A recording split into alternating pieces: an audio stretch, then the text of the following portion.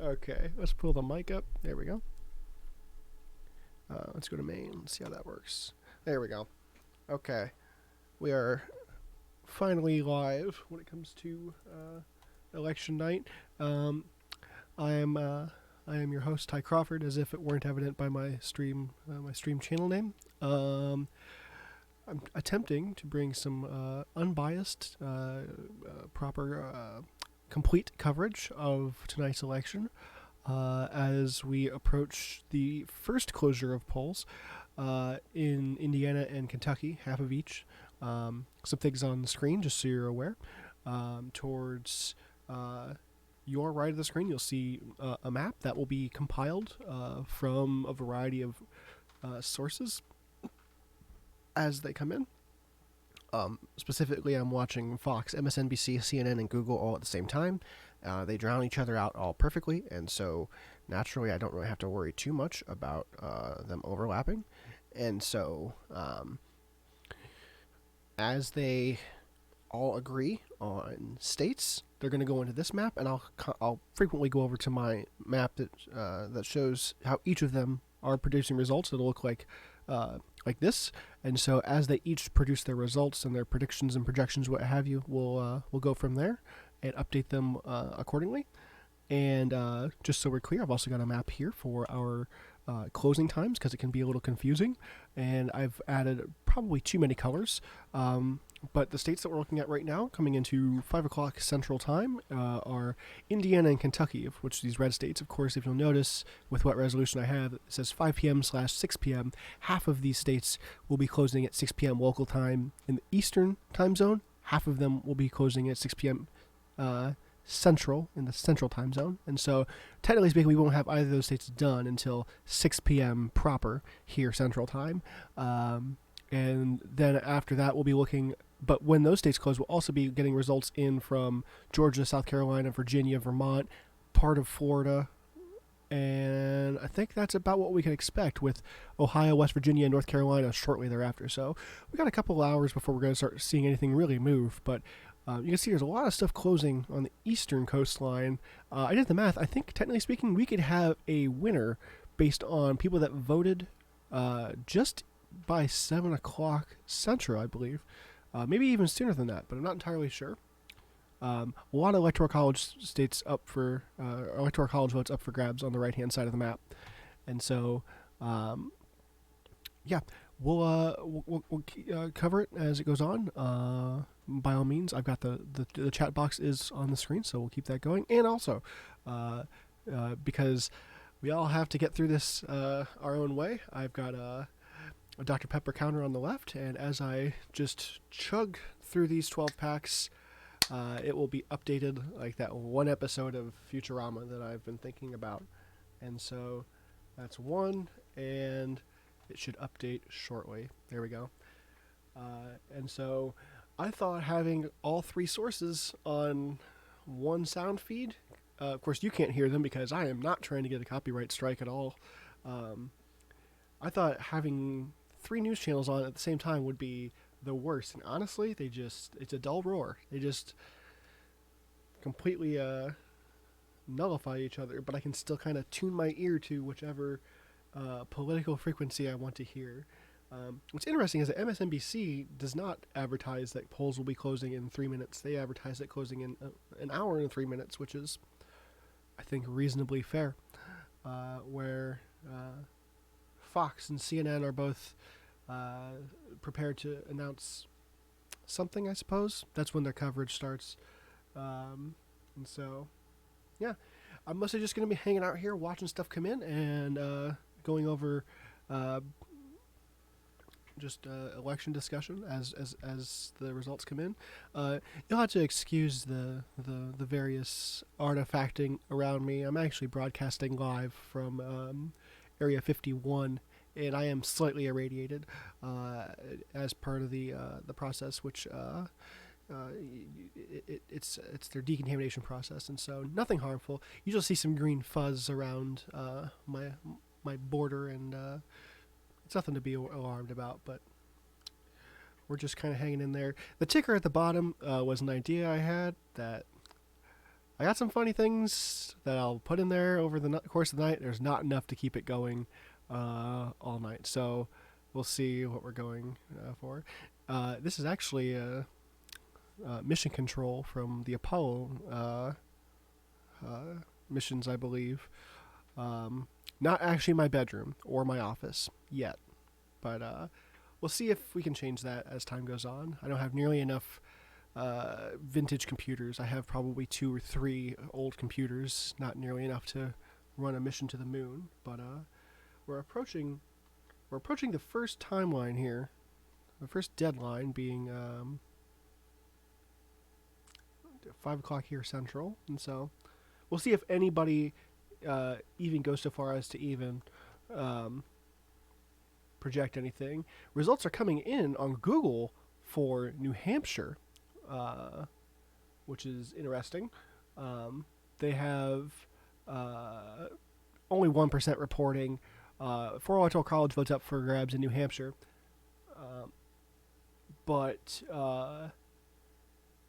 Oh, yeah, sorry. Let's be clear. New Hampshire, here's what they've got in New Hampshire. Here's what information we have. According to Google, 1% reporting, which I think is a rounding error. It's garbage.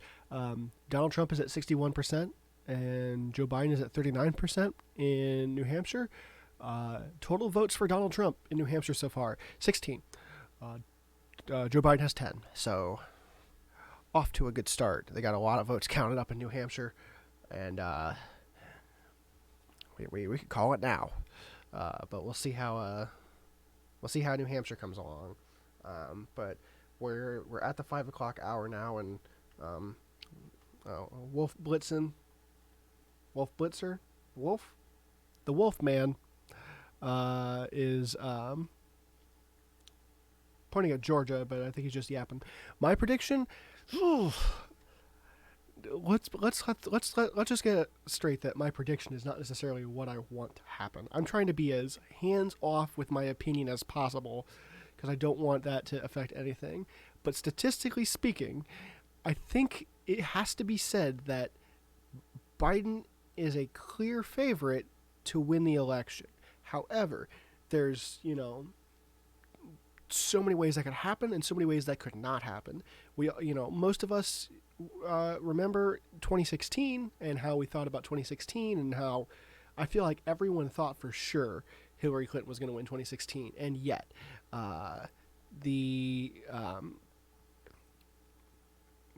when it came down to it, obviously she did not win, and so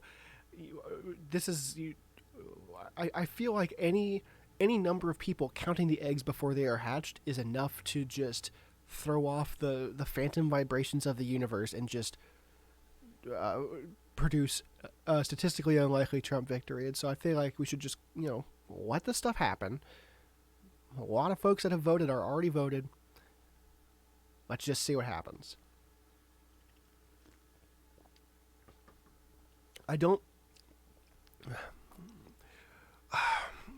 Let's cover some things. I don't endorse anyone. I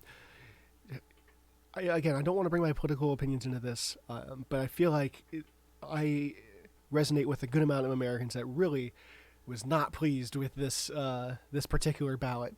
My percentage, I think,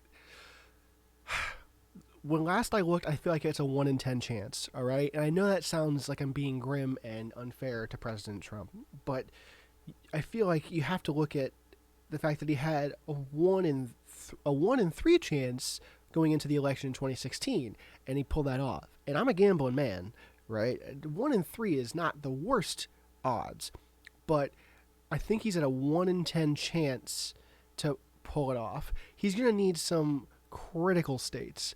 I feel like if he gets Pennsylvania, if he could pull off Pennsylvania, that quickly becomes like better than 1 out of 3. I feel like it becomes like a 40% chance if he could pull off Pennsylvania. And he had Pennsylvania in 2016.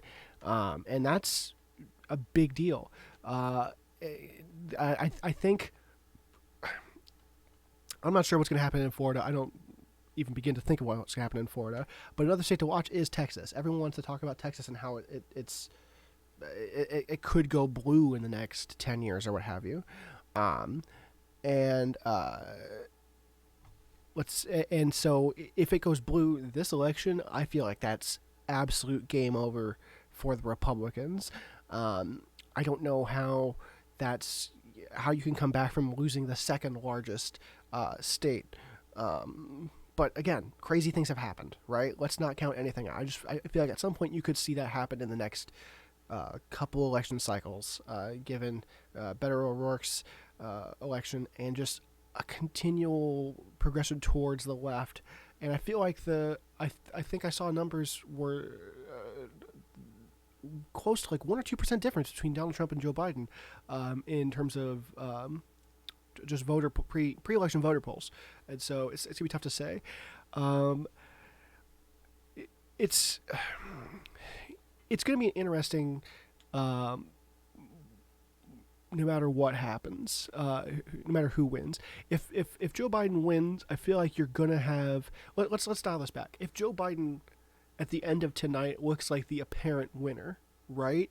I feel like the inherent issue is that you're going to see Donald Trump bring forth an army of lawyers and do what he can in each individual state to ensure that that is the case, or see what he can do to make it not the case. It's the president has made it. He seems like he's not prepared to lose this election, if that makes sense. He has said a couple of times about how if he loses, it means it's rigged, and that he says we'll have to see about a peaceful transition of power. So it's going to be tough to say how the president will handle it. Of course, it's important to note, people think that, we glamorize this process. People think that tomorrow, if we wake up, if at the end of the night Joe Biden is the evident president-elect, that tomorrow things are going to change, and that's not the case. It's 2.5 months till Inauguration Day, 2.5 months of the current administration still in power. He could do a lot of things, both within his power and outside of his power, or just in his power as a civilian. And so it's going to be interesting to see how he handles it if it happens.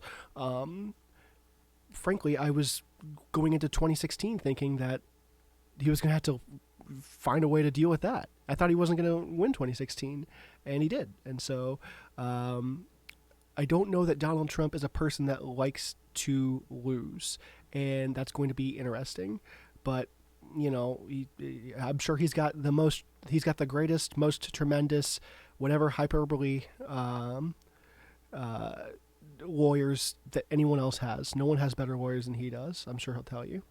And if that's the case, fine, whatever. We'll see what he can do. You got to remember, we dragged Bush v. Gore out for a while, but we knew on election night, more or less, that George Bush had won. That was the result, and the contest was trying to reverse it in Florida. And so, much like in sports, when a challenge has to refute beyond a reasonable doubt the call on the play, I feel like we will have a call on the play, so to speak, tonight. And I think if I was a betting man, my money's on Joe Biden to win. Doesn't necessarily mean I want him to win. I'm trying to keep my opinions off the table. I don't want to get anybody, I don't want to get into that discussion, because I want to provide, a level of unbiased news that you're not going to get from many other news sources. And so we'll see if I can keep that up throughout the next 8 hours of my life. Indiana now has several thousand votes coming in. Of course, Indiana is one of the states we're watching. They haven't announced it on Google yet, or really any site, but Indiana is polling 72% for Trump, 26% for Joe Biden, with 1% reporting, roughly 6,400 votes coming in. Look, all right, I understand that I said I was a gambling man, and I did say I'm not. If I was a betting man, of course we can read between the lines, but as part of the mainstream media machine, like I am allowed to mix my words and say the exact opposite of what I just said. It's part of my salary contract. It's exactly part of the job. Oh, hey, someone's on Discord. Look at that. Hello. Welcome. It's, I got a mouthful.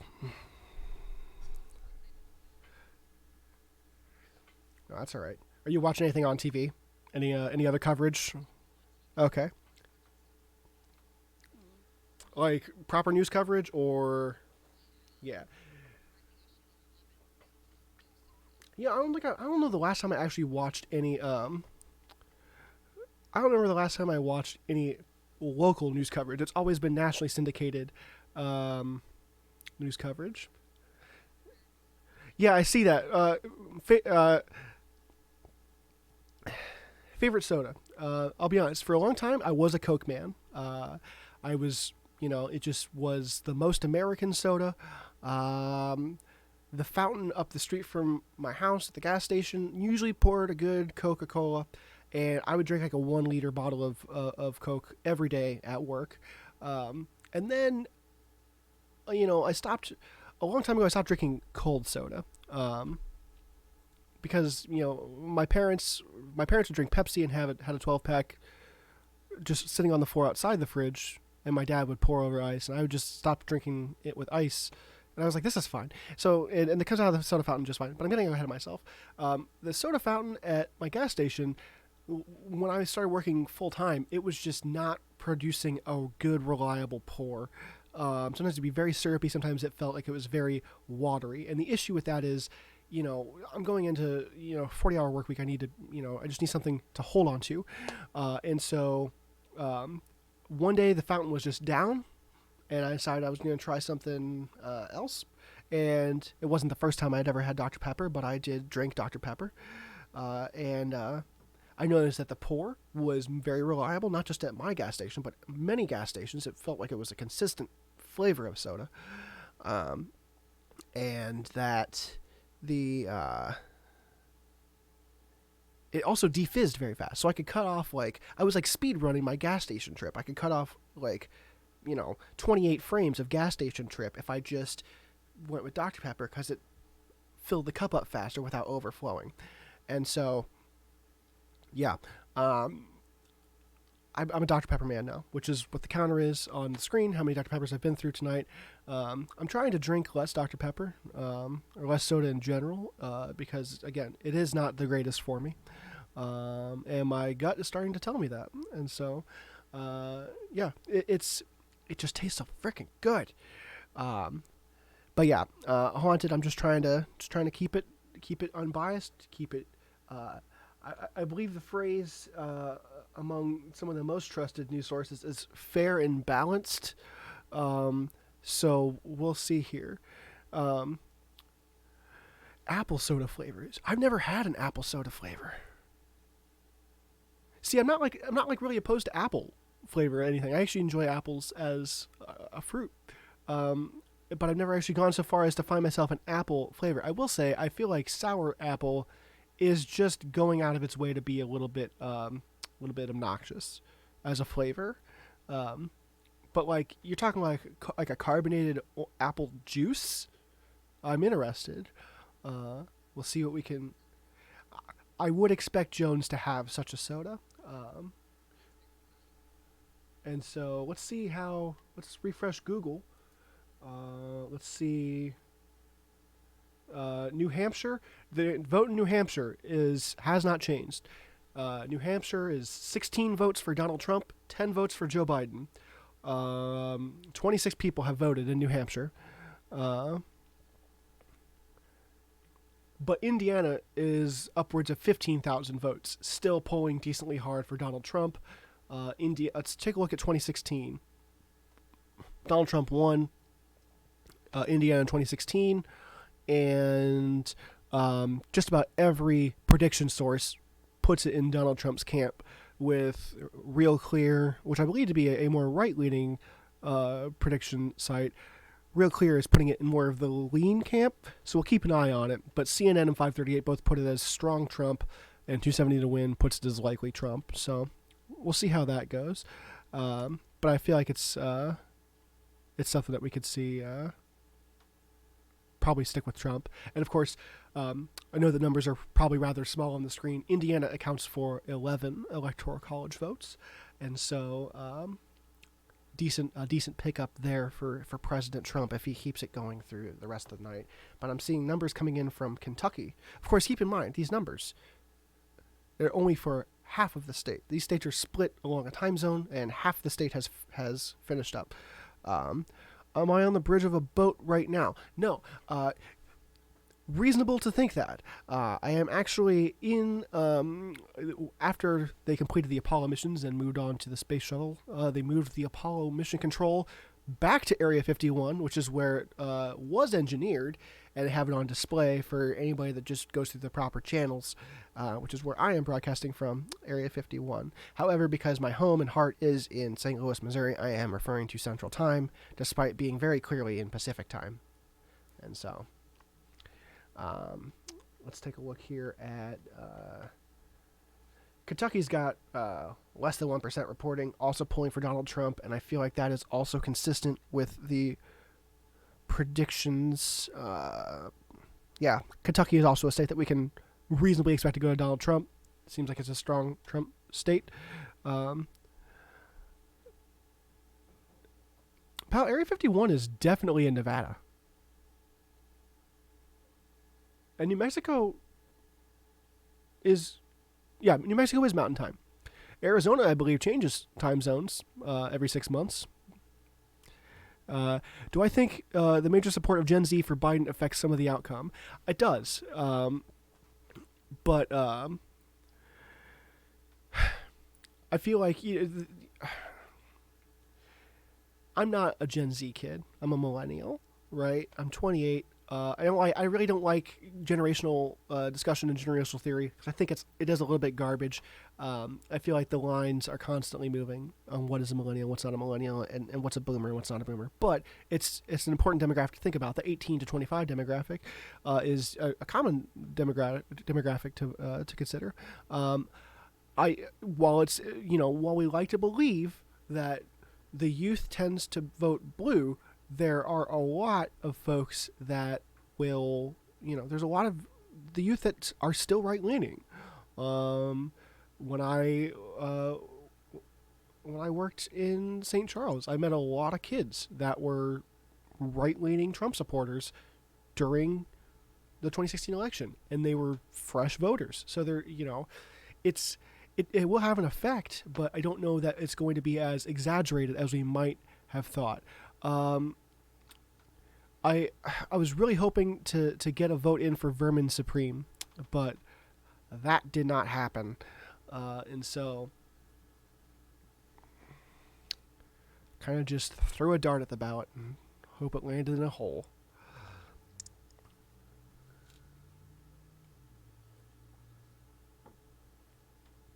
Yeah.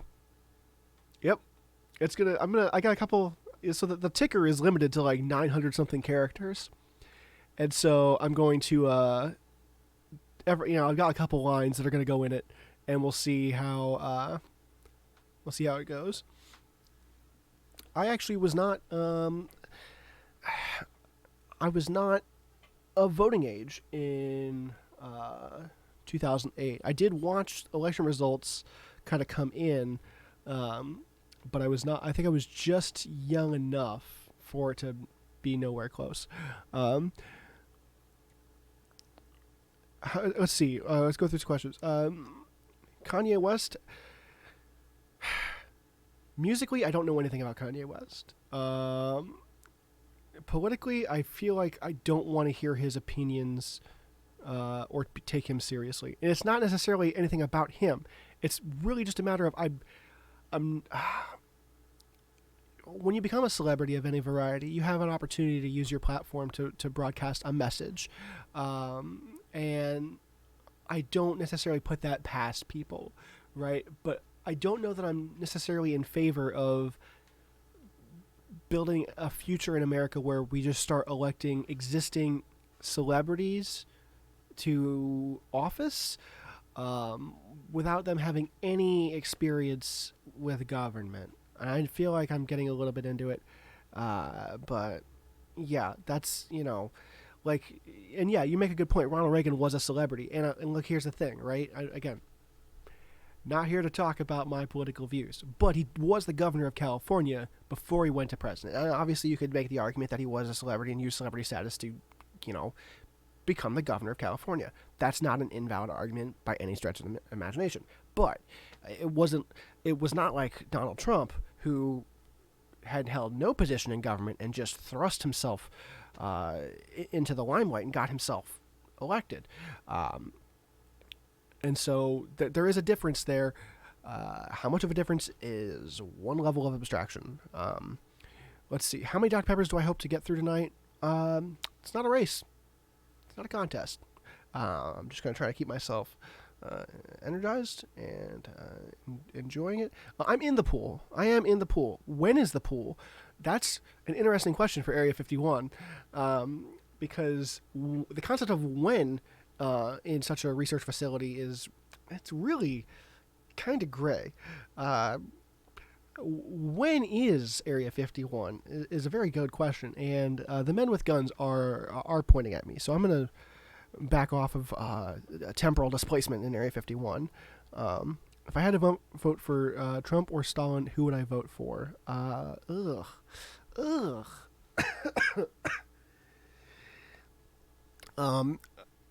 I'd vote for myself. Let's see. Pool's on the roof, and I'm in the pool on the roof. Looks like Nick Stallings is in the chat. A vote for Nick Stallings is a vote for Broken Foresters, and hey man, am I voting for Biden? Again, not bringing my political views into this. I'm just trying to, keep it square. And again, people are joining. I understand. I don't have a set of rules, but I am. Kids on skateboards. Kids on skateboards, nah. Kids on scooters, yeah. They're kids. Let them be kids, right? If I see kids on scooters at a skate park, they're having fun. If I see adults on scooters on a skate park, they better do something very cool. Better be very cognizant of their surroundings and not get in the way of the skaters. I feel like that's basic scooter etiquette. But some people just don't understand. When do I throw hands? Oh, I'm a pacifist. I'm just trying to keep, just trying to have fun on my wheels. Do you think the USA should vote in return to stay part of the continent? Now that's a good question. I had really been even as decided to use even go want to look more like. I have. I was in college. Things got a little frisky. Do I think the USA should vote to remain in terms of staying part of the continent of North America? I don't know that we get to vote on that. People don't know this. There's multiple models of continents taught around the world. Ours is, of course, in America, we teach a 7-continent model that differentiates between North America and South America, as well as a differentiation between Europe and Asia. There are models that combine the Americas. There are models that combine Europe and Asia into Eurasia. And there are some models that just don't count Antarctica. No one goes there, no one cares, is what those models say.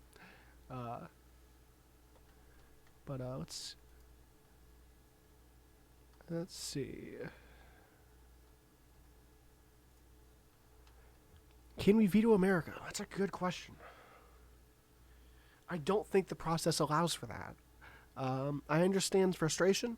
I get it. But I don't know that we can. I think we are several steps away before we can make such a vote.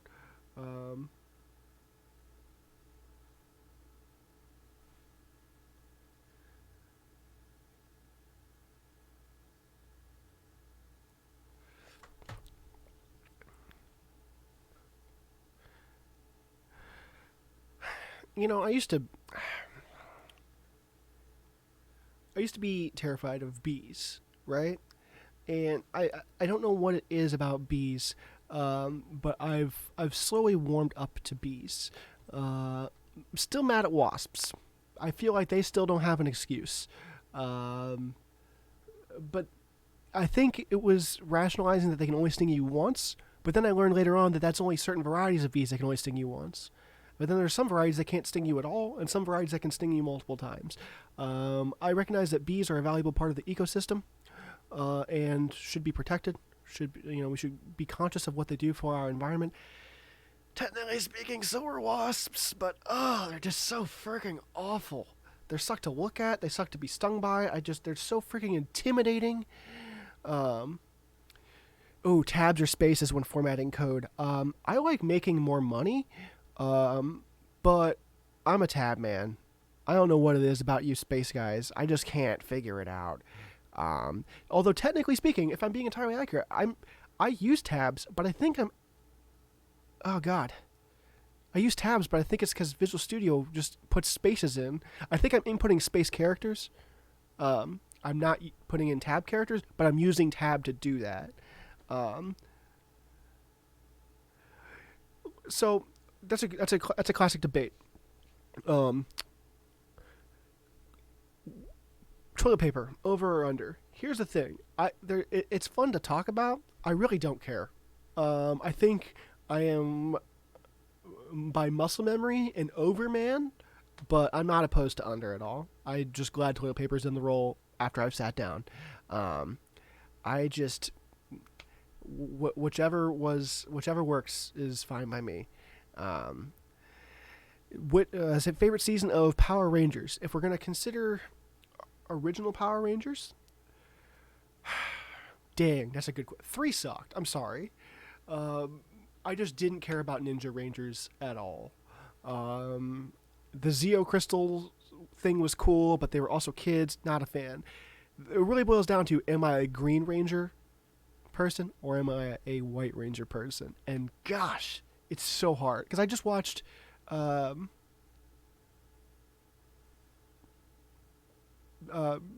Ranger, right? Super Sentai Zeo Ranger, and that really painted the first season in a different light for me. Because, of course, if you're not aware, Power Rangers is an American derivative. Of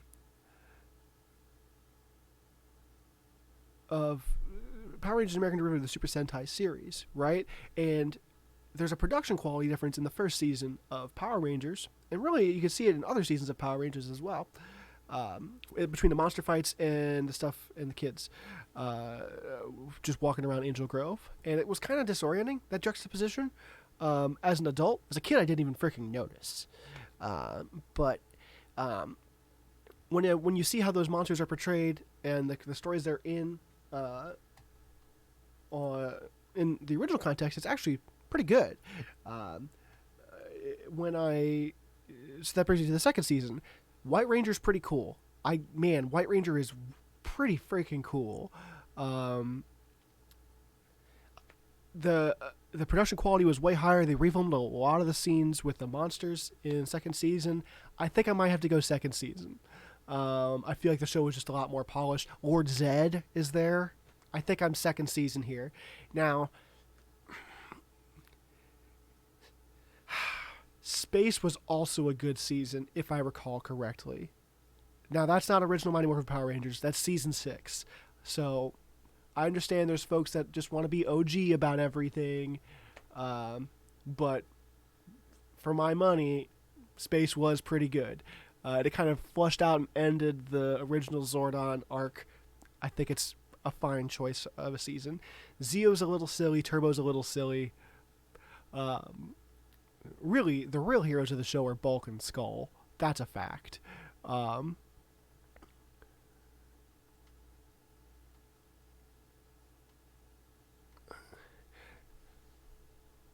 don't have time for all my interests. Oh, God. We'll have to cross those. We got a lot of time.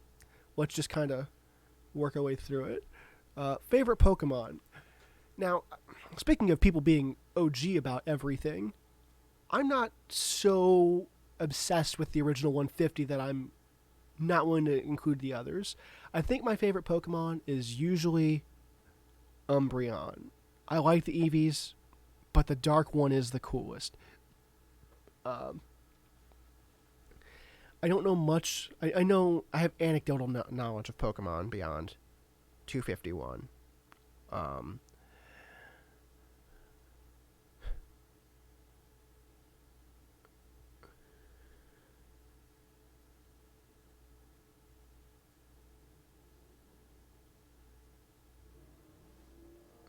right now, it looks like Kentucky, or at least what we've got reporting from Kentucky, um, they've got 6% reporting now, and it's pulled back towards Joe Biden. Of course, Kentucky has 8 electoral college votes.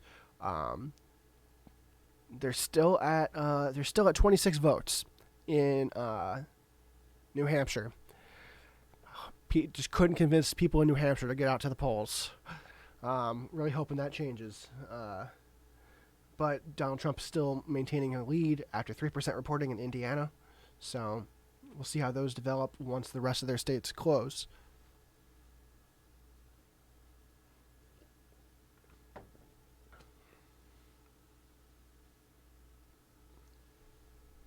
Ooh, I need to remember this window's a little bit too tall. A little too tall in this window. If you guys haven't seen my my setup, I'm not going to share it because it's a mess. But my God, I have so many windows open. I need about 6 more monitors than I actually own. James, why can't you give me bits? Here's the thing. I don't know anything about bits. I feel like I'm a garbage Twitch streamer. I really just do this for like Sundays. It's just a tool to me. It's not really something I know anything about bits. But you know, I know that like I'm working towards the next the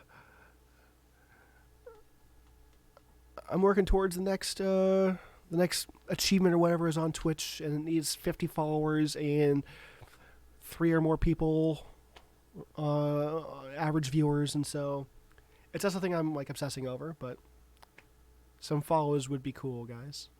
I see a lot of you guys are following, and I really do appreciate that because that's going to make my life a lot easier on the Twitch end. Like I said, I don't know anything about the Twitch economy or any economy, which is exactly why I'm like exactly who you should be listening to on election night.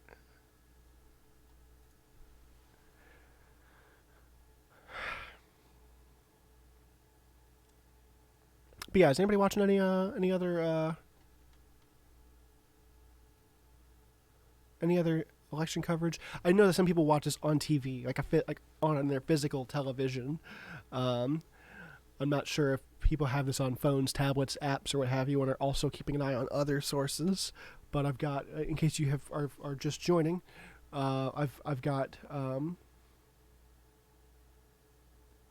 MSNBC, Fox News, CNN, and Google all coming in.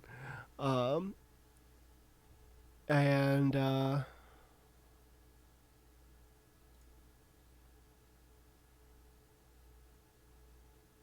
what time will the new president be revealed? That's a good question because it really depends on who you ask.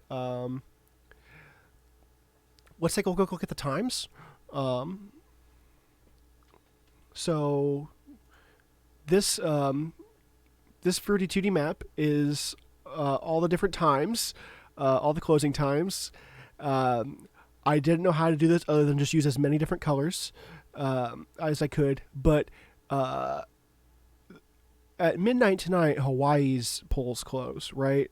And so once it kind of gets past us here in Missouri, the foresty green color, you get a lot of states that are really small electoral college count. The next biggest state is at it's partially at 7 o'clock, partially at 8 o'clock is Texas with 38 electoral college votes. Texas could tell us the whole story. And then you have California, which will close tonight at 10 p.m. Central Time. And so, yeah, these states could tell a big part of the story. Now, that would be, we'll have a good idea of who the president is, but it's going to be interesting to see at what point it is announced or confirmed or what have you. You could call this the weather. You could call this the weather because I am forecasting the political climate, which is why this is the weather. And that's all I got. Is connecting the words weather and political climate. So forecast, not great, but we're just doing what we can. But speaking of the weather here was freaking perfect today. It was the perfect day to stand outside the DMV and get my license renewed.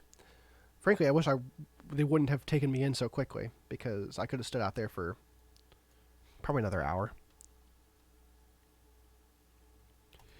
That's another good question. What is a landslide? I asked people on Facebook like a week or two ago, and I'm not really sure what counts as a landslide.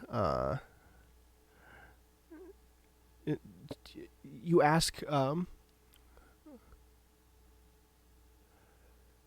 I'll get to the plywood in a second, because I have opinions about plywood, and I could go on for hours about plywood.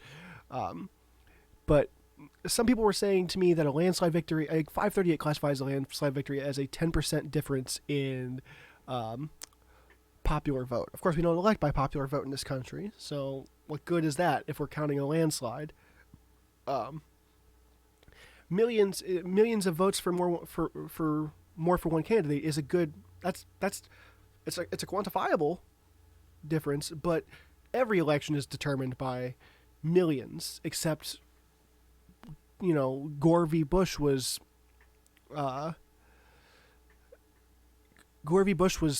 closer than millions. Electorals in a fast period, not bad, but you have to consider that we have a wave that goes across the country as they close.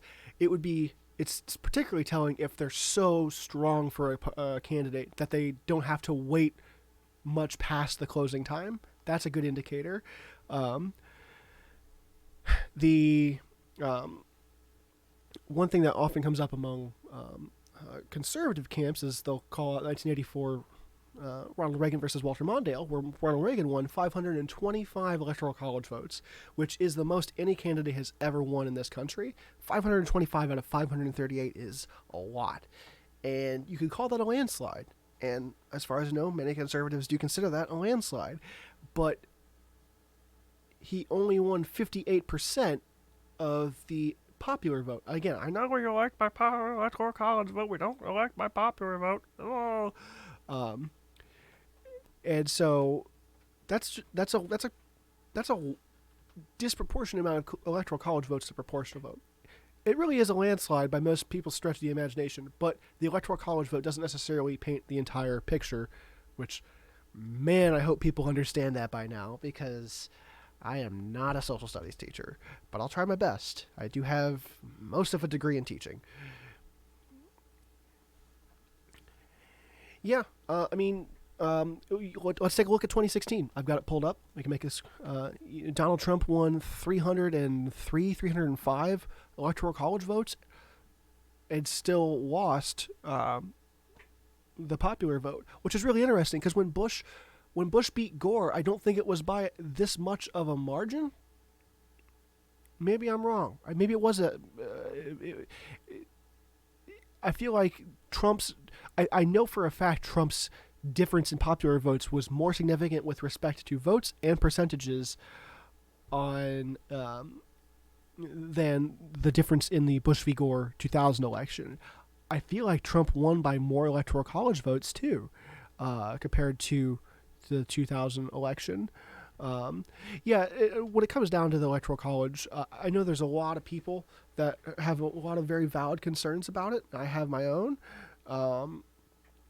And it's tough to say, I don't think it's perfect the way it is. I know there's a lot of, some people say just go 100% popular vote.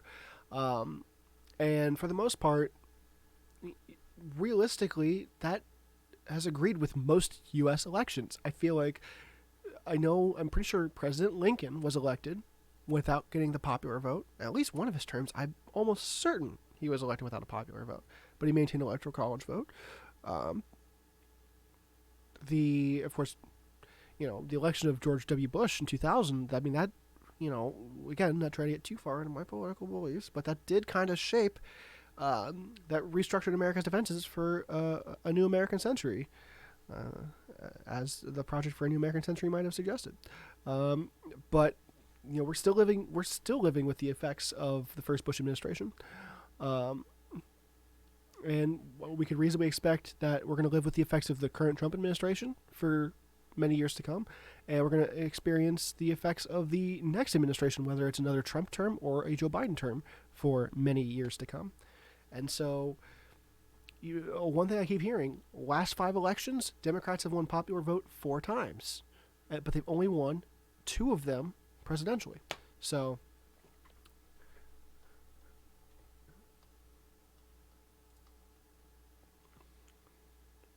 Kentucky is at 10% reporting from Google. Still in favor of Joe Biden, but the margin is creeping. Joe Biden is at 53% of the vote. Donald Trump at 45% of the vote. Indiana, still for Donald Trump, but again, margin is closing up. We are now only 65% for Donald Trump to 32.6% for Joe Biden. It was a little bit farther spread apart. New Hampshire, wake up. New Hampshire's still at 26.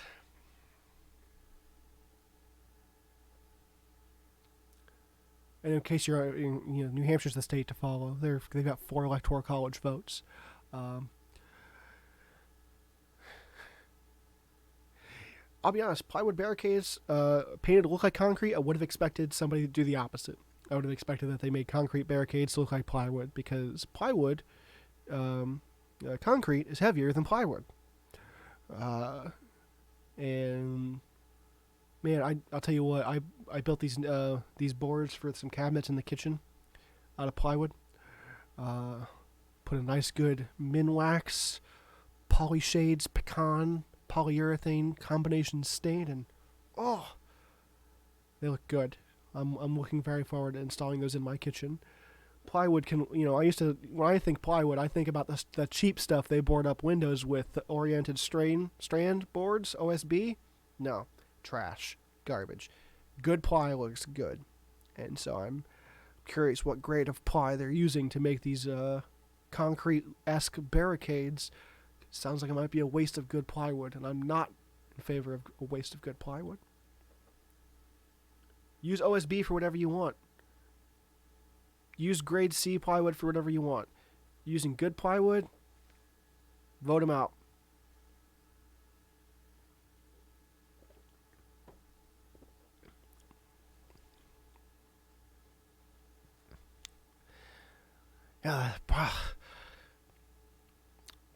Particle board's even worse. Ugh. It's like, one of my interests is lumber, in case somebody hadn't gathered. We were talking about my interests and describing them. Lumber is one of my interests.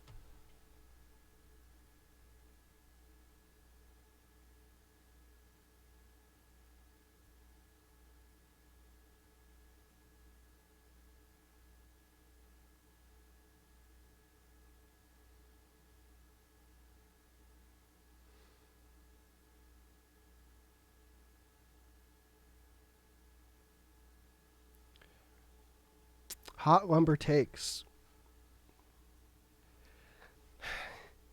In my woodworking experience, which is minimal to say the least, I don't know that I've personally preferred hardwood over softwood. I am a pine man. SPF, spruce, pine, and fir. I'll take any of them. Super easy to work with, super affordable. Excellent for learning how to make mistakes. I did one project with oak, and just not believing in it. It just doesn't. I understand that. I don't know. It doesn't take a stain the way I want it to. It doesn't work the same as pine does. It's heavier. It's harder. But you got to realize, balsa is technically a hardwood, right? And doesn't make it a great wood for everything. And so I'm still learning my species. Not this species, but, species of lumber. And actually, I'm still learning a little bit about this species too. It's, we're a complicated batch. Thoughts on leather. That's a good one. So I'm not a vegan. I'm not a vegetarian, but I have a good amount of friends that are vegetarians, and I try to empathize with their causes particularly, as I'm sure they would empathize with some of mine. And I try not to. I try to avoid leather when I can. I try to look for leather, simulated leather. I don't know that I necessarily need genuine leather in anything I do. However, I was just lamenting today that my good leather driving gloves are destroyed, and I don't know that I'm going to find a good substitute that uses a synthetic. But I recently wrapped a guitar case in a good vinyl synthetic leather, and for those purposes, I feel like the product I used was pretty good. But I understand that leather can also just be very hard to work with. I can't. I know that you can sew leather. I understand it requires a special sewing machine if you want to use a machine. Yeah. I mean, we'll have to see how time will tell.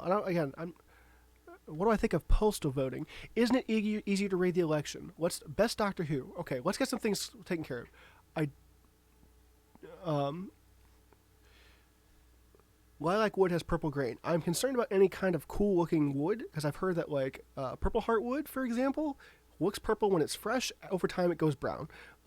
Best Doctor Who. I got Netflix so that I could watch David Tennant Doctor Who, having only seen a couple episodes.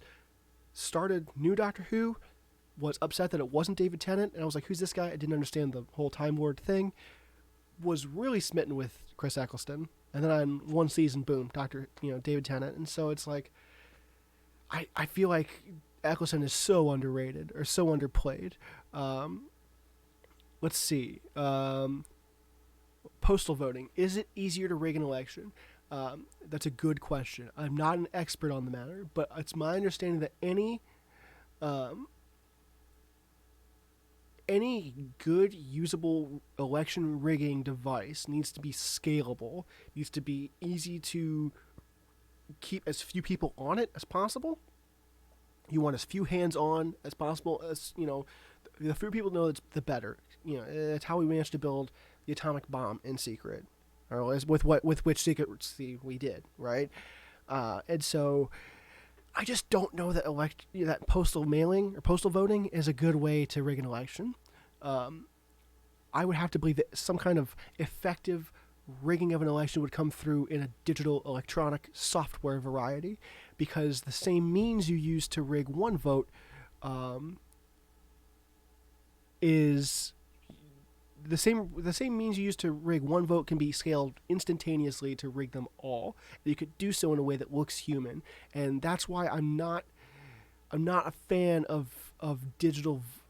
Oh, okay. So you're talking about digital voting booth versus a paper ballot. So I used to work the elections in 2008, 2010, and I think I did one in 2012. And we set up the digital booths, right? And so we had a cartridge that popped in, and we had to they would have all the data on it for the ballot information, but it would store the votes, right? And so there's a decent command chain there that keeps it secure. And it's decently secure, but anytime you can cast any amount of lack of faith in the voting system, it really screws people up. Imagine taking a flash drive, plugging it into your voting machine, your electronic digital voting machine at the polling station, taking a picture and saying, "What's this random flash drive?" So many people would lose faith immediately in the voting system. And so, but then again, what counts the paper ballots? They're machines, right? how far do you take this approach of archaic voting, right? It's no one, as far as I'm concerned, is going to rig an election with paper ballots, whether they're mailed in or submitted at the polling station. It would be very difficult. It would be easier to just vote online in terms of the end user experience, but again, an attack that could be scaled would be one I fear that is electronic.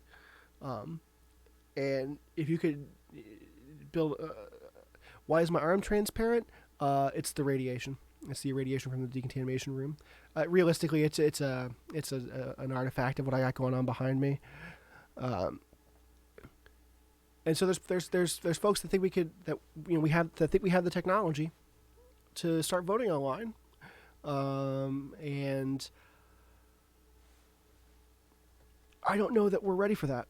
I don't know that both when it comes to security, yeah. And here's the thing: we're going to see tonight how the parties react to just mail-in voting. We had 100 million plus votes coming into tonight, right? 100 million votes. That's nuts. We had 129 million, 125 million, somewhere between those two in the 2016 election total. And we have nearly gotten there in early voting methods. And so if you can cast, if they can cast a doubt, then we're going to, we'll see what happens to those early votes. I think they're sticking around. But we're getting close now to the next timeline. How much is Soros paying you? Let me just tell you, I got at least another case of Dr. Pepper behind this green screen, bud. It's going to be I'm pretty well set up. Don't you think that having more than one party creates instability?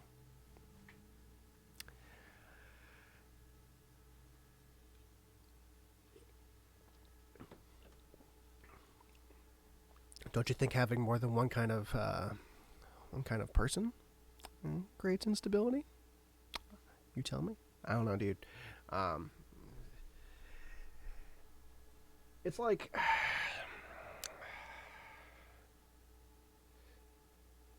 am I a pregnant Sonic or pregnant Shrek man?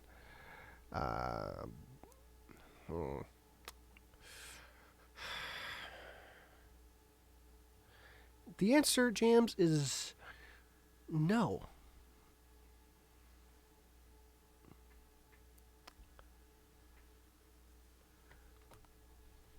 The feed is questionable at MSNBC.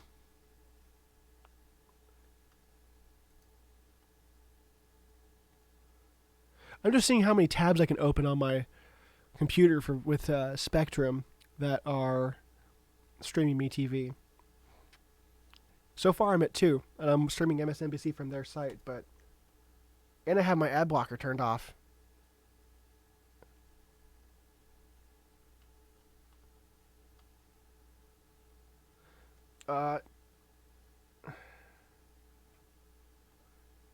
Kentucky has flipped back red, according to Google, with 14% reporting, Donald Trump at 51%, Joe Biden at 47%. And so I imagine as the exit polls come in for the other half of the state, we'll have an idea. Indiana is at 7%.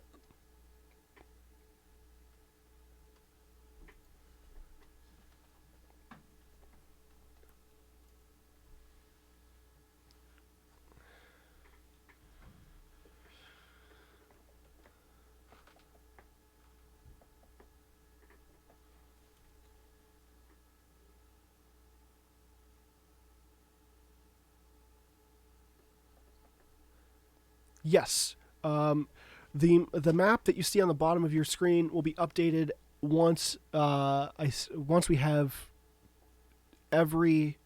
So the map on the bottom of the screen is my combined results map. It's going to reflect projections that all my sources agree on.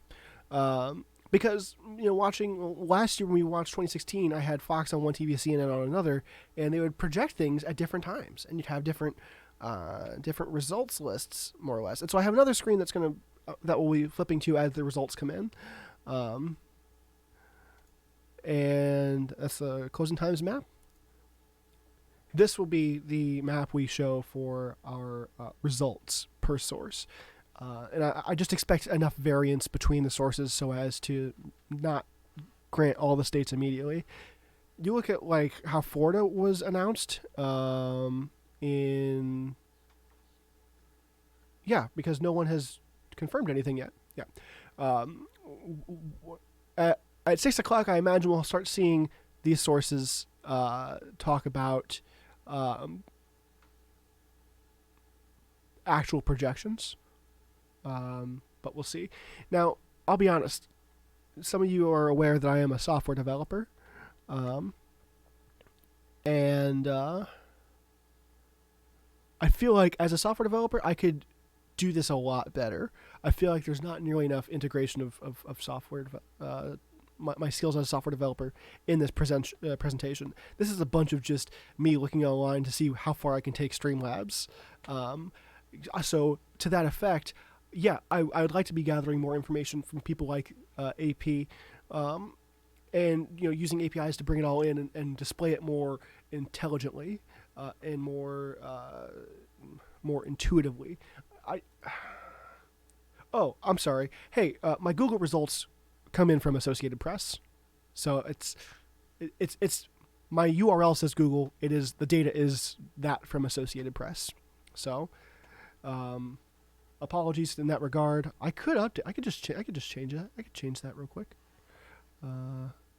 Quad map results. Let me just change that text file.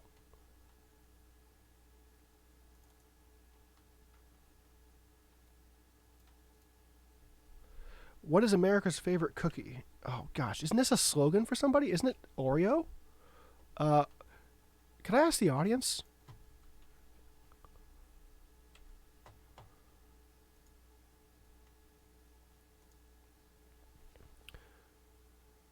Phone a friend. Oh man, who's my cookie man?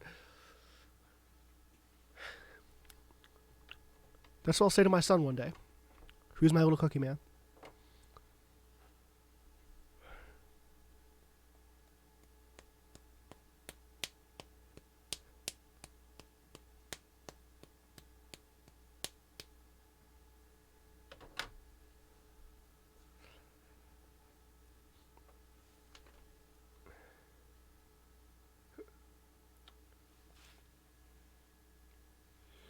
Is this my cookie man? Yeah. Hey, what is America's favorite cookie?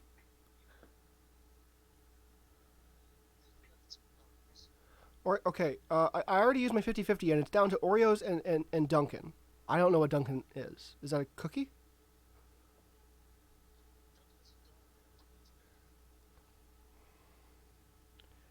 All right.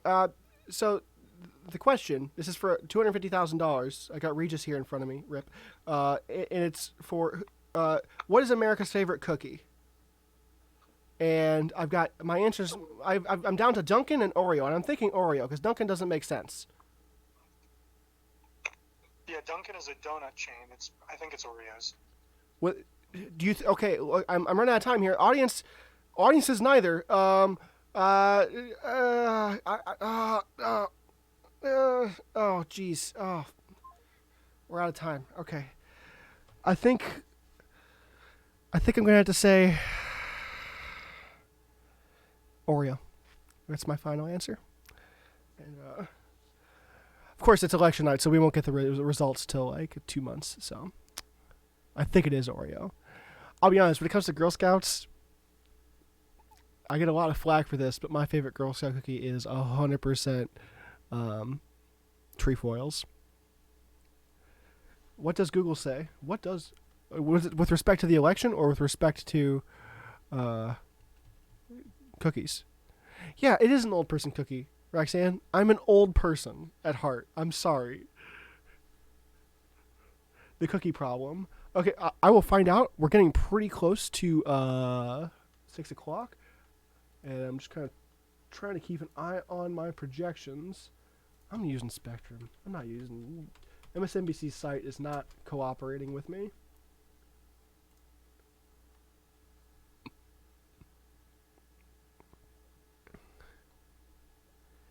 Well, I mean, you guys voted on the cookie, didn't you? You guys saw that on your ballots, the cookie? Please tell me you guys voted for the cookie. What's the point of going out and voting if you don't vote for the cookie?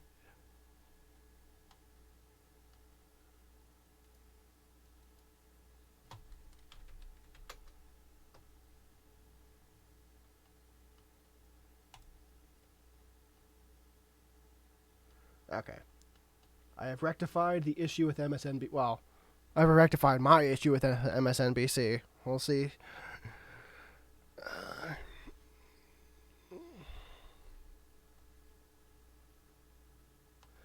As we get closer, it looks like...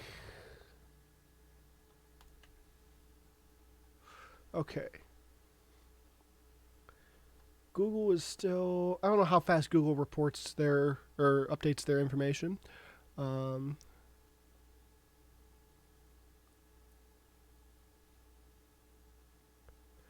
Yeah, oh, I'm sorry. I'm an old person, but you're going after Fig Newtons?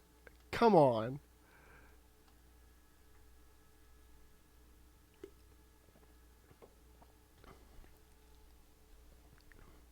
Honda Days or Toyota Thon.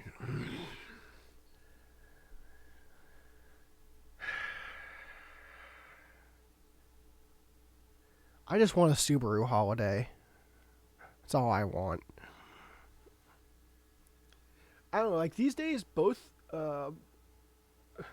Toyota and Honda kind of put out some cars I am interested in. Toyota, of course, puts out the FRS or the 86 or whatever it's called these days, which is just a rear-wheel drive Subaru. But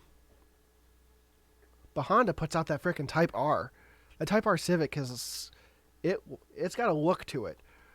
All right, so results are coming in, folks. It looks like Google is reporting Donald Trump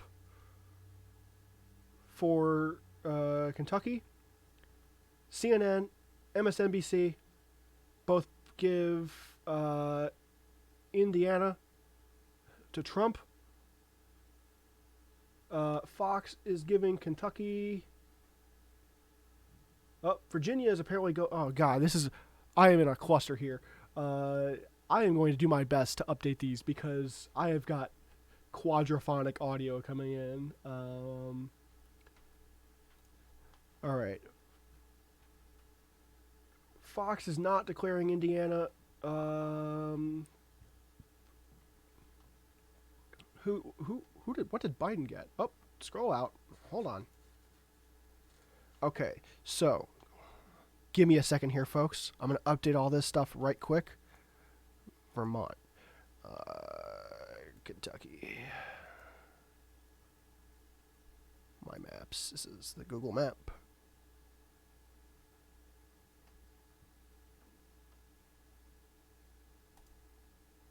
Okay.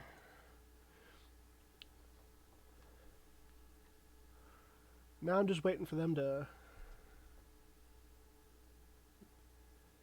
Okay, CNN has Indiana for Trump.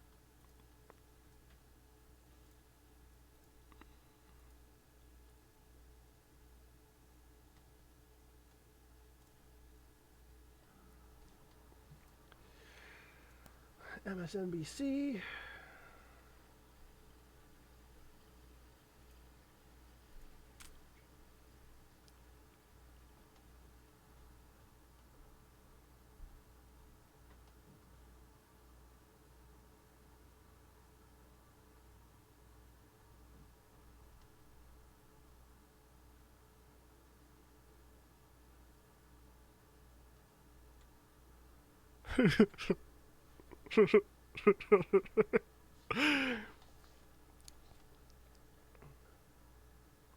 All right, once Fox News stops showing me Karl Rove's face and this nerd on MSNBC gets out of the way and shows me the real map I want to see, we'll have more information. But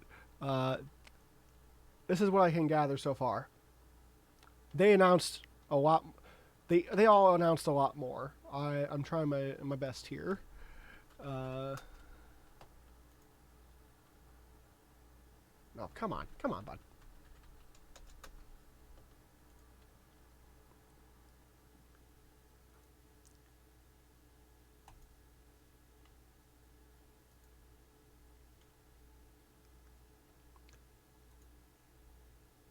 Oh, here we go. Okay, so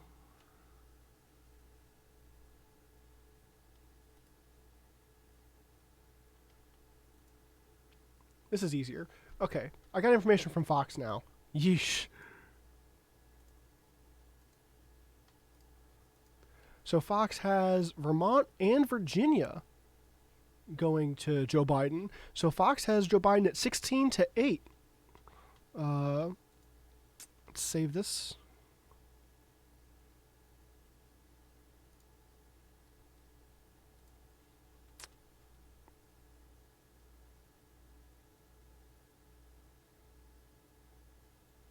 Yep. Kentucky. Yep. I know some of these states.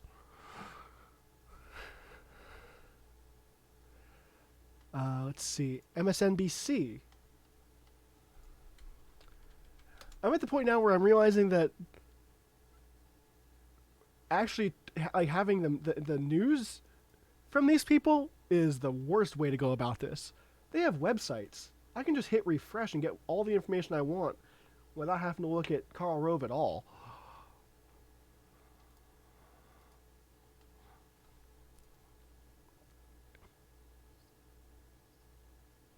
Yeah? How was that? How was those news?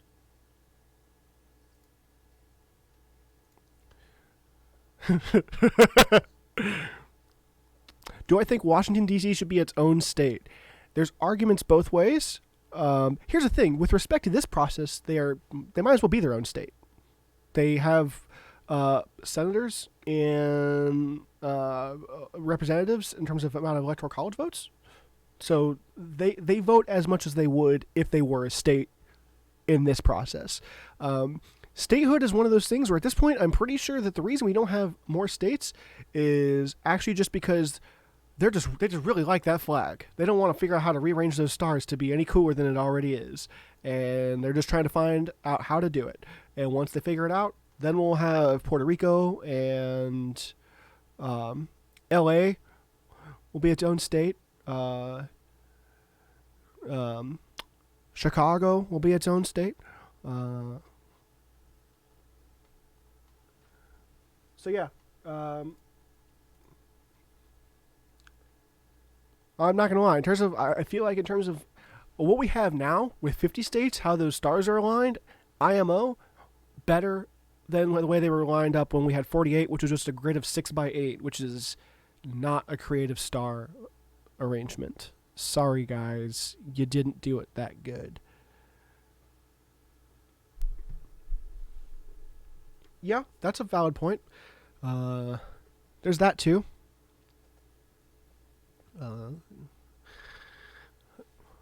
Mine was sillier. Oh yeah. Let me just get CNN.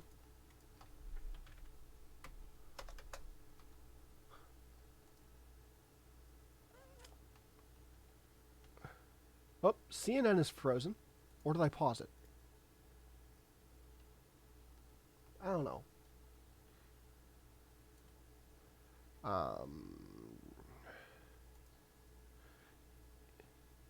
I love this little bit about CNN's website. Follow the races, track the races that matter to you. Yeah, all of it. Give me all the information you have. Okay. So, yeah, right now half the sources are reporting Kentucky, half the sources are reporting oh,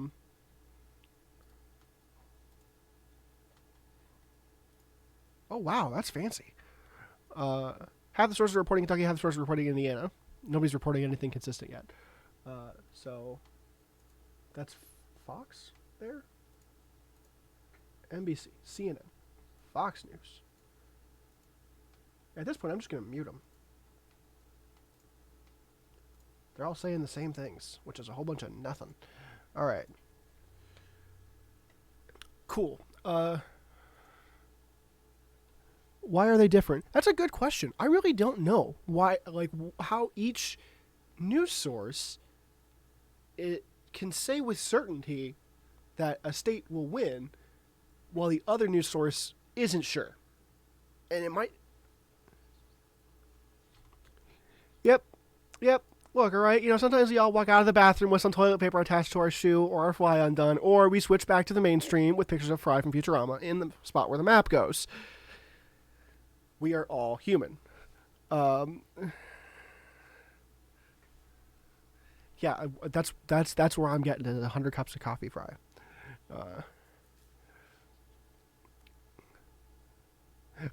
Why is this one Kansas and this one is not Arkansas? America does need to explain.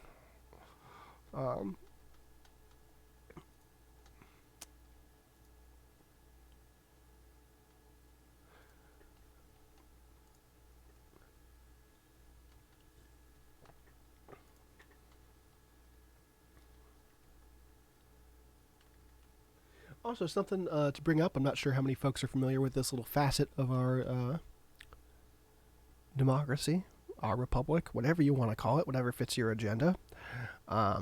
But Nebraska and Maine both split their votes on purpose. And so you'll notice that, you'll notice as time comes in, as the votes come in, that Nebraska has 5 total electoral college votes. 2 are given to who has the most votes across the whole state, and then 1 is given per congressional district based on who wins in that congressional district. And so that's an idea. That's not a bad model, I guess. And so, for example, it's reasonable to believe that Donald Trump will win most of Nebraska. However, Nebraska's 2nd congressional district, which contains Omaha, is likely to go to Joe Biden. And so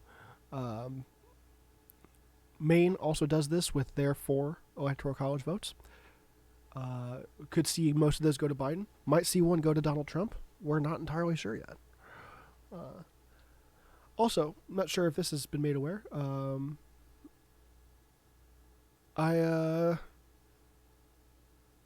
I'm a slow drinker, unless I'm at a party, which I don't know why that's the case, but... Or if I have a straw. If I have a straw, I drink a lot faster.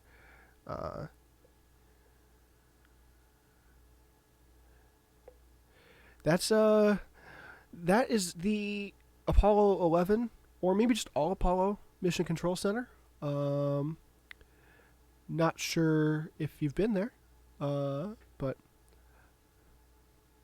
seems like it'd be a pretty sick place to be. Who am I for? Now that's another way to ask a question that we've heard several times tonight, but it's different. I really hate both of these people.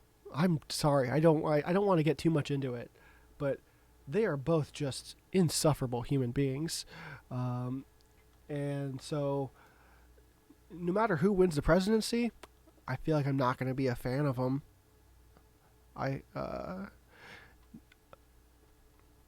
But party-wise, yeah, party-wise, it's the same question, but with a different mascot. I'm still not a fan of both parties. I'm not trying to get too into my politics because I'm just gonna. I just want to sit here and drink my Dr. Pepper and tell people what the partisan news sources are saying. I'm trying to be the nonpartisan news source, and so let me just refresh some sources and see what folks are saying. Okay, fine. I'll disable my ad blocker. I'll get it. Fox doesn't like my ad blocker. NBC didn't have anything to say, and CNN didn't have anything to say. So, white wine or red wine? Couldn't tell you. I do like grape juice, but dark grape juice. I don't know that I've ever had the other kind. So, I'm inherently in that camp without ever having drank any wine. Why did I let? I can't look. It's I can barely keep the house itself under control. I can't keep everyone in and under control. Some things just happen. Uh, Sometimes food isn't good, but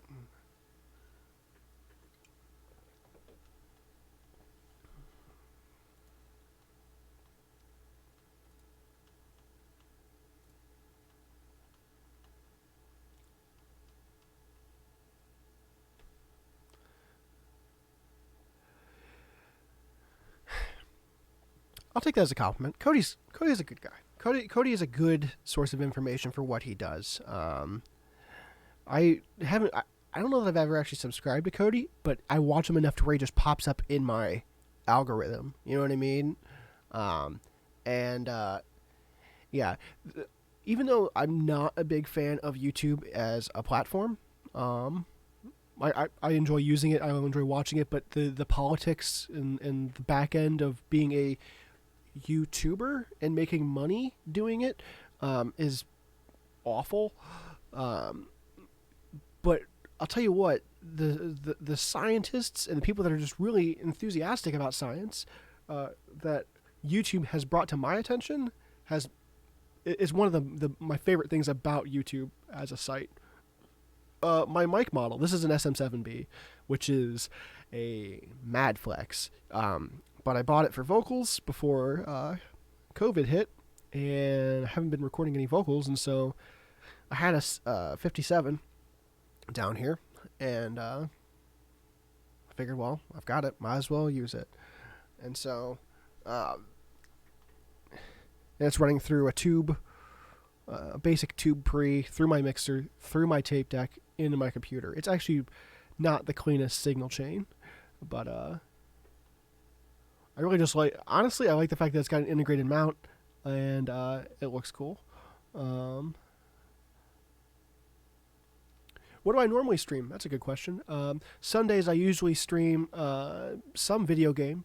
If you're on my channel, it'll have a schedule. It's garbage. I need to update it sorely. We just finished up Toy Story for the Super Nintendo. And I know that sounds like it's a riveting experience, and let me tell you, it was. It took us like 3 weeks. It's a really hard game, and it's really just kind of whatever I'm feeling.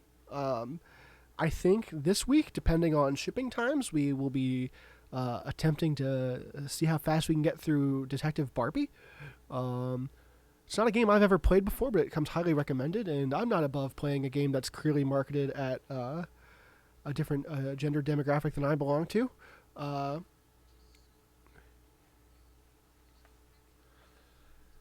look, yeah, look, it's 2020.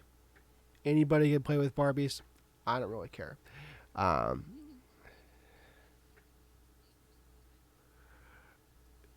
actually met a girl named Tyler. Fun fact. It was at a Hooters in St. Charles. So, at least that's what she said her name was. I think it was. It's becoming names I think we'll see become more androgynous as time goes on. I'm 28. I turned 27 in like a couple days. No, that's wrong. That's backwards. I wish it worked that way. I'm 28. I turned 29 in a couple days.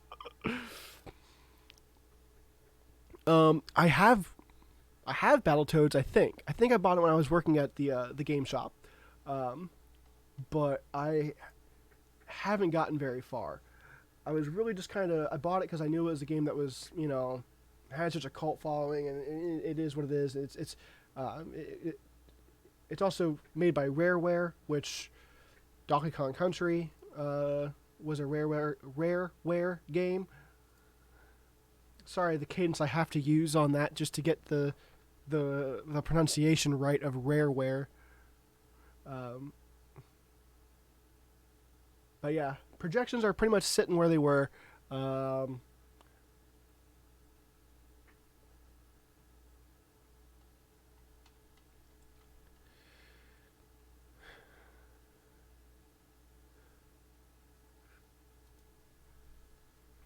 If Detective Barbie doesn't come in time, I I want to start a speedrunning category.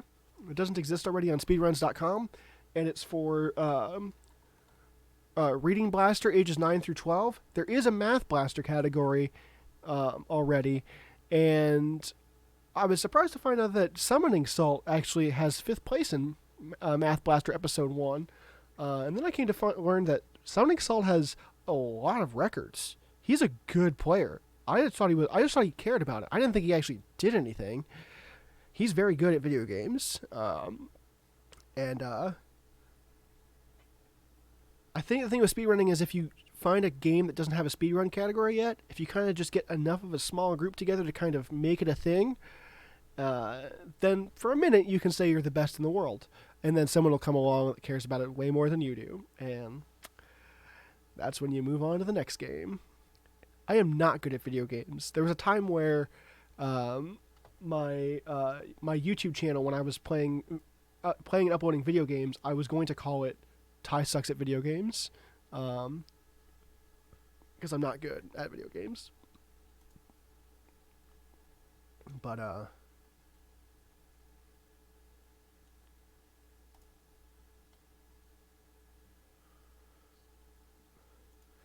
okay, let's take a look at Google, which is, of course, Associated Press, as we've talked about. Their projections are still only Kentucky for Trump, Vermont for Joe Biden, which is 8-3. But, of course, they are giving me an update. They're giving me more information as it comes in. We have 48% reporting in Florida. Of course, half the state.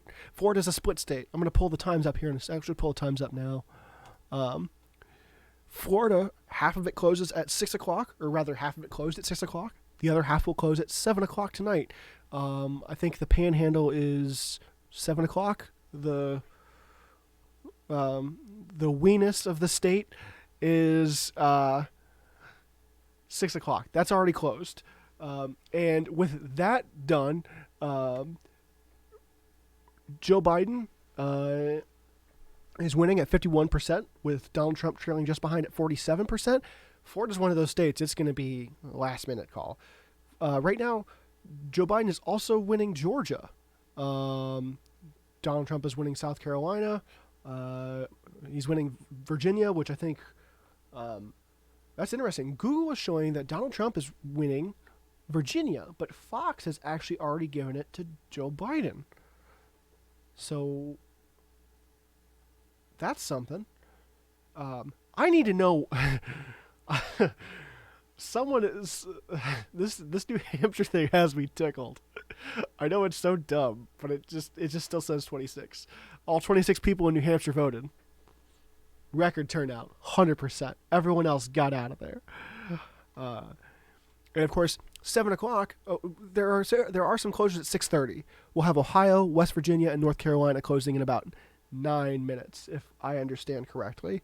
7 o'clock is when polls close here in Missouri, as well as many other states. That foresty green you see on the screen there, that's most of New England, short Vermont, which is already closed, and short New York, which closes at 9 p.m. Eastern Time, 8 p.m. Central.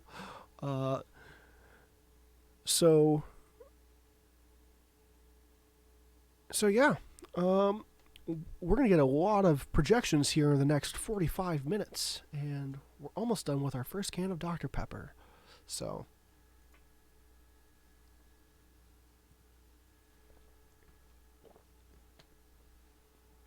a lot of these news sources are also going after counties. I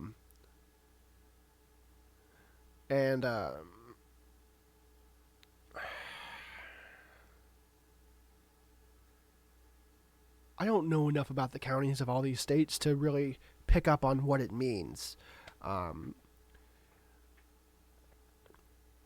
Because I feel like, being in St. Louis, being from St. Louis, I'm in Area 51, being from St. Louis, we have St. Louis City, which is, of course, the city, but we also have St. Louis County.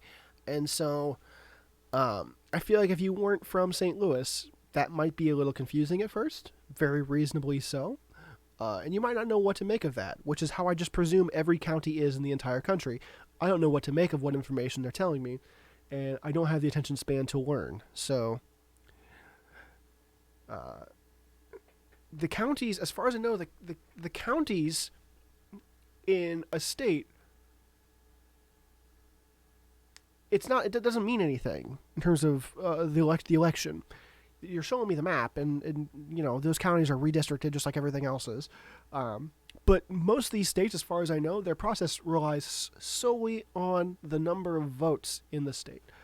And so, you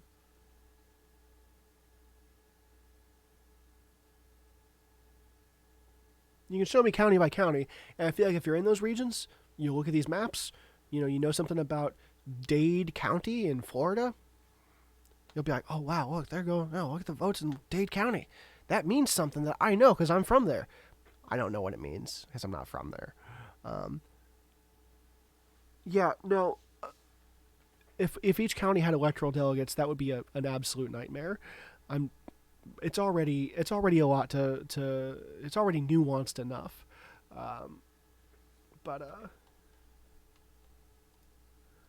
Just doing a quick refresh on all my sources. Because even though polls close at distinct times, these projections can come in any minute. And I pride myself on being fake news, so.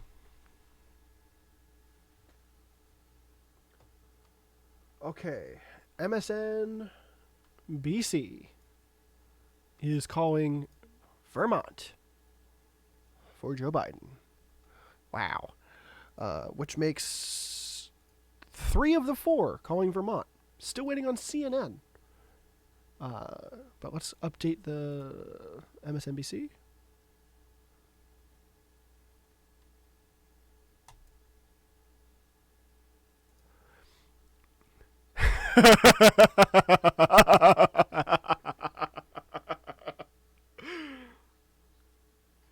No, I agree. Vermont is obviously going to Biden. I just want to have a standard of information. And I understand that I'm holding out for CNN here. I get it. I just want to have any second they got to call it in CNN. Yep. What does that even mean?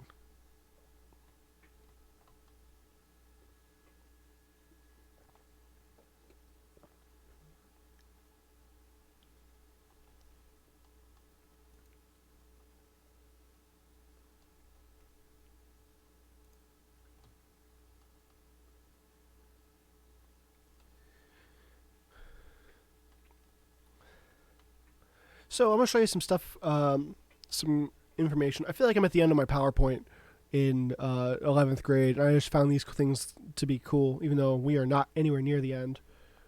These are some predictions I gathered from a couple sites and sources I've been watching. A lot of maps, and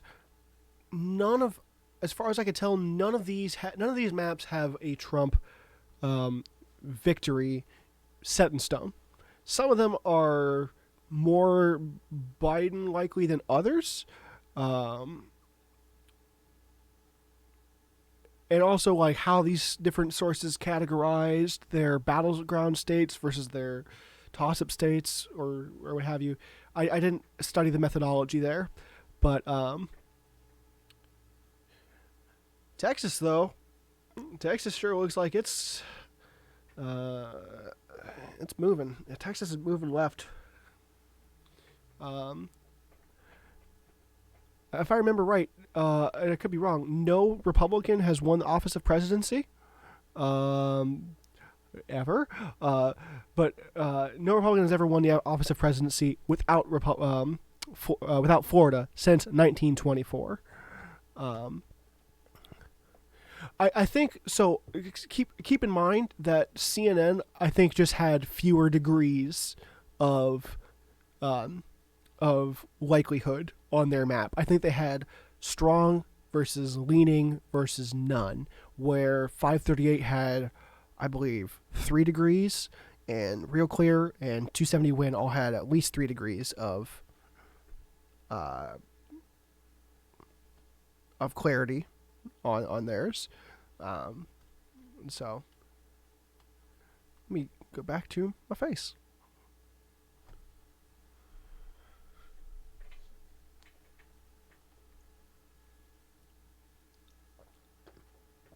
Little map will be updated as soon as a state is called across all 4 of my resources.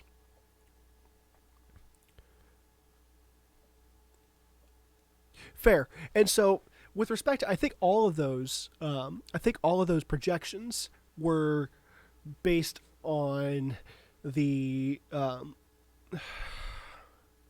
think they were all based on the popular vote and consensus in those states. At least what information they could gather, right? But at the same time, some of them, there's a difference between the likelihood of a state going one way versus the proportion of expected voters that will vote for that candidate, if that makes sense. Each of those sites had a threshold beyond which they figured that was a strong Trump state or strong Biden state versus a likely for either of those. And so I just like looking at maps.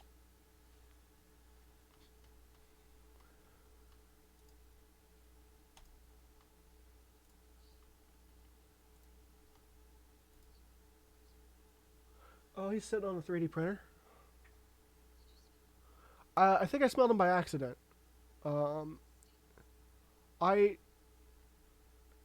Because I was told it was.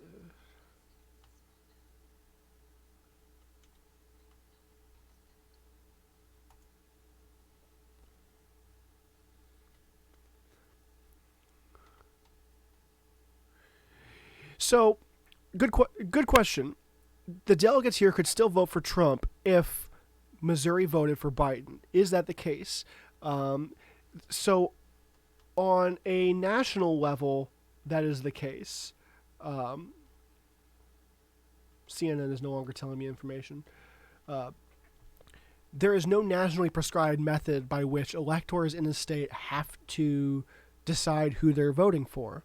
That's not nationally prescribed, but they do require that each state has a procedure set in stone. And so, here come the updates. I don't know what Missouri's procedure is offhand. Let's see here. There is no legal requirement for there to be a connection between popular vote and actual winner, but there very well could be by just coincidence. Okay, where are we looking at? Fox. Fox projects West Virginia for Donald Trump. Google, AP.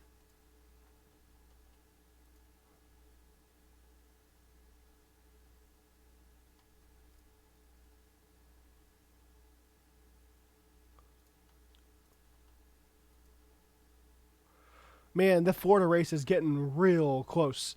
CNN's putting it at 49.7 for Trump, 49.4 for Biden.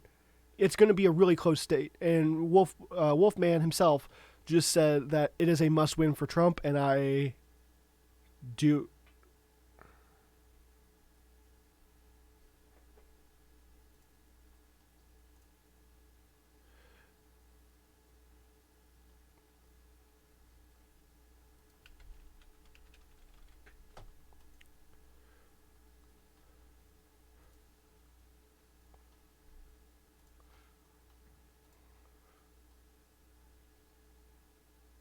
Oh yeah, by all means. You can only trust me so far.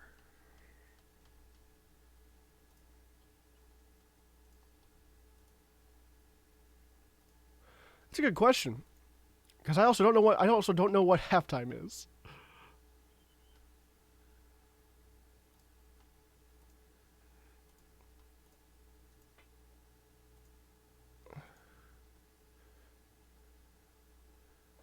Yeah, I mean, I'm sure they're updating. So CNN is now putting Florida at 50% Trump, 49.1% Biden. It's going to update very rapidly Yeah.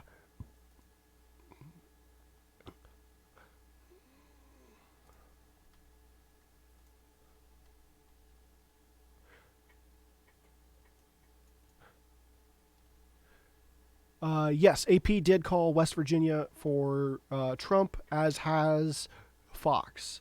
So Fox, it seems like Fox and AP are close in some regards, but different in others. Interesting experiment. Okay, so CNN is still garbage.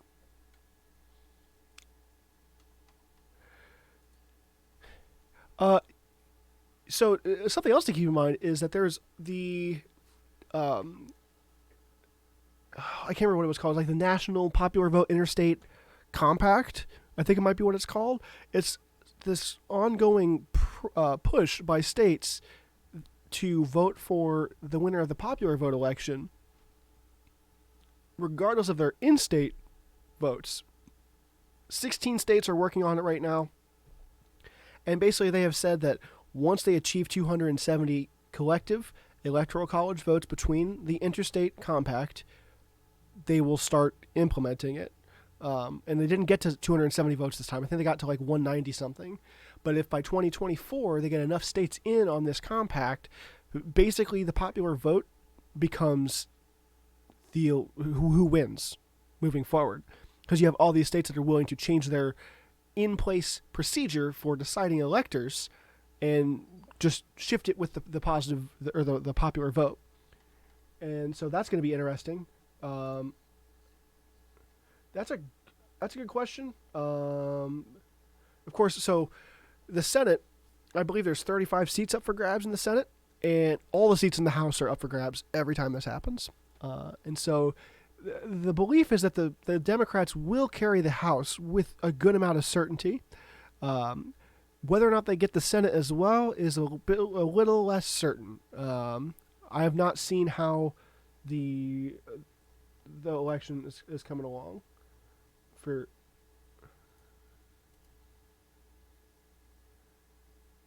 I mean, it's like I think 538 had it at like 4 out of 5 that the Democrats get the Senate, but their likelihood doesn't put it at any kind of huge margins. It's like a 54 to 46 senators, not chances.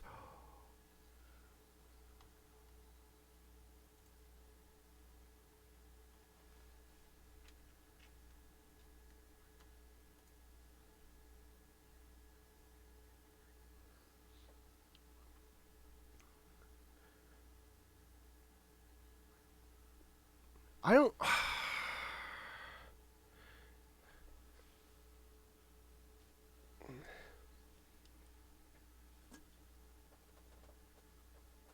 Thoughts. I'm running out of space for cans. I don't know how close it's going to be.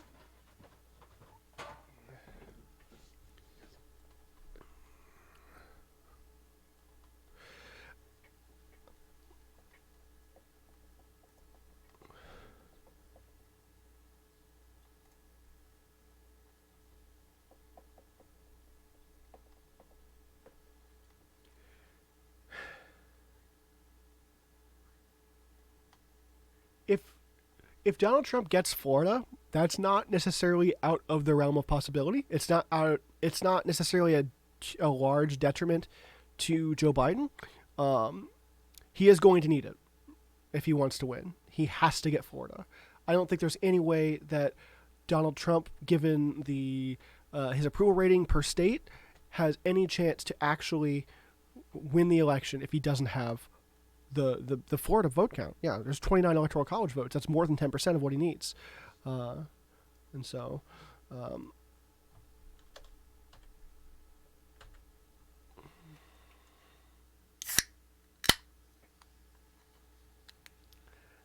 oh, it's ticked. That counter is ticked. It is irate. The can on the screen is how many Dr. Peppers I've been through over the course of this affair. I'm now on Dr. Pepper number 2.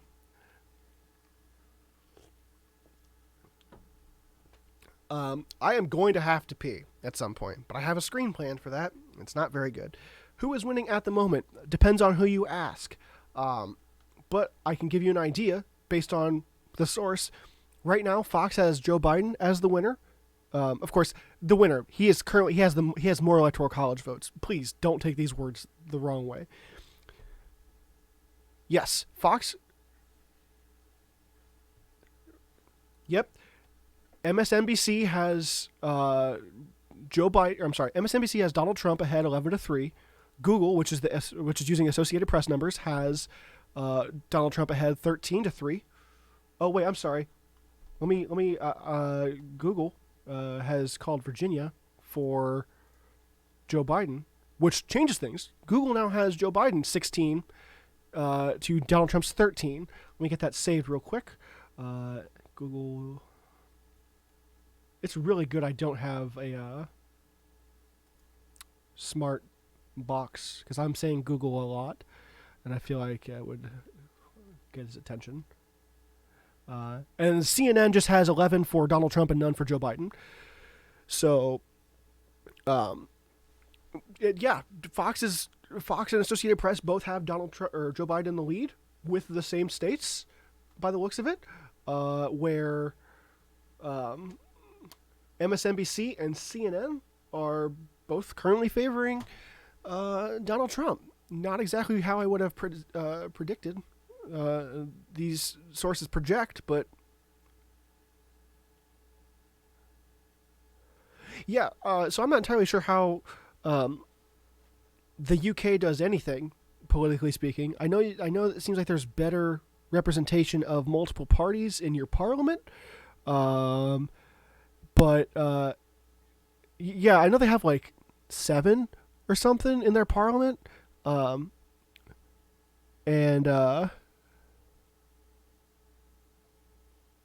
so yeah, Grant, I'm glad you're enjoying the saw. It means a lot that tools find good homes and get a good amount of use out of them. I saw you'd built some variety of table or a tabletop. It looked rather good, and yeah, the saw I replaced it with I've started getting some practice on it myself, and saws are magnificent tools.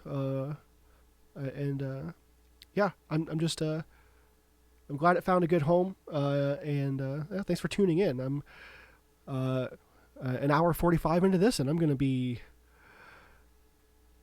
going into this for a while.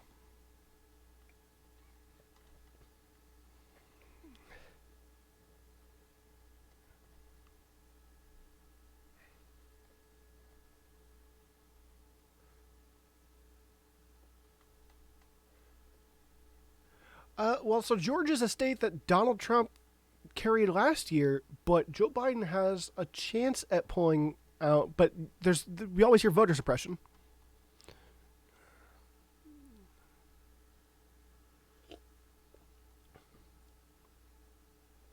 And Georgia right now, yeah, numbers wise, it's very even. I mean, the difference is 750 people. So again, grain of salt. And Georgia's only at 5% reporting, and so let's see here. I'm hovering on Google. I'm hovering over. So these are Google numbers, by the way.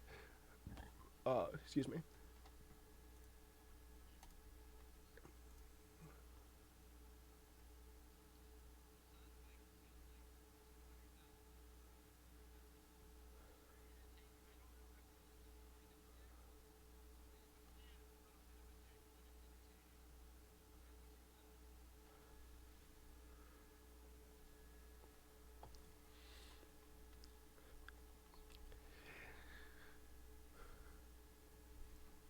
So, someone on in the comments felt obligated to talk about Pib, and I like Pib. I do like a good Pib. And originally, Mr. Pibb was introduced by Coca-Cola to compete with Dr. Pepper, but that's Mr. Pibb. Pib Extra is not Mr. Pibb. It has the heritage, and so people compare the two, but they are not the same soda. Or not even trying to be the same soda. They're both good. I'll drink them both, but I'm going to drink Dr. Pepper when I can.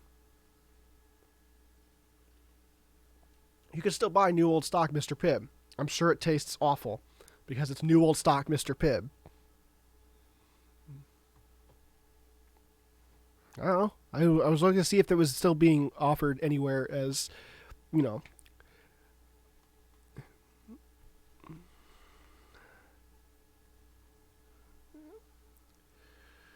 Yeah, there's well, and honestly, believe it or not, there's people out there that just collect new old stock soda. Not like stockpile it, but they'll like get like the cans or whatever. And I think that's a decent collection. You know, decent thing to collect is, you know, cans. Yeah, I think the art of it is really cool. You'll run into problems with sodas that have been stored for too long, is my understanding. The biggest. So here's a good question. What is the biggest amount of votes you could be down and still win the election with electoral college votes? It's really any. Because imagine an incredibly exaggerated scenario in which the winner of the election has achieved 270 something plus electoral college votes, but in those states, very few people voted, right? But they did vote for that candidate that won. However, in all the states that the loser received, they received an unrealistic 100% turnout. And so, as far as I know, numbers-wise, Donald Trump in 2016 had 3 million plus votes under Hillary Clinton and still won. So the answer is proven to be millions. But there's nothing written that limits that. It really just depends on a state-by-state basis. Would I drink a 20-year-old Dr. Pepper for $100? Oh, man. $100 gets me a long way. Yeah, do I have to finish the Dr. Pepper? So Alfie, who is one of the commenters from the UK, has asked, does it go by state? And the answer is yes, more or less. So within each state, they count the number of people for each candidate, and 48 of the states have a winner-take-all system. So if you win 50.1% of the popular vote in your state, you get all the electoral college votes for that state, and that contributes to your total nationally. And so that's why states like Florida, which determined the 2000 election, can be so problematic, because the difference was very few people, but it made all the difference in the election. The electoral college votes are not divided proportionally among or to represent the people voting in that state. Now, Nebraska and Maine do something a little different. They get close to proportional, but not 100%. They still elect 2 per state based on the state's overall total of popular vote. But within each congressional district, those districts get they give their electoral college vote based on who won the popular vote in that district. So it's closer, but it's still not 100% reflective of the popular vote. I'm not sure how elections like 2000 or 2016 would change if more states followed a model like Nebraska and Maine. But then, on top of that, you also have faithless electors, which are people that just decide, nah, I don't want to do what the people said. Colorado had 2 people in 2016 vote for Colin Powell. Colin Powell wasn't even running. And then 2 people were just like, nah, give it to him. Take it. And yeah, so it's complicated. It's frustrating. It's a system that was designed before the cotton gin, and so a lot of people are upset with it. A lot of people swear by it, and usually the people that are upset by it are the ones that are most disenfranchised by it, where the people that are just love it are the people that it saves. And so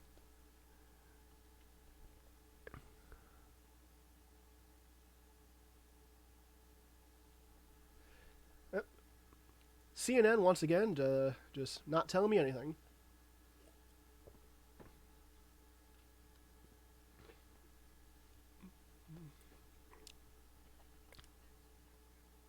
Oh, I'm sorry. What was the?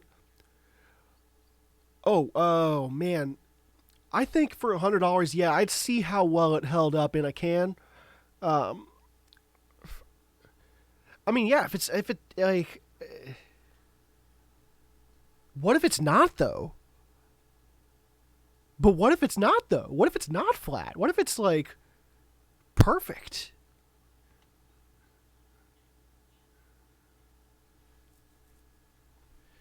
Oh, I agree. I agree. I don't know that like it's. I don't know that they're that good. But dude, I don't know, man. I watched somebody drink. It I think it. The Crystal Pepsi videos, yeah, yeah. I think it really depends on the smell and the taste. I know that sounds like an obvious statement, but I don't think there's anything that will necessarily make me like chemically sick.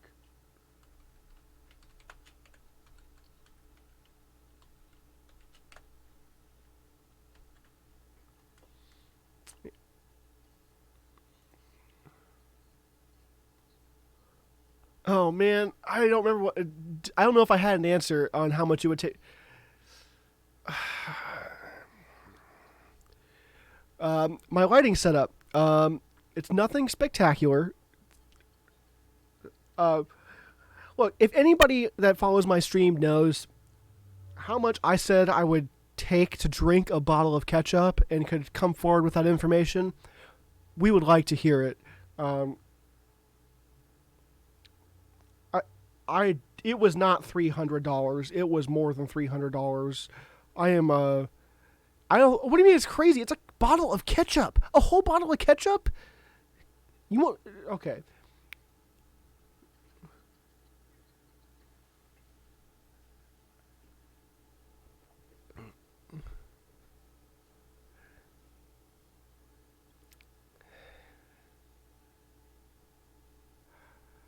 That's not even a. I don't think. Yeah, but it's like 90%. Look, do you know how acidic ketchup is?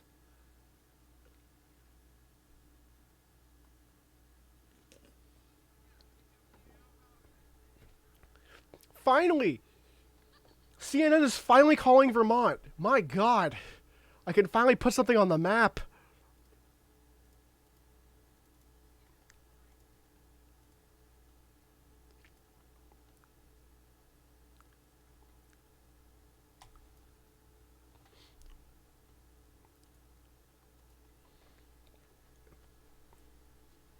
That's a Senate race, yeah. Um,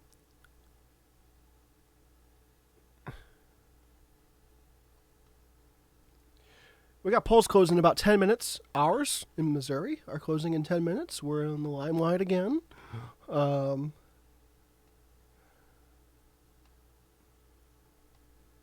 oh, yeah. But, like, they might. I'm just saying the news outlets might make a projection based on what they already know.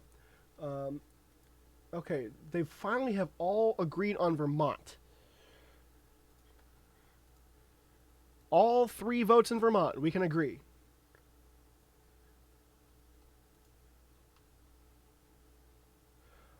So, Wolfman, I'm calling him that all night, has Biden at 49.6 and Trump at 49.5 in Florida. Gosh, that's going to be a roller coaster.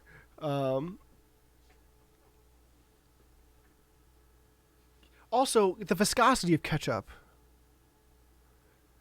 My hope is that like the viscosity is such that so much of the like that that bad ketchup dribble is sitting at the top. I don't have to get into that much ketchup. No, I don't want to shake it. I want the bad ketchup dribble. It's going to be less real ketchup I have to drink. Mix it with club soda. Now we're talking. Now we're talking about a tomato soda. I'm interested. We're getting farther away from God is what we're doing.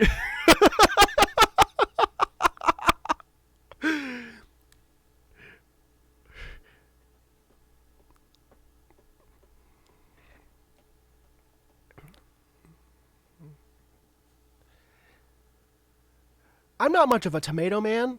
I couldn't tell you how different other tomato products are from ketchup. Um, but would it be? Would it? How far away would a tomato soda be from a ketchup soda? Salt? Is that the answer?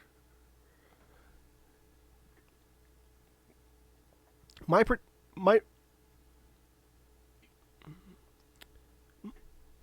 my prediction right now for the election is still a Biden victory. I think that's statistically the safe thing to say is that it will be a Biden victory.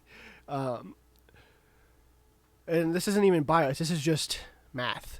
We'll see how it plays out, though, because I said the same thing in 2016 about Hillary Clinton. And I was waking people up at 1:30 in the morning to tell them that Donald Trump was just elected president of the United States. So,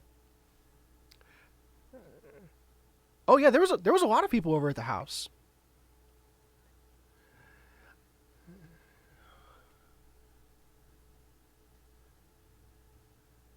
I built Sharazaku that night, which maybe there's something there. Yeah, I was building a lot more models back then. No, it was Master Grade V2. Yeah.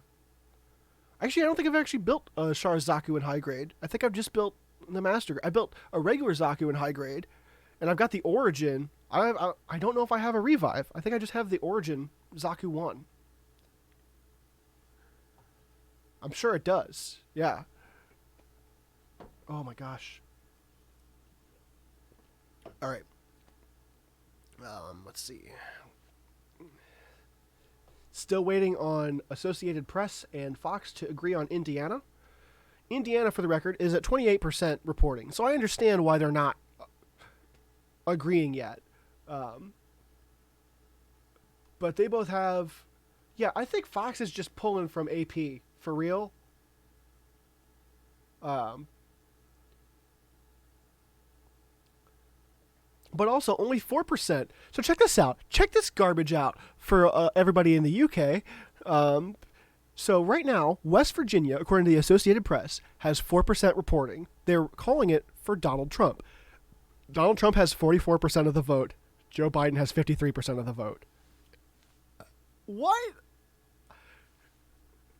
I feel like I'm reading the freaking end user license agreement for Microsoft Windows 95. I'm not. Yeah, that's fair. That's fair. It just seems like it's the methodology behind projections is what gets me.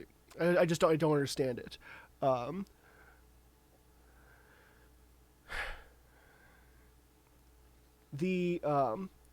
So yeah, good point. Florida currently at 80% reporting. So Florida, I feel like it was one of those states where you see like 99% reporting and they still don't know, right? As opposed to like the states that are like 2% reporting and we're like, it's surely going to Joe Lieberman. And odds are welcome. Yeah, so the betting odds for Trump are actually better than I think a lot of the sites, a lot of the forecasting sites talk about. Betting odds for Trump right now are, I think, upwards of 40%, where Biden is 60%, give or take. But betting is different than, statistics. Oh, hey, check this out. AP is declaring South Carolina for Donald Trump. Predictable.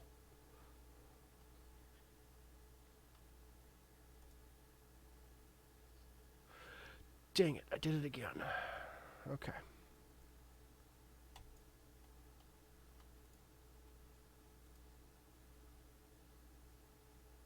I've never seen Donnie Darko, actually.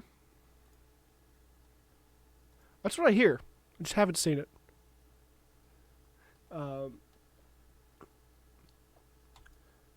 So AP has South Carolina for Trump, but Fox does not have South Carolina for Trump. But I will say that AP and Fox both have Joe Biden in Ohio by 20 points. Yikes. I'm responding to Jess in the Discord.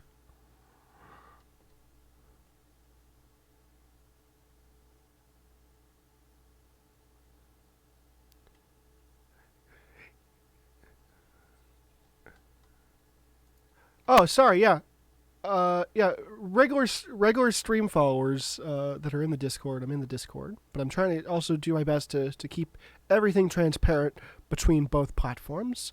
Do you plan on doing another follow-up stream once more mail-in ballots come through? That's a really good question, because I think, if I understand correctly, there's they need to be postmarked by a certain date, some of which is today. Am I correct in that understanding?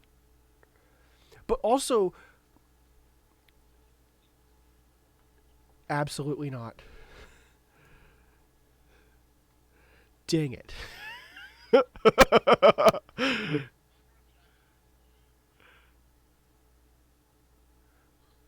It's going to get real rough real fast.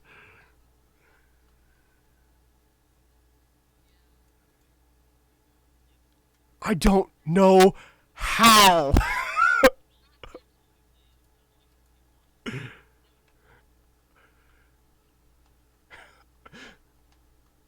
Well, this is going to get very interesting very quickly.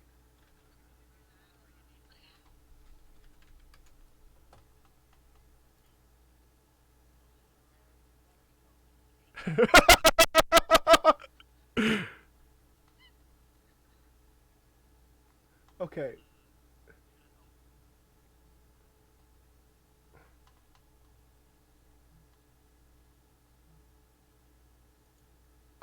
Permissions.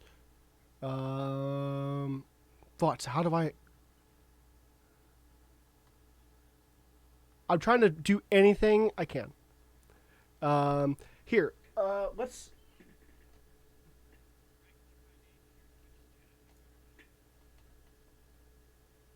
Say. I'm sorry. On Twitch. When. Okay. There we go. I can't do it.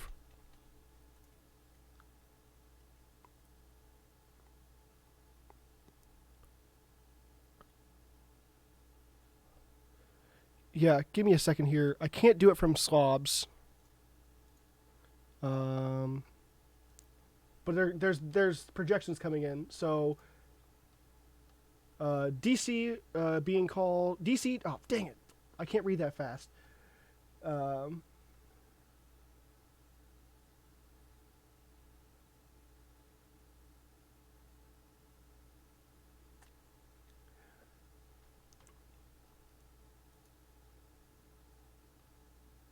Oh, hey, yeah. Lilith, if you just comment something, and then I can do it from the better UI.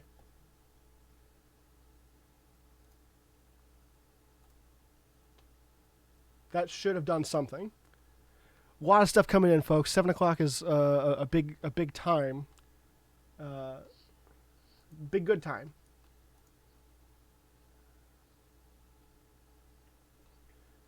Again, the methodology for these, I don't know how it happens. I don't know how they decide. I guess.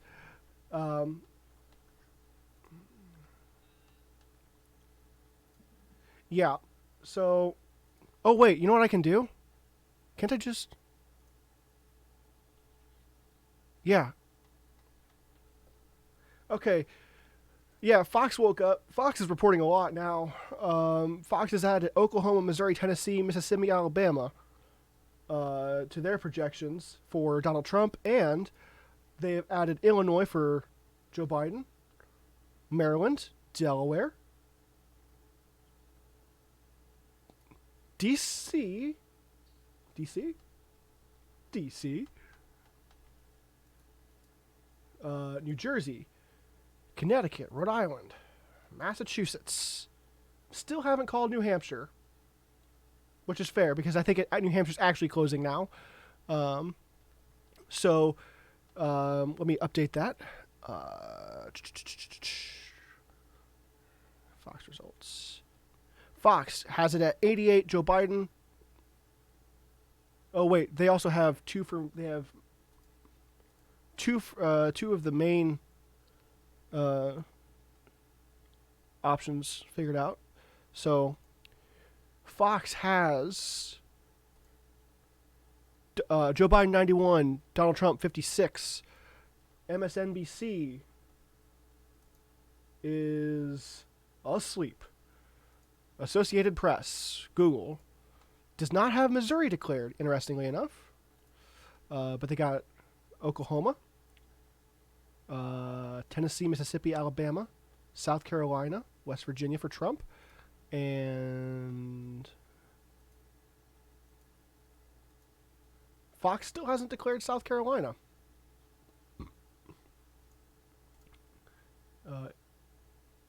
AP has declared South Carolina. Yeah. Which is one of the ways in which they differ, which is interesting. Google is using AP data, and so I just have Google pulled up. Maryland, Delaware, New Jersey, Connecticut, Rhode Island, Massachusetts, Vermont, and then Maine. They're not doing anything. AP has nothing for Maine. So AP has at 85 Joe Biden, 55 Donald Trump, which is pretty close to Fox. MSNBC is asleep. CNN is asleep. CNN woke up. I feel like it's someone we know. I just don't know who it is offhand.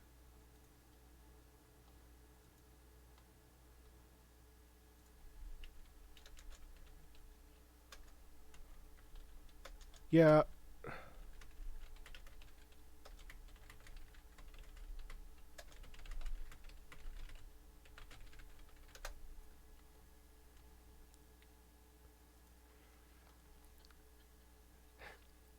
Identify. Yeah. AP and Fox still haven't declared Indiana. And so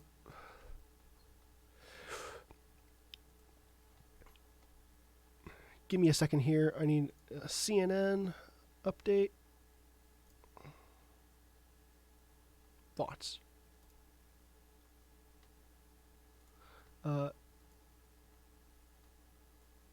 Oh, okay. Yeah, no, I know him. He's good.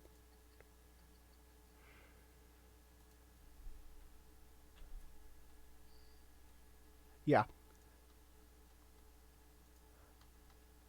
Fellow North County resident. CNN's calling Kentucky. Man, CNN has some lag. I think I might move the map on our page.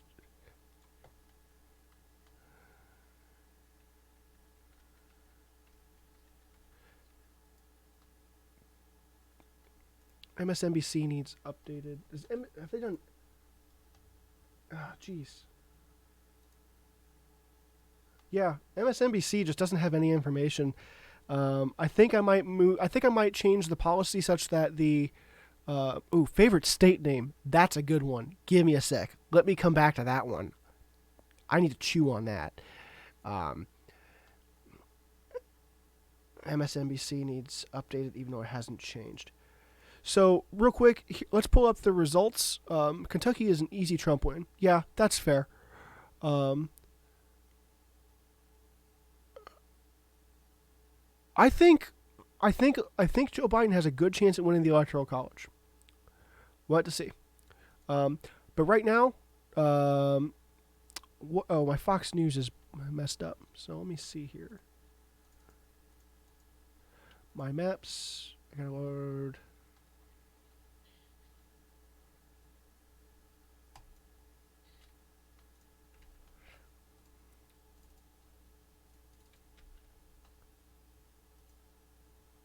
There we go. So here's how the news sources are reporting it, which is to say, here's how Fox News and Google/API are doing a good job of keeping me updated, where CNN and NBC are leaving me in the dark. And so, yeah, I'm inclined to start changing the mini map to be what Fox and APA or Fox and Associated Press are agreeing on, because boy, on what my end.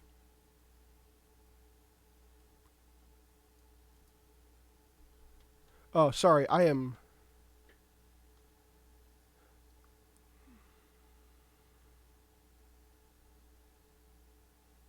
Yeah, it's interesting.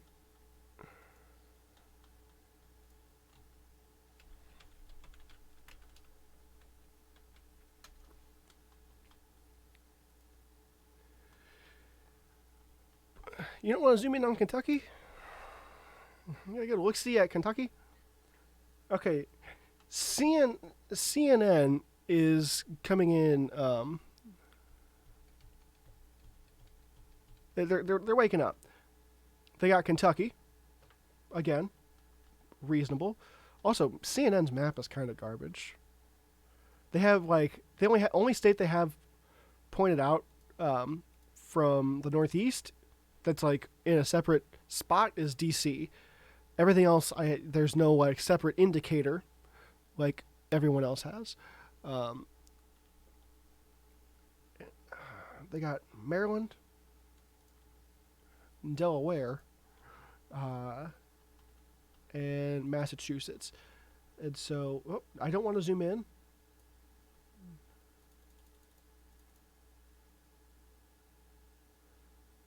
Okay, so CNN is up to date now. CNN results. Save.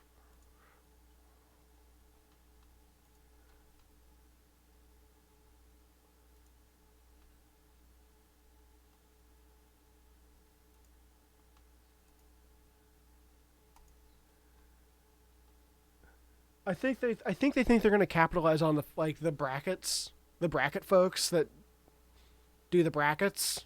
You know the brackets, the brackets or fantasy football. But yeah, um, if Florida goes Trump, no, I I don't know that Joe Biden needs Florida as bad as Trump needs Florida. You could have an election where Trump wins Florida, but he loses more than enough other states to make that up for Joe Biden.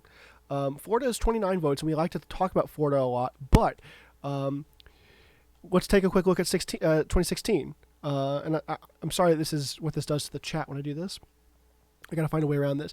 But so 2016, Florida had Trump, or Trump had Florida, and Trump had a lot of other states that could reasonably go back to Biden. For example, take a look at Michigan and Ohio as a pair. If or take a look at Michigan and Pennsylvania, or Pennsylvania and Ohio.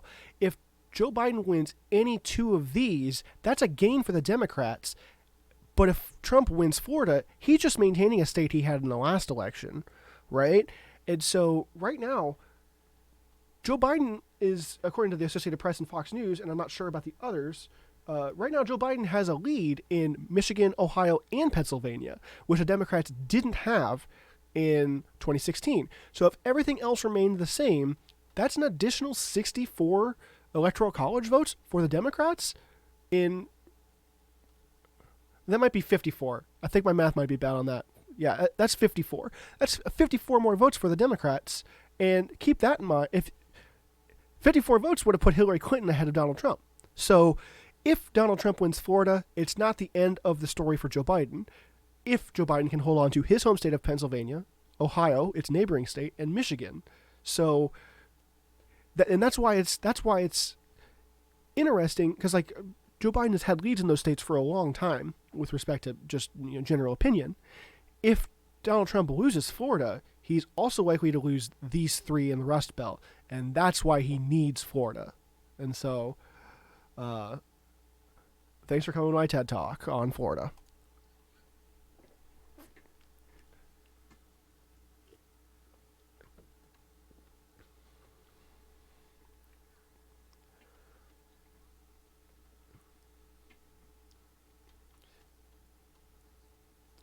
Ooh, 7:30. Good question. Let's take a quick look at the closing time. and you guys can sing the song if you want. I'm not singing it. Arkansas. Arkansas closes at 7:30. But at 8 o'clock, you've got a lot of 8 o'clock Central. Of course, we're Central Time here in Missouri, where I am not. You've got Louisiana, Wisconsin, Minnesota, Nebraska, Wyoming, Colorado, New Mexico, Arizona, New York, beans, greens, tomatoes, hams. And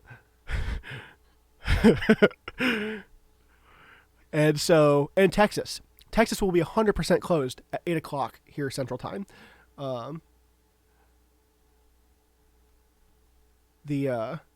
Thank you. I'm glad I'm doing something to educate people. It's something I spent time in college preparing to do and then never did.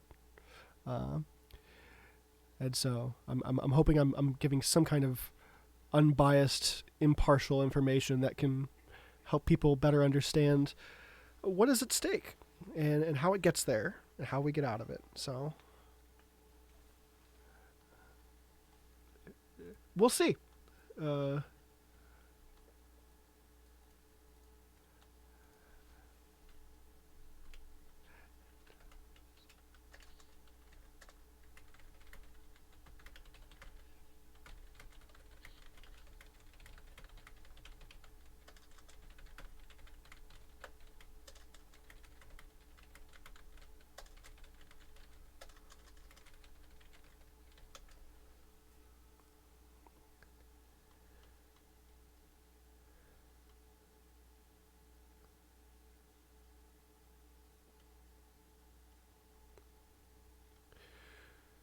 Okay.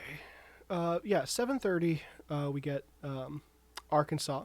So yay, Arkansas, Arkansas. Arkansas actually does have 6 electoral college votes, and in the lackluster CNN map, that could put Donald Trump ahead because CNN is just way more conservative about projecting these things. And I feel like I feel like the last time this is how it went. I feel like last time there was Fox was calling things differently than CNN. And I feel like they were calling things earlier than CNN, and I feel like they were calling blue states soon. I feel like I remember watching Fox giving a significant lead to Hillary early on. It's all a bit of a blur now because it was traumatic.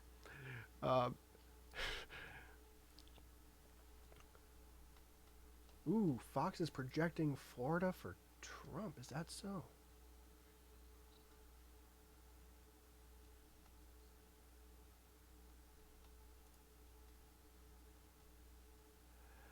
Yeah, the gap is gappening.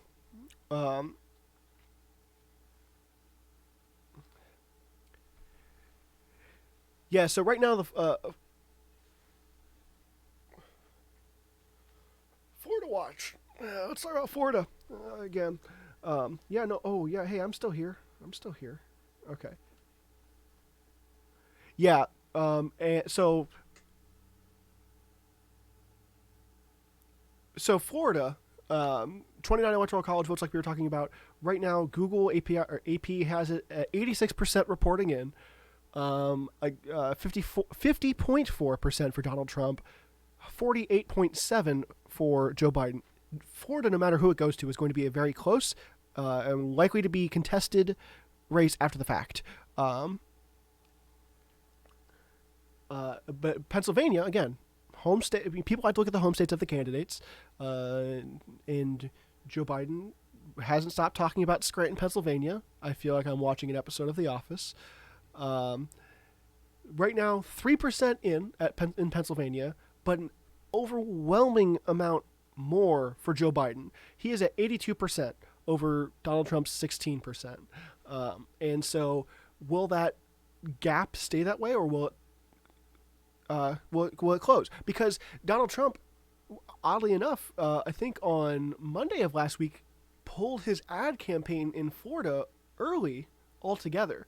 And so people were wondering, is he that confident with Florida? And it looks like he might have been. And he decided he's been putting his last week was spent in the Rust Belt: Wisconsin, Michigan, Ohio, Pennsylvania, and reasonably so. There's a lot of electoral heft in those states, and right now they're pulling decently hard for Biden, and a lot of them were traditionally blue states. I think everyone was surprised in 2016 when Trump won these states. And so I think the Democrats are trying to win them back, and that's, I think, a cornerstone of their strategy. Because you got states like New York and California, they're gonna go to the Democrats. Period. They might pull off a Texas, which that'd be insane. But imagine though, a Texas, a California, and a New York. That's 122 electoral college votes. That's almost halfway with 3 states. Alfie, thanks for sticking around. Swinging by from the UK and seeing what we got going on in our silly part of the world. Yeah, thanks for sticking around. A lot of folks from out of the country in the chat, which is, I guess that kind of makes sense. Oh yeah, we are putting on a circus for the rest of the world to watch. CNN is projecting Tennessee on TV. They're projecting Tennessee, which yeah, so at this point I feel like I have to watch MSNBC and CNN to get their actual information because I feel like they're not updating their maps, which is frustrating.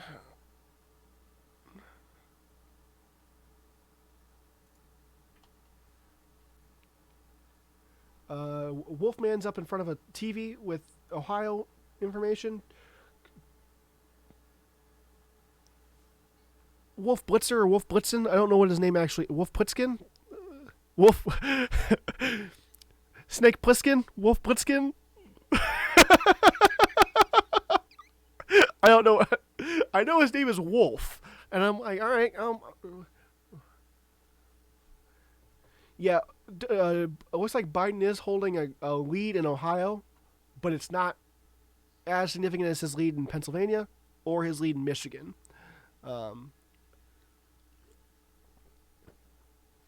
Yeah, I mean, I'll be honest. I'd say, as we get closer, I'd say any lead around 5 points or more is big. You're gonna have states that are just landslides, right? Just whopping. But yeah. Ooh. API, dude. AP just put Texas blue by 6 points. Oh my. That's the Florida this year. I think Florida's going to Donald Trump, and we can just chalk that one up. But Texas is the Florida this year. Eee.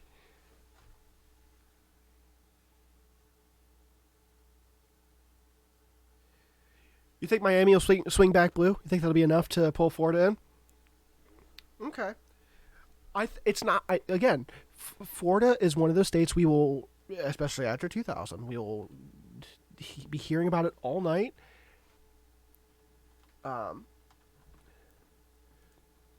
MSN. Oh wow. Sorry, I went Beetle from Zelda for a second because MSNBC finally did something. Thanks. Wow. Yeah, MSNBC finally woke up. Yeah, MSNBC has Oklahoma, Indiana, Kentucky, Tennessee. Wow.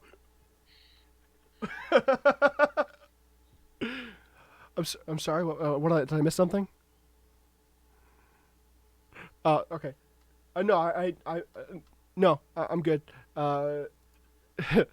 Did MSNBC declare DC? It looks like they did. I can't tell because their map is trash.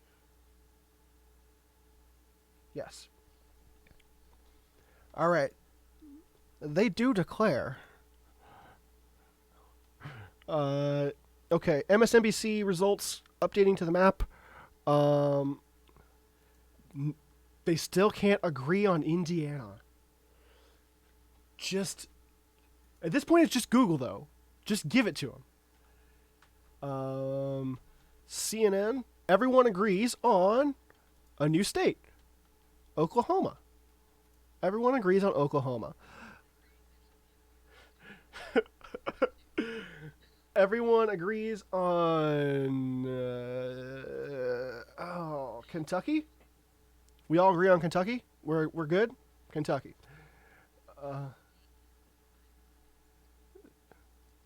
Who CNN can't? Oh, CNN timed out.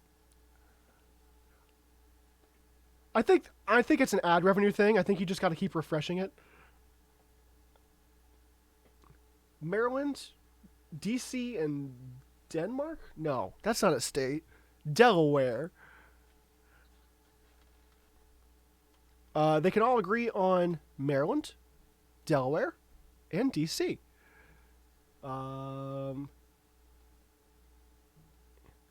Kentucky. I got Kentucky. Tennessee. They all agree on Tennessee.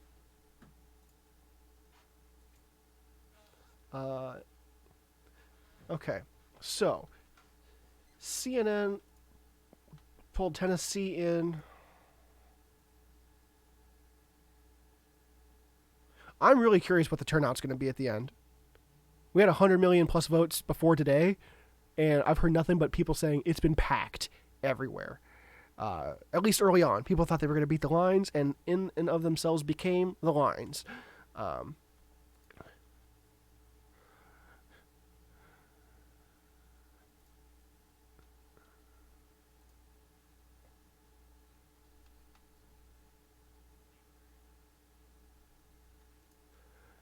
Well, my coworker told me that they have people at each polling station handing out masks, and apparently they're counting. And there was like an app you could get on and find out where people were and weren't in St. Louis County.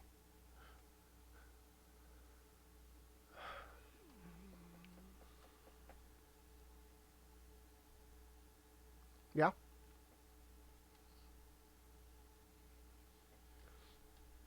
MSNBC. 1, 2, 3, 4, 5, 6.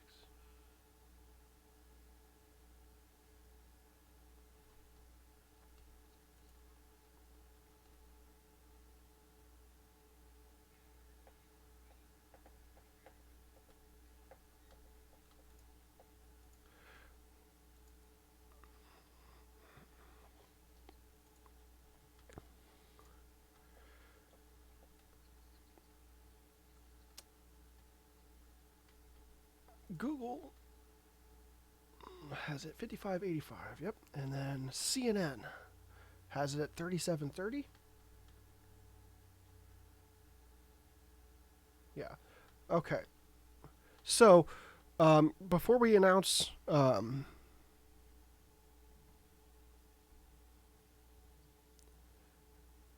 before they announce Arkansas, we can take a quick look at the results across all four of my sources. There they are.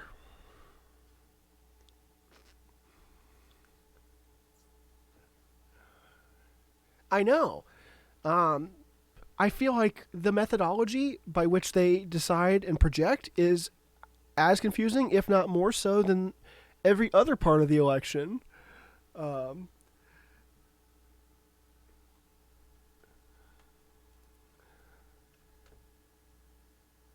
now I've done it.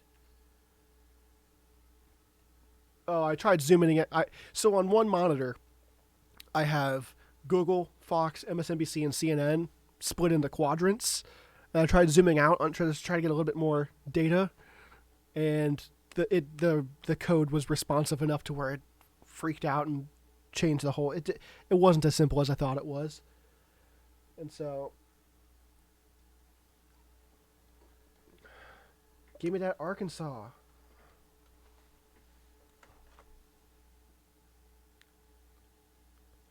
Yeah, so and that's another thing, is you got people that aren't as familiar with American politics, trying to use American resources to understand what's happening, and not understanding how CNN can project states with 0% of the vote, and I don't know either how they make those decisions, but they do.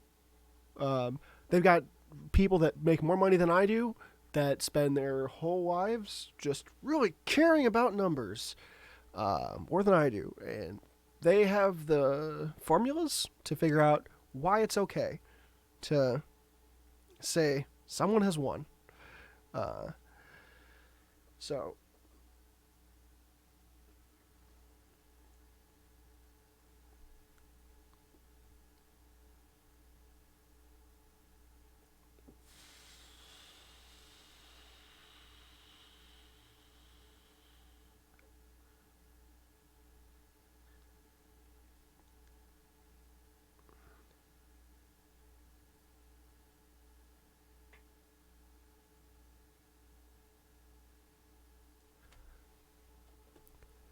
I'm sorry.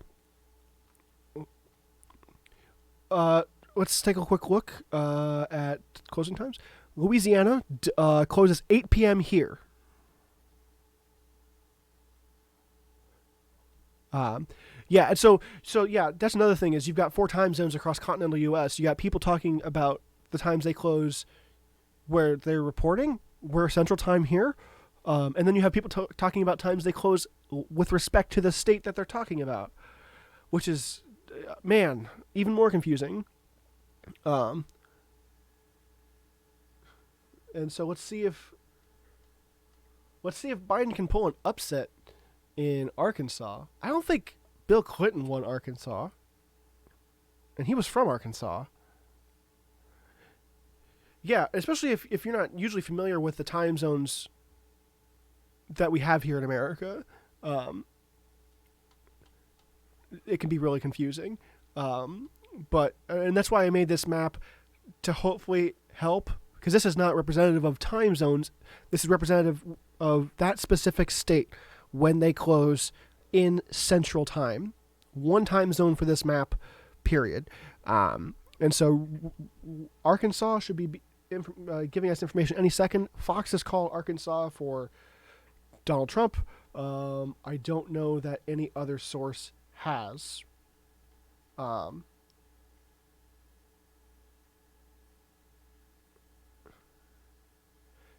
AP still won't call Indiana. That's fine. Take your time. Take all the time you need, bud.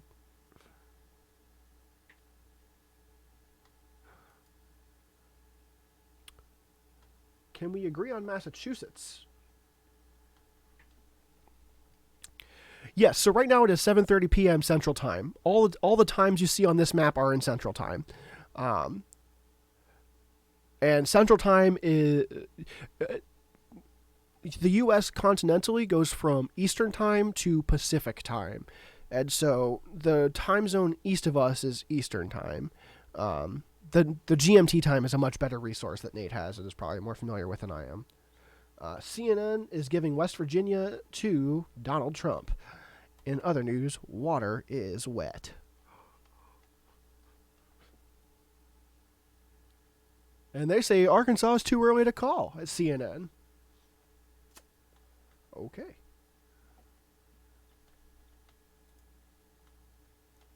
Let's save. Oh, too far. Oh, key race alert.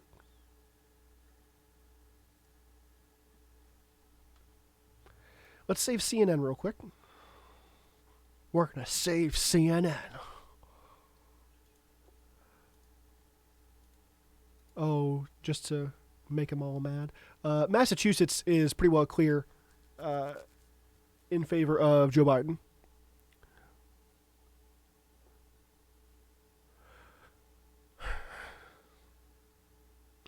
Oh. I'm sorry, you want to look at the 2016 map? Yep. Looks like the gap in Pennsylvania is closing according to CNN. They got it at a more conservative 58 to 40 still in favor of Joe Biden, where Google AP has it 81% to 18%. So MSNBC, let's refresh, see what they got cooking. MSNBC has West Virginia for Trump now. But they also have Connecticut for Joe Biden. So let's save MSNBC.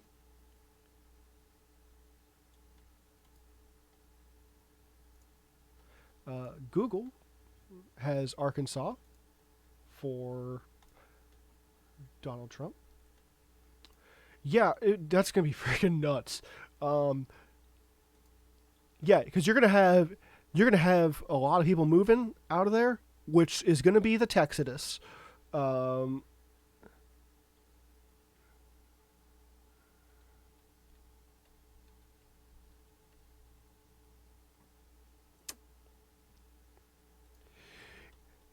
So, so, so this is when the polls close, which that's so in America. If you're in, I don't know if this is every state, but here in Missouri, if you're in line when the polls close, you still are entitled to vote. And then once, as people vote, they have either physical ballots or cards. Something is being constantly funneled out to the election centers in counties and cities, etc., and eventually the results start coming in. A lot of these news sources are getting exit polls. They're asking people immediately upon coming out of the polling locations who they voted for, and that's how they're making a lot of these projections. But yeah, so poll closing time in some states, we know when the polls close based on exit polls we've seen all day who's going to win. Some states, after the polls close, they're still counting ballots, and then on top of that, you have mail-in ballots that are still coming in. So it's going to be some time before we see some of these states. Some of these states can report almost immediately. But yeah, so you're right. If we knew, we would just be in the purples, waiting for the purples. But we gotta wait for the other states. Also, a lot of the states don't have their results posted yet. And that's why you see these news sources using the term projected winners. They don't have the results yet, but they know enough about the demographics, the statistics, the odds to be able to project a winner.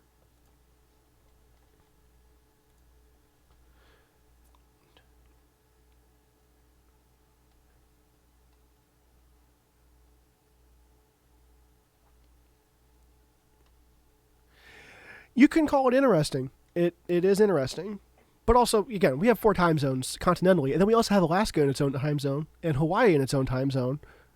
And so, yeah, it just takes time. But the news cycle is such that, people want to know as soon as possible. People really want to know. And so I'm sure these news organizations, spend good money trying to figure it out before the other guys. And so that's kind of their business.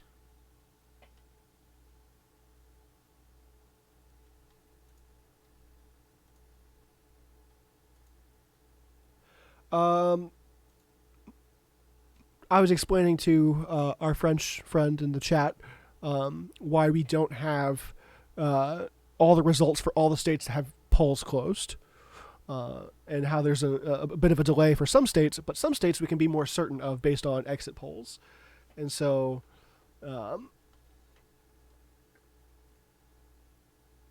just another way in which American politics can be a little confusing. Although I don't know how it works for other countries. I don't know how many other countries are spread across multiple time zones. How do I think a Biden win will impact the price of Bitcoin? That's a good question. I don't have an answer. I think more than I don't know that a Biden win will do as much as what might happen, how people will react to a Biden win, if that makes sense. Any kind of uncertainty politically has effects on the market, and changing in administrations is political uncertainty. And so any kind of uncertainty typically adversely affects the market. And so you're going to see a dip, I think, for sure. But it's also, it's also crypto. It's also an alternative to other, to other forms of traditional markets for investment. I don't know. I haven't done Bitcoin since like 2014. And so,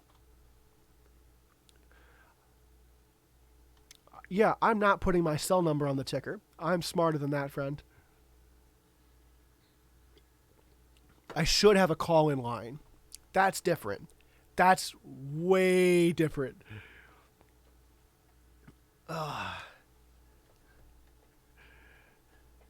Look, pal, I'm not upset about it.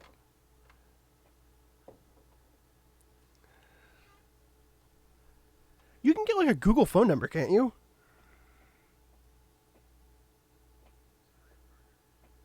Yeah. Yeah, you get a burner and have it lit up because you're doing a Twitch stream on election coverage. Had to run to the freaking 7-Eleven to keep buying fill-up cards.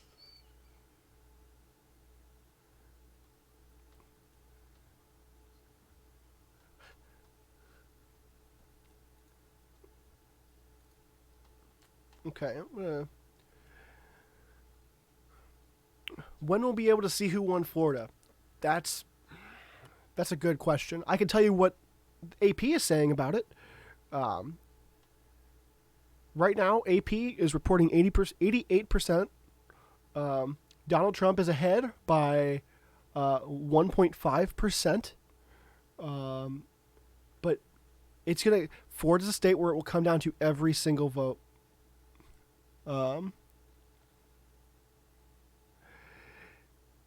Yeah, thanks for stopping by. It's always interesting to talk to people that aren't experiencing this circus firsthand. And yeah, hope it was an enlightening experience.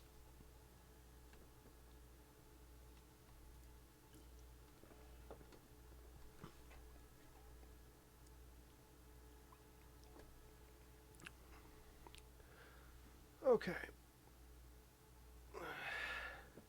Right now, Google seems like they're the only one reporting South Carolina. So we'll see what that holds. But they're also still not reporting Indiana. I wish... that's fair. The thing with Indiana is they're at 50% reporting, and Donald Trump has almost 60% of the vote. So I'm curious why they're holding up.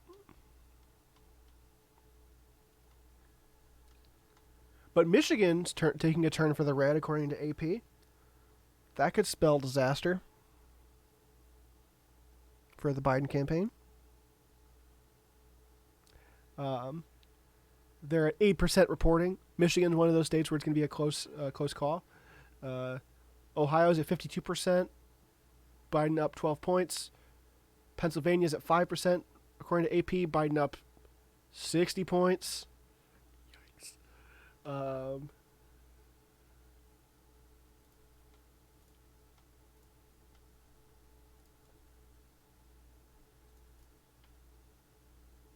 MSNBC has it at 51.42. Yep. Fox has it at 91.67. Ooh, what do they give Trump? Fox has given Trump Arkansas. Yes. So let's update that. I feel like Arkansas will be the next state added to my map. Just because I feel like it's going to be an easy one to call. Google calling Arkansas. Oklahoma 85-61. CNN has it at 42. Ooh, what is CNN given to Joe Biden? CNN is giving Joe Biden New Jersey, Connecticut. Oh, Connecticut's... once you learn how to spell Connecticut, it's a fun word. I think... man.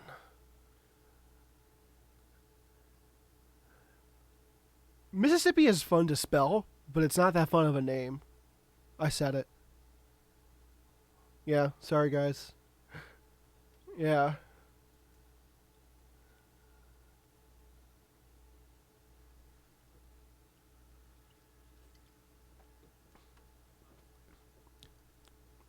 Hawaii, I think, is supposed to have an apostrophe in it or some kind of accent.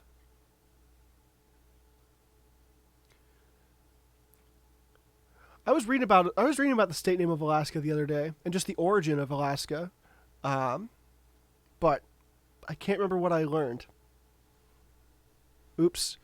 Apparently, a lot of Americans were in favor of purchasing it from Russia at the time. I think I retained that. It was not a bad political move for Wilson. Man, that's Patrick. Yeah.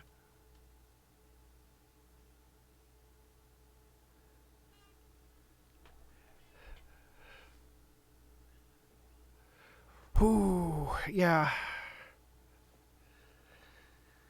See, and that's, yeah. He doesn't give a rip about Alabama.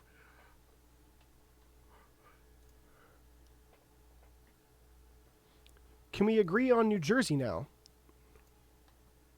No, I'm sorry. I'm talking about with respect to the map. New Jersey's coming in. Connecticut's coming in.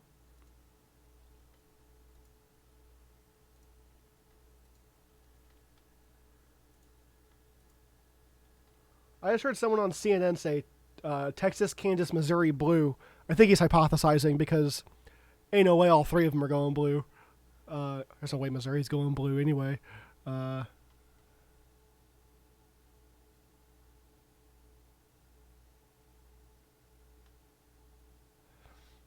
So, according to my aggregate map, I've got 51 in favor of Biden, 26 in favor of Trump, with a lot of states that individual sources are carrying out. And so, here's the quad results.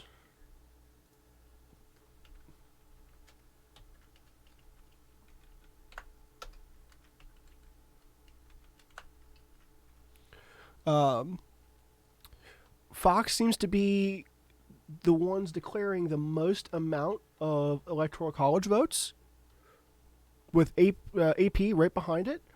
And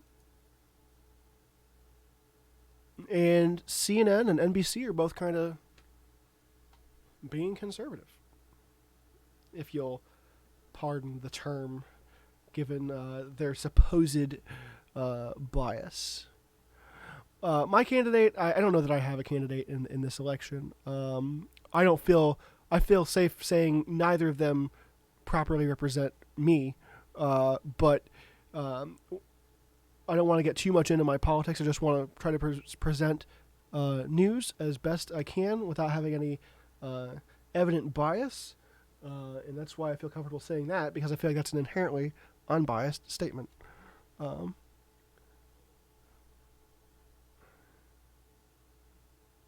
Yeah.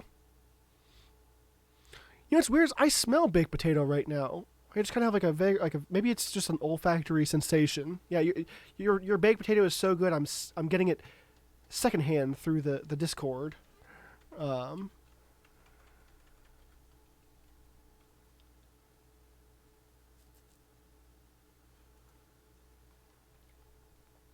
It's so. Thanks for the baked potato report. Baked potato report. AP is starting to. Oh wait, oh my gosh. So Fox has already declared Missouri as red. AP is putting Missouri blue, 2% reporting, with a 19-point lead in favor of Joe Biden. They're also putting Kansas blue for Joe Biden, 37% reporting. And they're putting Texas, oh man. They They got Texas in favor of Joe Biden by 0.9%. It's going to be a close one. And of course, at 8:00, we've got a lot of folks, a lot of states closing polls at 8:00 here in Central Time.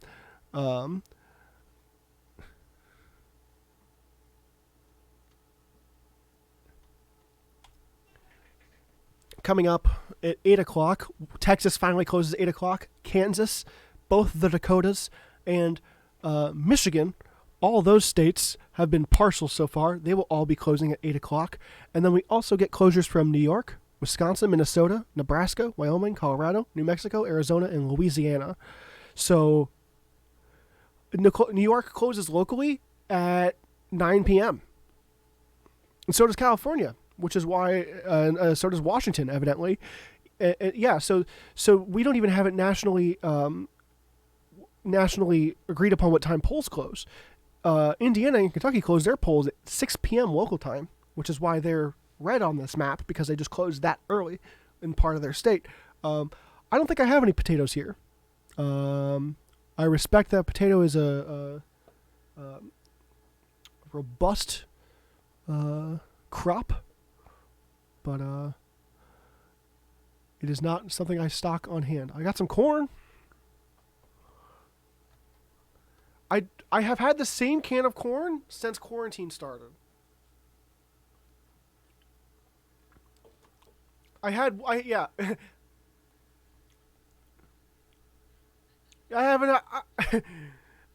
had a chance.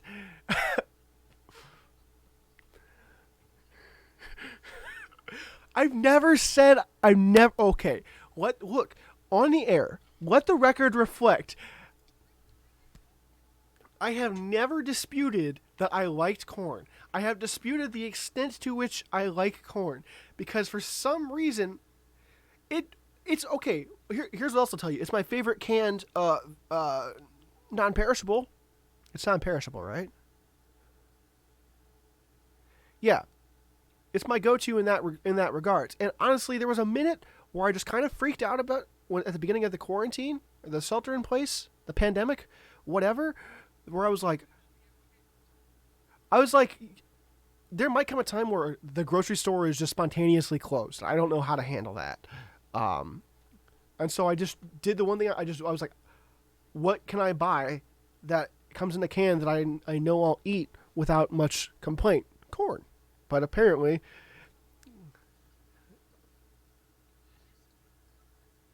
non-perishable.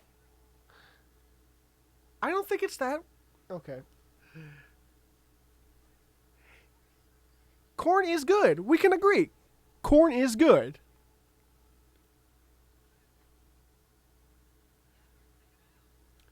I've never eaten a can of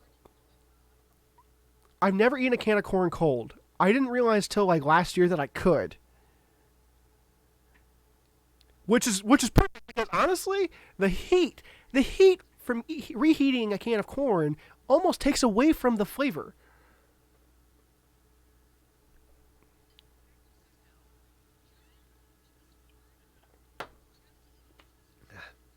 I am presenting non-partial, unbiased election coverage, and I'm being grilled about my stance on corn. This is what's wrong with America.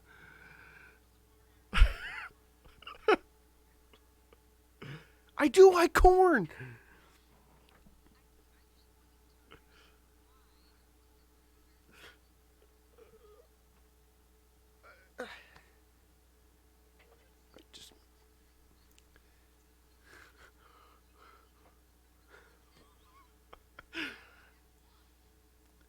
Okay, so here's the thing that's disgusting. That's too much. I say it's disgusting. I haven't tried it. It might be good, but I'm not about to try it. Yeah, the question is whether or not I've taken. I also like bread. I'll go on record. I will go to town on some bread. Catch me in the corner at a wedding with like everyone's uneaten dinner rolls. I'm there. But someone asked if I among just my raw bread I've ever used the bread to soak up the juice in the can of corn. And the answer is no. And I immediately said, that's disgusting. And then realized I'd never tried it. How am I about to say it's disgusting without having tried it? And I'll tell you why. I'm an American. And that's what we do. I'm allowed to say that. But I might actually try it, though, because I'm actually kind of curious at this point to see what that tastes. How many bits do I need? I've already done a live reaction of Pringles, sweet corn. Yeah, they're the same color as my green screen, so they're transparent. No, I'm never eating another one of those again.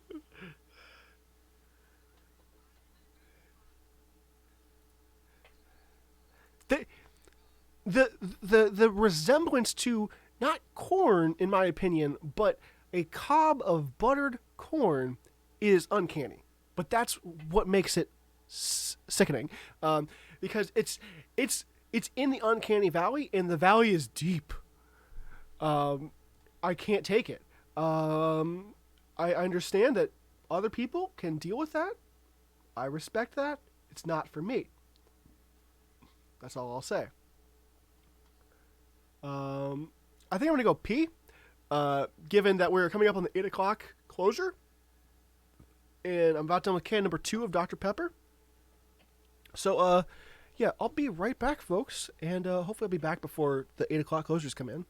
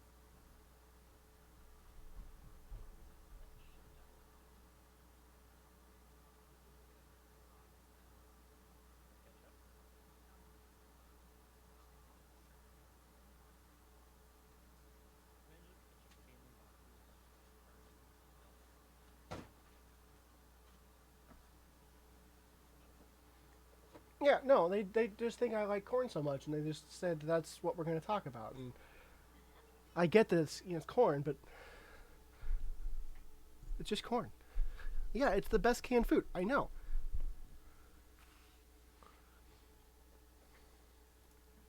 We're back. Corn? No, I don't talk about corn.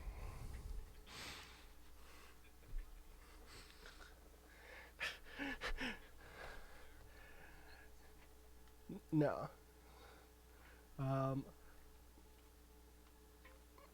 Okay. I did untuck my shirt, though.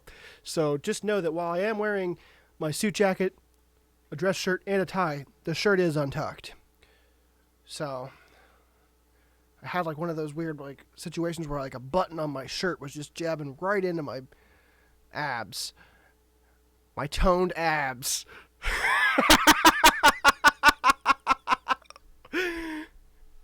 And yeah. So, um, there's 538 electoral college votes up for play overall in this election, and so far we can confidently project here that 51 of them are going to Joe Biden, 26 of them are going to Donald Trump, with many sites, many sources projecting as many as 140 across the board. And so, as the results roll in, we will.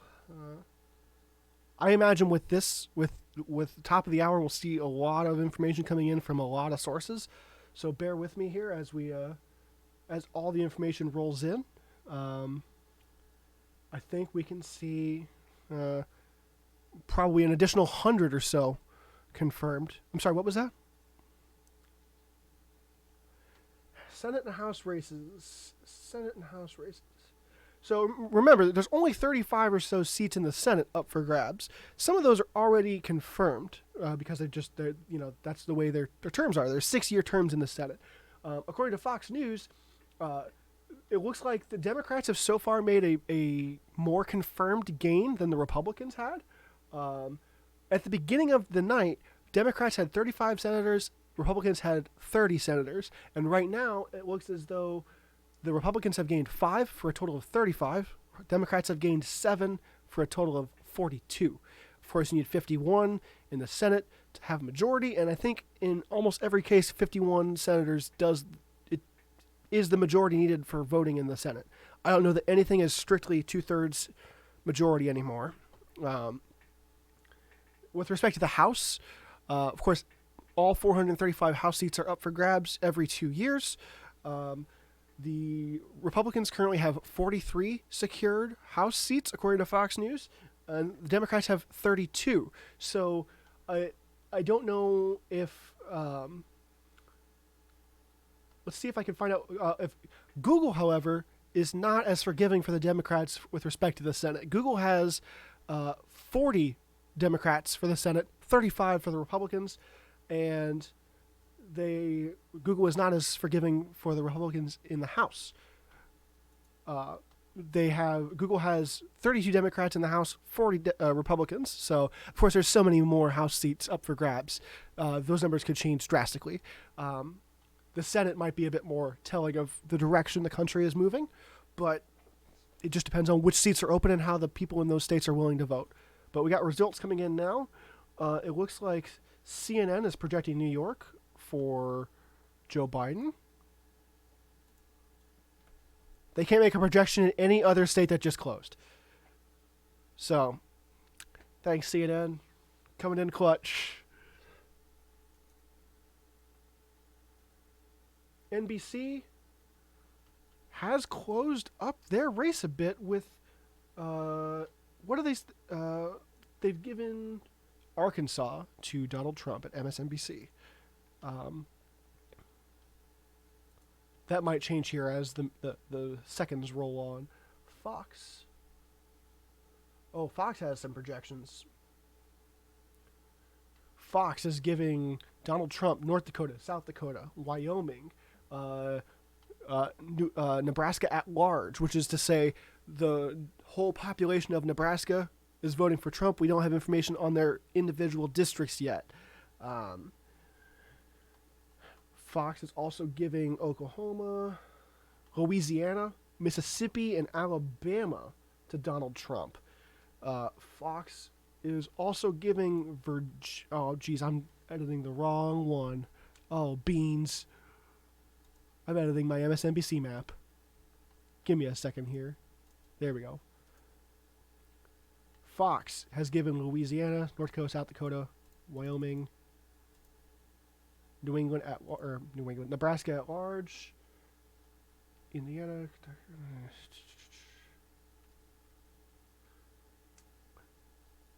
Oh man, Fox has got it.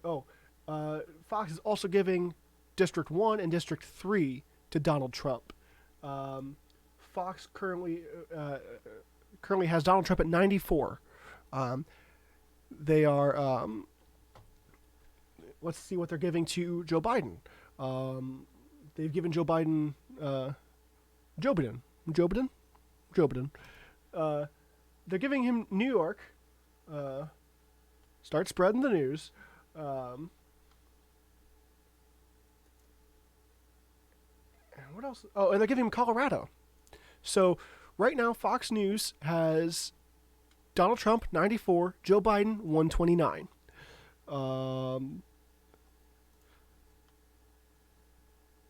Yeah, Texas is getting interesting, isn't it? MSNBC still hasn't really given me that much new information. Yep. Which I guess, they're just trying to be cautious, and I respect that because Google, not as cautious. Wyoming, Oklahoma.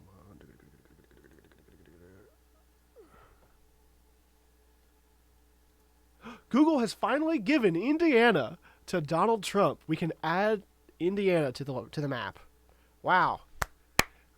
Woo! But that does put him closer to Joe Biden. So it matters. It's just let's see.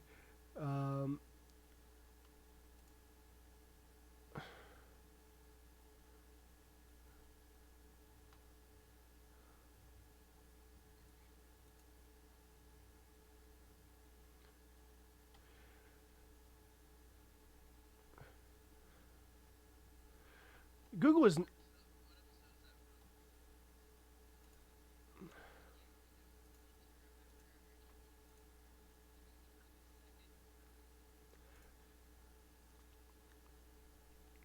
okay. Let's see.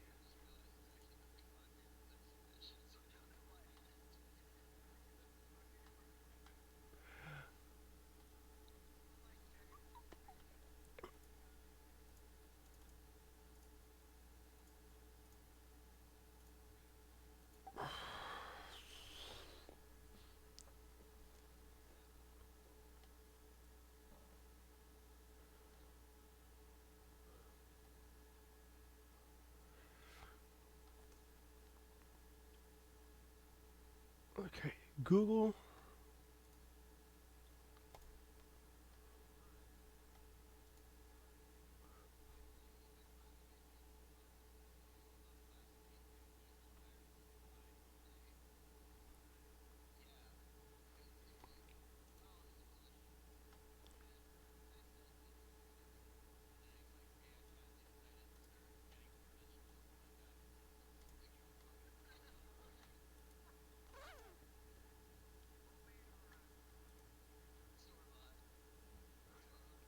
Is mayonnaise a vegetable?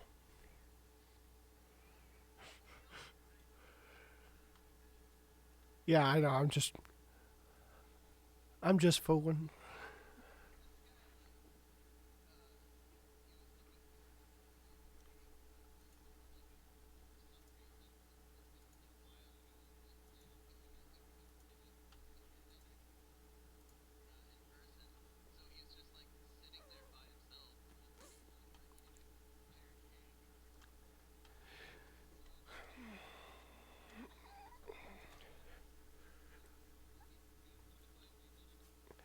So here's the way it looks with my four sources.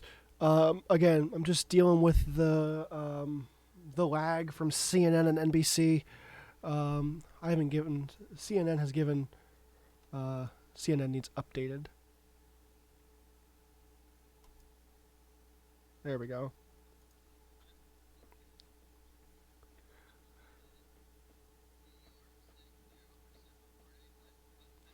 Yeah, we've been kind of discussing that all night, and no one's really sure.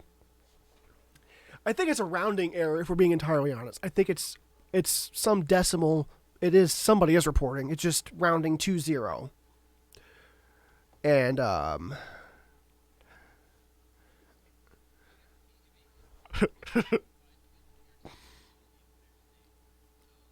think that's.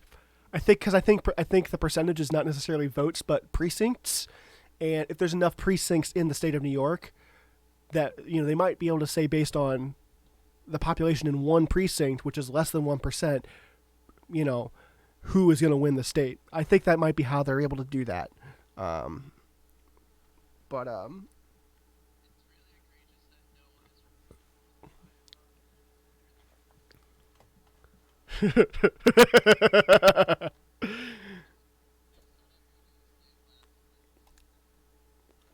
Yeah. So here's the map of closing times again. We have got some information from the 8 o'clock crowd, but a lot of these states we're still waiting on. Um,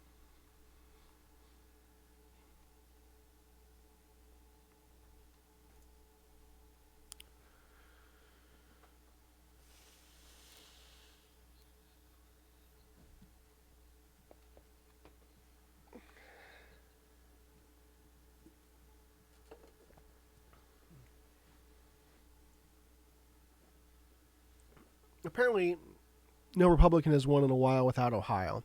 So, sounds like he's going to need Ohio too. We're going to need to take Ohio.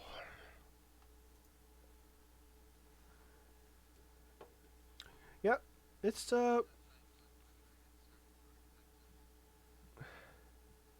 yeah, Texas is.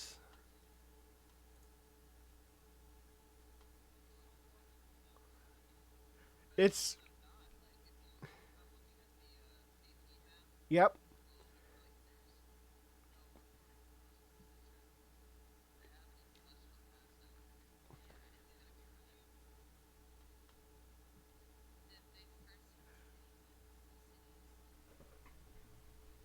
That's a good point.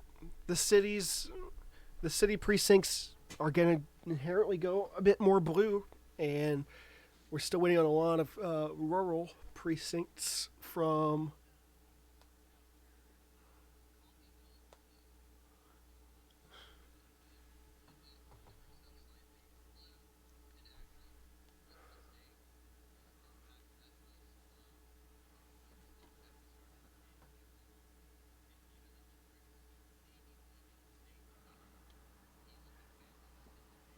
Yeah, it's called a Texodus when all those people leave Texas.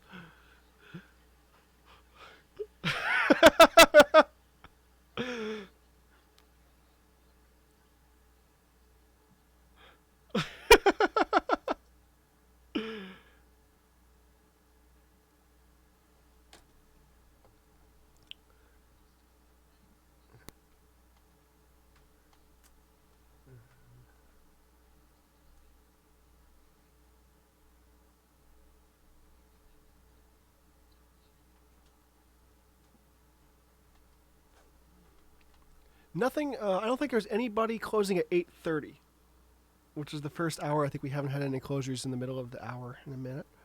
Um,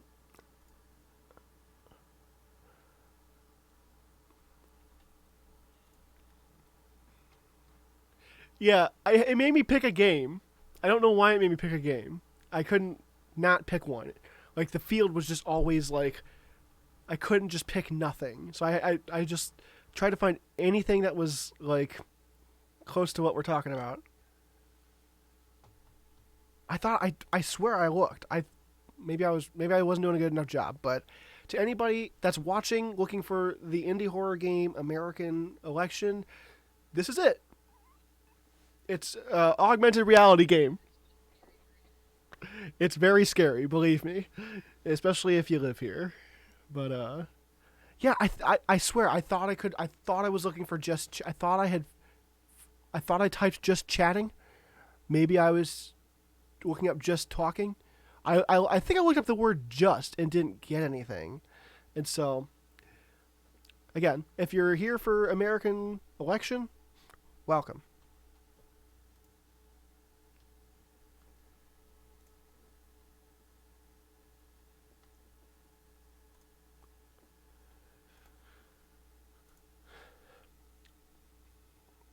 Someone on CNN told me just now that I know that 57% is not 90%. And I don't, man, they're right. I did know that. Um, well, look, this man made an assumption about my knowledge of percentages, and he was right. And so maybe CNN is the map we should be looking at, um, because yeah, if it would work.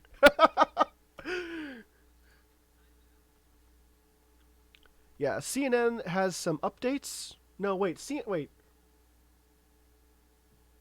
Who did CNN take away? CNN took away Connecticut.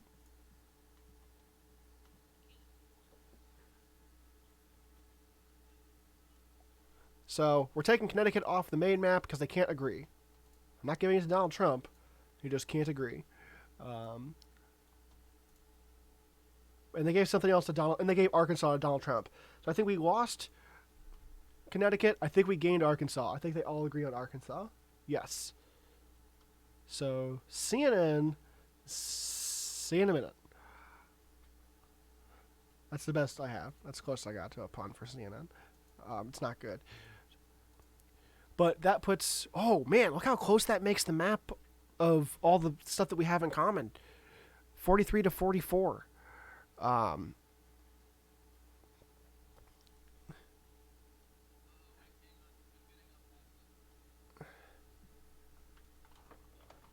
intercepting El Paso with a can. But, I mean, you expect El Paso to go blue, right? Yeah.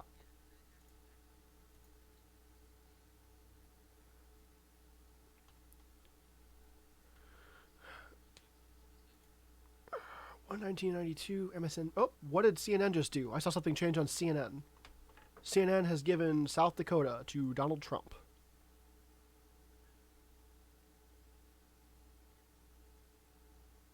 Do they take something away? Their numbers didn't change. Their cumulative numbers didn't change when they gave him South Dakota. I think it just doesn't increment the same way as the map does.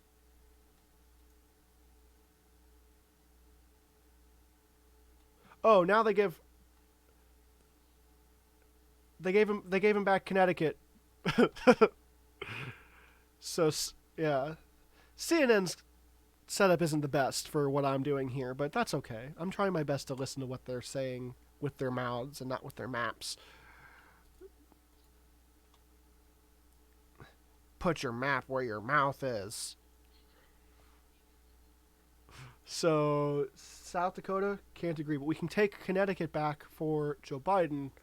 That puts him at 51 to 43.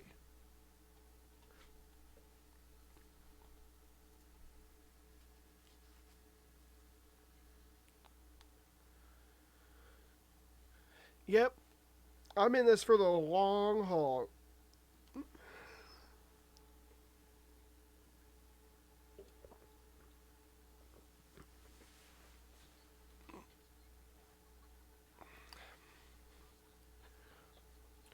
Who do I think will win so far? I'm based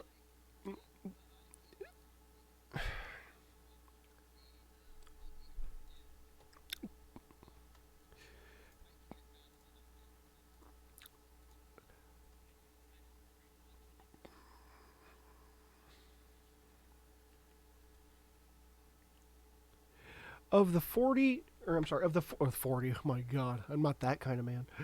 Of the 4 sources I'm following, all of them currently have Joe Biden in the lead. Of course, they're all trying to report on roughly the same batch of states, many of which are not rural states, many of which aren't the states that Donald Trump won in 2016. And so going into the election, based on popular opinions of both candidates, it seemed likely for a Joe Biden victory. Technically speaking, you could have said the same thing in 2016 going into the election. It seemed likely that a Clinton victory would happen. And statistically speaking, it was likely. But there was enough margin for error in a lot of critical states in that likelihood assessment that still enabled Donald Trump's victory to fall within that margin of error. I don't know that he has that kind of margin of error in a lot of these states. And so I'm inclined to believe that, yes, Joe Biden could easily pull off the election. And by easily, I mean with a significant difference in electoral college votes. However, there's states that we still need to hear about that Donald Trump won in 2016 and see if the Democrats have pulled those back to the left, or if Donald Trump can maintain those states. I don't know how many new states Donald Trump is going to to take over. But he won. He's the incumbent. He doesn't have to take any over any new states. If he can maintain the same states he had in 2016, he's won. It's as simple as that. But you've got suggestions that Texas is going farther left than it did in 2016. Is it enough to pull Texas blue? If it is, I don't know that Trump can sustain that blow, because Texas has 38 electoral college votes. That pulls, if Donald Trump won every other state in 2020 that he won in 2016, but the Democrats gained Texas, that's a Democrat victory. That's Joe Biden winning the White House. And that's not to count any other states they might win. And so it's going to be interesting to see how it goes. Of course, like folks are pointing out, Texas is going to report their city precincts first, and those are going to appear blue, and that's reasonable. But there's a lot of rural Texas that has yet to be reported. And of course, if you're just now tuning in, or I haven't explained it in long enough, the map you see on the screen is a collection of agreed upon projections from MSNBC, Fox, CNN, and Associated Press, which I'm viewing through Google. If they don't agree on a state, it doesn't show up on that map. However, I have them on a separate page, which is this page. This is all 4 of their results independently. And all 4 of their results currently show a Biden lead.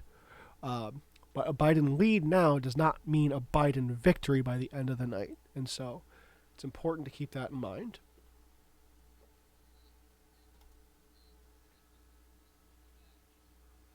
Mm-hmm.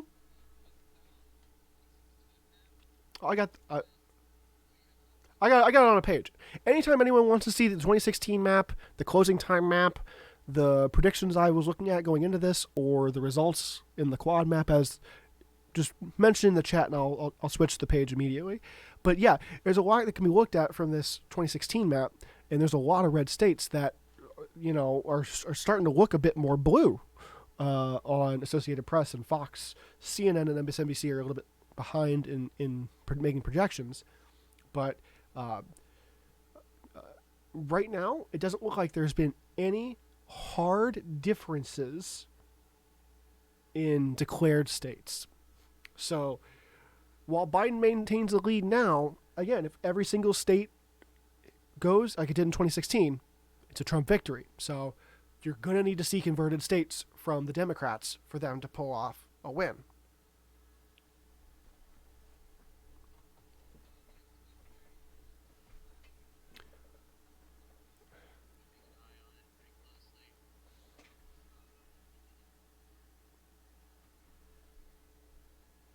Yep.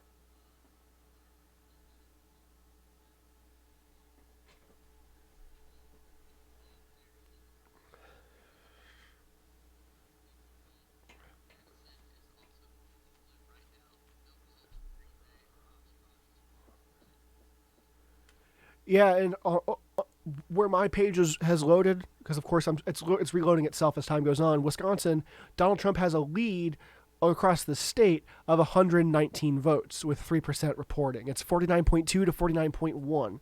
Very close race in Wisconsin. I think it's a state that the Democrats are hoping to take away from the Republicans. But it seems like it's already... go on.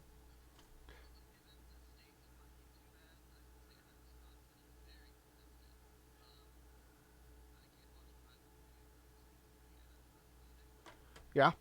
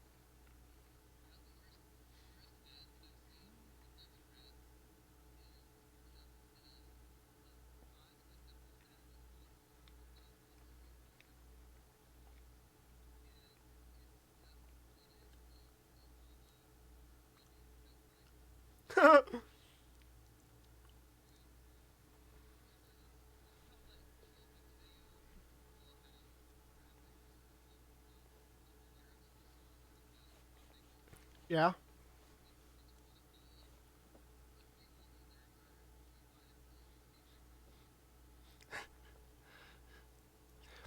Yeah, I don't know that Joe Biden can rest on Obama's laurels in this election. Like he he can sit there and bring it up all he wants, and the conservatives can bring it up too. They love to connect um, Joe Biden to Barack Obama. It's one of their most used tools because, in case you weren't aware, conservatives, not all of them liked Barack Obama, and so by connecting them, you've got this association thing going on. Like I've seen a variety of ads that were like, remember when Joe Biden was in the White House last? Gas was $4 a gallon, and yeah, I mean that's accurate. That you could say that, but it's such a fallible argument. Like I'm sorry, Obama was in the White House up to 2016. I have fuel logs for all of my cars dating back to 2012. I can tell you how much every gallon of gas I've ever paid for since 2012 cost, and I can tell you with certainty that there was a point where I paid $4 for a gallon of gas. There was also a point in that same time frame where I paid less than $2 for a gallon of gas before Trump was elected. And so you want to play the gas game. I feel like it's like 2008 again. I feel like we're talking about gas prices, and so it's gonna be interesting to see, like if gas prices go up, I guess. But yeah, I feel like gas prices hit the lowest they've been in the Trump administration during and very likely because of the pandemic. I could be wrong. Maybe I live in a small area of Missouri. We have some of the cheapest gas prices in the country. I'm very proud of that. Like I had something to do with it, and I feel like the gas because I remember remarking the gas prices are so low and I have nowhere to go, and I was kind of like I felt like I should just put gas in the car just to go driving, because I had an excellent opportunity to drive very cheap.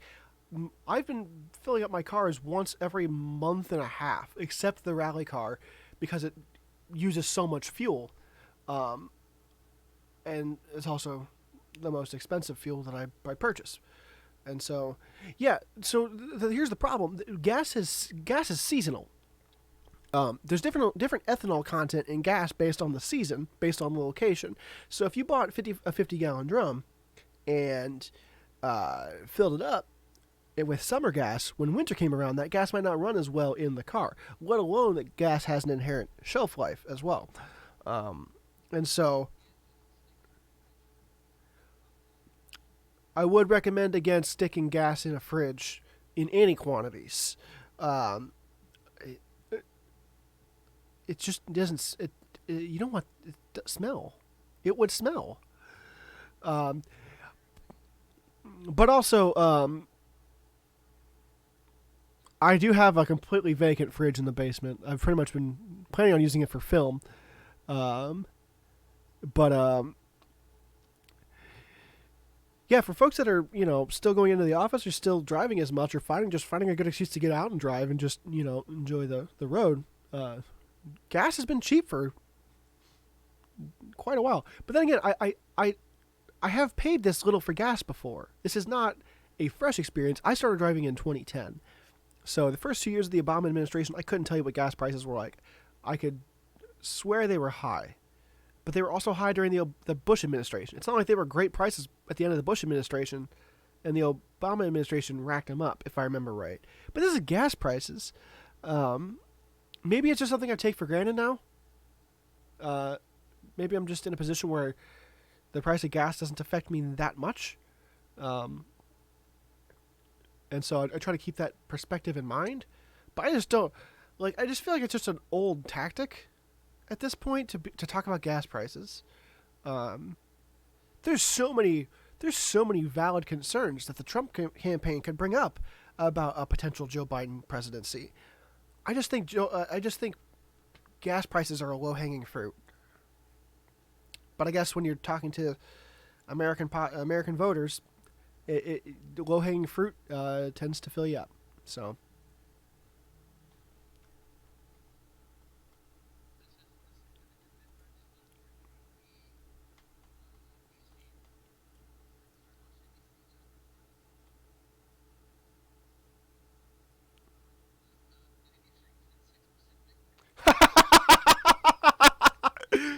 I already had DC for. I already had DC. Oh, I didn't have DC for Google. I gave it preemptively on my chart on my end. So let me rectify that. Yeah, um, man, that is a lot of people.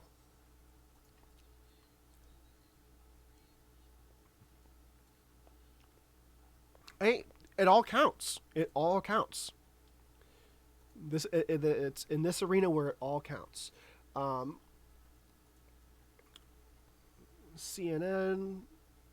Has CNN got something for me? Throw me a bone, CNN.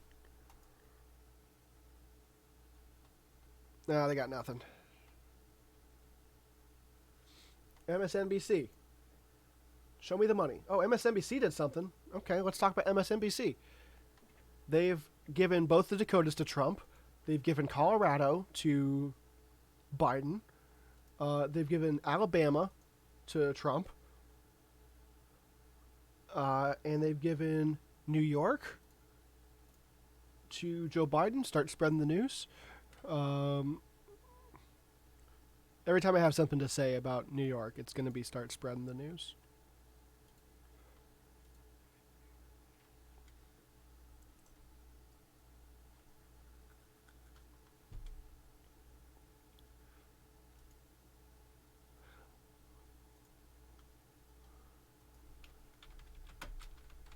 I broke my MSNBC results page.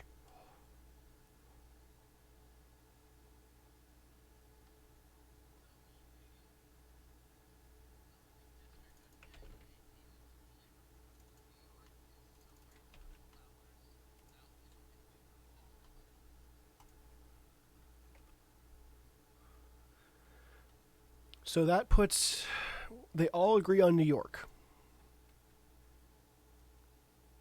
They all agree on South Dakota.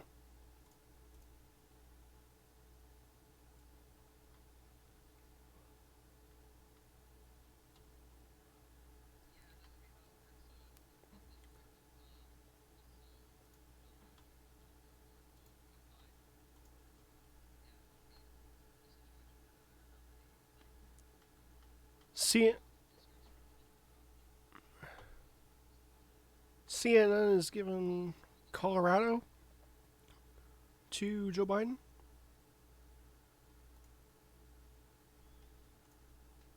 So we're waiting on Google to give Colorado to Donald Trump or to Joe Biden to put that on the map. And so I imagine they'll do it rather soon. They got 48%. Yeah, that's a significant lead. Um, yeah. Also, if the difference in votes is greater than the remainder of votes, then yeah, you can chalk up a victory. Just another condition in which that you can project without having all the precincts reporting in. And honestly, that might be what happened with DC. I don't know how many people are in DC. Um, but it might be, yeah, that might be how they were able to predict DC.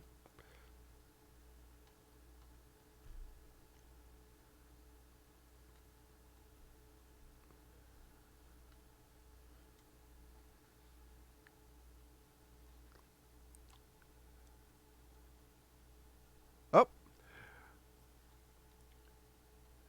so okay, the election right now.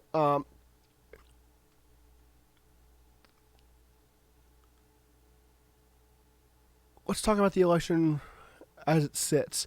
So right now, these are the states that how the states went in 2016. The electoral college votes per state have not changed. I believe they will be changing after this election year because of the census going on this year, but they have the same impact this year as it did in 2016. As far as I can tell, no one among my news sources is making any projections that contradicts this map. And so it won't be until we see states go blue that were previously red that we can start to talk about a Joe Biden victory. And so you want to look at some states where it could happen. Pennsylvania, Ohio, Michigan, maybe Wisconsin, maybe North Carolina. We keep talking about it. It might happen. Keep an eye on Texas, because who knows? Maybe something crazy will happen. But if it realistic, so I think if I recall correctly, the Democrats were some 35 to 40 electoral college votes short in 2016 of winning the presidency, and you can make those states up with just a couple of those states I just mentioned. Pennsylvania, Ohio, Michigan, Wisconsin. Pick any three of those, and a conversion of any three of those with everything else staying the same means a Democrat victory. Take Texas. You take Texas, Democrat victory. So it can flip with just a couple states from the way it was last time to the way it is this time. So it's important to keep that in mind when looking at a map that currently is lining up just like it did in 2016. But some really important states have yet to be projected. So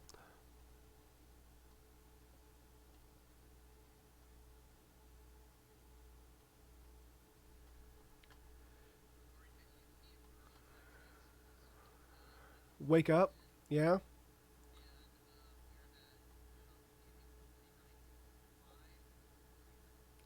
Which is about 21,000 total votes is Donald Trump's lead in Texas right now with 64% reporting. And so he's got a 0.3% lead on Joe Biden in Texas. That's going to be flipping back and forth all night, I think. Florida's at 91%. Donald Trump has a lead of 3.5% in the state. It's going to be I'd be surprised at this point to see it go blue, but there's 9% of the electorate still in the dark, and we'll see what are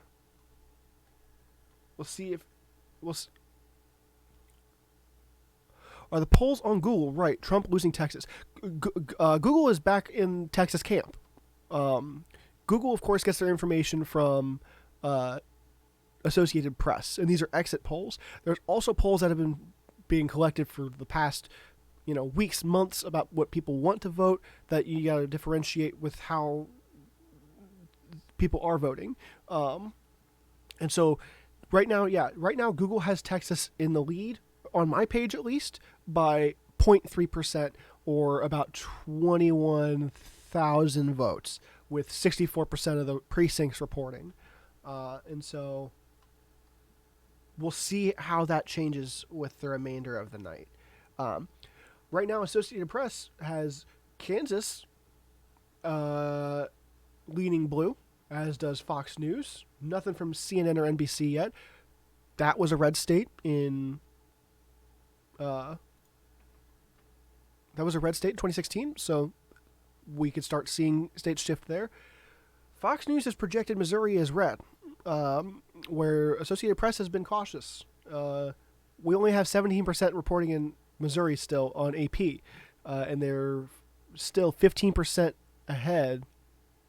I don't know that Missouri is considered a swing this year. I thought Missouri was pretty well considered a red state for going into this election, but that doesn't mean it couldn't swing. It's just not really one of the key battleground states that a lot of sites were. Ohio, Michigan, Wisconsin. Yeah, Yeah.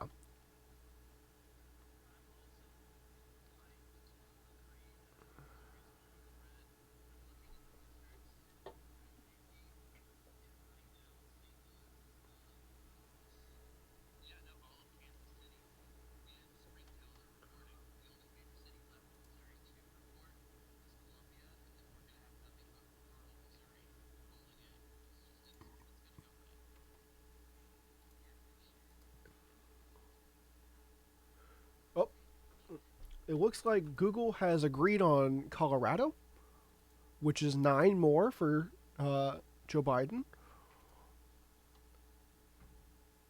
And so let's go ahead and update that, which means they've all agreed on Colorado. That's 89 for Joe Biden. Um, yes.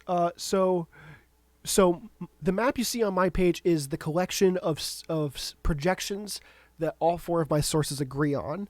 And so we just added Colorado to that because AP, CNN, NBC, and Fox News all agree Colorado is going to Joe Biden. You go to any of those sources and you might see different states going different ways, even in projections, but we can say with relative certainty Colorado will go to Joe Biden based on those 4 sources. And so you can see in the quad results just how different the maps are in terms of what they're projecting at this point. And so everything on my map agrees with all 4 of these maps. But every single one of these sources has more states declared. Except maybe MSNBC. And it looks like MSNBC is CNN has now declared North Dakota for Donald Trump. So that's everybody agrees on North Dakota.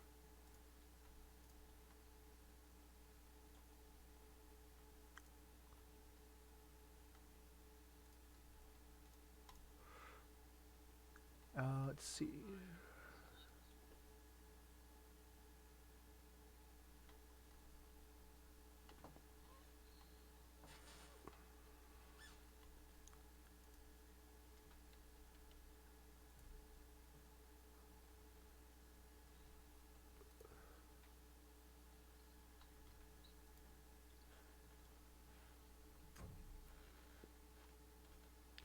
Yeah, Fox is also giving Kansas to Donald Trump.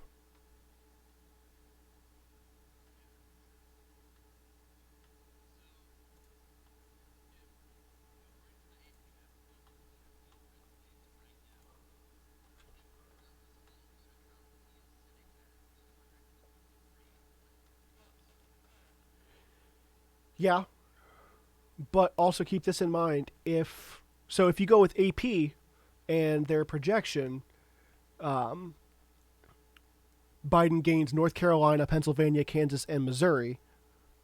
And I think Minnesota. How did Minnesota go for in 2016?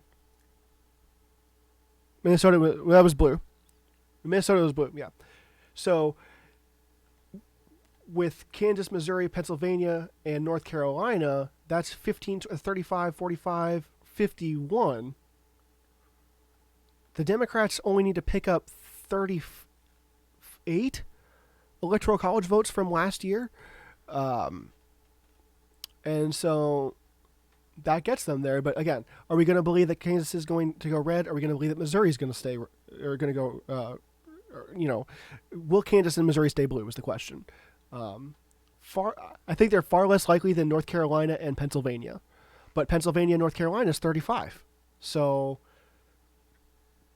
how close?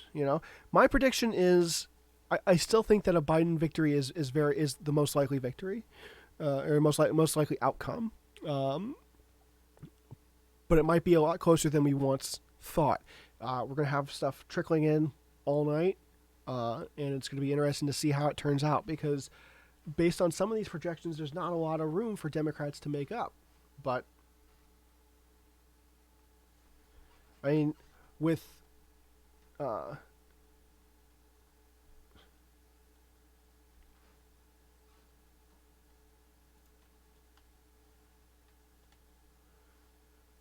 Yeah, Florida right now is.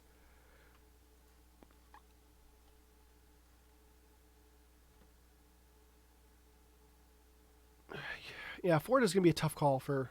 I don't think Florida's going to have a chance at Joe Biden. Right now, Donald Trump maintains a 0.7% lead in Texas, with 64% reporting. Um,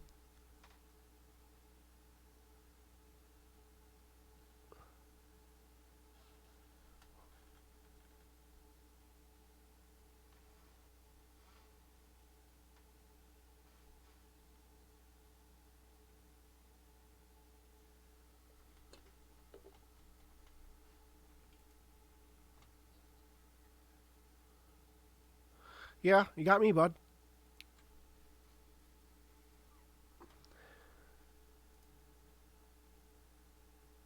We also got to keep in mind that mail-in votes are still coming in. Um, do we have any information on the popular vote? Popular votes already upwards of 60 million total. Uh, and so that's about half of what we had in 2016. I don't know how existing mail in ballots are being counted with respect to these projections. Um, because I'm sure a lot of precincts have been sitting on mail in ballots for some time. Um, I'm not sure how, and there's 100 million early votes, both in line yesterday or in the preceding days, as well as through the mail. And so I'm not sure if those are being counted in these projections or how that is affecting things, because we've never had this kind of early vote turnout in any election we've ever had. And so I don't think they're going to make that much of a distinction at this point. Later on, we'll know specifically how the percentages were different, um, and but right now I'm not really sure. And then I yeah.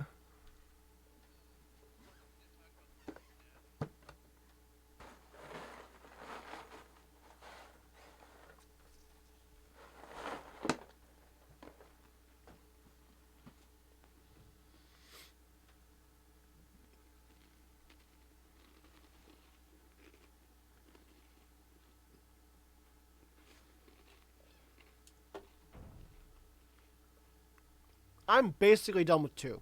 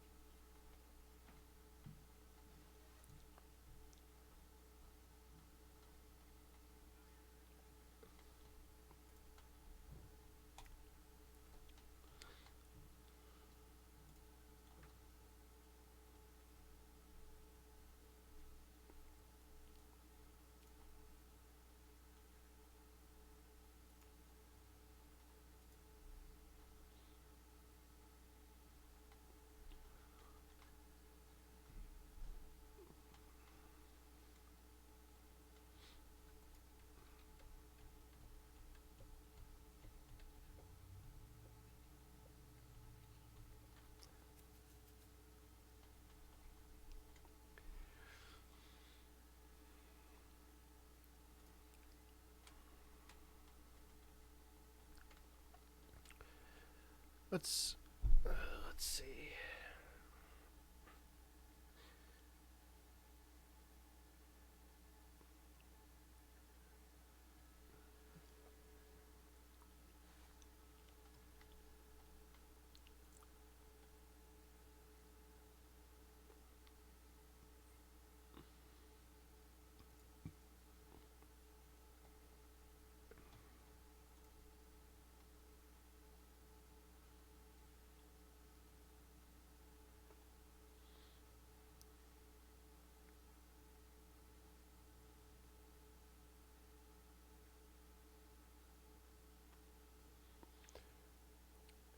Why is Google 131 to 92?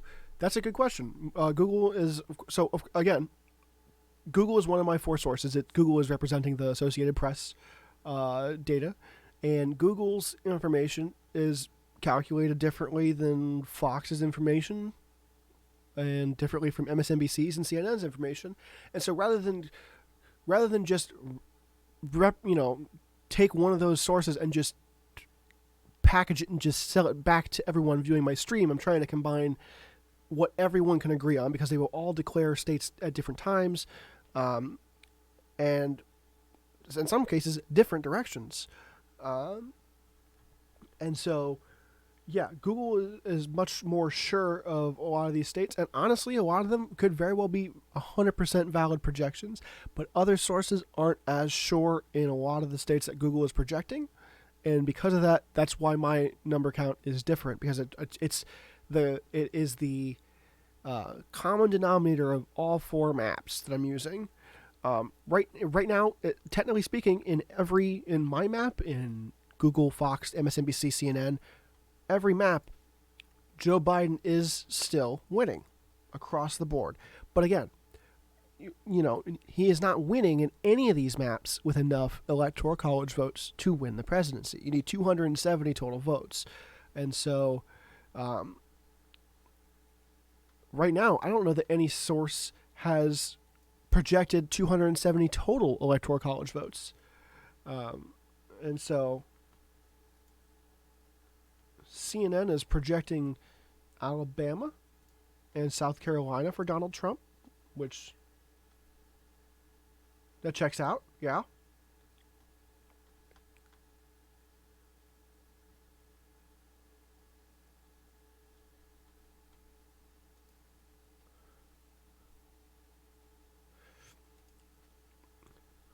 So not all four of my sources. Fox is still waiting on South Carolina, but all four sources have confirmed Alabama for Donald Trump. Still waiting. Yeah.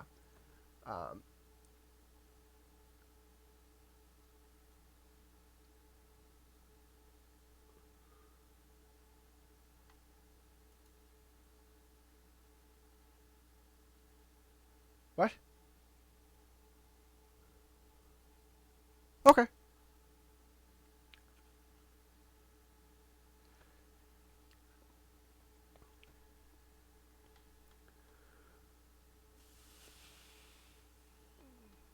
Ohio's very close. Ohio. Pennsylvania, how much is reporting in Pennsylvania? Still not enough. Pennsylvania could, yeah. Pennsylvania could be a hefty pickup for the Democrats if they can pull it off. Because then they just need another medium-sized state, and to not lose anything else, right?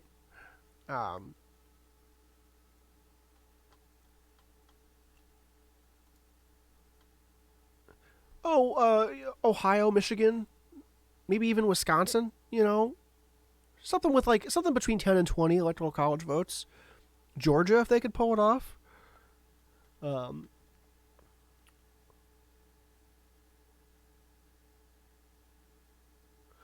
they're not pulling off Georgia, I don't think. I just took a look at those numbers. Yeah.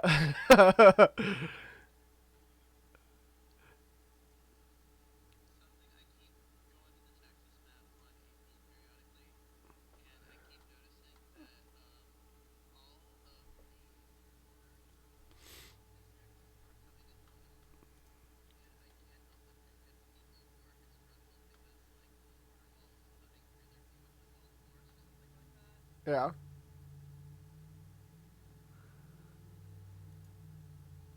No.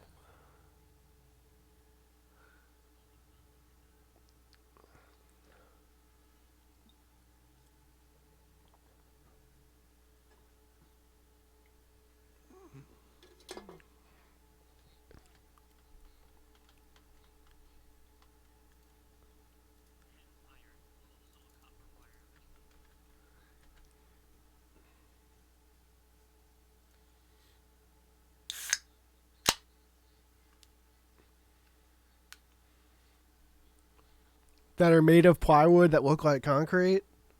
Yeah. Which is like, why?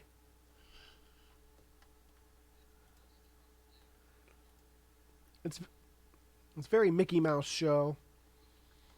Of course, 9 o'clock. We got a lot of stuff closing at 9 o'clock, and so we should be expecting things to come in.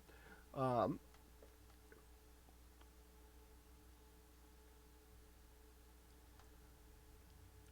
67% reporting, but it's also it's a 2.1% difference right now. It's really tough to say in Texas. Um, I I I don't think that Trump will win Texas by a large margin. I don't think he'll win it by more than 4% total. Um,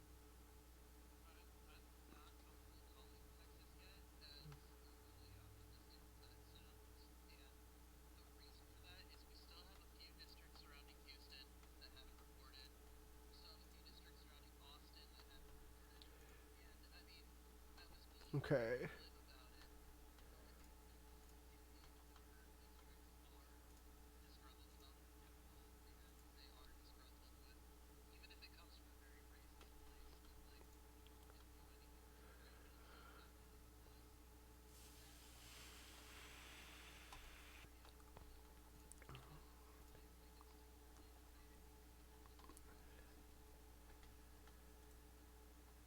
Fox Fox has given South Carolina to Donald Trump, making it yet another state in my map that has gone to Donald Trump. And so, South Carolina, they were the last ones to give him South Carolina. Um,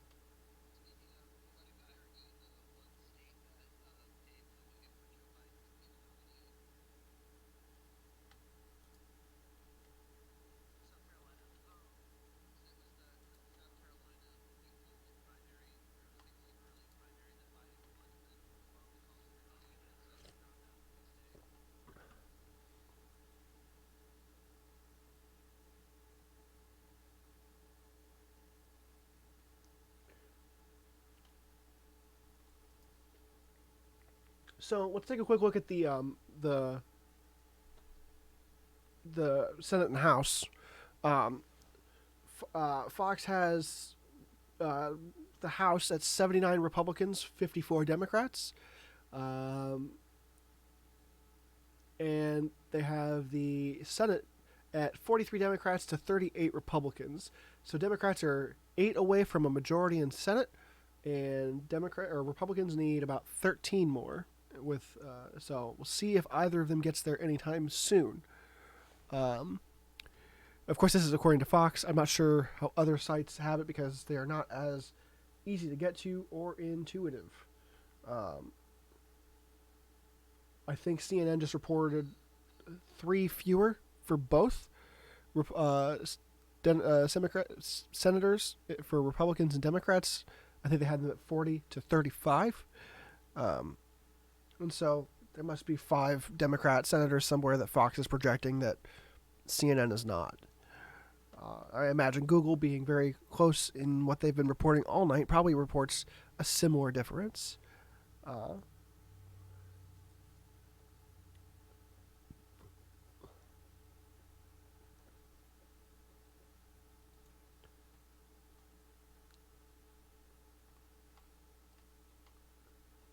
let's take a quick look at what's closing in a couple minutes. Um, it's 9 o'clock. It's coming up on 9 o'clock here Central Time, which would be the closures for Iowa, Montana, Utah, and Nevada, the whole states, and half of Idaho, half of Oregon are also closing their polls. So there's 21, 32 electoral college votes there. I feel like some of those states are the ones that usually get called right at poll closing time. I don't think Nevada is going to get called early, but I feel like Montana will be called early. I feel like Idaho, once it wraps up at 10 p.m., will also be called. Iowa, not really sure. In 2016, the Republicans did have Iowa, and they took that from the Democrats from 2012, and so Iowa could begin to paint some of the picture differently for the Democrats, but we'll see. Right now, Iowa, yeah, no results reporting in. For a central time zone state, they close relatively late at 9 p.m. local time. I agree that it's weird, but I agree that more so that it's just different. I don't know that it's necessarily a bad thing. Yeah, it gives me more time. And so,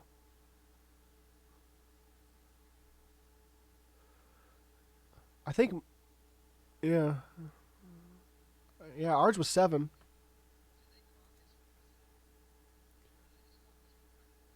I think they caucus for the primary. Well, I know they caucus for the primary. I don't know if they caucus for the president.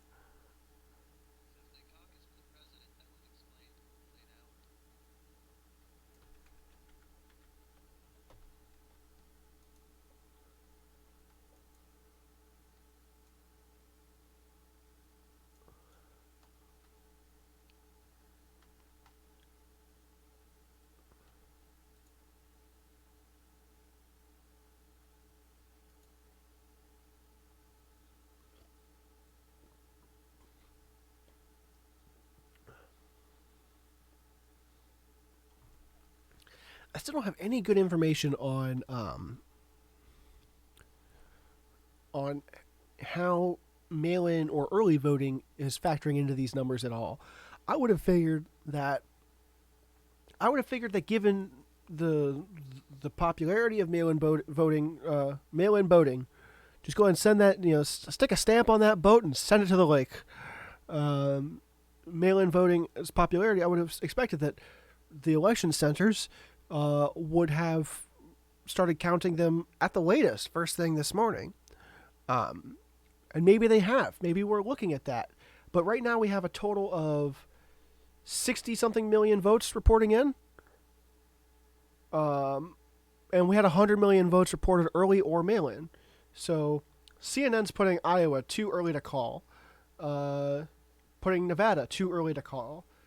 Utah too early to call. Montana too early to call.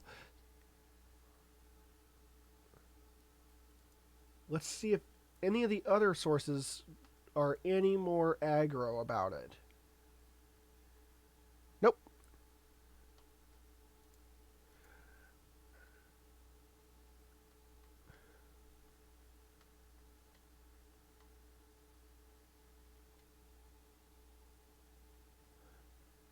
Minnesota is also still too early to call.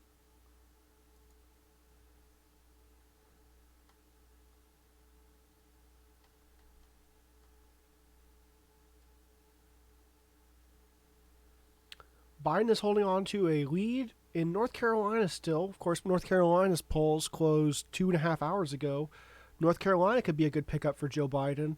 He's got a 0.2% lead in North Carolina. And so that's a very close race. New Hampshire is it's a Biden lead right now, but by 8%, which is pretty good, pretty solid lead. But we still haven't seen the end result. Nobody's made a projection for New Hampshire yet. Florida looks like it's really closing up. Ooh, something happened in Pennsylvania. Donald Trump has pulled ahead in Pennsylvania with 0.7% of the lead, with 25% reporting in Pennsylvania. So the Rust Belt that Biden was hoping to pull from the Republicans is leaning red at the current time, with 3 of the 4 states at an average of 30% reporting. Ohio is 75% reporting, and it's leaning towards Donald Trump. And so the thing you have to keep in mind with like these mail-in ballots, we keep hearing like these numbers of several 100 million early votes, whether they're mail-in or in-person early votes. And the significance of that is that that's a lot of people, a lot of turnout, but and you'd like to believe that these measures, measures like these, which are fundamentally fight voter suppression, tend to work in favor of the Democrats. And of course, that was one of the main concerns you heard from a variety of Republicans going into this election. That they didn't voice it quite as blatantly as I did. They weren't against it because it favored the Democrats. They were against it for any number of other reasons. But if you have this many Democrat early votes, mail-in votes, where are they, right?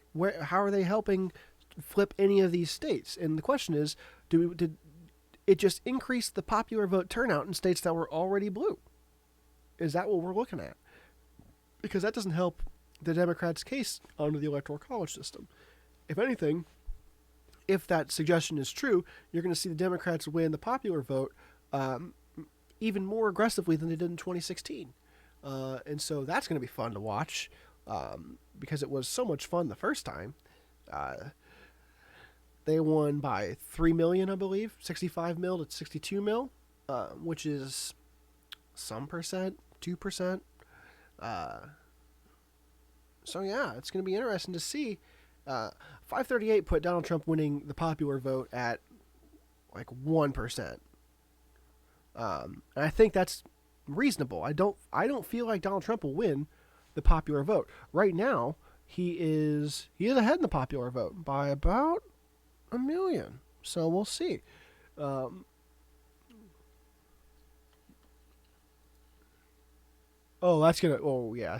California is gonna, but again, Democrats had California in 2016 and they lost. So they've got to find a source of some more electoral college votes. I'm surprised that.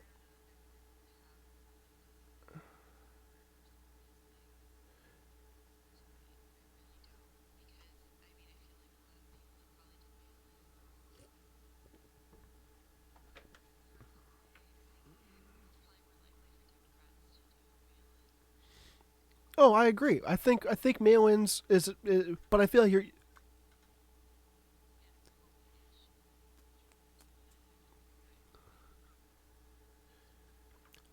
he can declare whatever he wants.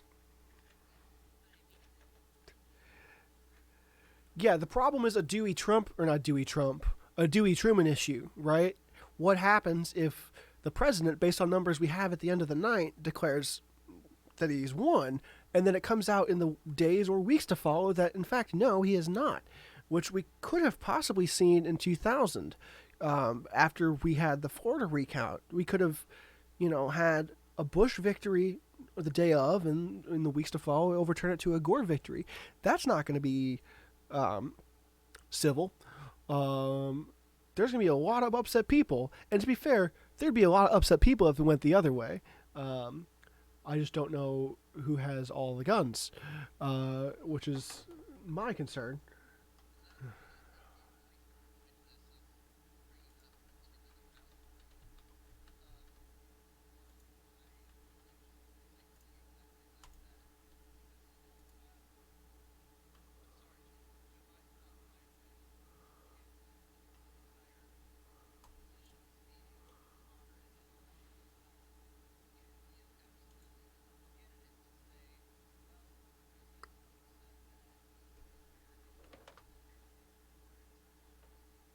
Mm-hmm. That's his.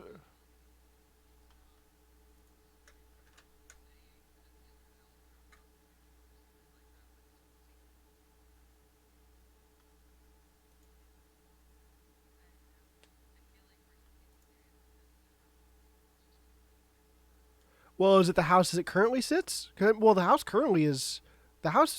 is currently rather Democrat. It's a Democrat-led House. So the question then becomes: is it the current House, or is it the House that's being elected tonight? Because because because Congress meets the first week of January after the election to decide who the president is. Like, I think that's a procedure, which is why they're inaugurated early, if I'm not mistaken. And so it would, I think, be the elected Congress. But the question is, how will what would the Congress be made up of with respect to Republicans and Democrats? And how are people going to react to that after the holiday season or towards the tail end of the holiday season?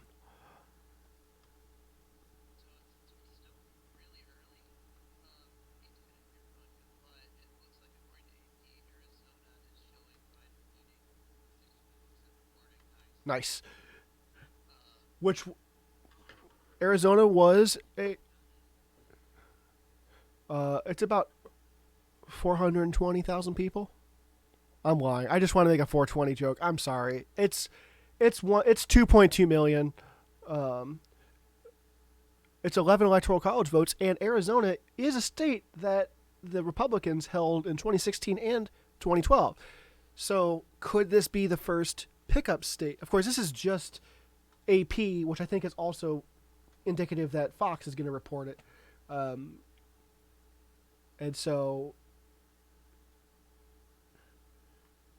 that's 11. 11 would get it to be a closer race than 2016, but it's not.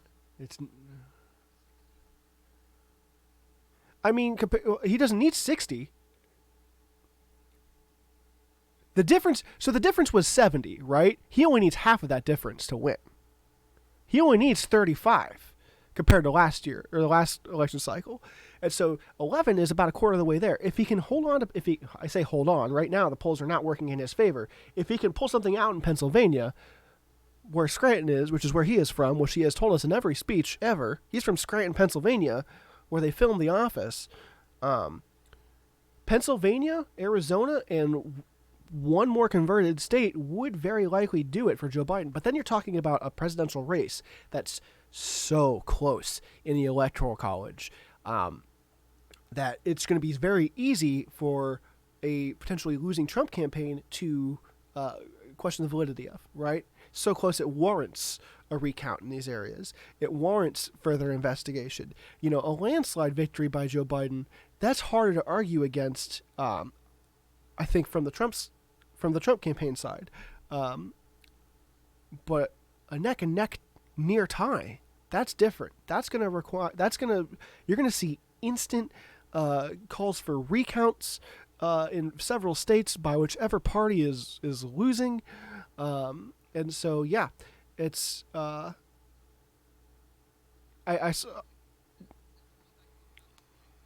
mm-hmm. Which, frankly, they should be being counted anyway. If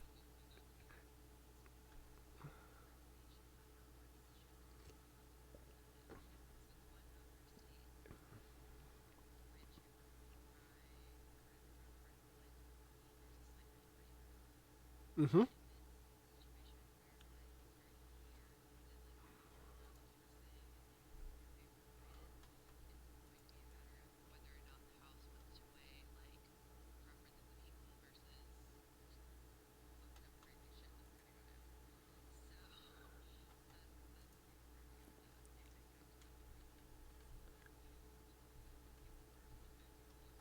Oh, don't get me started.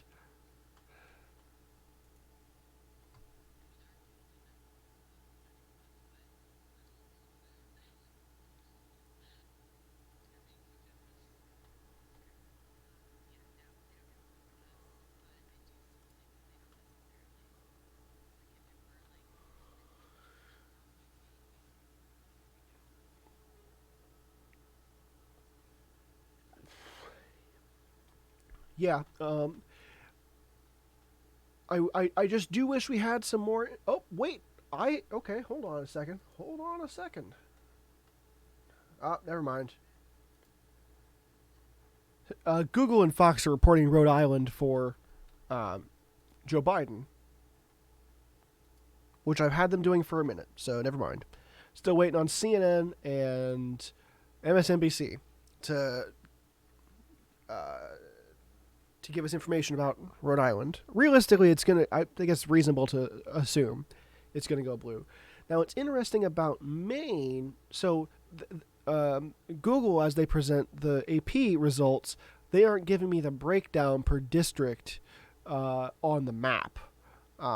because of course Nebraska and Maine are both decided with mixed allocation, and so they're reporting that at large Donald Trump has won Nebraska, which was predictable, and so is District 1 and District 3 of Nebraska. The question is, can he also get District 2 from the Democrats, who held it in 2016, and Joe Biden has been projected to win, given that that is where Omaha is. And then Maine has 12% reporting, and so we'll see how they vote. Montana results are trickling in, and depending on who you're asking, it's a completely different story. I really wish they had, I don't know. I understand why they had different sources of information and why they have different means of projecting things, but it would make my life a little bit easier if I didn't have to sit here and find out where they agreed and present that as what we know for sure, because that is all we know for sure. And even then, do we know it for sure just because they say it's the case? Hi, I am famed internet skeptic Ty Crawford. I don't trust anything anyone says about anything ever at all. What do we know? What does it mean to know? I don't know. Yeah, because like honestly, and maybe I'm wrong. I feel like the popular vote count I'm seeing on AP is consistent with what we see popular vote counts at in any election. Maybe that's the case.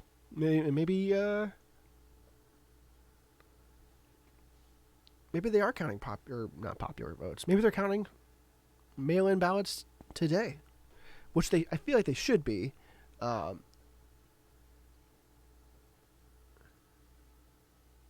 So does that suggest that there are states that are specifically putting it off?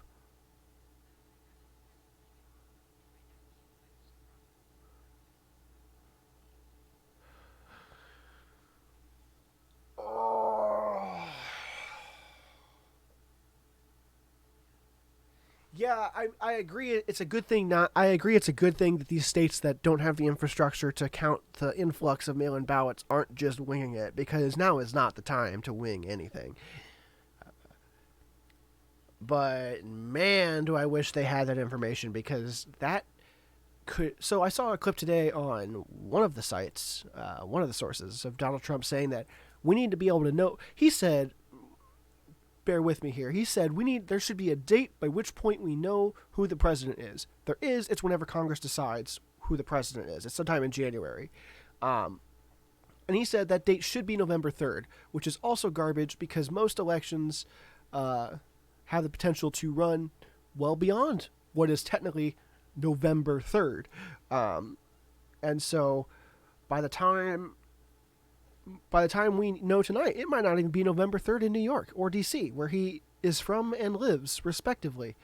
And so, do you finalize the results as of midnight tonight? If so, which time zone? Do you finalize the results from each state with respect to midnight in their time zone? What do you do for states that are split across two time zones? It just seems like it begs so many questions. To work in favor of omitting any ballots that have yet to be counted, whether they're in-person ballots from today, yesterday, or mail-in ballots. And we've glamorized this position so much in this country that of course it's a media spectacle now. It's so much of a media spectacle that I'm getting in on the media spectacle of it. And so I don't know that it's necessarily something that we need to know immediately as a country. But how else can the media best capitalize on what's going on if we don't kind of put us in this precedent of, let's try to find out tonight. Let's do it. Let's open the presents now, right? They're under the tree. Let's open them now. And so this is an election season wherein we might need to really consider just taking our time, making sure it's all counted, and anything any ballots that come in after today, if they're postmarked appropriately, if that's the way the law is set up in the state that is allowing it, I don't know how we can, sit here and say those votes don't count, especially when, the party that seems to be against counting those votes is very much in favor of states' rights for everything else, right? It's states' rights for what we want, but when it comes to a state's right to count ballots that were postmarked prior to Election Day, can't have that. We need to have this. Oh yeah, it's proper. It's proper wrecked.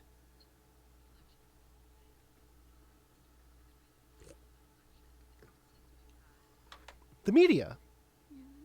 Mm-hmm.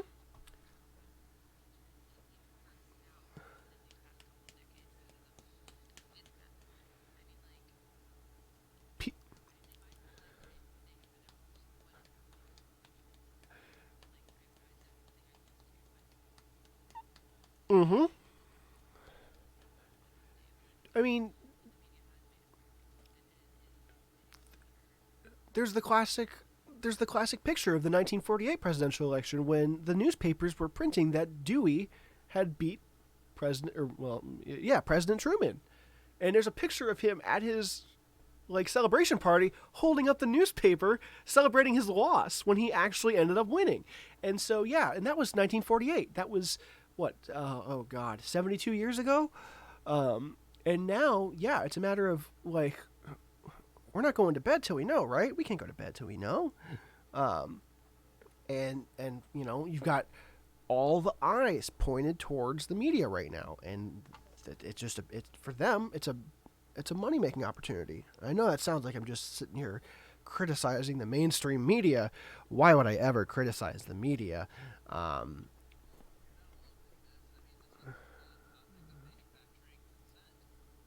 Yeah.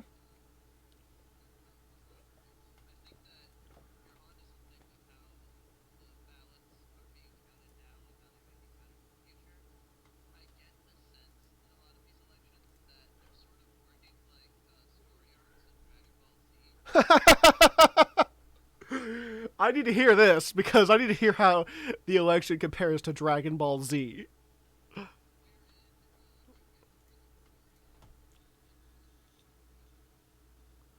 To yeah.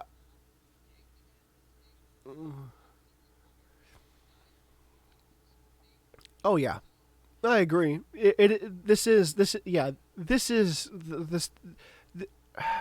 I feel like I've never seen an election, wherein the I don't think I've ever seen anybody talk about how this is the most important election in this country's history or in recent history, modern history, the last X amount of years as I have for this election. I feel like most every election that I've tuned into has mostly just been yeah, it's time again. We got to do this again. Do you want Obama again, or do you want the Mormon guy? Do you want? And then of course then 2016 happened, and I think a lot of us were like, well, yeah, we're gonna get Hillary Clinton, right? We're not gonna no, right? We're not. And then it happened, and then we're like, oh wait, this can happen, and so now the volatility of each election seems like it's just gonna continue to be that much more dramatic. It looks like some folks are declaring New Mexico. I got Google and MSNBC declaring New Mexico for Joe Biden.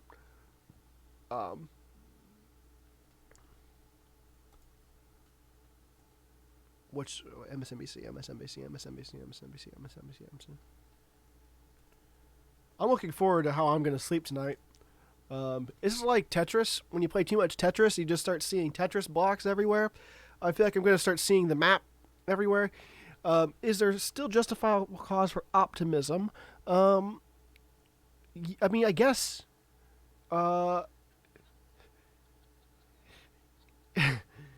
If you're in the if you're in the Biden camp,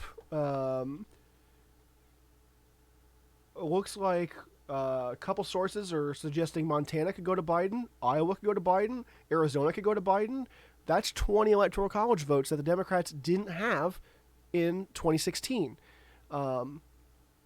If Joe Biden could pull off any of the Rust Belt states in conjunction with Montana, Arizona, Iowa, that could spell a victory for Joe Biden.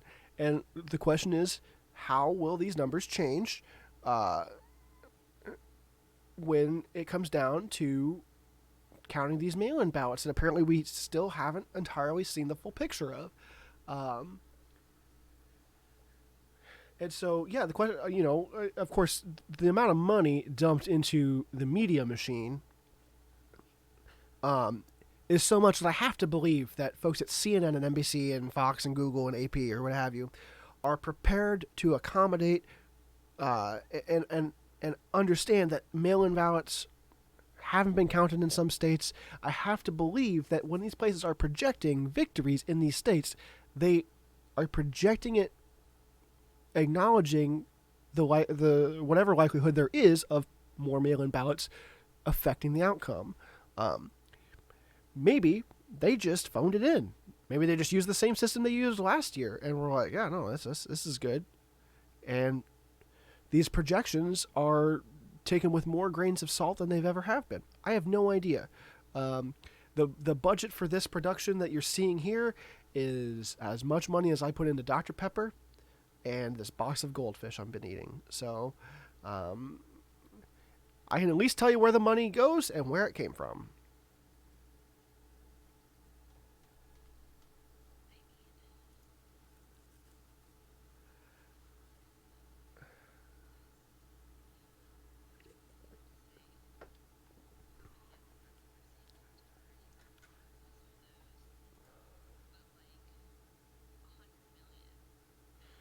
Yeah.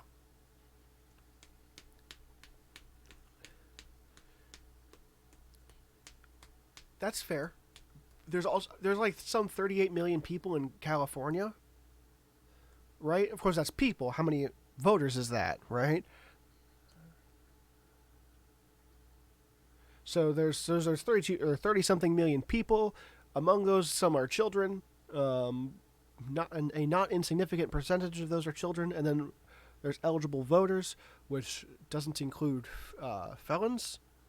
I think. Don't know how many of those there are in California. And so then you take 2/3 of that number. Um, if only I had access to a vast pool of information, uh, I could.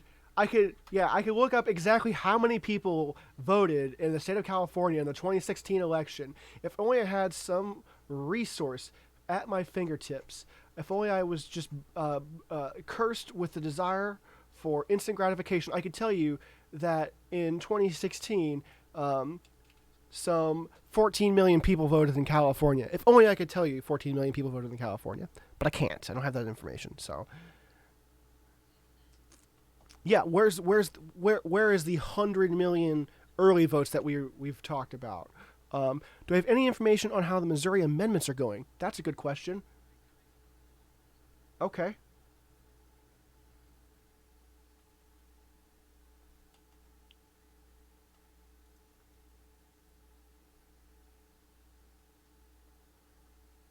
Okay. Sounds like Amendment 3 is leaning slightly towards yes by about plus 3%.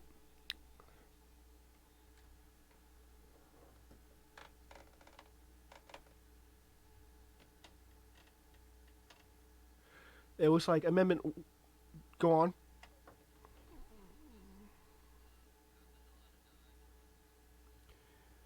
Amendment 3. I believe Amendment 3, if I recall correctly, is giving. I believe we're currently districting with an independent source. And I think Amendment 3 aims to give that back to leaders in the state Congress, the state legislature. And a vote for yes would basically enable the state Congress to redistrict as they see fit, as opposed to having an independent party do it. Amendment 1, I'm not as clear on.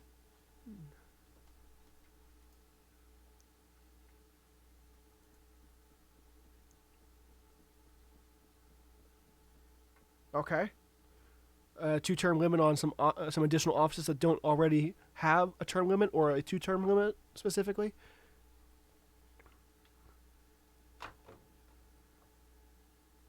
Oh, extending term limits for two-term limit offices. Okay, which it sounds like 52% of Missourians are against extending those term limits. Is that correct? Okay. Oh.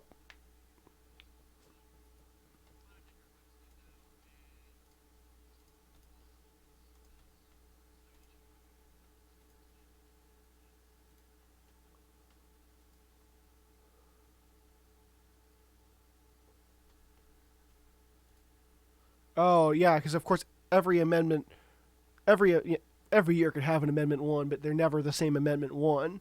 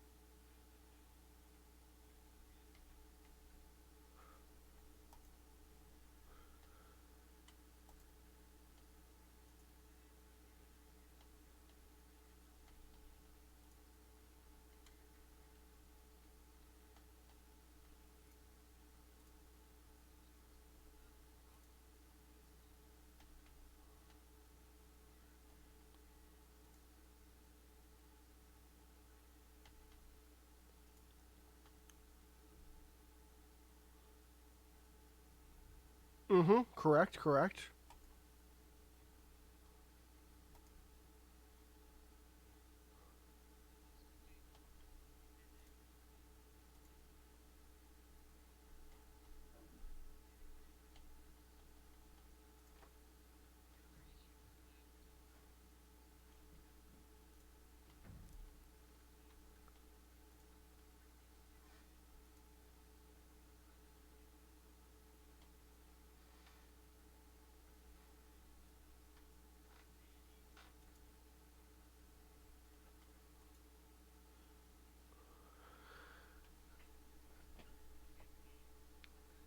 Right. Right.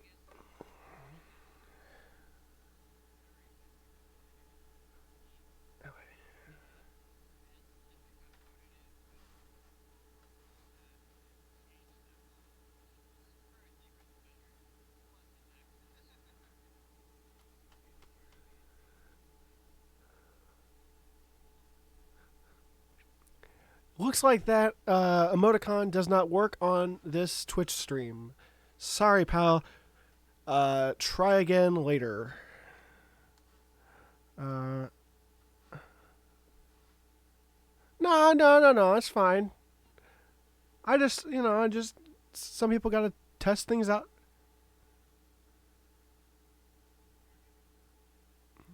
Just so we know where we are. Um, had some updates. It looks like MSNBC has given New Hampshire to Joe Biden. We're still waiting on Google and Fox to give us their projection on New Hampshire. Um, okay.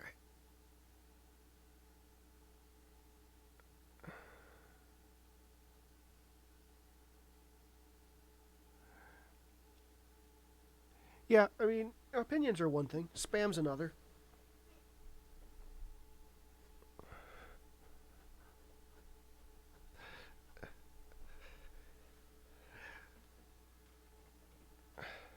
Let's see.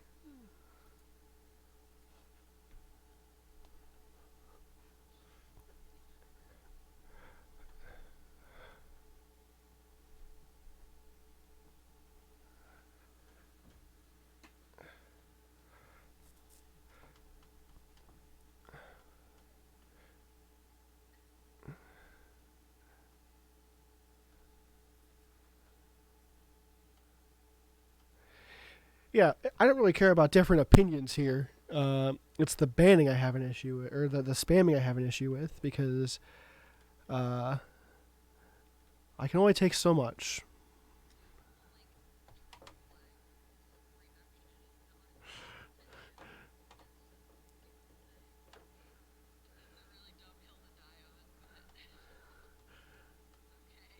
Still waiting on New Mexico from Fox.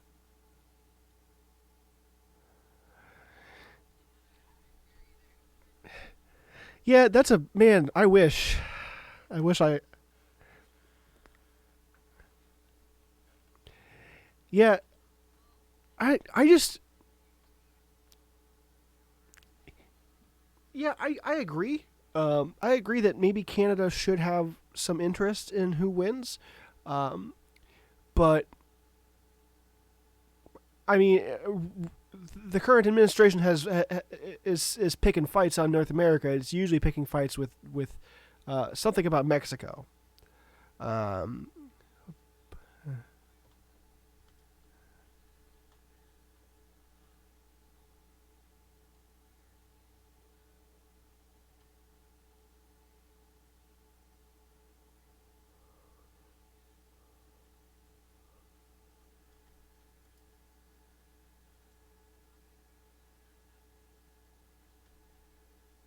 yep.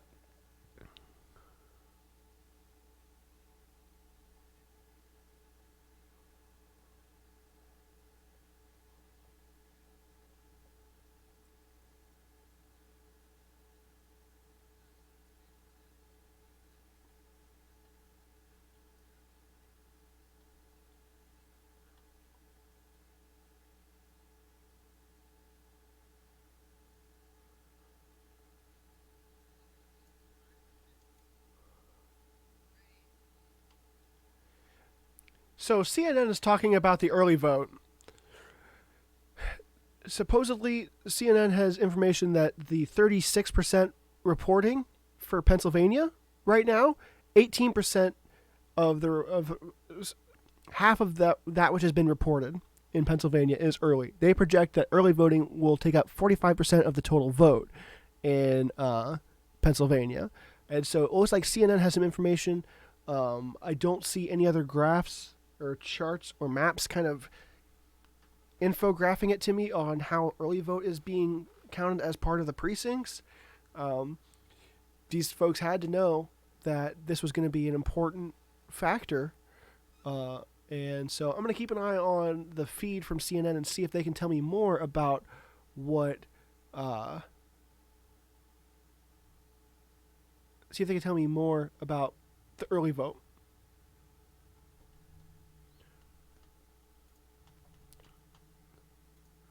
Let's see, 10 o'clock. Um, 10 o'clock finalizes the closures in Oregon and Idaho, and we see all of Washington and all of California close. And so, it 2016, most of those states went to Hillary Clinton, with the exception of Idaho, which went to Donald Trump. And we'll see how that goes.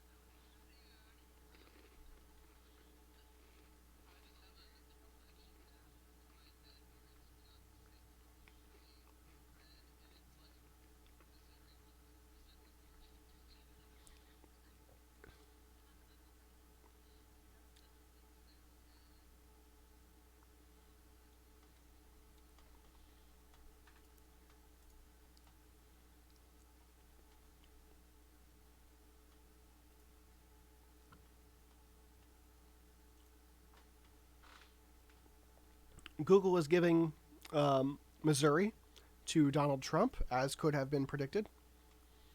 Um, uh,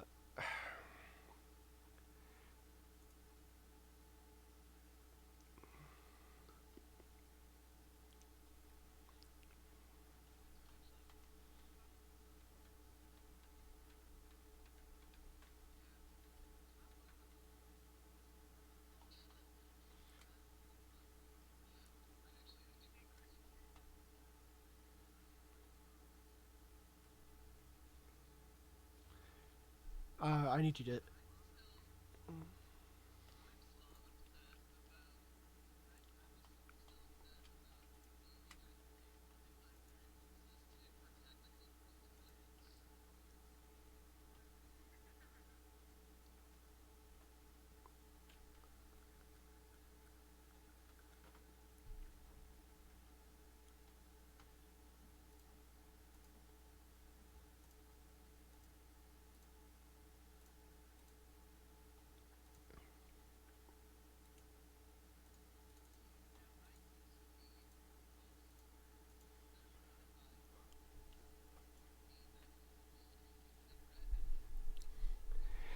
Yeah, I'm a never Coke man.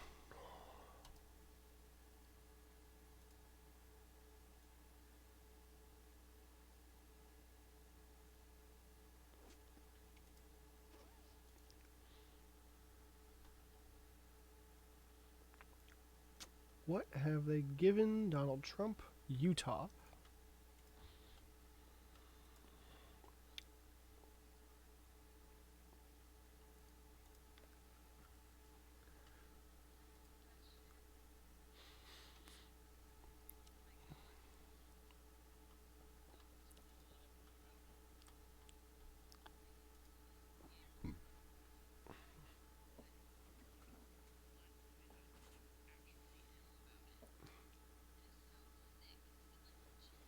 Ugh.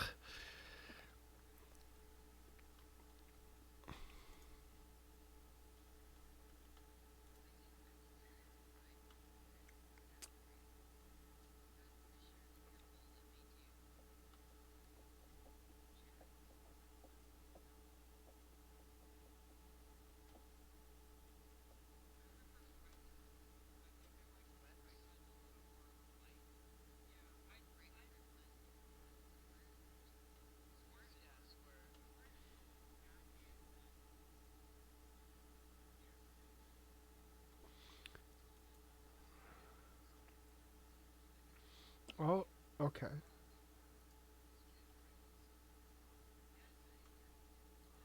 I'd say it is. I don't really drink ginger ale, but I think ginger ale is a soda.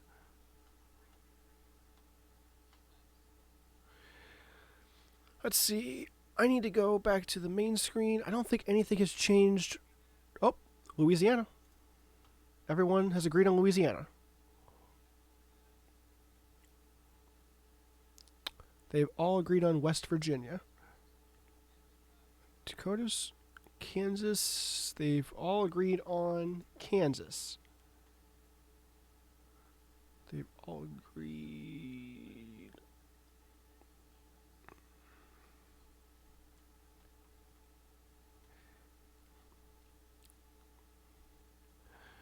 We're still waiting on MSNBC's opinion on Nebraska. Looks like the gap is closing.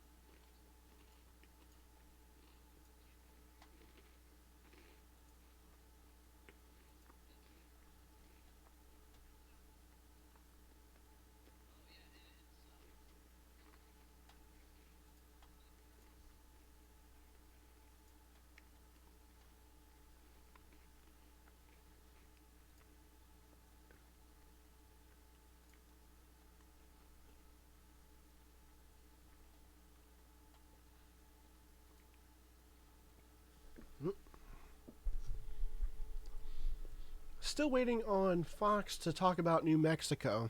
New Mexico very likely will go to Biden. But if you look, we're now much closer on my combined map at 89 to 86. Still in favor of Joe Biden. A lot of states that I'm still kind of, I feel like we'll hear everybody agree on. Still waiting on like a bunch of states that I'm waiting on one source to agree on. The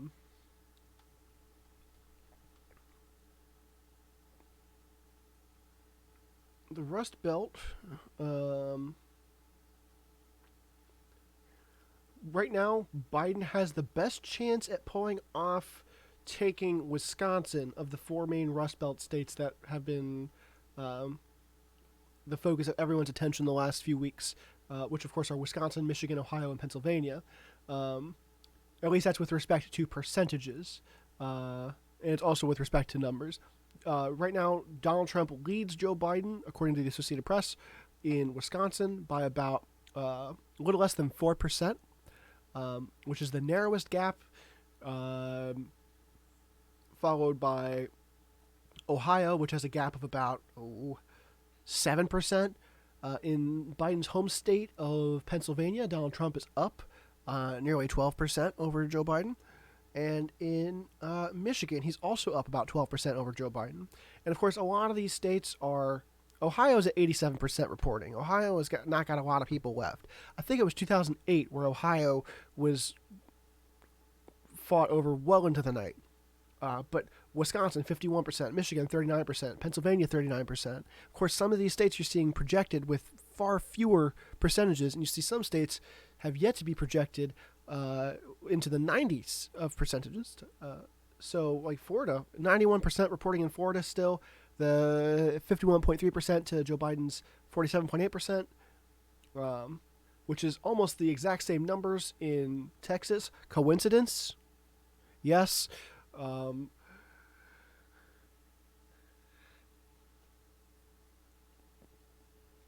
Some sources, Fox and CNN, giving Utah to Donald Trump seems reasonable, seems predictable.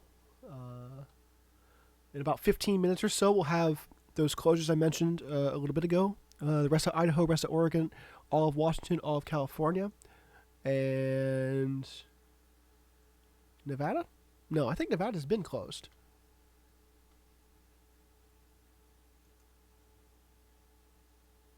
Yeah, Nevada's been closed. Nevada's been closed, and we don't have any information on it.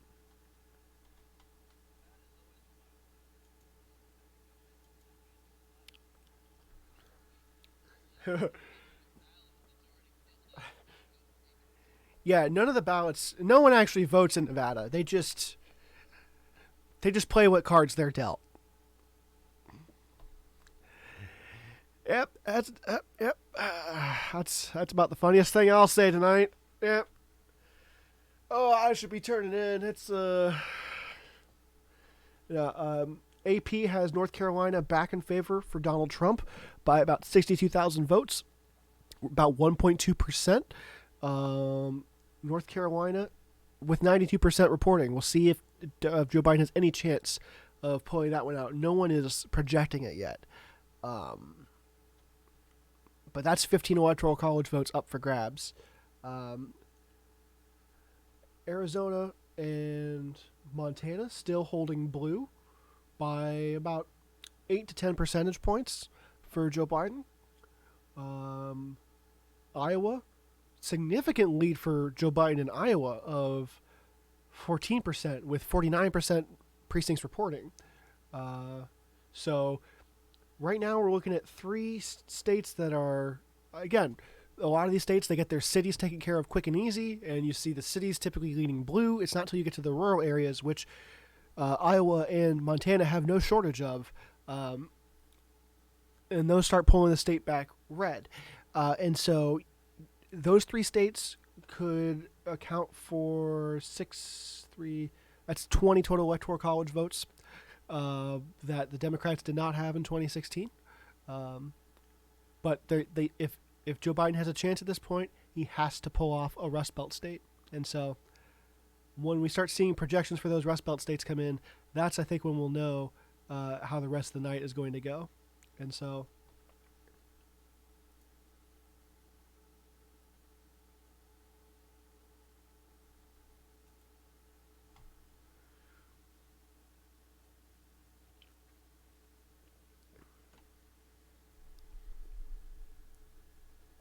right now, Trump has done a good job of maintaining all the states he had in the 2016 election, which he won, obviously, and that in and of itself is an approach that would lead him to another victory, as if he just kept all the same states. He started off with a better hand based on what we know from 2016. Now, in each state, the numbers would paint a different picture. The numbers of approval ratings for the president, if you translate that into voting numbers, then Trump loses all day, every day. So the question is, where's the disconnect? The answer is, I don't know. I am not an expert. But looks like CNN's doing something fishy. I got my eye on that. CNN.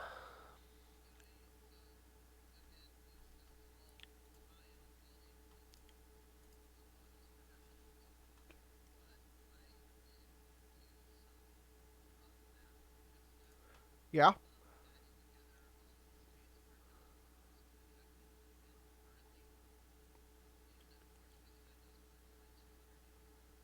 Interesting. Oh, right. Yes. Yes, of course.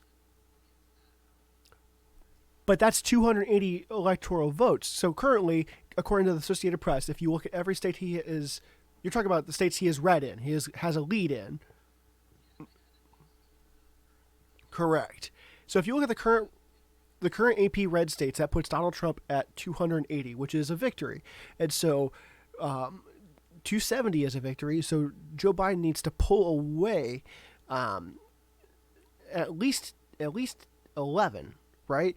But that gets into a tie, and then there's also states that are reasonably going to go red. We can expect that have not even gotten any coloration on Associated Press, specifically Alaska, probably Idaho, maybe Nevada, and so he has to counteract those as well. And the only place it's going to happen at this point is in the Rust Belt, those states. Pennsylvania would do it. Pennsylvania would counteract a lot of Trump's current lead. Wisconsin would also help.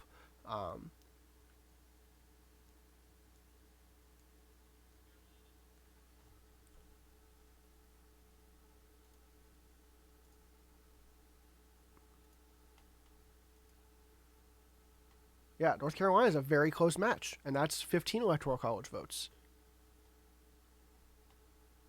And that's neighbors Virginia, which currently is yeah. So if you're just tuning in, the numbers that you see at the bottom of my screen are the combination of states that my four news sources that I'm following currently agree on in terms of their projections, because they don't agree across the board on projections, which is in and of itself confusing. And so I'm sure as we approach the top of the hour, we're going to see that number increase. But and I can show you what I'm working with here. Otherwise, this is all four of the sources I'm following: Fox News, CNN, MSNBC, which is also just NBC, and then Google, which is just using Associated Press. And you see there's a variety of states where some sources have projected and some haven't. There currently aren't any states where there is a lead or a projection that is negated by another state, and so or another source.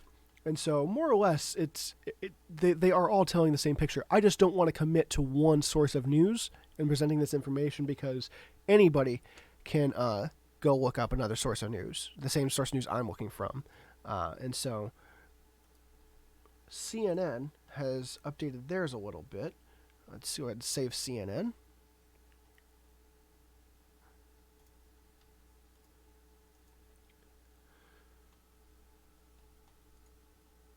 Fox 133 to 115. MSNBC has it at So yeah, so MSNBC has it at yeah. So the Google numbers that you have are the same Google numbers that I have. Google is projecting states that Fox and CNN aren't projecting. Like, I'm sorry, Fox hasn't projected New Mexico, for example. They haven't given, at least not the last time I've looked. And so at the point that Fox projects New Mexico for Joe Biden, New Mexico will be added to my combined map. We're still waiting on Wyoming declarations from MSNBC and CNN.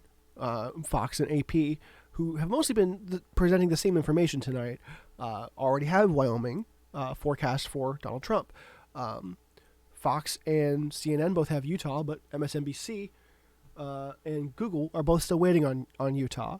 And so realistically, they're all telling the same picture. I just don't want to be too certain of a given state too early, especially with how mail-in voting is coming into the picture as we continue to go on. All these precincts are tasked with counting all the in-person voting ballots that happened today, early voting ballots that happened over the past few days, and then weeks of early voting that, I'm sure that those ballots are being opened up today and being counted today alongside the rest of it. And so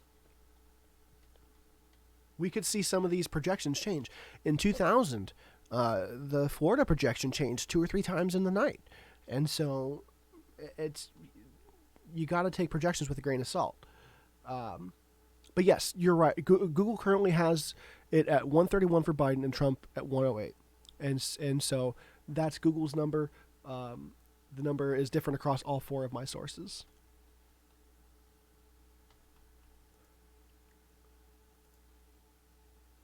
Do I think we will know by tomorrow? I think by the end of tonight we can count.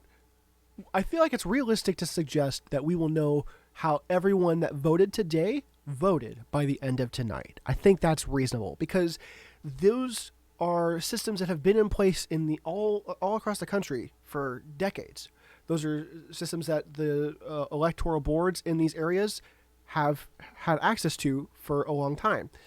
But they're also being tasked with counting loads of early votes. 100 million early votes were cast before today.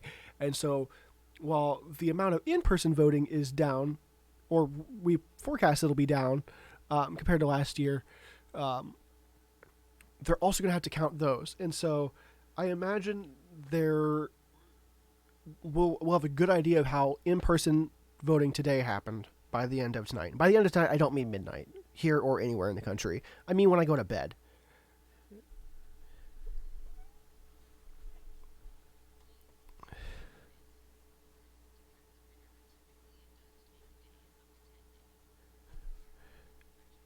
Finalize accurate numbers take days.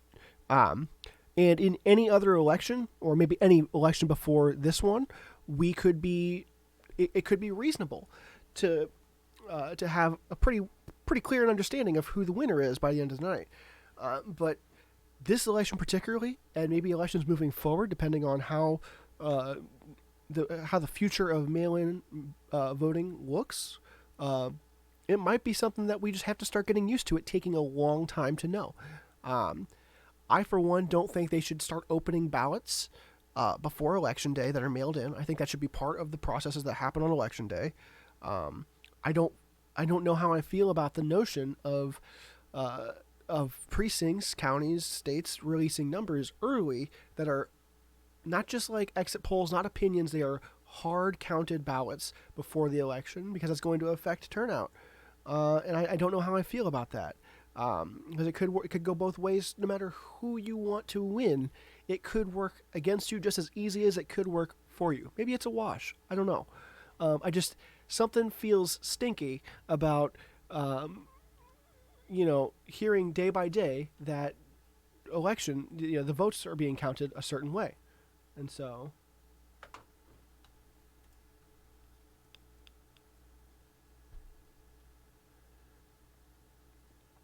Oh yeah, it's a weird system altogether.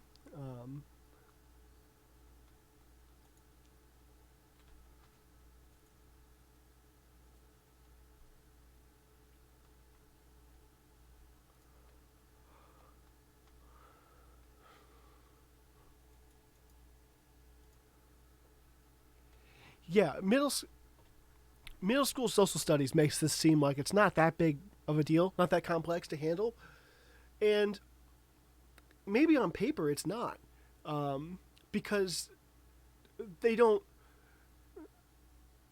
Well, I mean, yeah.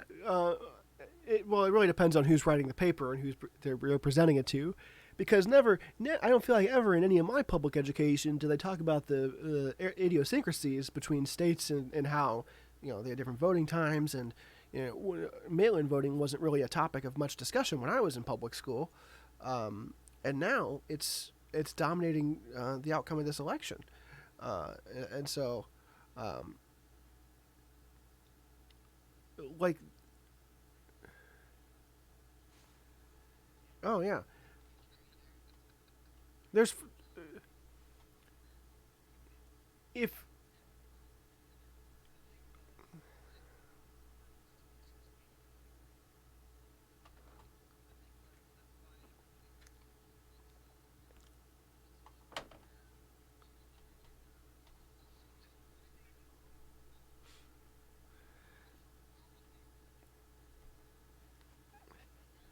it old book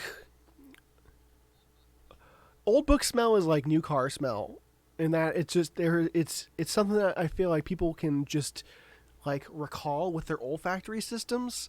I can kind of recall it right now. We're not really sure how or why it got there, and it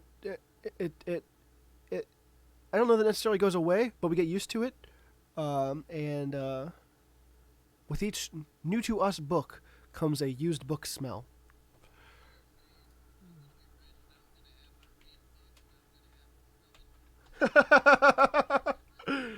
This book's for reading, this book's for smelling.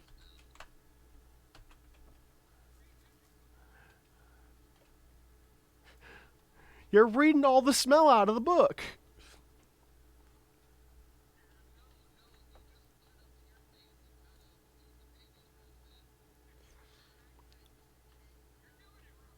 California is projecting, or I'm sorry, CNN is projecting California, Oregon, and Washington for, yeah, yeah, which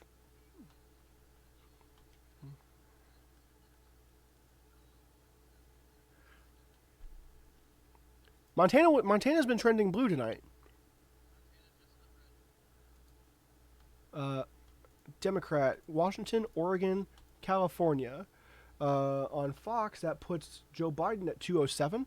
But again, Fox has given Idaho to Donald Trump, puts Donald Trump at 119. Um,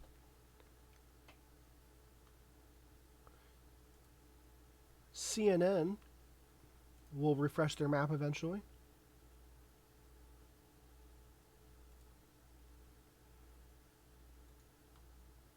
Let's see.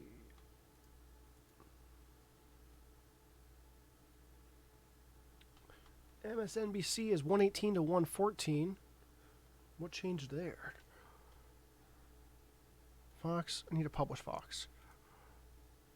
Fox is going up.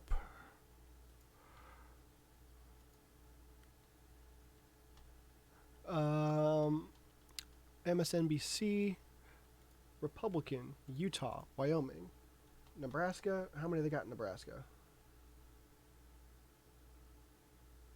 District 1 and at large. Um,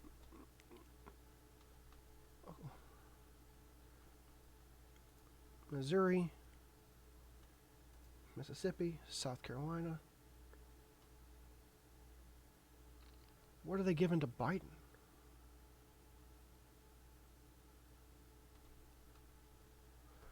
They're giving something to Biden, but I'm not sure what they're giving to Biden. Illinois. They're MSNBC is updated. CNN, Google has got Washington, Oregon, California for Joe Biden, which was again predictable, as well as New Hampshire. They finally agreed on New Hampshire. And then, okay, Google's up to date. What is? How is he doing? How is Donald Trump doing according to Google in districts? It's got to be District 3.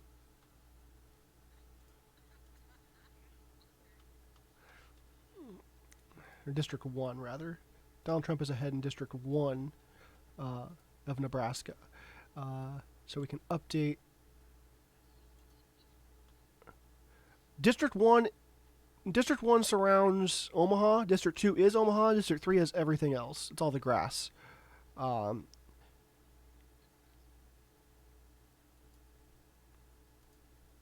then CNN has 192 to 108. So they gave Trump, Wyoming.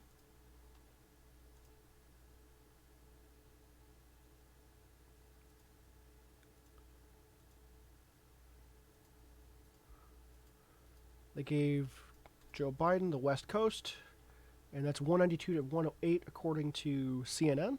So they're up to date. And so to fill you guys in, here's how my four sources are reporting, which is starting to look decently similar across the board. MSNBC just lagging behind, which means everyone agrees on Utah and Wyoming. And everyone agrees on New Mexico for Joe Biden. Everyone agrees on Illinois for Joe Biden. I think everyone agrees on the same districts of Nebraska.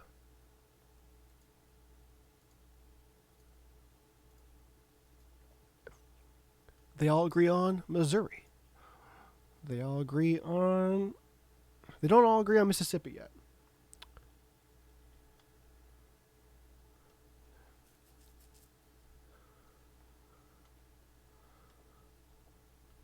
Okay.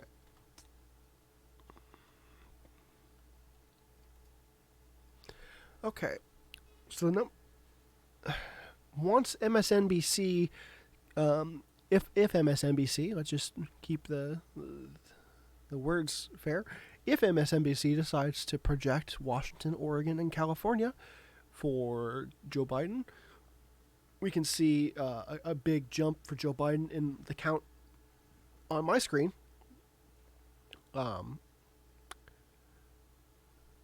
But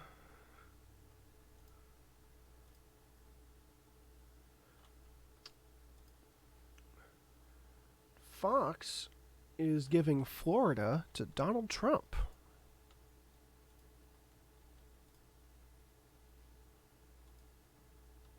Oh yeah, I think that's reasonable for sure.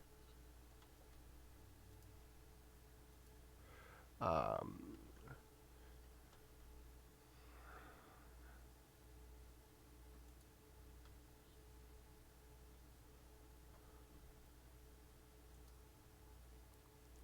okay, Fox is up to date.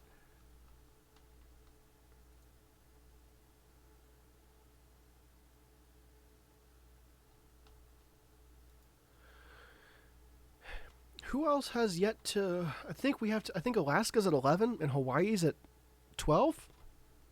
And so, yeah, most states' polls are closed. Continental U.S. is closed with respect to the election. So, of course, Nebraska Congressional District 2 is still being contested. That's where Omaha is. Right now, Joe Biden holds the lead by, I believe, 8%. It's one electoral college vote, but it's one the Democrats had in 2016, and they need to hold on to everything they had if they have any chance at victory. Nevada, information is still not coming in about Nevada. I think the machine, the Keno cards that they're using for ballots in Nevada, the machine that reads the Keno cards is down because someone did win real Keno. And so they're working on the Keno machines.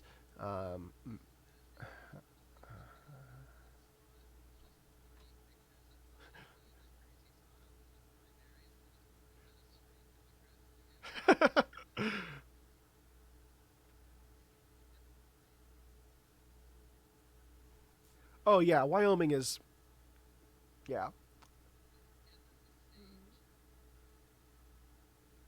It's one of the most square states.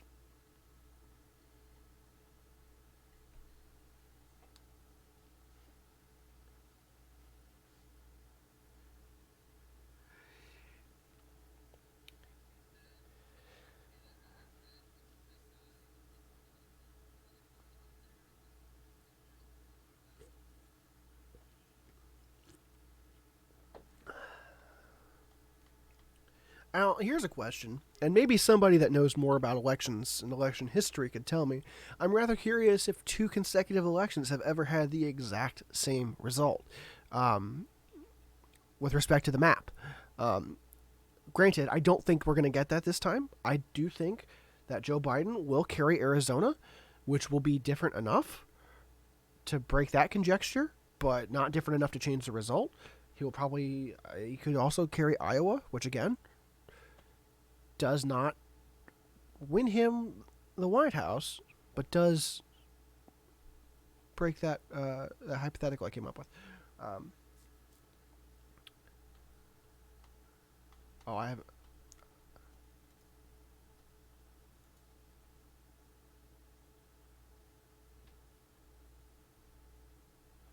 Yeah, I am out of space on my. I am out of space on my screen for Discord. Uh, I just kind of keep check up on it once in a while, but I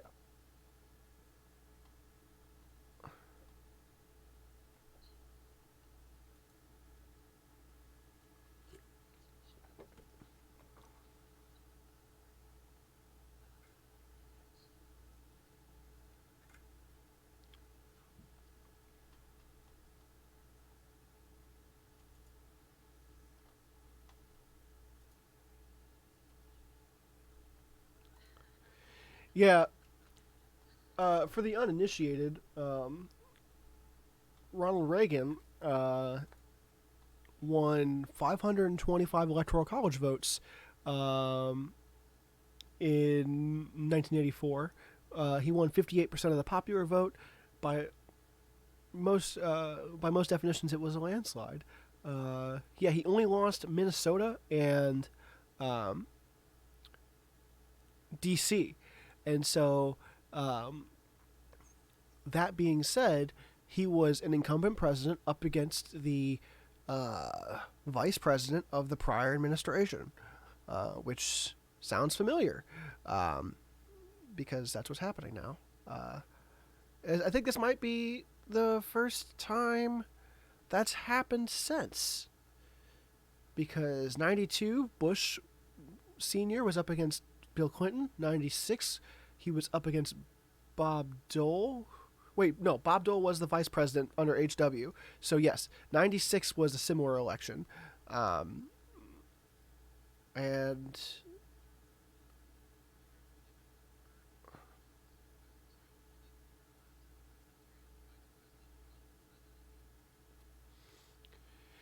yeah, but how? Okay, so four times a vice president has run, a former vice president has won and run. How many times has that not worked? Because there was Gore, Walter Mondale, Bob Dole. Man, there have been. Oh, jeez, maybe there. Yeah, it sounds like it's. Uh,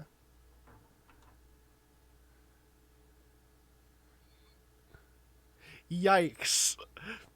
48 vice presidents have run for president after being vice president.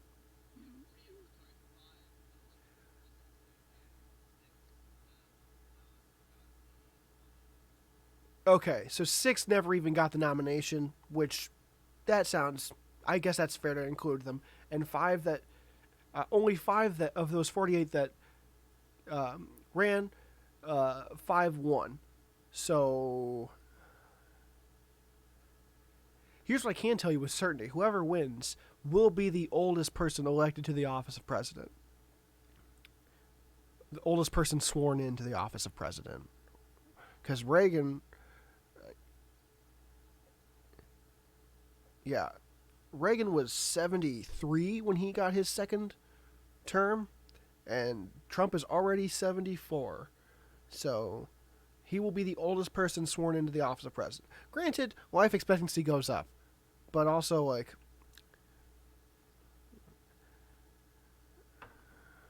yeah, I think Biden is 900 metric years old, but in freedom units, that's like 77. So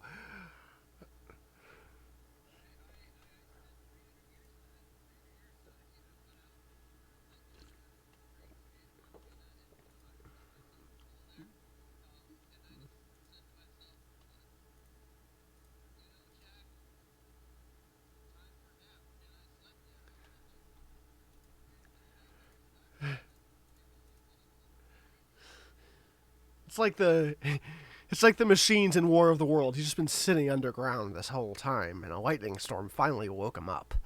Um, MSNBC is reporting the West Coast for Joe Biden, which is reasonable, which then brings the West Coast into our map, which puts Joe Biden at 188 versus Donald Trump's current 108, as far as I can tell. But again, y'all know how I'm doing this. Y'all know my methodology. Associated Press says Biden has 208. Associated Press says Biden has 209.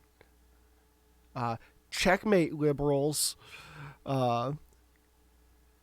Yeah. 20. Yeah. My count for AP also has Biden at 209. So let's take a look at why. The AP and Google are projecting Virginia, which makes up 13, and they're making up New Mexico. They're not making up New Mexico, they're projecting New Mexico. Google over here making up New Mexico. It's a figment of your imagination. It doesn't exist. What else are they projecting? New Hampshire and Rhode Island. Yeah, I know what I almost said, but I'm trying my best here. I got an accent. California is a problem. I mean, it seems like it's pretty clear what they want to do.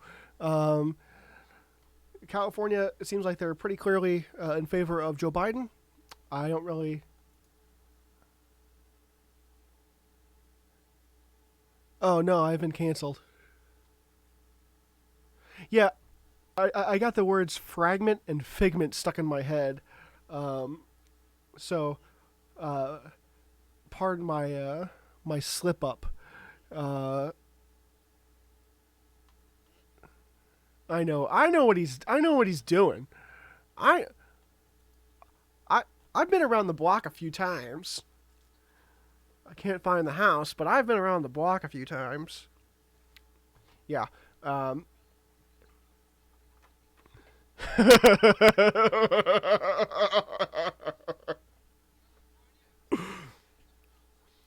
keep now I can't stop hearing California is a problem in it's no, that's 100% a Dead Kennedys song. I've heard it.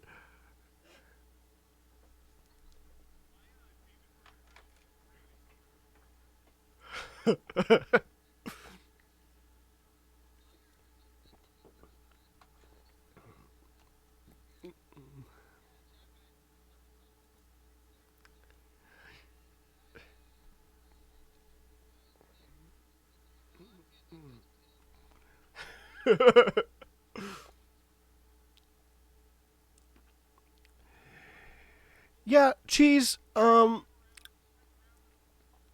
The election is almost identically mirroring 2016 in terms of projected states. I don't think a single projected state has flipped compared to 2016, which Donald Trump won 2016. We all know that. We've all been living with that for 4 years, and as such, it's if Joe Biden has a chance, he needs to flip states. He needs to flip about 35 to 40 electoral college votes. I can't remember the exact number offhand because of the faithless electors. Um, and looks like he might pull something off in Arizona, might pull something off in Iowa. It's still not enough. He needs to pull off a state up in the Midwest, and Pennsylvania also counts. I don't think Pennsylvania is Midwest. So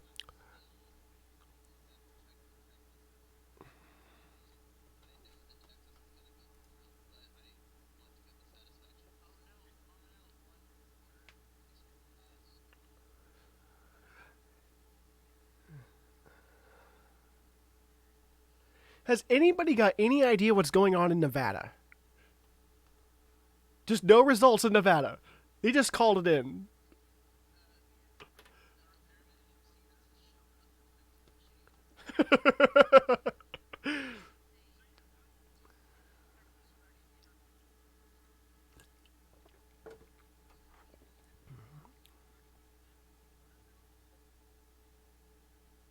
Yeah?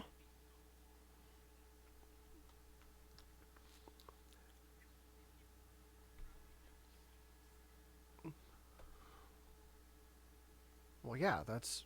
Yeah.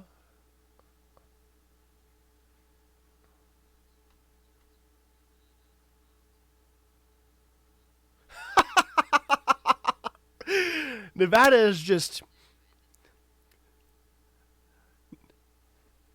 What if the entire state of Nevada has conspired and just said, no, we're not voting. We're not going to church. We're just staying home because we're an adult now. And they just.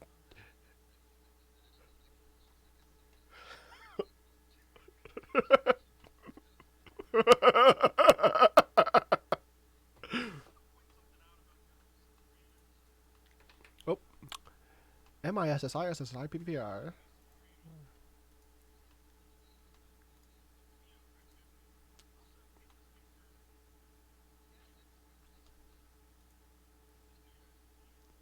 Yeah. New York City, the state of New Jersey. Looks like CNN has projected Mississippi, which is Mississippi is agreed upon by all four of my sources. So the results may change later on because of mail-in votes, right? So should we expect final results by like Friday or maybe even later? That's a good question. This could go on for quite a while. Mail-in votes, they are trying to count them alongside what's happening today, but different precincts, different counties, different jurisdictions are going to be able to handle it differently. And so some places might be equipped to handle all of what they got in today. Some places might have had such a large influx of mail-in ballots, which of course mail-in ballots are all paper. There's no electronic mail-in ballot. And so going into today, we had 100 million early votes, some of which were early voting yesterday and the days prior. And the rest of which were, I'd say 95% of what you hear about in that 100 million number, or however big it is or was going into this morning, is mail-in votes. So that's a lot of paper that has to be counted. And I know a lot of jurisdictions have been using electronic machines for their polling places, right? And so, of course, we use the machines to count the paper ballots, and then what's going to happen is, I imagine, it's going to refute some of these states, and then we'll have to sit down and wait for them to count them again by hand, and then maybe it changes things and maybe it doesn't. But yeah, at this point, because I felt like I was getting nowhere with having 3 television streams on my computer, I've reduced it to 1, and CNN appears to be talking about they every now and then they'll talk about a given percentage of early votes for a state. So they've got some source of information on how much the vote numbers have been affected by early ballots and what they project early ballots will make up in terms of the proportion. But I think they said, for example, Pennsylvania, they said 45%. They project that 45% of the total ballots received in Pennsylvania, by the time this is all said and done, will have been mail-in ballots. And if if trends can be believed, that could be a good chunk of additional votes for Joe Biden in the state of Pennsylvania. Pennsylvania has 20 electoral college votes. That could change the entire picture, but they are currently counting what they can. And so how many more, it's tough to say.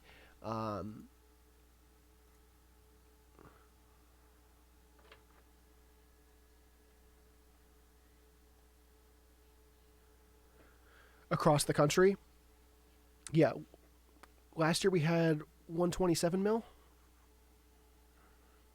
Wow.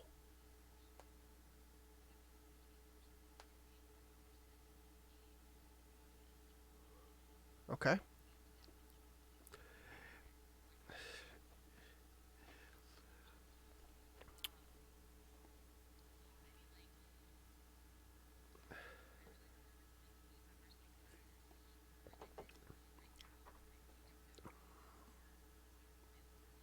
Right.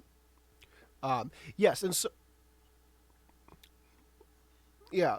So yeah, it could be a long couple of weeks. And if you're just joining or have joined recently and weren't part of one of the earlier conversations, we were talking about how the media machine and society's fascination with instant gratification has more or less demanded that we have an answer tonight.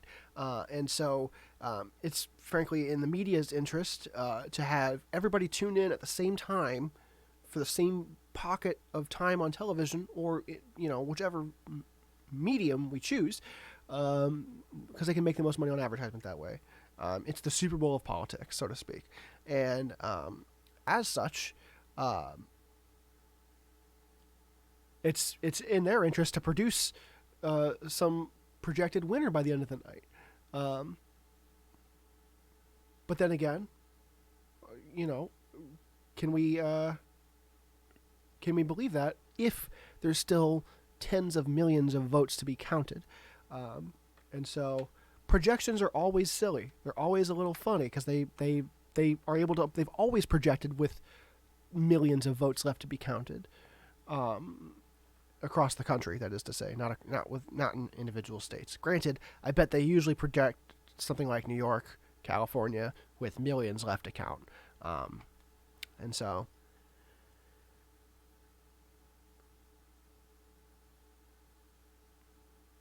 at 11 o'clock we've got 11 o'clock. Alaska closes its polls. 12 o'clock, Hawaii closes its polls. That's 7 total electoral college votes. So the meat and potatoes of where this is going to happen, the polls have closed. We're just waiting on them to count. And so let's talk about Congress. Right now, it looks like, according to Fox, who conveniently puts up numbers for the Congress on the same page as their map. 45 Democrats, 42 Republicans in the Senate. Still tough to say. No one's won a majority yet. There's still 13 seats up for grabs. The House, looking at 136 Republicans to 105 Democrats. Again, no one's gotten a majority yet. It's going to be interesting to see how that plays out. I think CNN is a little less aggressive in forecasting Congress seats, so I think their numbers are a little bit lower than what Fox is projecting, and so.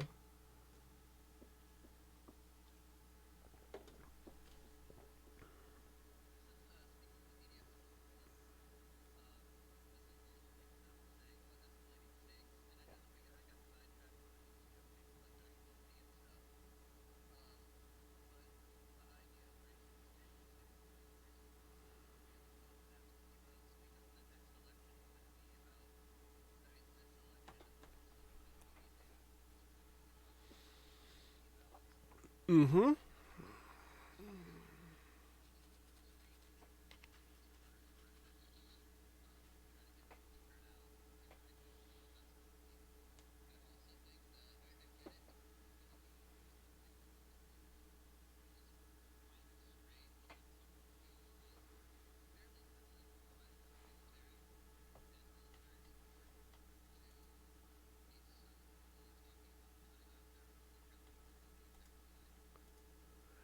Yeah.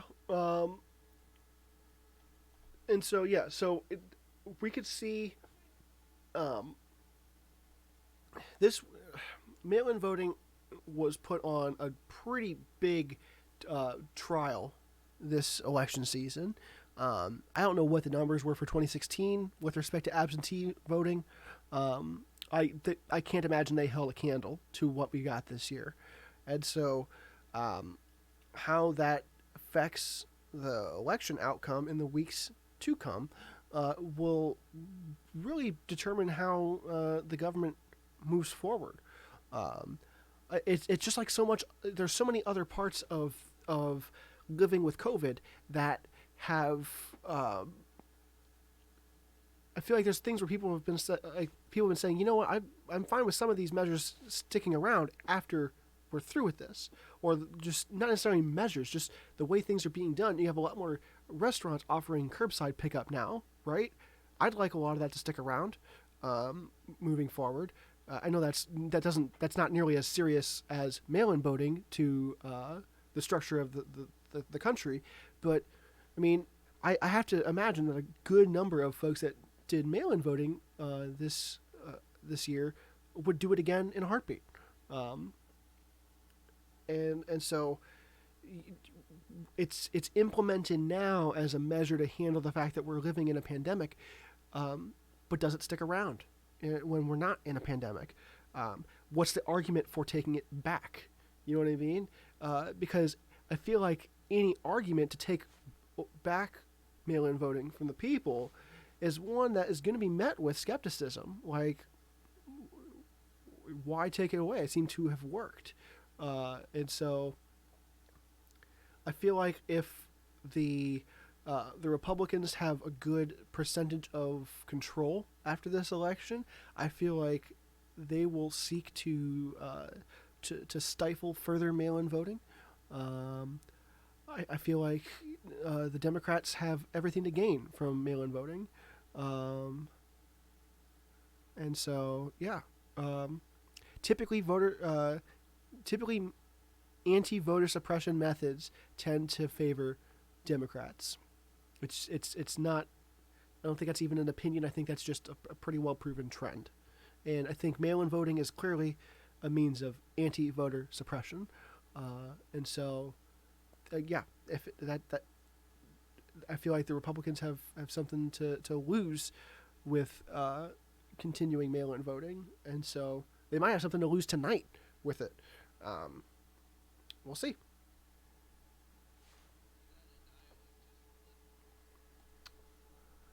Interesting. Still nothing on Nevada.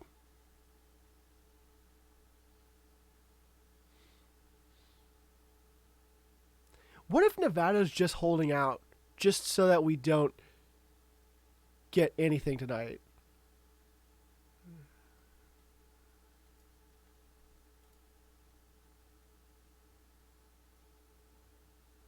Oh, they're updating it in 5, 3, 2. Oh, nope. They update it like every 10 seconds with nothing.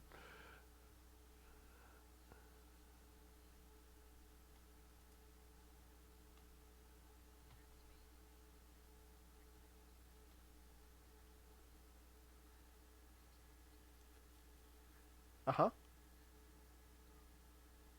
Yes, that's the number that CNN had put out a little bit ago. Yeah, yeah. That that's what I'm saying. Nevada is sitting here holding their 6 electoral college votes hostage until everything else is counted. Like they'll count it. They know what it is, but you're not going to hear about it. Mum's the word until everything else is counted, and then we get to hear about it. Um, yeah. Um,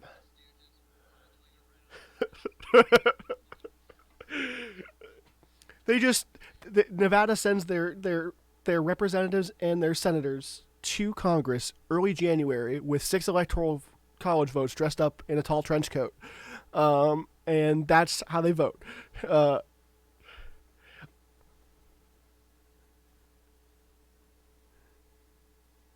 Yeah, I mean, even that would be a good measure. What if Nevada is reporting nothing until just every Nevada vote is counted? Again, it all. Yeah, that would be cool. It'd be cool if a lot of them did that. Um, because here's the thing. If every state did that, right, nights like this wouldn't exist, and I'm cool with that. As much fun as I have uh, talking about electoral politics and just watching this happen, because I'm having a blast. Um, it wouldn't be a spectacle anymore, and there's people that have a lot of money to lose because of that, and that's but people, a lot of organizations have a lot of money to lose. The people have a lot to gain. Um, but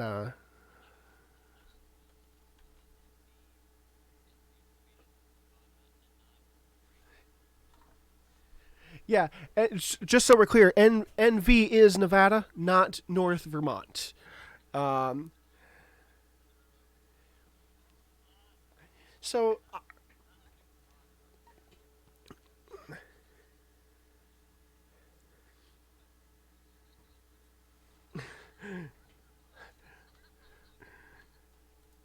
I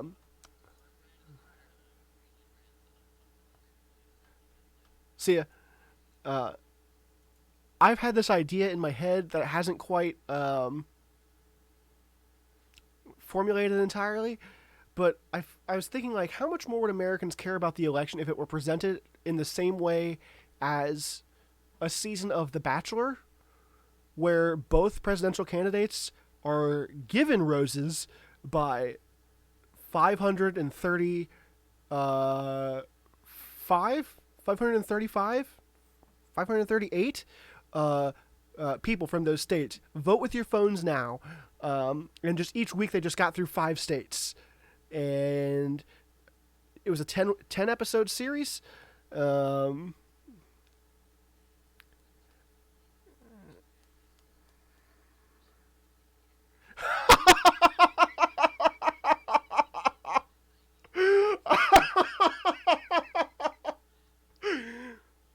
oh gosh. That's funny.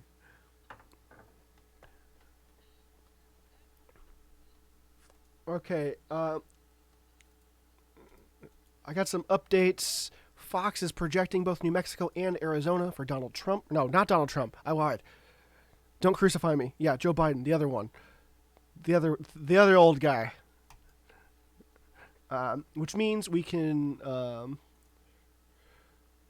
I think we can. Oh wait, they're the first ones to go for Arizona. So Fox News has it at 223 to 148. I think, except for Hawaii and some of Maine. I think, according to Fox, Joe Biden has already secured all of the states he had, or that the Democrats had in 2016. So at this point, he needs 37. Well, he'll almost certainly get Hawaii. He needs 33 more to win. It's 270 to win. 269 is a tie. 268 is a loss. I don't want to think about a tie.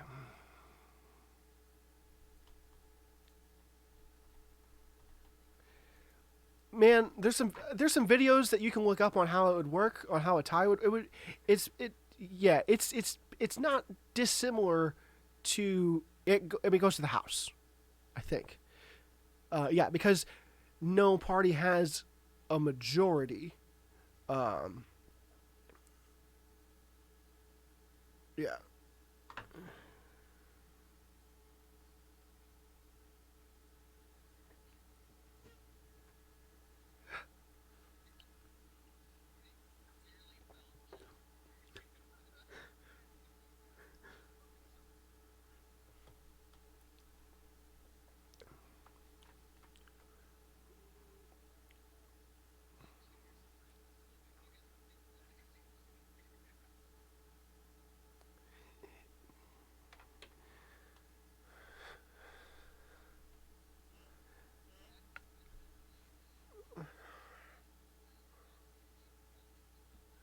yeah.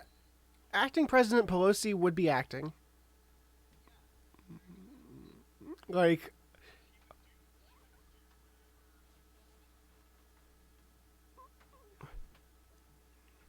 And so yeah, it's that would be interesting. But to be fair, that's I mean I don't know how Nancy Pelosi's doing in her home district, but that would require her to also win tonight because she is up for re-election. Um,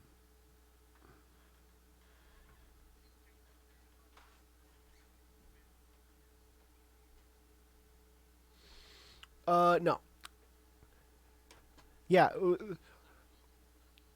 The reason Mitch McConnell can't win his own seat back as well as Nancy Pelosi's seat back is a little thing called the Constitution and checks and balances, and we had it right for all the way back then. And so you can't win. Yeah, no, one seat per person.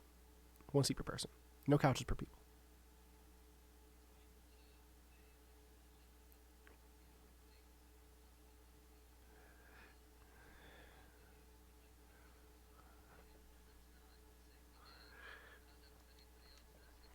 Oh,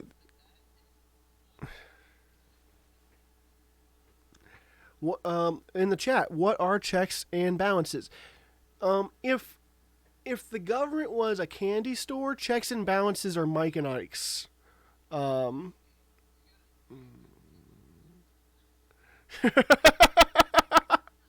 look, that's a bunch of malarkey. All right.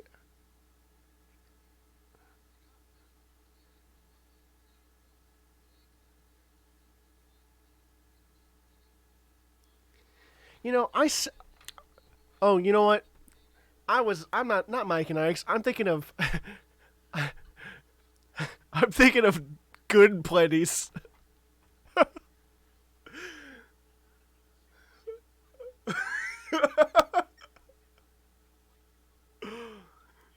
Joe Biden. It's very much Grandpa from Simpsons.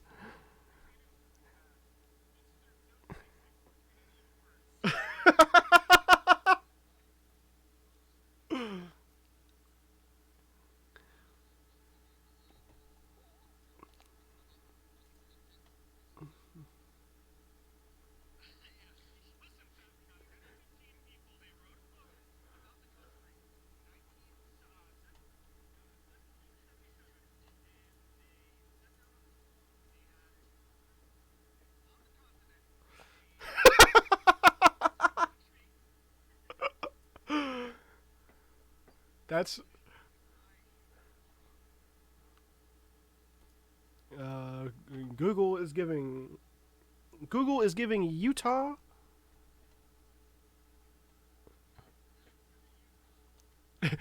We're taking we're we're taking Utah and we're pushing it somewhere else.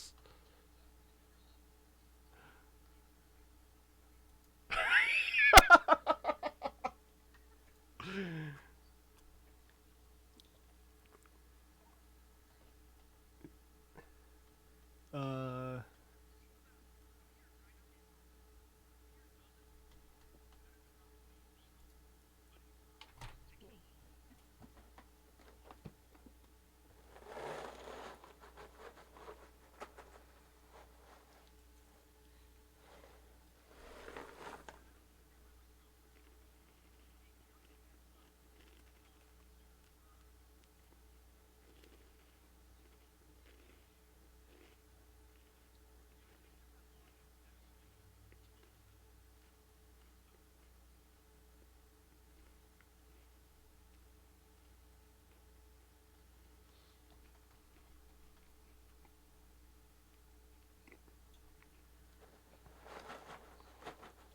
correct.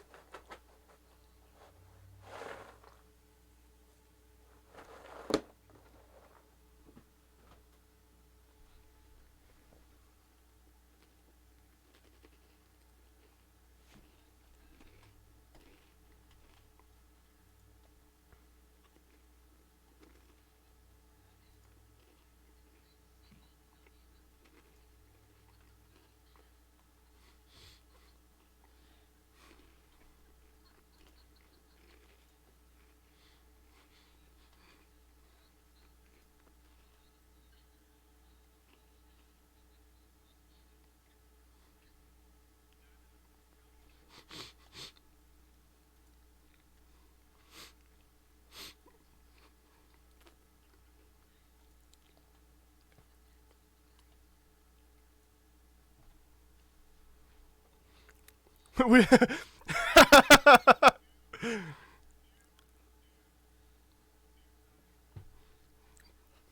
Which state did George Carlin win? That's got me tickled.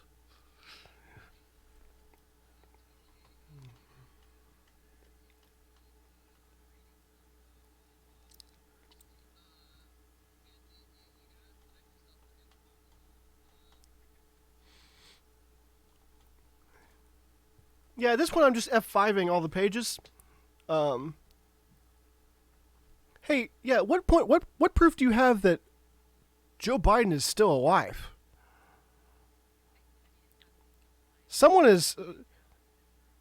When, when was the last time that camera panned up? Someone is up there with strings and a marionette handle, just kind of. That's why there's never that many people at his rallies. It's not because. Oh,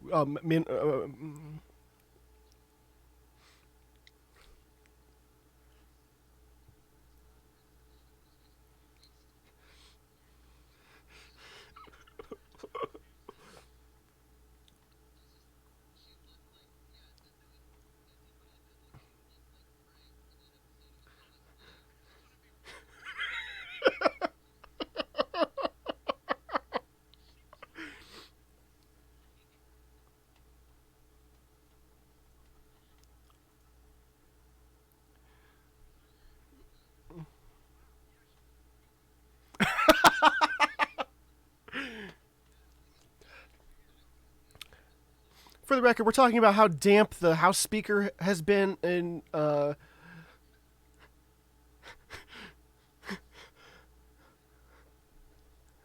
Folks, my correspondents in voice are using a variety of adjectives to describe hydration, exterior hydration. I'm sticking with damp for fear of what the other terms might bring with them.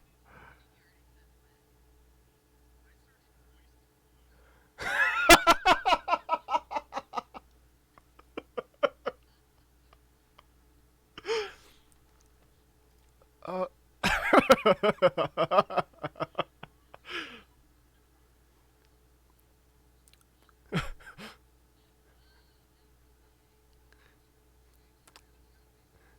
it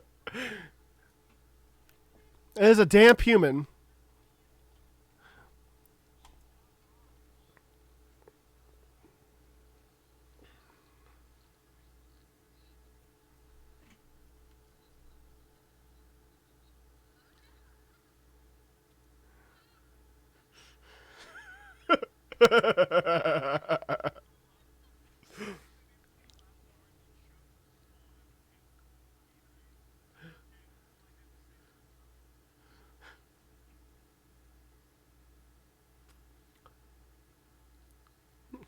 CNN and NBC still think Virginia is too early to call, and I think that's respectable.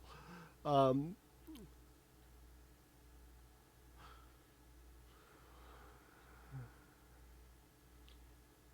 it's one of those states that really could go either way, and can be. I don't.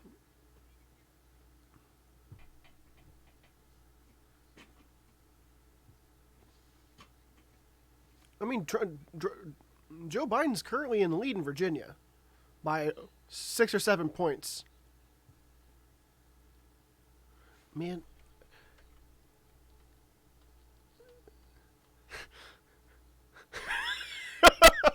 the sounds coming out of that mic.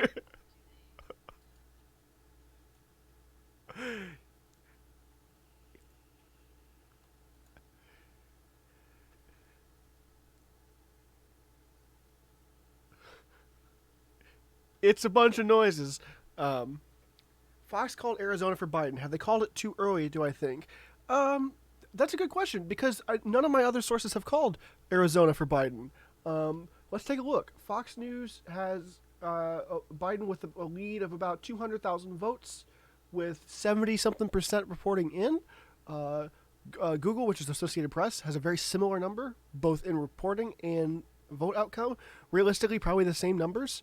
Um, I think honestly, if I had to guess, they're able to report it this way and project it this way because of how much it contrasts what their projection was. I think they thought it was going to go to Trump, and it's gone so much in favor of Biden that they think no amount of additional Trump support could win it for Trump. But yeah. Realistically, somebody could make an argument about how a number of these states have been projected prematurely. Even the ones that I've got on my map, which are, of course, the combined states from my four sources. Projection this early, with the status of mail-in voting as a whole, could be overall just really reckless. I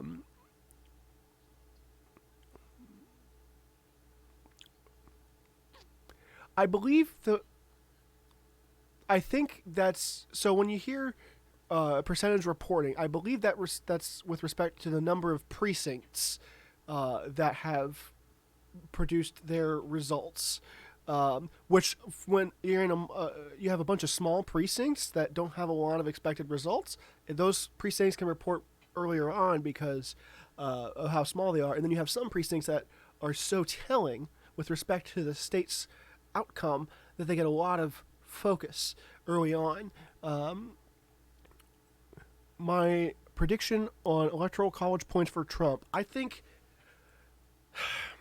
Donald Trump will have somewhere between 260 and 300. Yeah, so early mail-in turning towards Democrats, that's typically the case, and I feel like any anti-voter suppression methods, whether they're early voting, mail-in voting, online voting, if it ever becomes more mainstream, anything that helps more people get out and vote tends to favor the Democrats. And so you have some of these states that my question is, are these news sources projecting with the same methodology they always have, or have they modified it to accommodate the fact that there's still probably millions of votes that were early votes, mail-in votes that haven't been counted yet? And would that make a difference in some of these states? I feel like in some of these states it's not going to make a difference. Some of these states it very well could make all the difference. It could make the election worth a difference. And so, yeah. Then again, there's mail-in voting was not open just to Democrats. Mail-in voting was open for everyone. While a lot of the Republicans, a lot of Trump's base have attempted to cast doubts on mail-in voting, I would not be surprised to see a good chunk of mail-in votes leaning for Republicans. I don't know that it's going to be. I don't think it's going to be a majority. I don't think it's going to be even that big. I just think it's going to be not insignificant. And so, yeah, mail-in voting is helping Arizona. But something else to keep in mind: Texas had more mail-in votes by like Friday than they had votes in the entire 2016 election. And so, how is that?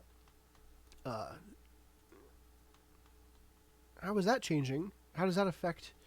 Let's see. Let me pull up real quick how many votes Texas had in.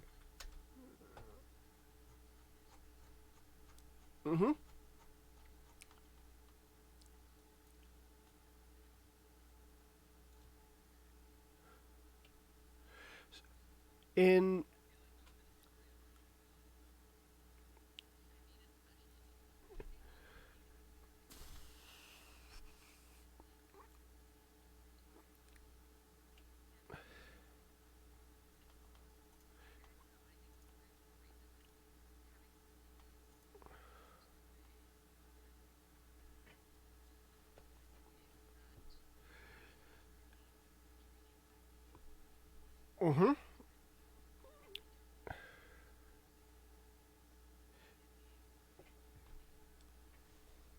So in 2016, Texas had almost 9 million total votes, right? A majority of which went to Trump. So far counted, according to Google/AP, they're sitting right at 10 million votes counted. And so I think they said there was like some 10 or 11 million votes of mail-in election, mail-in or early voting done in Texas. And so I don't think we've even seen a number that comes close to the number of mail-in voting reported in Texas. And there was surely people voting in person today. So how much of the electorate in Texas, proportionally speaking, did mail-in voting versus in-person voting? And so, yeah, and Texas is declared, Fox has Texas declared for Trump. I don't know that any other sources have Texas declared right now. So we'll keep an eye on that at the newsroom, the election center, the news desk.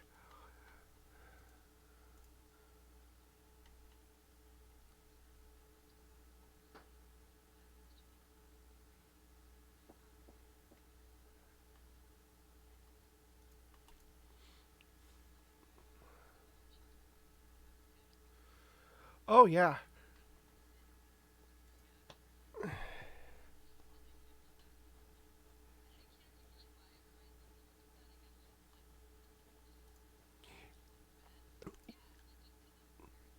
Yeah, there was a lot of kids that didn't have schedules at the start of the year. I think several years when I was at Hazelwood West, um, and it never happened to me. And it just seems so unfathomable that you could just show up to school and just be like, I don't know where to go, because that's my nightmare fuel. That happens in my nightmares all the time. Um,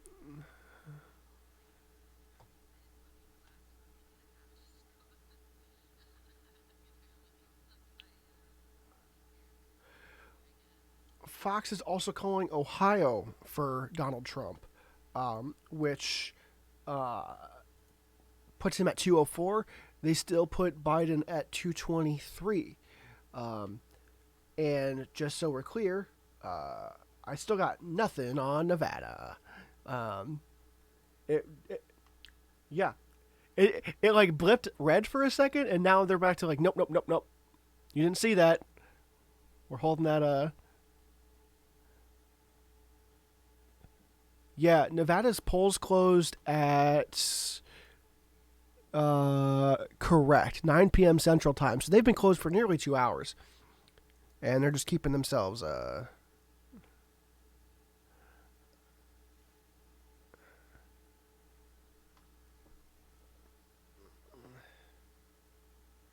Yeah, Alaska's closing soon. I'd be willing to believe that every source projects Alaska for Trump, um, on the hour. I just there's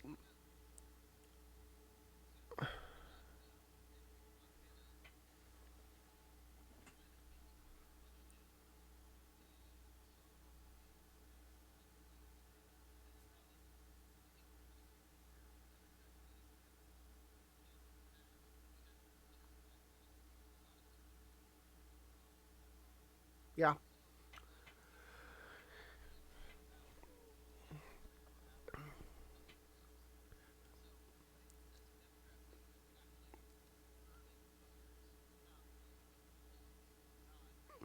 Hmm.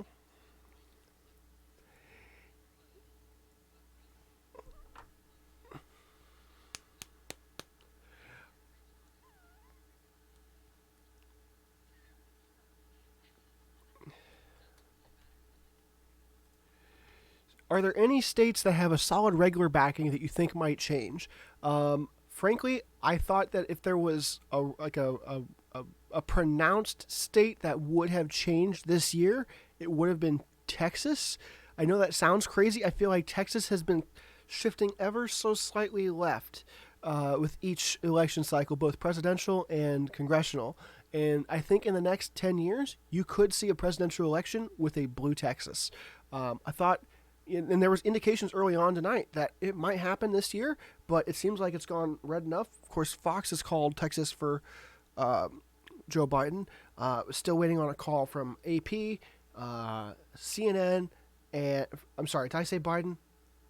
I'm sorry. Yes, Fox has called Texas for Donald Trump. Still waiting to hear about. Still waiting to hear a projection from AP, MSNBC, and CNN before it goes up on my map. Same with Ohio. Of course, if you're just tuning in, the map you see on the screen is a collection of agreed upon projections from those sources: Fox, AP, CNN, NBC. And at such a point that all four sources agree, it is updated on the map. And because, of course, they project things differently, they project things, there were projections earlier in opposite directions. And so, yeah. As far as I know, once Alaska comes in, I feel like we'll see it called almost immediately. I'll go ahead and do a proper update of all the maps, make sure we're up 100% up to date. And yeah, I think we're getting down to the dregs.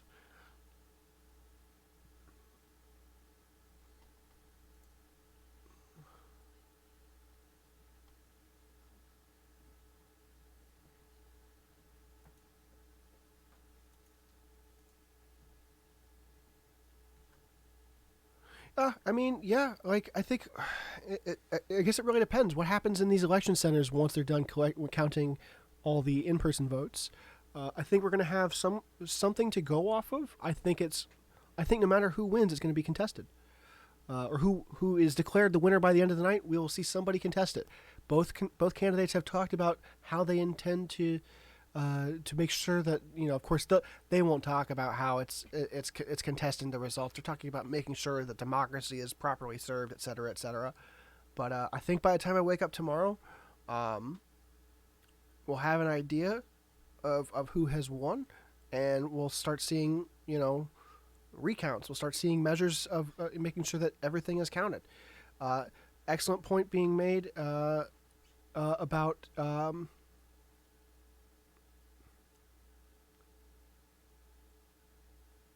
Yeah, with all due respect, John, I've been watching these all night. CNN has been very conservative about what they've been tapping, at least on the website. The pundits on CNN are hypothesizing left and right about all the ways that Biden can win. But when it comes down to actual projections, CNN and NBC both, which of course I hear from folks on the right, say that those are the mainstream media machine with left-leaning bias, et cetera.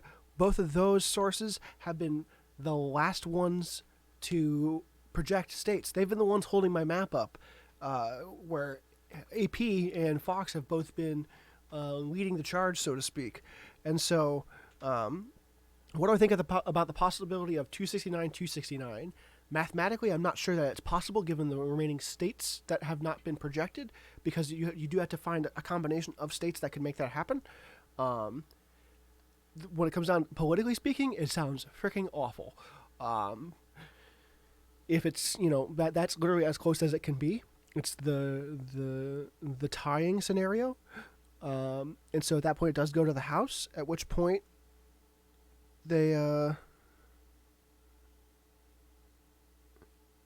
at that point, how does the House vote? Because it's going to be the House that's elected tonight is going to be who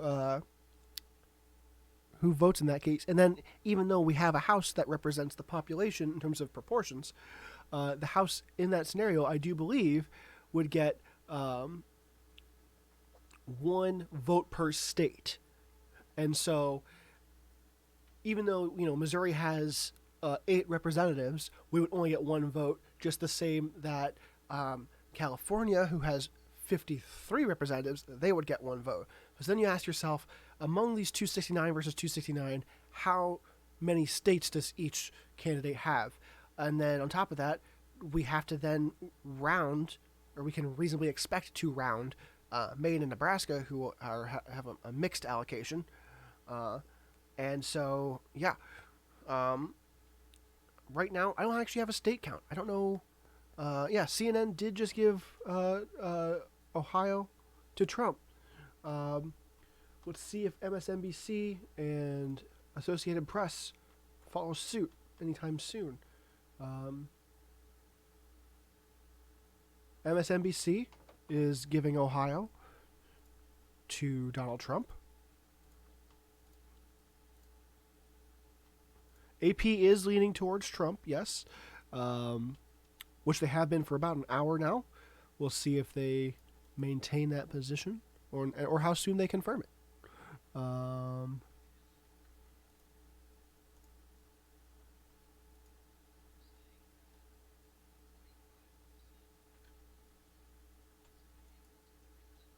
Supposedly, that's the.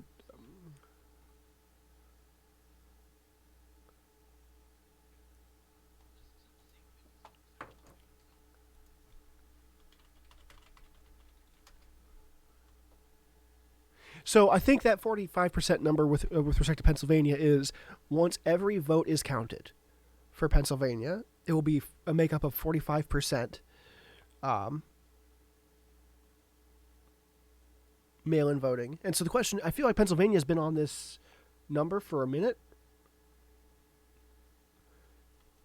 They've been in the 50s for a minute, I think. And so are the precincts that aren't reporting the ones that have a lot of mail-in ballots to count? I don't know.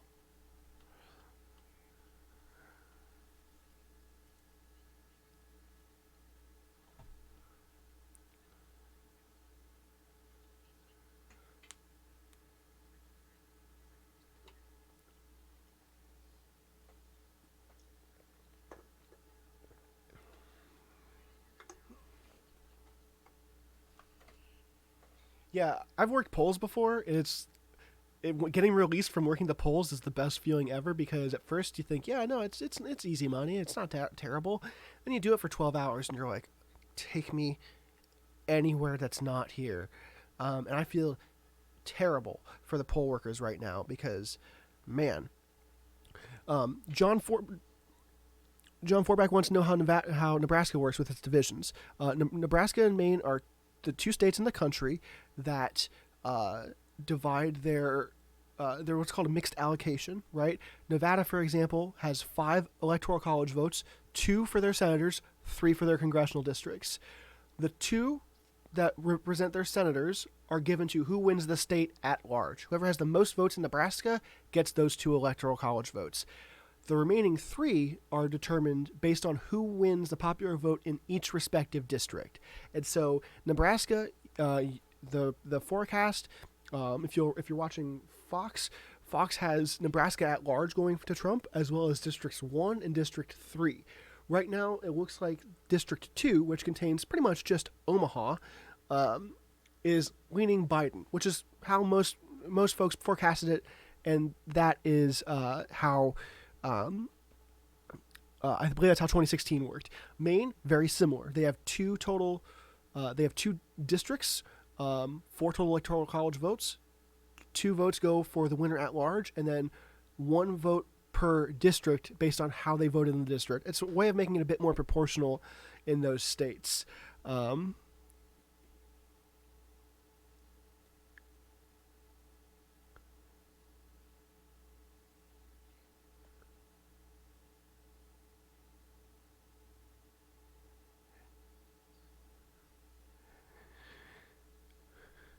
Yeah, folks, I'm really just trying to just consolidate various news sources coming in. I'm not here to, like I said, editorialize. I have opinions. I don't want them to come out, not because I'm afraid of being hashtag canceled. I really don't care. It's just a matter of, in 2016, I watched downstairs on my downstairs TV we had Fox News on. Upstairs TV had CNN. I would bounce back and forth just because I wanted a decent amount of coverage from both sides and how both news sources would report things as they happened, and found that the states they were projecting on one channel were completely different than the states being projected on the other channel, and so they were telling 2 completely different stories. And so my objective here is just to consolidate as much information to one story that I can, because even though we'd like to believe one news source is unbiased, or it's it might seem unbiased because it's what we personally believe in, I've got 4 different sources I'm pulling from right now. Maybe in future elections I could do a better job of getting even more sources, but you can see that they're mostly telling a similar story, but some of them have been more aggressive in their projections, and some of them have been a bit more conservative, waiting till more precincts are reporting. And so, yeah, I'm sure after this is done, I'll have something to say about who has been projected to win, how the opposing party will contest that, because I do expect that we'll have some variety of electoral college winner before I wake up in the morning, and just the same, the opposite side will have something to say about it. I don't know. I don't know what it even means to concede an election, because I feel like there's been elections where it's been conceded but withdrawn. I think Al Gore conceded and then withdrew in 2000, when he began pursuing recounts in Florida and the issues there, and so that being said, I don't know how official a concession is. It's more of like a, yeah, it's a tradition. It's just something you kind of do when you know it's done. But I don't know that either candidate, in the face of an electoral college declaration from news sources tonight, is going to be prepared to concede as in the way we've seen it done in previous elections. And so, yeah, this is a pretty sketchy time overall. I don't know that the country has ever been more polarized, and I feel like every election I hear that, right? But this time I mean it. This time we mean it. It's man, it's rough. Looking back at like 2008 or 2012, when it was just like, you know, a comparatively simple election. This is just so much more, and so, yeah, it's uncertain for sure.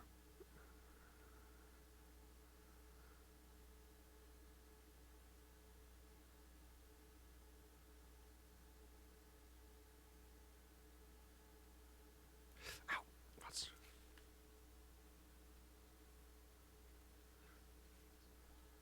Mm-hmm.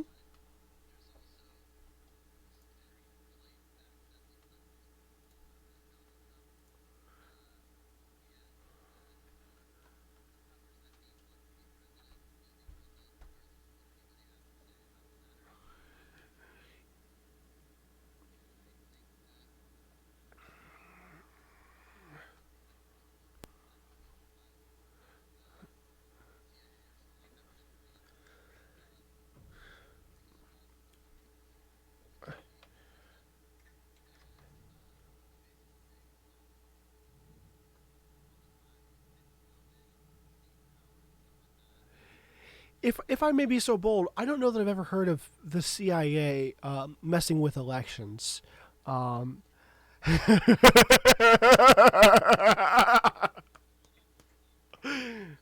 nah, I'm just goofing. Just new term goofing. CNN is projecting Idaho for Donald Trump, which makes a decent amount of sense. Uh, uh,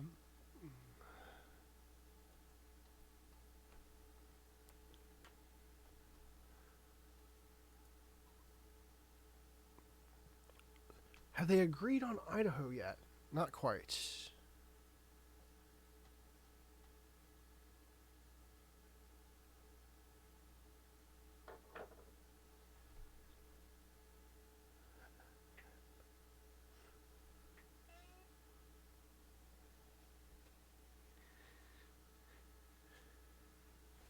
If you'll forgive my less than formal approach, I think it's about high time I roll up my sleeves.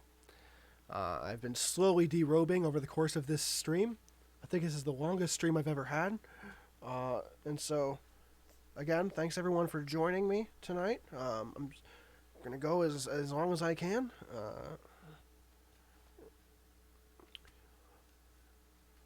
Oh yeah, I forgot. I had finished number 3 a little bit ago. It's time to pop the top on another Dr. Pop.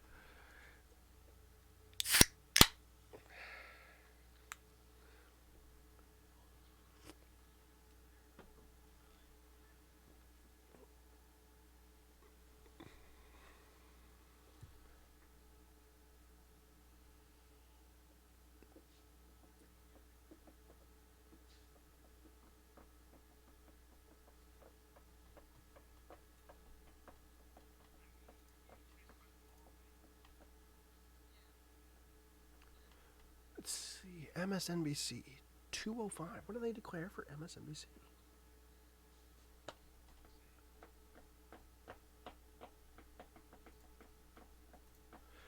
All right, it looks like everyone is agreeing on Idaho. There's a key race alert coming in from CNN. They're just telling me it's too early to call. Yeah, they're saying it's too early to call, which is accurate. It is too early to call Nevada because no one knows what's happening. Oh, sorry, I'm mistaken.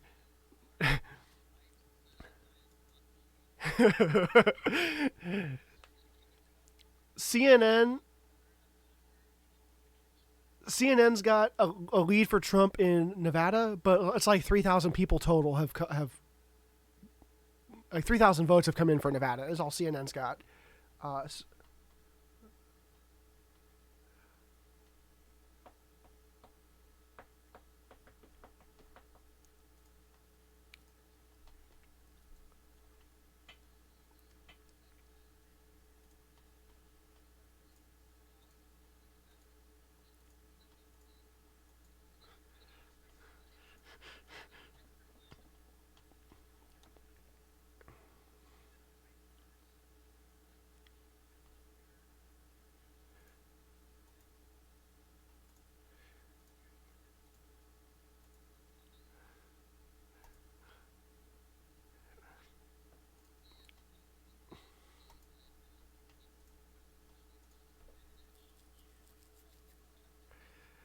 Okay, so some updated results, folks. The everyone has agreed on Virginia going to Biden. Everyone has agreed on Idaho going to Donald Trump. So my quad map looks about like yay. Fox has given Arizona to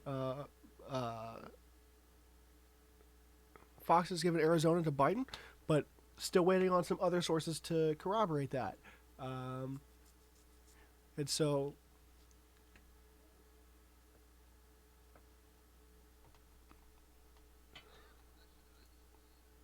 I can help.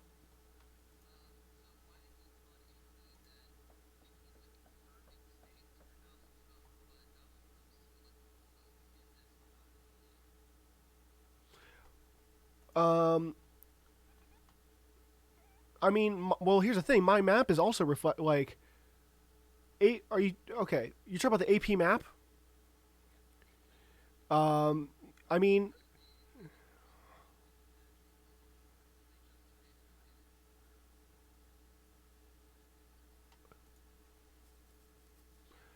so on my AP map, he hasn't won Iowa. What else has he won for you guys on your AP maps? Yeah. Are you counting all five in Nebraska? Because AP only has.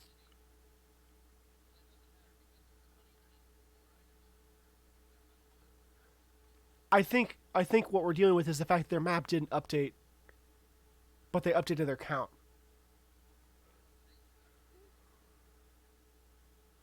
Well, here's what I can tell you. Here's what I can tell you with certainty. My map matches what AP's map is, and my map also has that 118.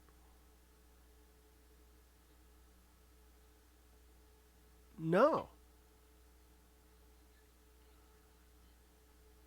Yeah, Montana, Texas, Iowa, Wisconsin, Michigan, Ohio, Pennsylvania, North Carolina, Georgia, Florida aren't locked in at all. Yeah.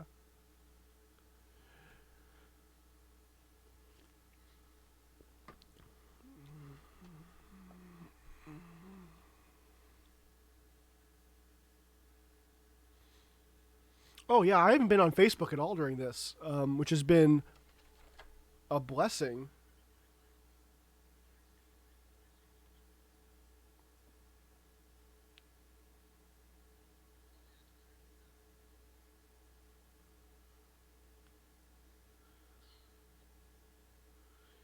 Yeah, I know a couple folks I thought had gotten zucked, but I think they're just taking a break because turmoil.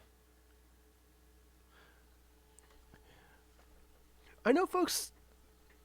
I know folks that have gotten like month-long bans from commenting on complex interactions on Facebook. Which,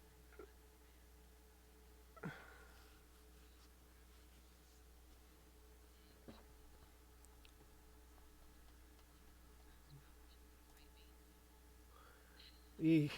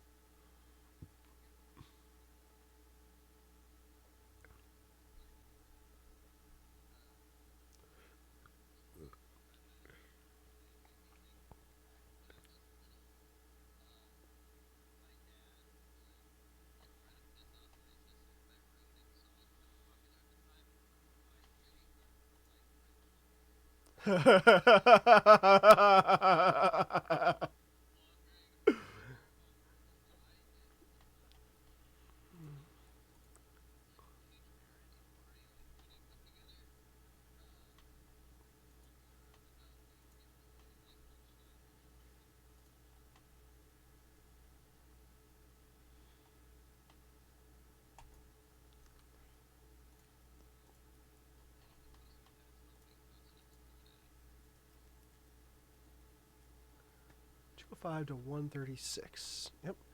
YAPMS.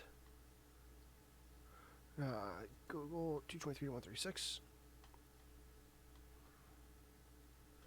Google is giving Minnesota and Hawaii to Biden, where they're giving Trump Montana.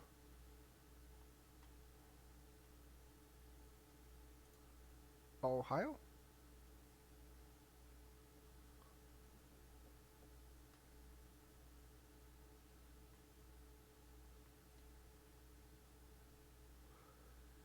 Yeah.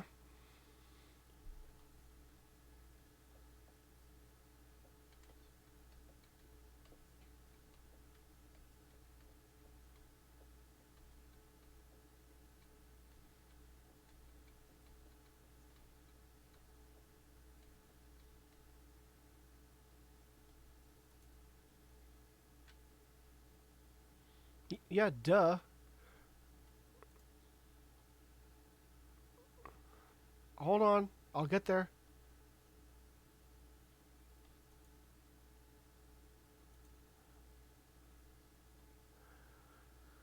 Oh, man. Yeah, that's not a great argument. Um, yeah, I mean, Herman Cain was. And then you invite him to a rally, and it's not too soon.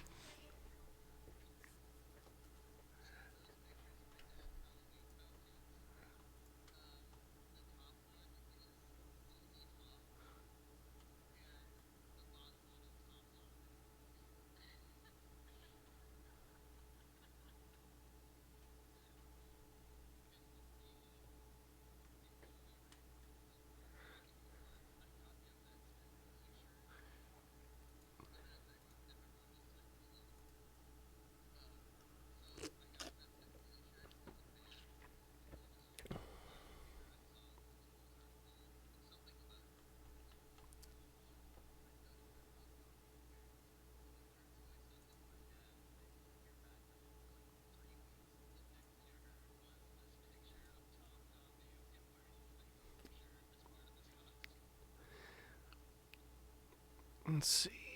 What can they agree on? Probably not a lot right now.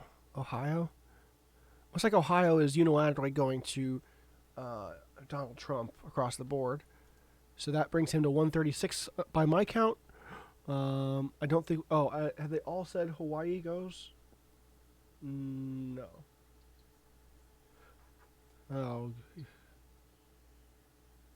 So in 6 minutes. Well, let's. What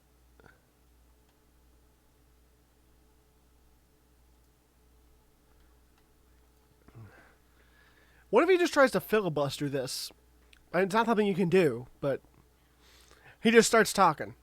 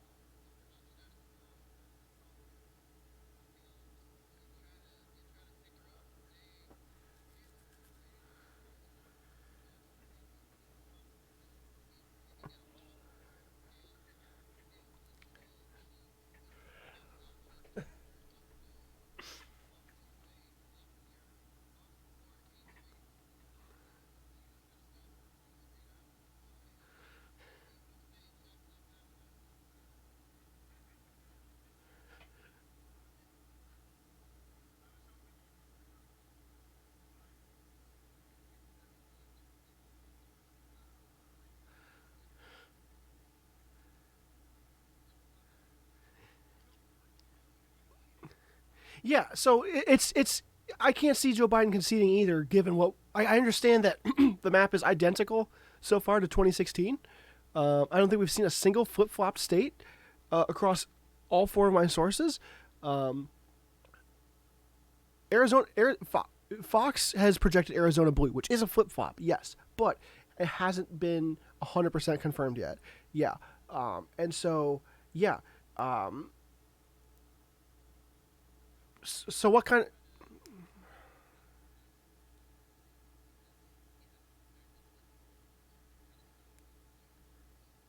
yeah? There's been talks about that. There's been talks about Joe Biden coming out and asserting victory. Yeah, but Hillary had this many confirmed.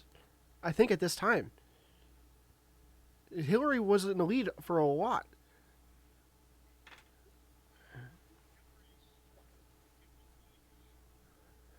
Well, yeah, because like that whole Rust Belt like all came in at the same time for Trump. It was just suddenly just like 64 votes for Trump, and then also Florida, and I think then also North Carolina, and we were like, oh god, that happened fast. Which right now, I mean, we're waiting on one poll to close, and so any second you could hear projections. They're not coming on the hour anymore because they're not related to polls closing. They're related to work being finished. Um, Work being finished. And so, yeah,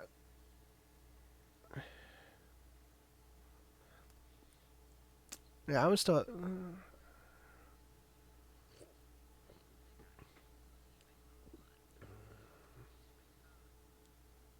yeah, I think that should just be your right as an American to know who's winning the election. Um, yeah. Um,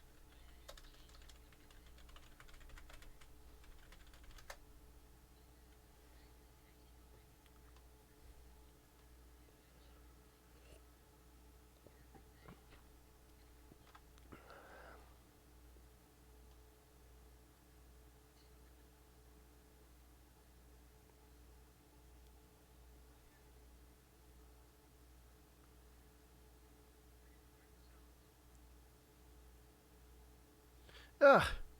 Wait, is there supposed to be blood in the salad? Okay. It's Bonterre. I don't know what goes on down there.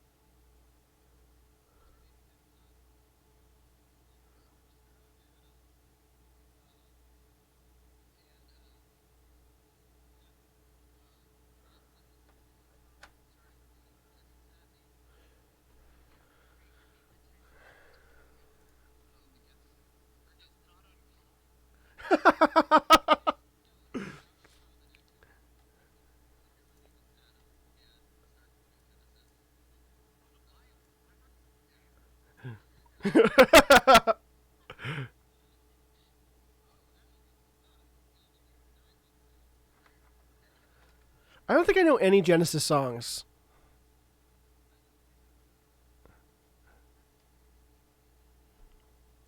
I would expect anything from Phil Collins as a scary music video.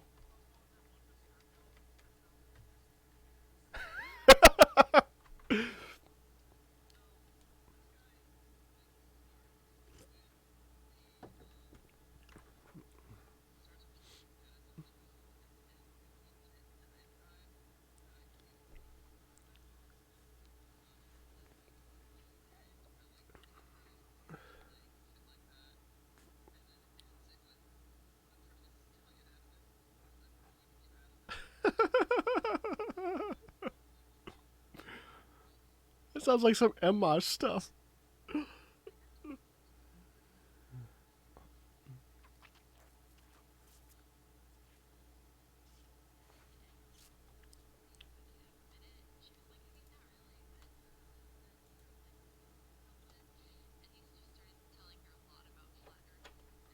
Oh, God.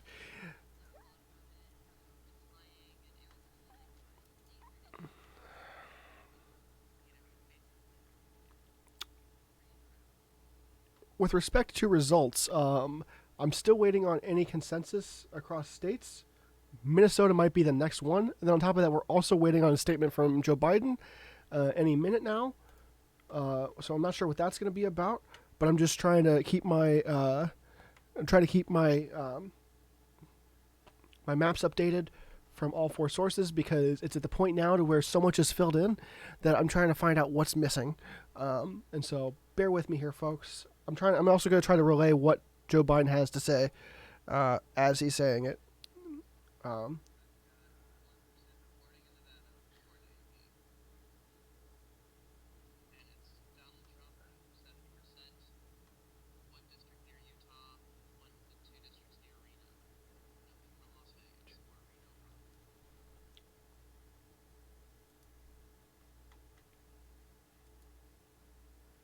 to $145. 205, 136.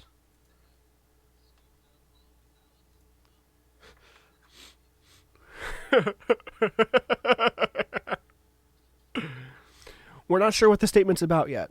Sources are just saying Biden to make statement shortly is what CNN's saying.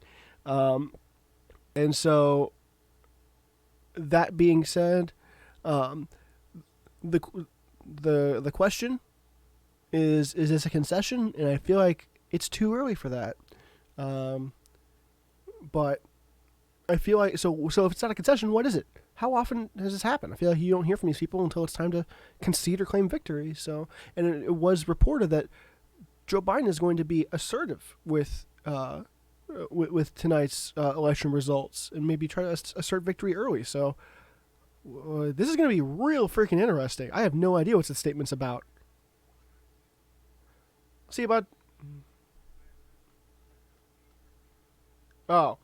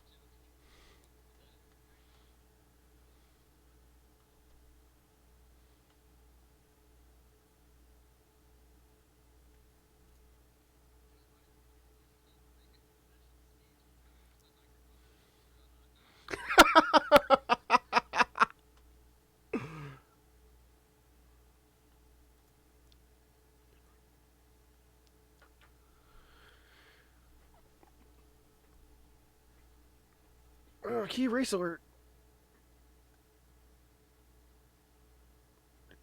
Yikes. CNN is talking about Pennsylvania. Donald Trump is in the lead in Pennsylvania by 15%. So Yeah.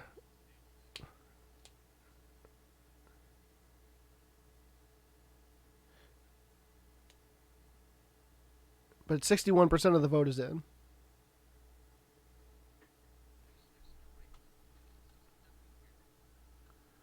Yeah, but are you counting mail-in voting?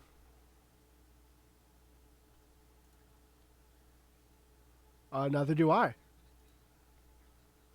Oh, not tonight. No, they're going to try to find. They're going to try to be the first ones to break a story. Uh, Google is giving Florida to Trump, which is on par with what Fox had already done.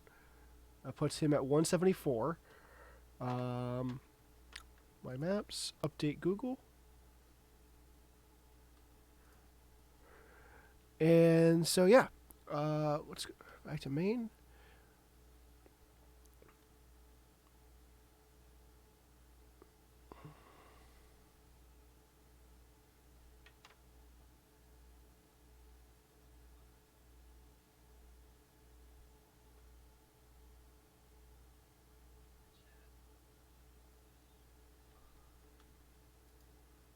Hmm.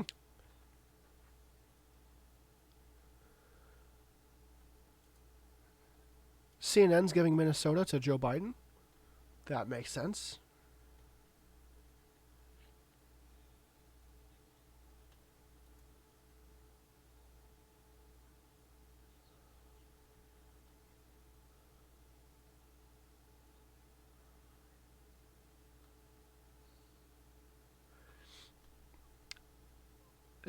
Still not enough from Minnesota.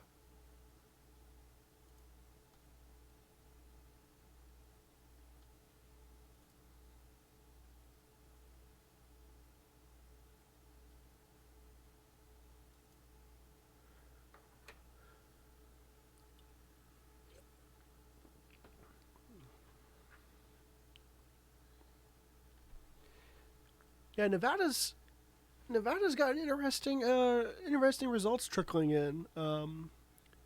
It's like 78%, I think, to Joe Biden's 20 something percent, with like 12,000, 15,000 people voting. Yeah, I just hovered over AP. Um, but yeah, the districts tell a different story. Um, Nothing in it seems like it's the opposite of some of these states that we saw earlier on, where some of the states had cities report early, and then the rural communities trickled in, and that kind of balanced things out. I feel like we're seeing some rural communities in Nevada reporting now, and I feel like we'll see the cities trickle in. Of course, I think they'll just. I don't think it'll be trickling. I think it'll just be like, boom, cities are in. Here's the results. But we'll see. Uh,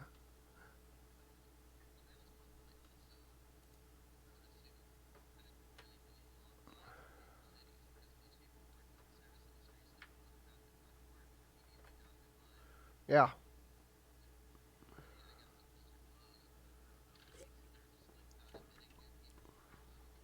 yeah.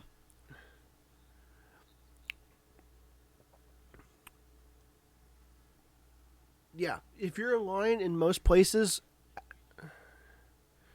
if you're in line at the polling place when the polls close, as far as I know, most places will let you vote, if not all of them. Um, so do I think Trump won 223 to 174? That's the count for Biden, according to AP. Um, no, I think there's a lot of story left to tell. Um, we got a lot of states that haven't been projected yet. Some battleground states that could flip flop, and we still have mail-in voting to deal with, as far as I know, and that might be proven wrong. But I think, yeah, um, let's. I know, yeah, Florida went to Trump in AP and Fox. Still waiting to hear from CNN and NBC, but I imagine they will mirror that statement. Um, Eager to see what Joe Biden has to say in this statement that he said he was apparently going to make at 11:30. That I'm still waiting on. Uh,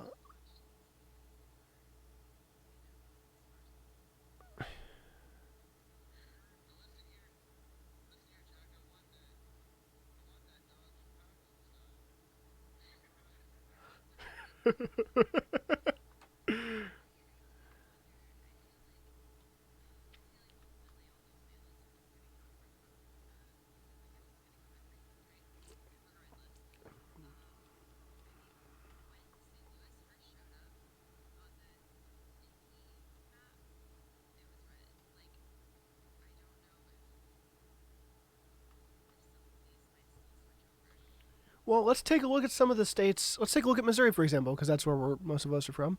Um, uh, right now, according to AP, Missouri has 94% reporting.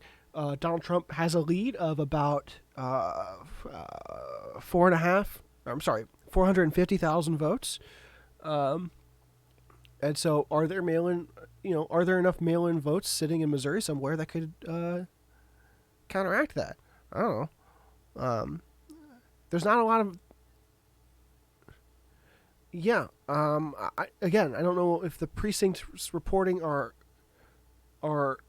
counting their early voting or not. I think early voting, it's safe to say, is counted.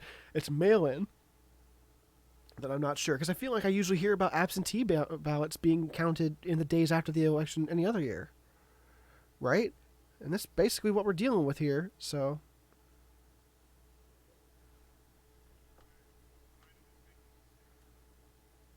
it looks like Biden is making a statement. Let's see what he's got to say. If it's a coherent statement.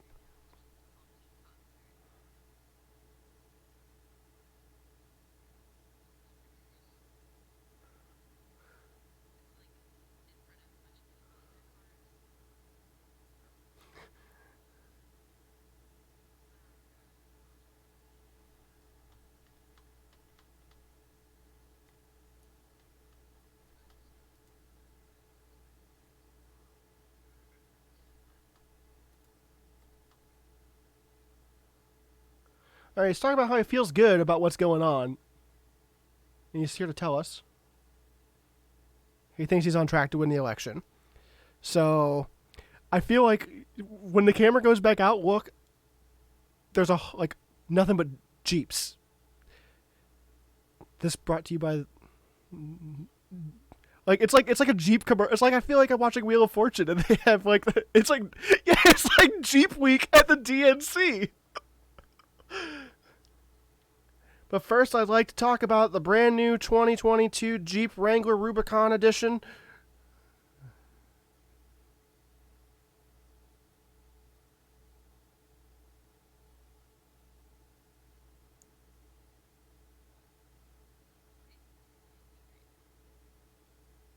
It's like a bad Clint Eastwood.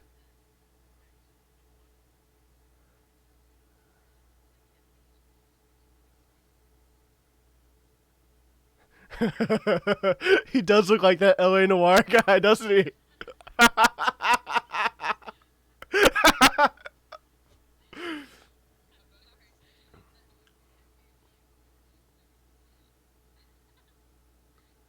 That's a ballsy move. I'm not gonna lie. I feel like this is a ballsy move what he's doing right now, because the what happens if he's wrong? What happens? Then he looks like a freaking dummy. But I'll be honest. I th-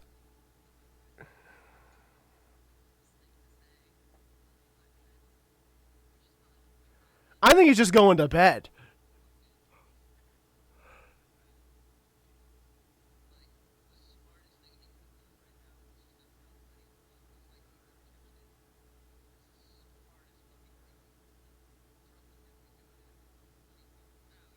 Yeah,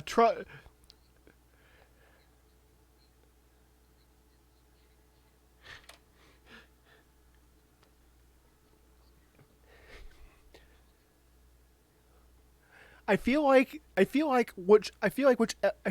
one of these candidates will grab what results we have by the proverbial balls and say this is what it is.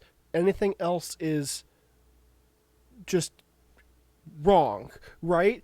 And for Joe Biden right now to say no one really knows. It's going to take us a while to figure this out. I think I'm going to bed. And again, you're right. Are we going to hear Donald Trump in an hour, half hour, just be the first to say, "No, I'm winning this. I'm going to win."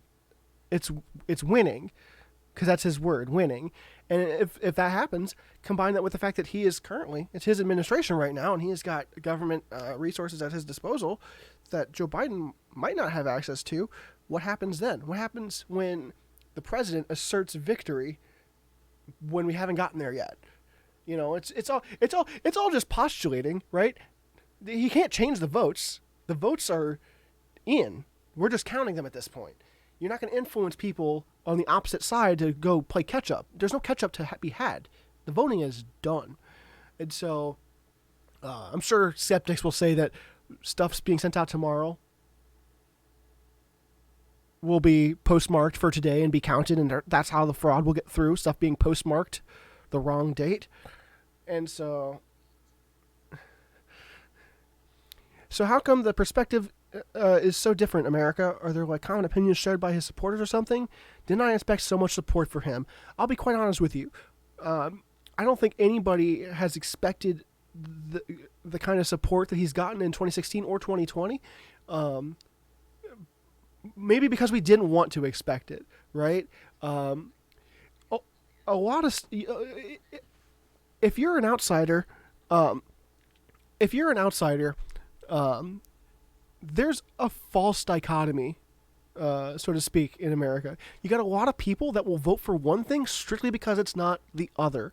And when you have that and you boil it down, you end up with candidates that are marginally better to the people they're appealing to than the opposite candidate. Even if they're 98% the same thing, if they're just 2% better than the opposite, that's enough to garner support. Because you'll hear people talk about how, like, I didn't want to vote for Trump, but I couldn't let Hillary win, right? And you'll hear people talk about that now. I don't like what Trump says. I don't like his candor, but I couldn't let Biden win. And frankly, that's how a lot of Clinton voters were, and how a lot of Biden voters currently are. They vote not so much because they have faith in the candidate they're voting for, but they have more faith in what they think the other candidate is capable of, and that's something they don't want. And so when you have something like Donald Trump come along, and you think, this guy's nuts, there's no way he could win, and then he does, you realize that so many people have been emboldened by what he has to say. He's attempting to speak to a demographic that he feels he could convince have been underrepresented, are part of a silent majority, and so there's people vote along party lines. People vote along. People vote because of personalities. It's a number of things. But yeah, everything. It's not that everyone believes everything Donald Trump has said or believes in. It's just that everything he believes in hasn't been a deal breaker for them. And so to them, whatever Donald Trump says or believes in, even if it's not a deal breaker for them, they got it in their heads that it's better than what Joe Biden will do. In some ways, it's better than what the Republicans, Donald Trump included, tell them Joe Biden will do. And I'm using this as an example because it does go both ways and always has. You've heard candidates for a long time go back and forth about the other guy is going to do this, so vote for me. Don't worry about what I'll do. Just don't vote for the other guy. That's a fairly common tactic, and it's I think it's garbage, but it's just part of the game, I guess.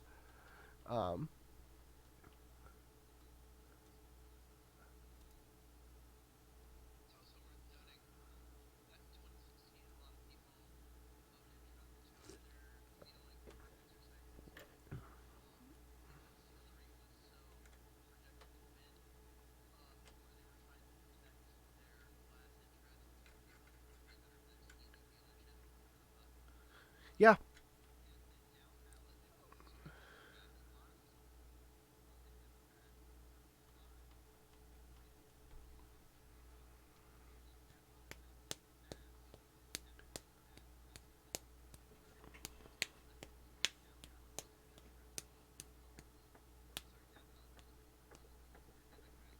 It's interesting. Yeah, I'll be honest. Like, the amount of international folks that have come through the stream tonight and talked about how it is from their vantage point in whichever countries they live in has been interesting, because we always the way we there's the way America is viewed by the rest of the world and how we like to believe we're viewed by the rest of the world. They're not the same thing. And some folks in American leadership are more honest about how we're perceived. Some of them are a bit more ignorant of how we're perceived in the rest of the world. And how much that matters is up for debate, I guess. But, I feel like with sitting President Donald Trump combined with what's going on, it does look like a circus sometimes. It feels like a circus sometimes. I don't know that the Obama-Romney election was as much of a spectacle to folks abroad, or Obama-McCain. Bush-Kerry was probably a bit more silly to watch.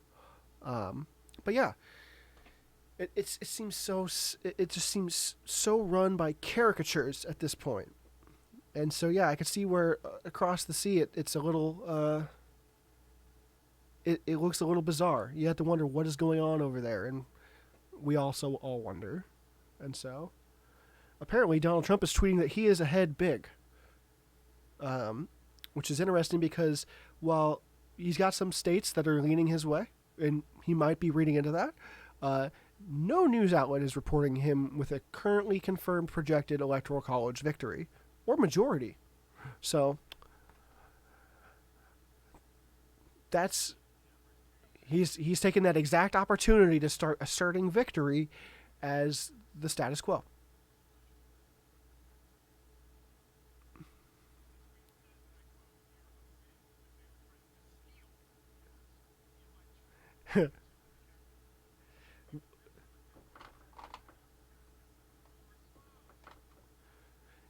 Yeah. Trump is evidently claiming that they're trying to steal the election, which I feel like that's not anything new. I feel like he's talked about before how if he loses, it's a rigged election. Um, yeah. Um, CNN is projecting Iowa for Donald Trump, which does MSNBC. Okay, everyone is agreeing on Iowa.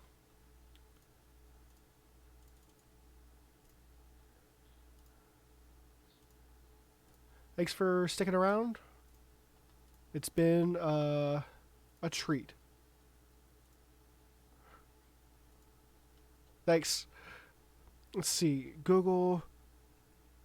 Which one is this? MSNBC has given Iowa. CNN.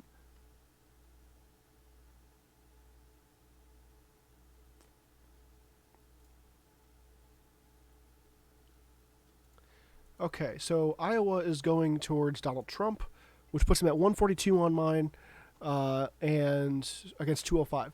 I'm still waiting for. Oh, you know what? Give me a second here. Yes, astute observation. MSNBC and CNN have given Donald Trump Florida, and that makes all four of them.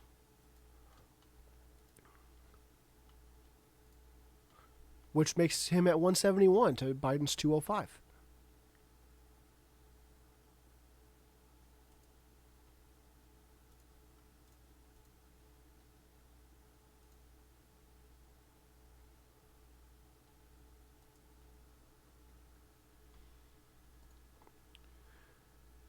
So I think I'm pretty well up to date across all four of them.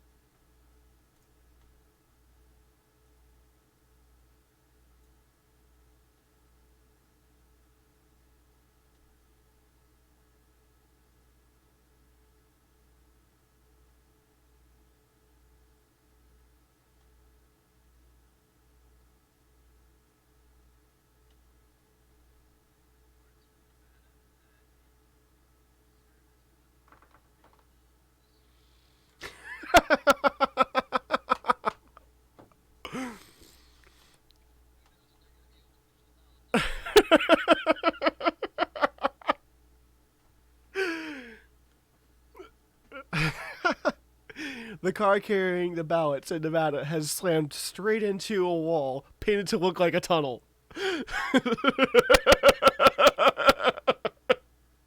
So we're still waiting to hear. Oh man.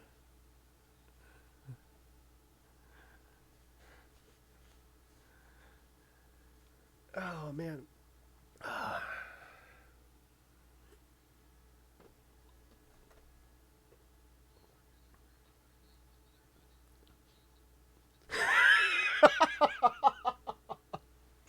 We're goofing about all the different ways in which Nevada has just slipped up in getting their results from the polls to the precincts, and they're almost all comical Three Stooges, Looney Tunes gags, and it's a good time because we need some laughs for sure.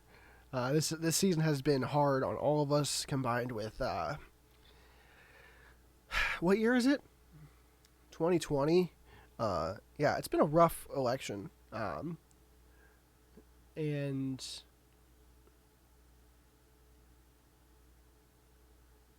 yeah, nothing I can say or do is going to affect the election at this point, and so it's worth just trying to find a couple things we can laugh about while we're still legally allowed to.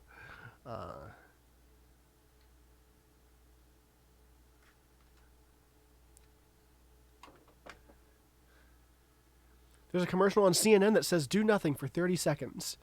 I'm instead talking about the commercial on CNN that says "Do nothing for 30 seconds." Looks like it's advertising an app that just is rain noise. I hate everything. It's so awful.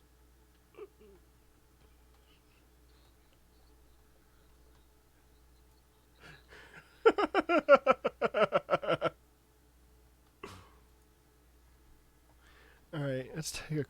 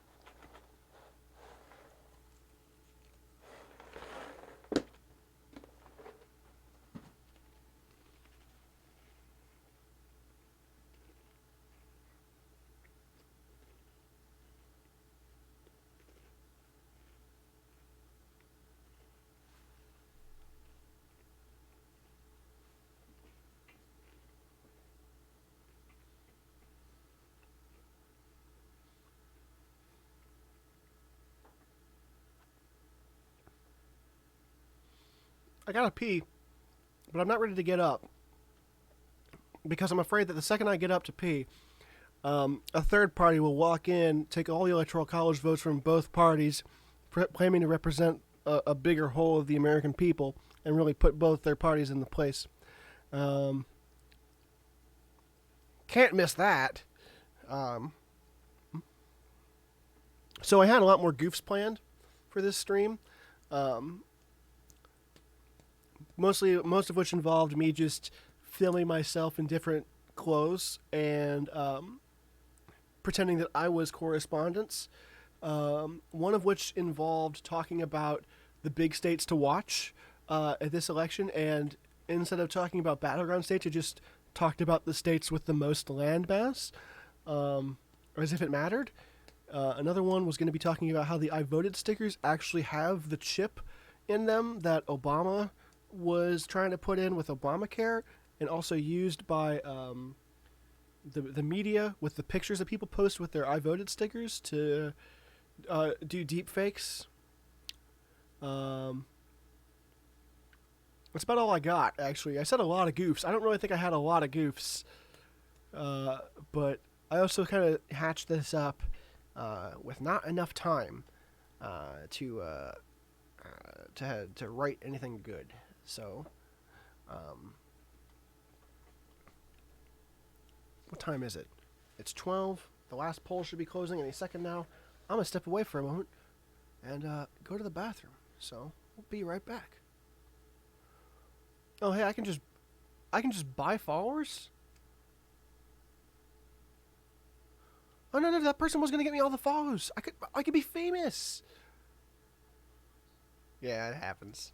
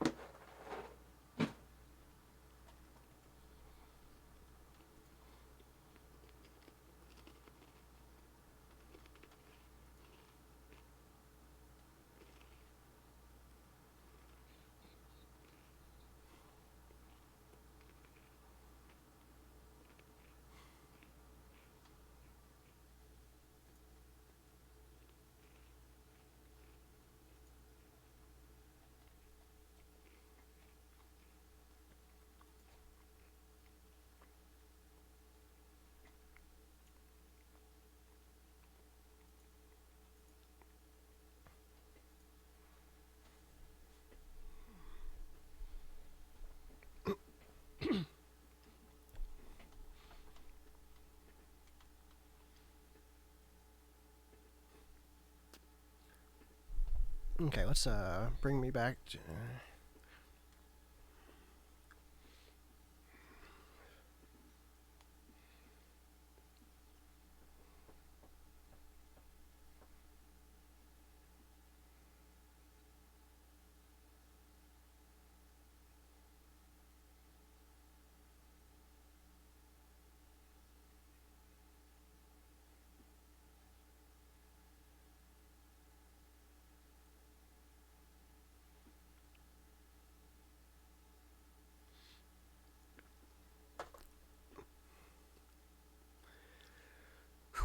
The let's see here.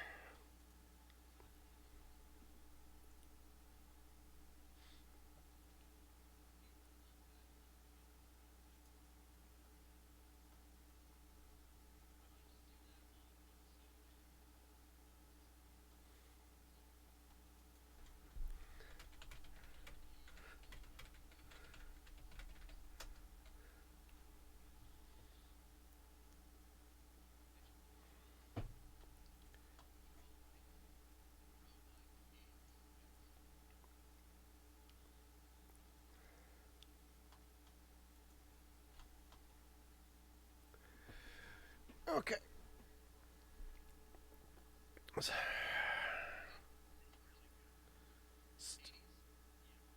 Still waiting on Alaska to come in, which is kind of surprising.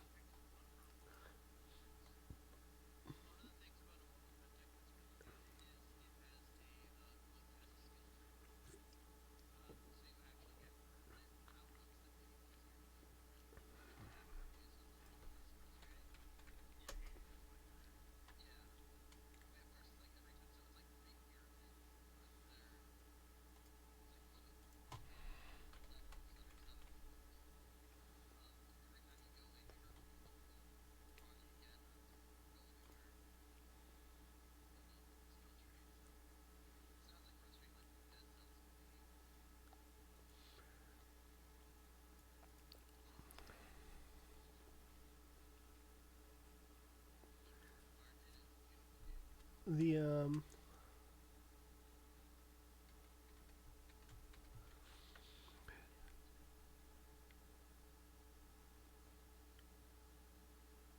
the so the tweet, in case anybody hasn't heard or read, that the president put out about 20 minutes ago, it reads, "We are up big," in all caps, but they are trying to steal, all caps, the election.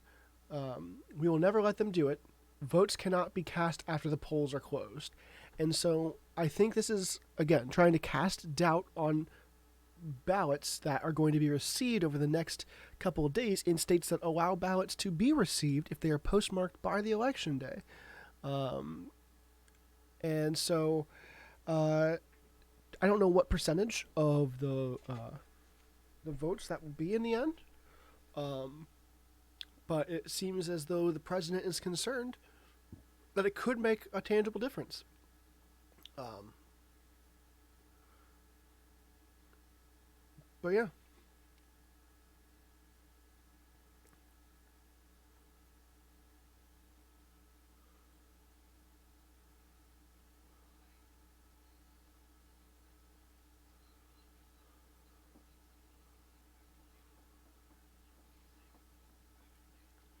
So why is he resorting to? I think he's trying to make a play that he. I think let's play. Okay, so why would he say this? Perhaps he's trying to mirror what Biden said to his supporters and what he is saying to his own supporters. I think the timeline is consistent with that. When this tweet came out and how long takes him to type this many words, um, and so is this just him mirroring what Joe Biden did and just saying, like, I'm confident, we've got this, but I don't know that Joe Biden and what he said was necessarily trying to cast doubt on the validity of any results. Where Donald Trump he's trying to cast doubt on the validity of ballots that will come in after the polls are closed. Which, again, even without mail-in voting, that statement is technically false. Votes can be cast after the ballots are closed. That's how most places work. If you're in the line at the point the polls are closed, you are allowed to cast a ballot.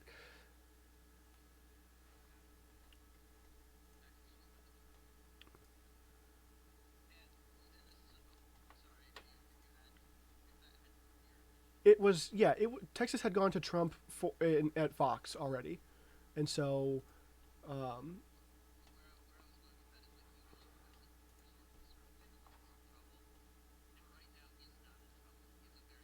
as far as we know,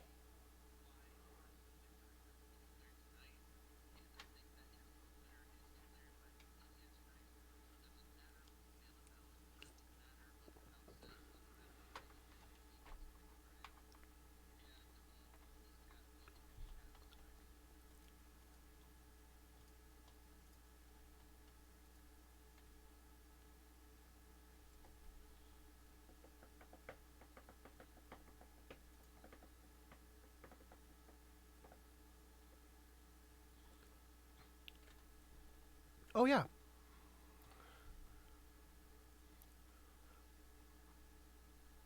Republicans have.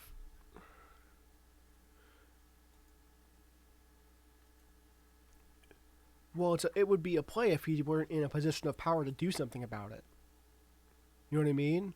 Like, Um, and so, yeah, um, Republicans in general have been against mail-in voting, by the sound of it. Uh,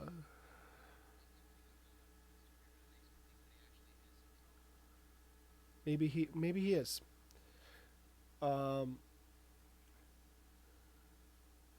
I think that's a valid point. He very, both campaigns could very well have a better grasp on the information than we do, and they might know something that we don't know. Because I mean, you know, if what Donald Trump is doing is a tactic he resorts to when he's in a corner, and Joe Biden is out here talking about his confidence, do both campaigns know something that we don't know? I don't know, because if I knew, I would know it, and by proxy, that statement wouldn't check out. And so,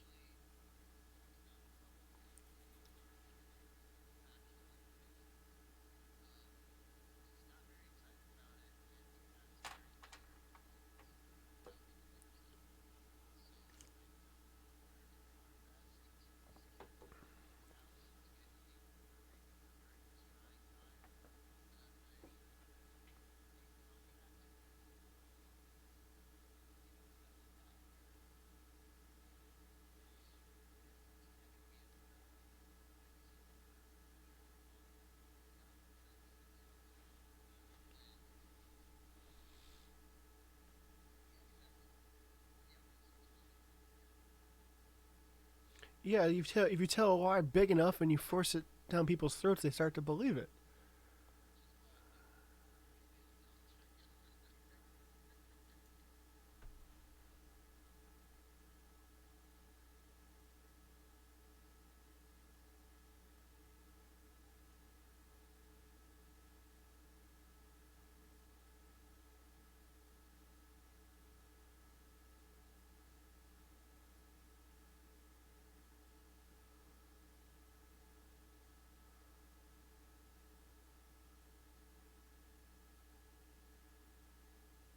Yep, that's yep.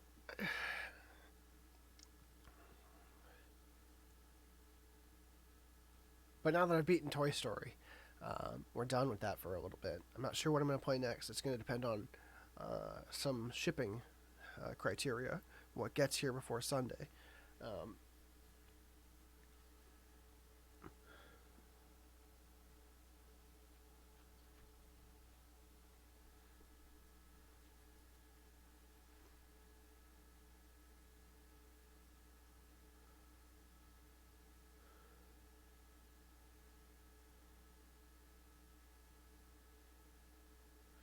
yeah, yeah.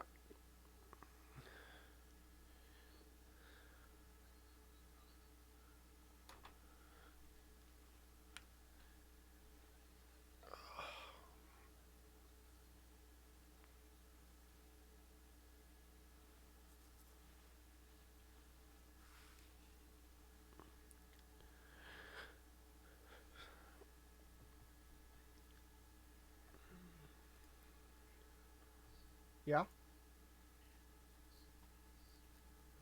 Right now,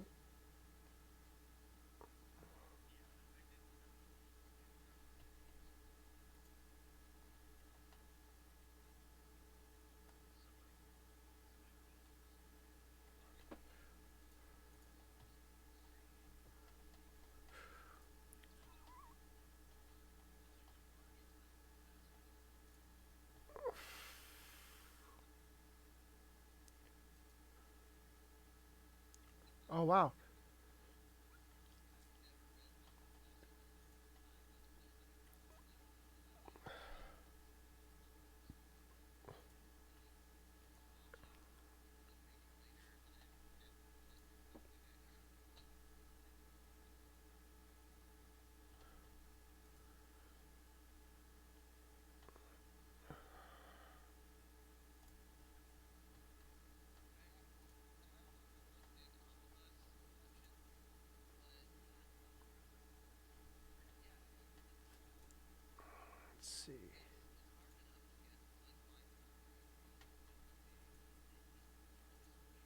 MSNBC 205 to 171, CNN, Google 223 212. Okay, let me take a quick look at the quads and see. Still waiting on Montana. Okay.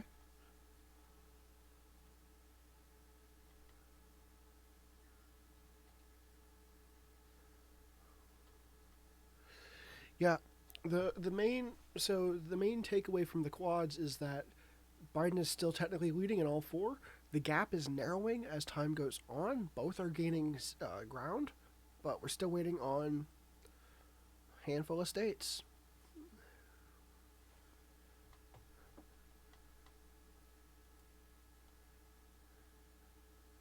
Looks like the gap has closed a little bit in Georgia. I feel like last time I looked at it, it was like 10 points. It's now down to about 6. So, North Carolina is still, 1.5%.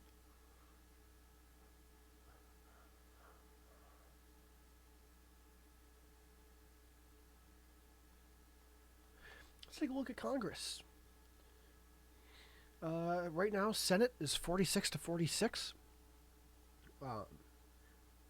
According to Fox, because again, they have easy, quick numbers for me to get to. And the House is 160 Republicans to 152 Democrats. So there was a decent gap between the Democrats and the Republicans early on that the Democrats appeared to have closed up as we've made our way across the country. But you can say the same thing about the Republicans in the Senate, closing in on the Democrats. There's what is that? 8 total remaining Senate seats that are up for grabs.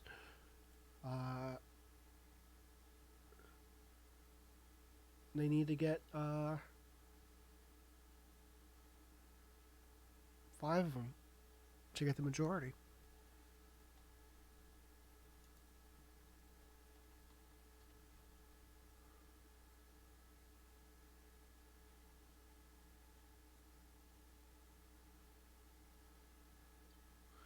Yeah, same.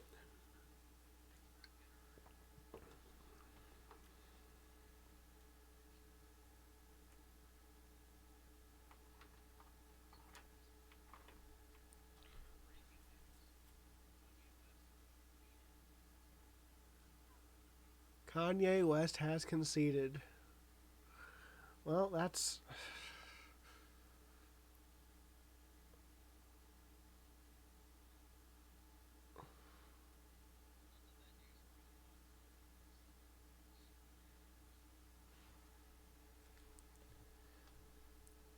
CNN projecting Texas.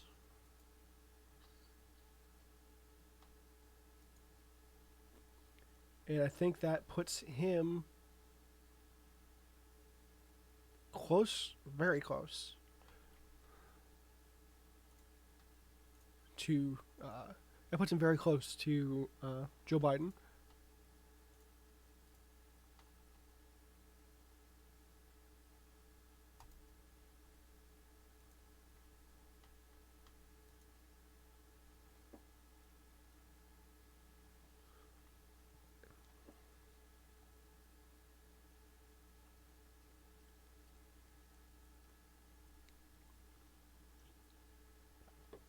Let's see if MSNBC calls Texas for Trump as well. They do. And with that, let's see how that changes things. Yeah, they all call Texas, which puts, let's see here, let me go to the main. That puts Donald Trump ahead of Joe Biden on our map for the first time tonight. So...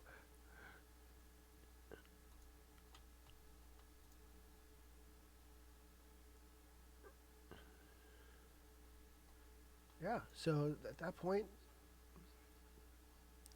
CNN and MSNBC called Texas for Donald Trump, and with that, that's the we were waiting on them for Texas because Google and Fox had called it a bit ago, and so yeah, that brings Donald Trump to 209 by my numbers to Joe Biden's 205.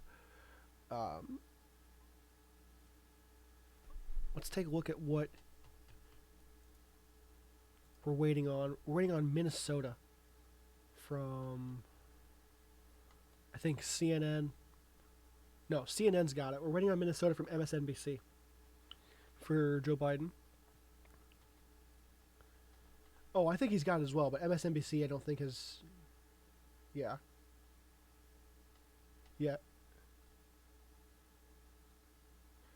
MSNBC, they've given Montana to Donald Trump, and they've given Hawaii by the looks of it. No, not Hawaii. What are those? Rhode Island.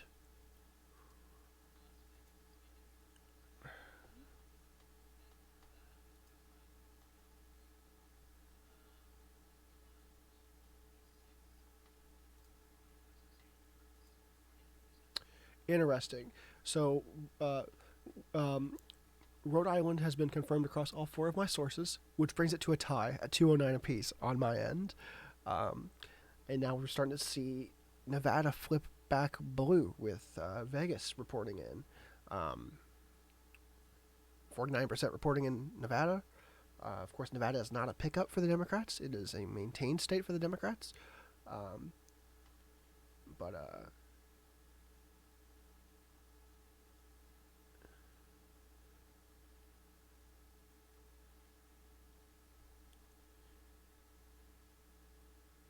Alaska's starting to report.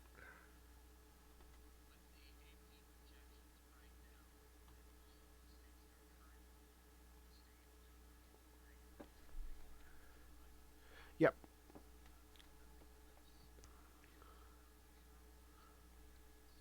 It's like 293.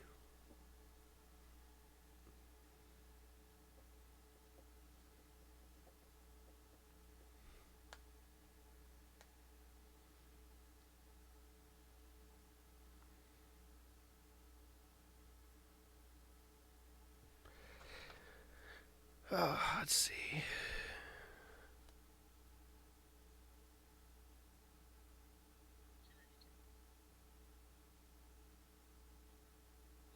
Okay.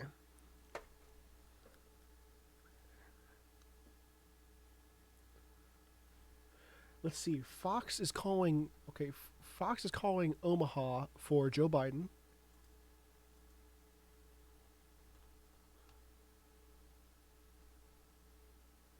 And I don't know that anyone else is currently.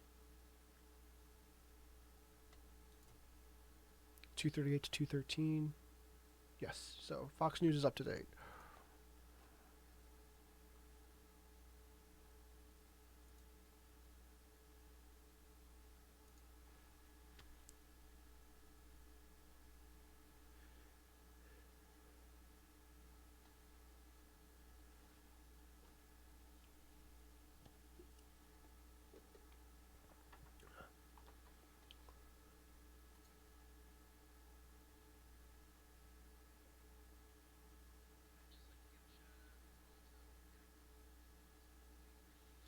Yeah. How is Alaska voting? Of course, Alaska is starting to report now with 23% according to AP at 58% in favor of Donald Trump. Um, yeah, if Alaska goes blue, that would be silly, perhaps unpredictable, but also almost. I don't want to call it inconsequential or insignificant because everything with how close it is right now, everything matters. Um, but it's 3 electoral college votes. Be eager to see if it has any uh, effect. And yeah, Republicans have carried it for a long time. And so if the Republicans carry it tonight, it's not too much of a surprise.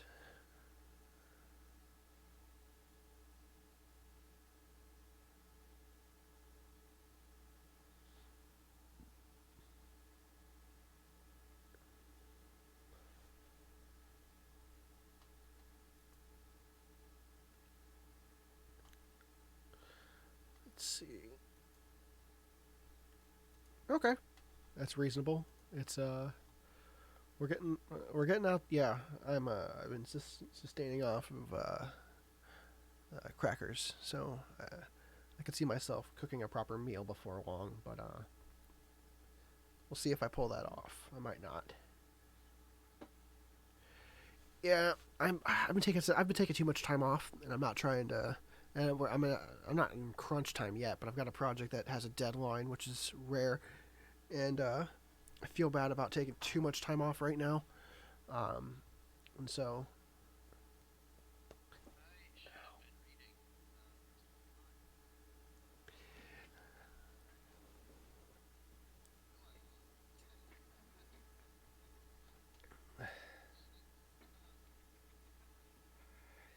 okay, CNN.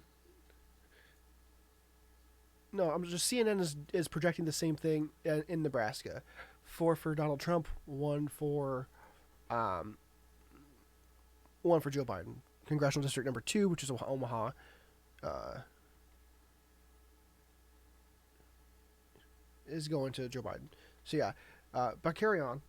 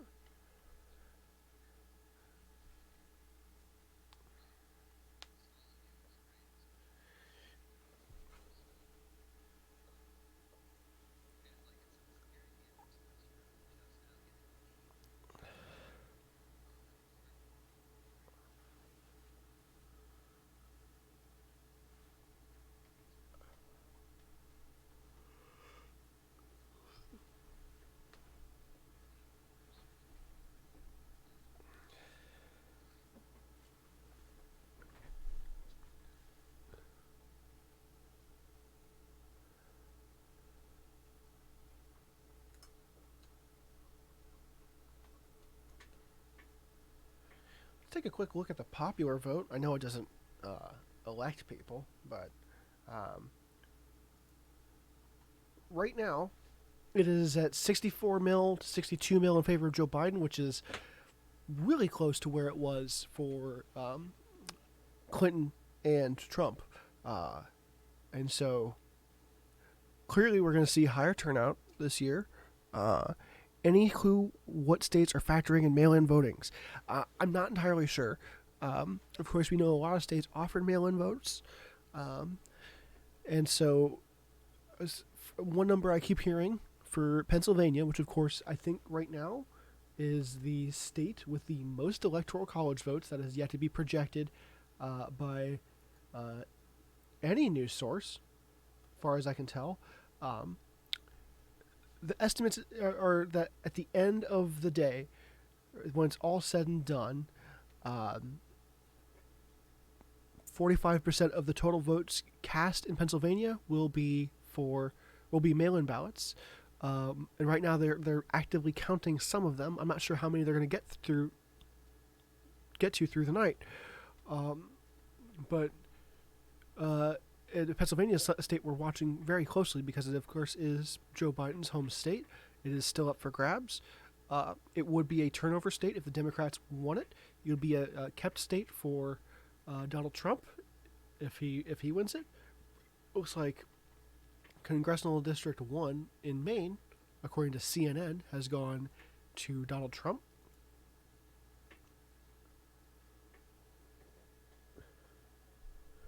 Not sure if that's a pickup or not. I think he had one vote in Maine in 2016, if I remember right. I think he had one electoral college vote, and that might be the same one he had last year. And so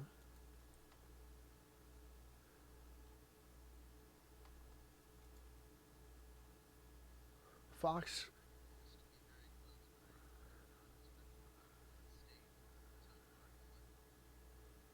Yeah, I figured it would have just been like a close election where you just saw a bunch of states flip flopping.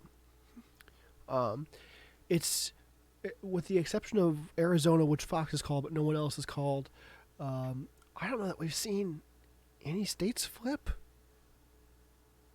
I think it's identical. Short maybe the congressional districts in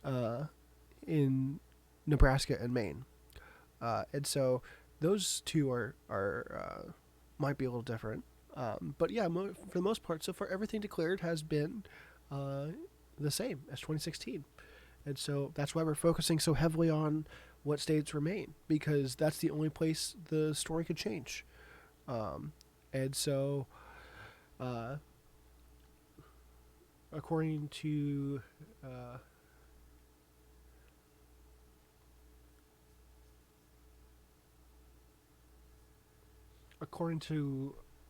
Associated Press, Biden currently has 224 to Trump's 213.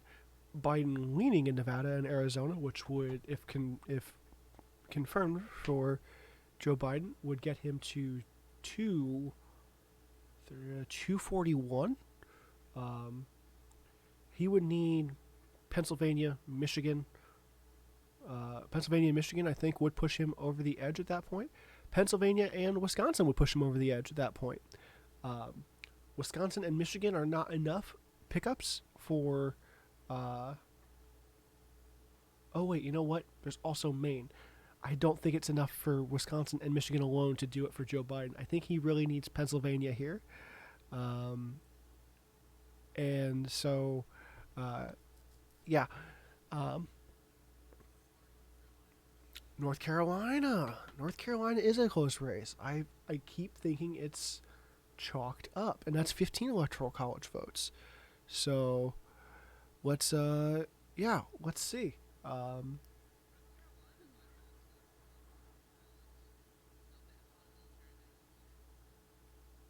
That could be the case. It could be the case. A good amount of mail-in ballots in could be a good amount of mail-in ballots in North Carolina. It was, of course, right now I've only got, I'm watching all four sources of maps, but I've only got CNN on, and they're just focusing so heavily on Pennsylvania. They think it, with the current projections, 11. I think I think Joe Biden could pull off 3 votes in Maine. Plus, AP's current leanings would get him to 244. He needs 26 more to win, which he could get. I feel like any 2 remaining states, he could get it. But man, is there evidence to suggest he could even pull that off right now? Yeah, not tonight. But I guess it depends on how fast they can count some of these ballots that have been received and how many more come in.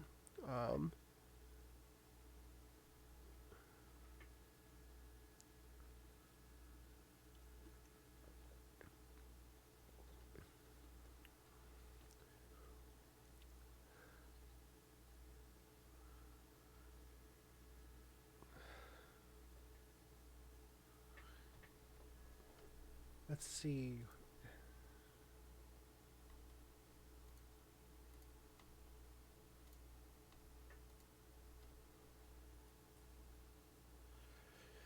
CNN's got it at 220 to 210.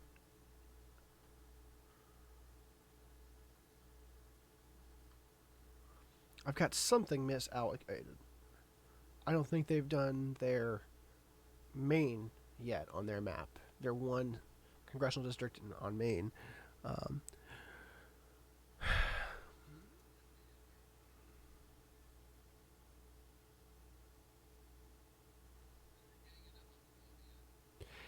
yeah. CNN with a projection. Montana. Surprised I hadn't done that already.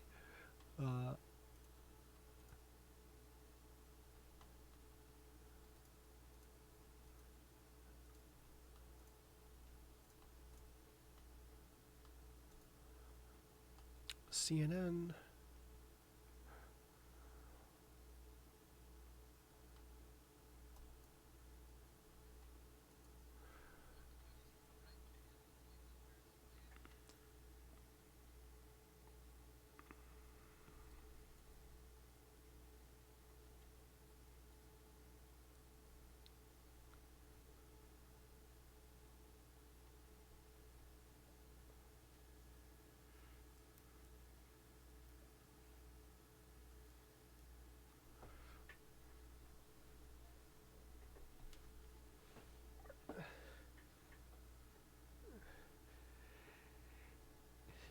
Yeah, here's the thing. Like nothing.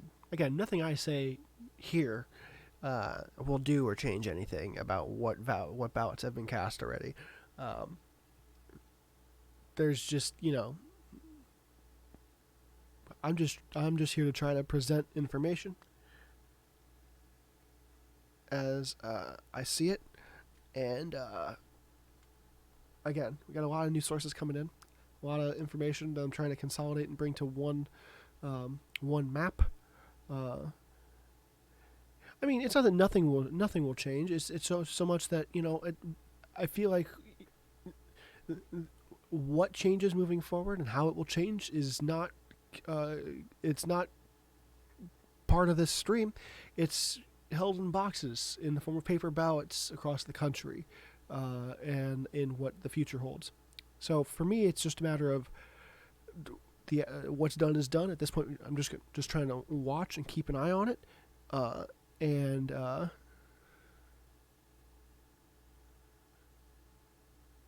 so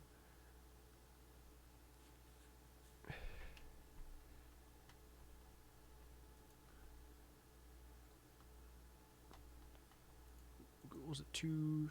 What have they given? What has Google given? Google must have given.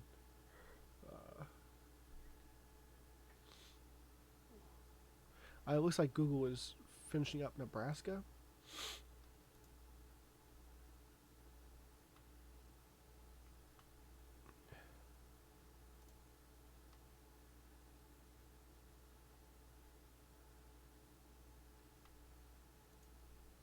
Oh, too far.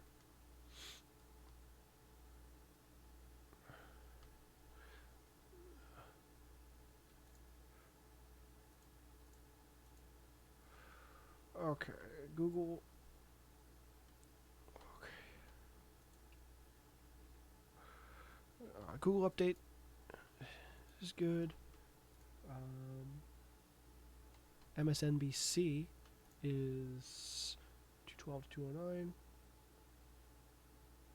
Looks like MSNBC is also calling Nebraska, just like everyone else is. That one will probably be complete here in a moment.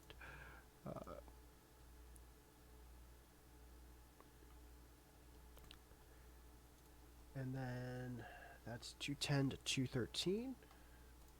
Fox has 213 to 238, yeah.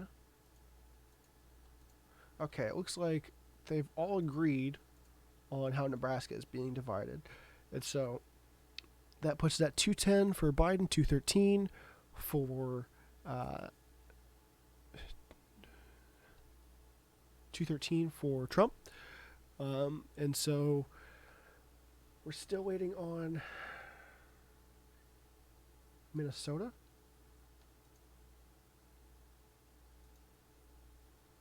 Still waiting on MSNBC to declare Minnesota. It looks like Georgia's race is narrowing up a little bit. It's narrowing up by about 2.5%. It's about 2.5%, and so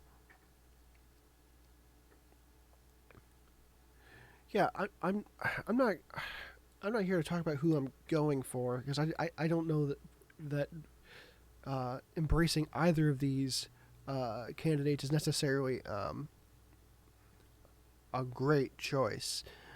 And that's about as far as I'll go getting into my beliefs, but neither of them thrill me. And so I don't want, again, you'll hear like thinly veiled attempts at nonpartisan, unbiased coverage wherever you watch the news.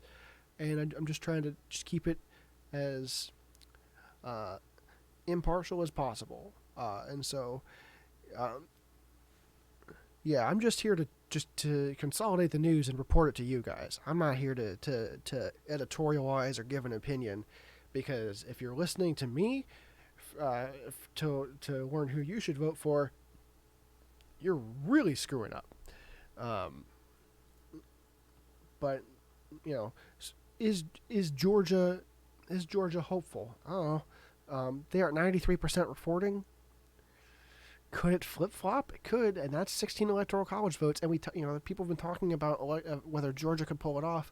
Georgia, I feel like, is one of the states Democrats hold up and talk about voter suppression issues. Yeah, you look at the county by county map.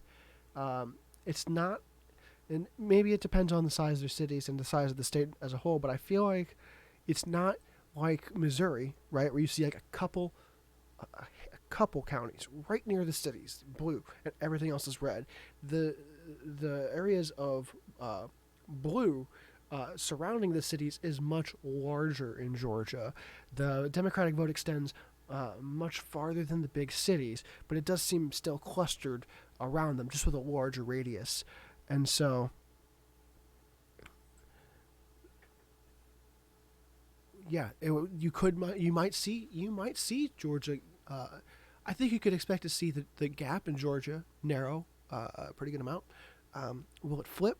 It's tough to say. A flip would work very well for Joe Biden because Donald Trump, of course, had Georgia in 2016, and that's 16 electoral college votes that he could really use right now.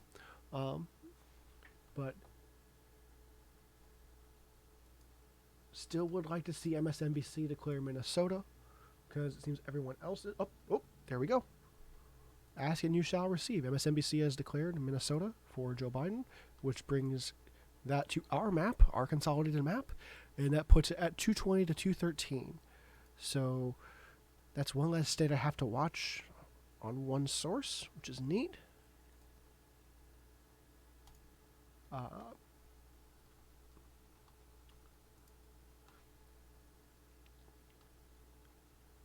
Other sources still skeptical about calling Arizona. Nevada is now at 66% reporting in. It's some 40,000 ahead in favor of Joe Biden currently. It seems like now that they're reporting Vegas in the southern half of the state, you're seeing the vote count for Joe Biden rocketing, where the Trump vote count is mostly treading water.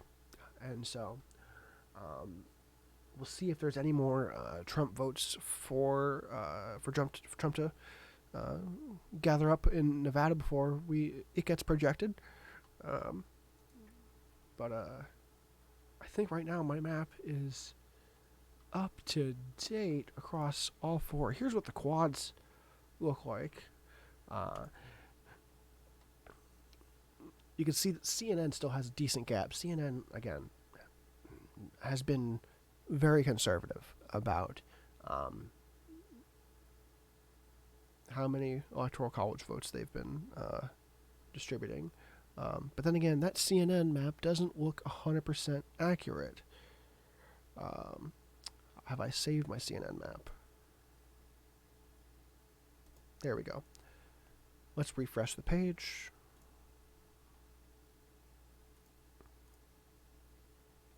There we go. Yeah, it's very close. This might be the. I watched the 2000 election with a little bit of scrutiny. 2000 election happened on my birthday, so I wasn't my main concern, and so I know that was a close election. I don't know how close it was as the night progressed. I feel like by now we had a good idea that it was going to be down to Florida. Everything else was pretty well decided and projected. Right now, I don't think that we're in that position. We'll have to see how it goes on.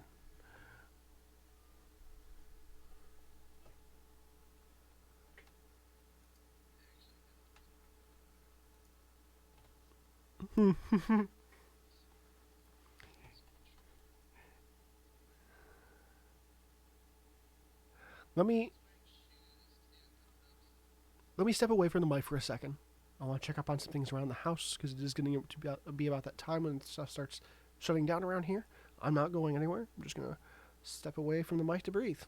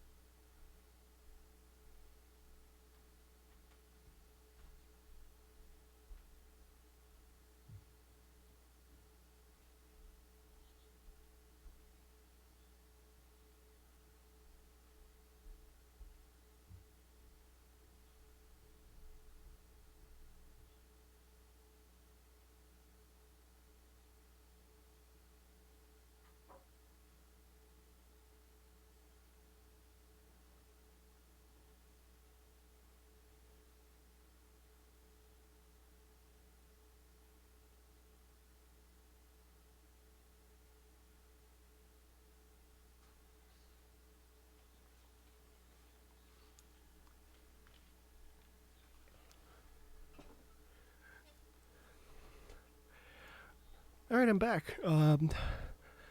Feel a little refreshed. I'll let the world know that I'm no longer wearing pants. I'm wearing khaki cargo shorts, and with that, I feel like I'm one step closer to looking like I belong in Workaholics. So that's cool. It's a cool look for this election. Uh, nope. That would be something.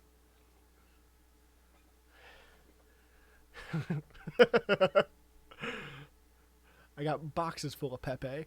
Um,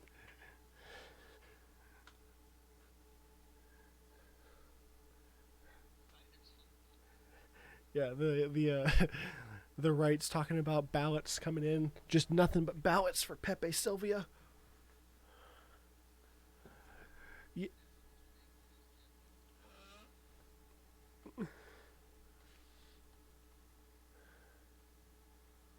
Yeah, it's interesting. The vote count that favors Joe Biden the most is the one from Fox News. Um, most every single resource has the same 213 votes for Donald Trump that we have on our map. The discrepancies come in states for Joe Biden, which is, let's see, I think it's really just Arizona and some of the Maine votes. So yeah, because Fox has 3 votes from Maine also counted in, and so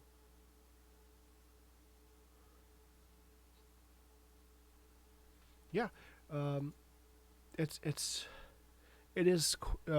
CNN's describing it as a nail biter, and I guess I agree. Um, they've had the same they've had the same breaking news for, like, no joke, 2 hours now, which is nail biter election comes down to Arizona, Georgia, Pennsylvania, Michigan, Wisconsin. Um, it's not breaking news if it's been that way for 2 hours.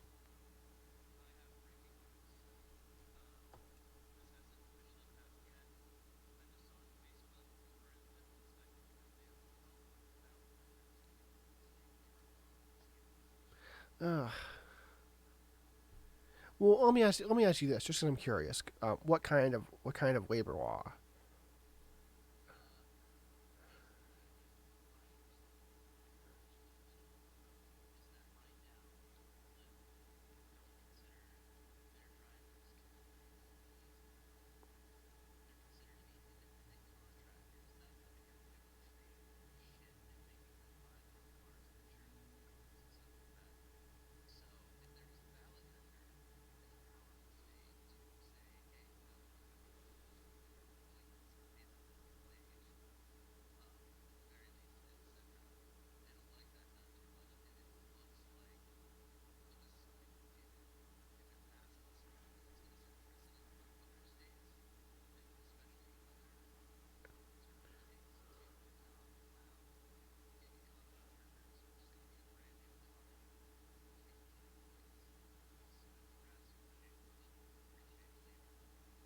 Well, how okay, so how is gig economy treated in other states? I'm not really sure. I'm not really. I looked once into getting signed up for Uber, but they said all of my cars were too old. Uh, because it's just the first of any decision, is what you're suggesting in California. Everything else is just a gray area because nobody's done anything about it yet. Yeah, that is interesting. Because so so pizza delivery is a it's hourly with tips. It's one of those class of workers, but you're still required to insure your vehicle and um, purchase your vehicle and maintain your vehicle. I don't know if they have some other additional insurance that extends to them while they're under the payment of Pizza Hut.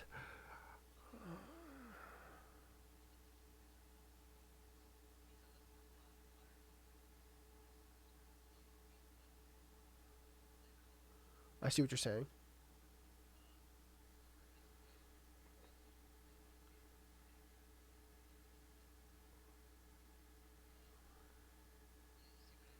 Right.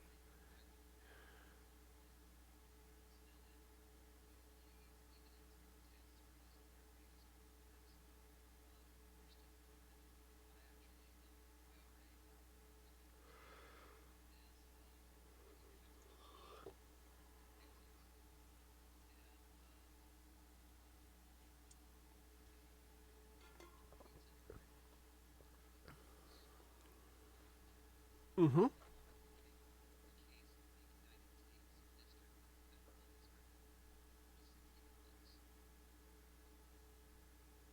$60 whole? Dang, that's like.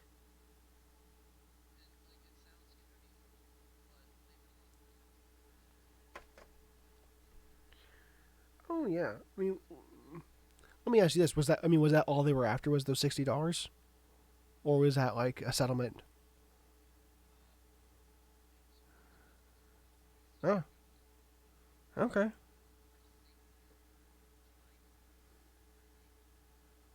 Damages. I would hope so.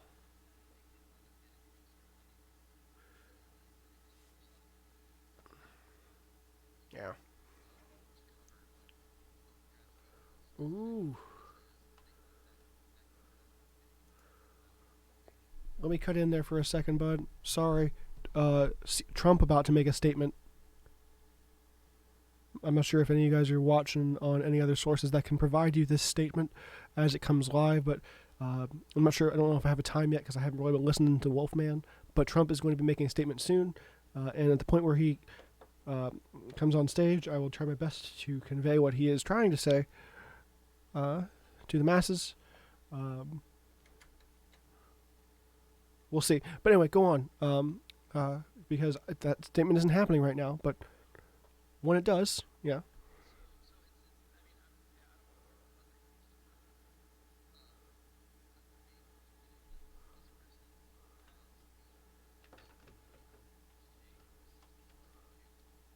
Oh yeah.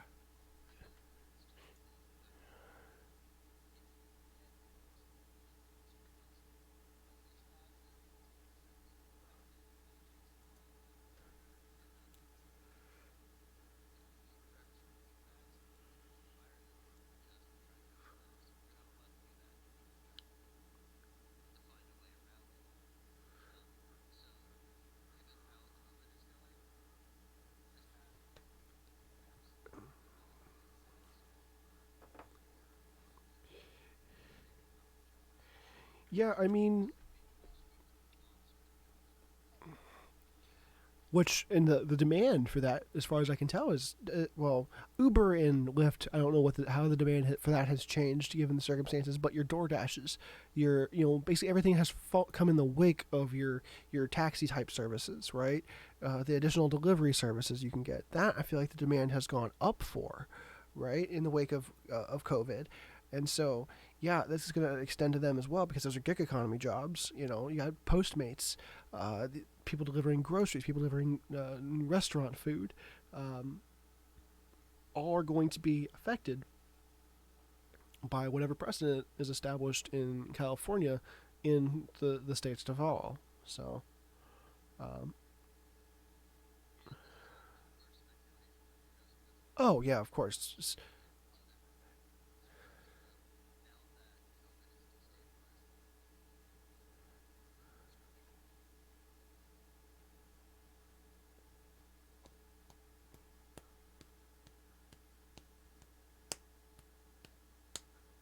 710,000 votes in the lead for Donald Trump in Pennsylvania, some 11%, I believe.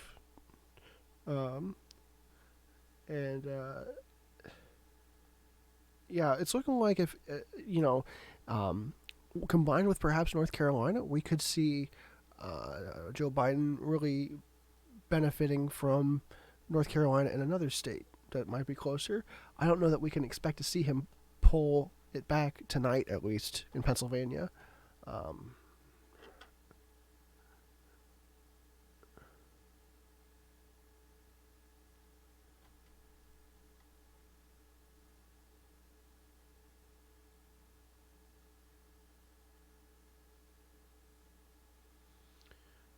Yeah, Wisconsin has 89% reporting, according to AP. The lead is still right at like less than 4%. 94% reporting in. It's 94% reporting in North Carolina with a lead in favor of Donald Trump of 1.4%. It is, yeah, it is decently close because on my map that you see here, which is of course consolidated from all four news sources, there's not been a single flipped state. I don't know that there's been a single flipped electoral college vote, and Fox is projecting Arizona for Joe Biden, which would be the first flipped state of the night, and we're 8 hours in, and we still don't have any flipped states, which is not good for Joe Biden. He needed to have some flipped states well secured, and he may very well still have a flipped state in some of those gray areas you see on the screen. He might pull something off in Georgia. He might pull something off in North Carolina. He might pull something off in Wisconsin. If he pulls something off in Pennsylvania, that's tough to say. But let's play this out real quick. He's leading in Nevada. He's leading in Arizona. I don't have his 3 congressional votes that he's likely to get in Maine, so that's 20 total. 20 more for Joe Biden puts him at 240. No, they haven't agreed on Hawaii yet. That would be 244. He will most certainly get Hawaii. Let me see if they've updated that yet. Nope, still waiting on Hawaii. At 244, he still needs 26 electoral college votes. Georgia, North Carolina, 31. Georgia, Wisconsin, 26, exactly what he needs. North Carolina, Wisconsin is 25, one short of what he needs, and that's a nightmare. And so, yeah, I don't know if he pulls off 2 states. If he has what he has now and pulls off 2 states, he will prevent himself from losing, I think, no matter what 2 states he gets. But he will not necessarily win because at least one of those scenarios is a scenario in which he ties, and that's going to be very interesting. And so he needs 270 to win. And I think it's safe to say he's got about 24 more than what I have on our count here. Yeah, so Google said 224 and 213 for Trump because Google has already accounted for Hawaii, which is the extra 4 for Joe Biden. We're still waiting on CNN and MSNBC to count Hawaii for it to go on my map. I think it's reasonable to expect that it will, but of course, the rules I set for this map was it needs to be on all 4 news sources for me to report it. And so I think it's reasonable to suspect that he will get Hawaii, then combine that with what we can expect out of him in Maine, Arizona, Nevada, based on current leanings, he'd get to 244. He still needs 26 more. And, yeah.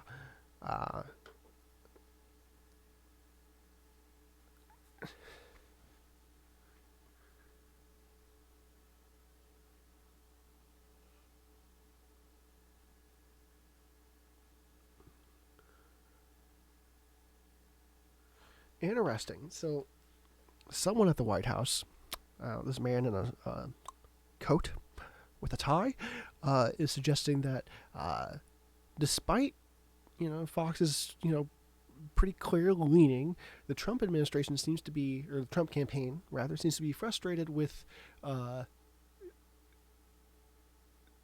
Fox calling Arizona soon. And even CNN has been kind of very wary. They've been very skeptical of the fact that Arizona has been called this early. And so let's take a look at the numbers in Arizona because was it too early to call? Arizona is reporting 77%, with Joe Biden at 52.4% to Donald Trump's 46.3%. Math whizzes out there will tell you that's a difference of 6.1 points. If we can expect a flip in a state where Trump is down by 6.1%, what could that tell us about the likelihood of a flip for Joe Biden in a state where he's down 6.1%? And that includes Wisconsin. That includes North Carolina. That includes Georgia. So, yeah, if we're skeptical of Arizona for Joe Biden, could we be skeptical of the leanings for Donald Trump in Georgia, Wisconsin, and North Carolina, because that could paint the picture. Um, that could be what determines it tonight, or when it's all said and done. Of course, when is anything determined?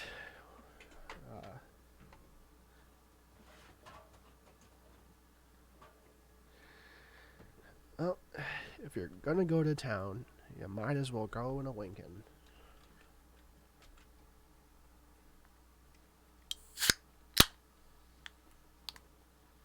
Number 5. This will probably be my last one. I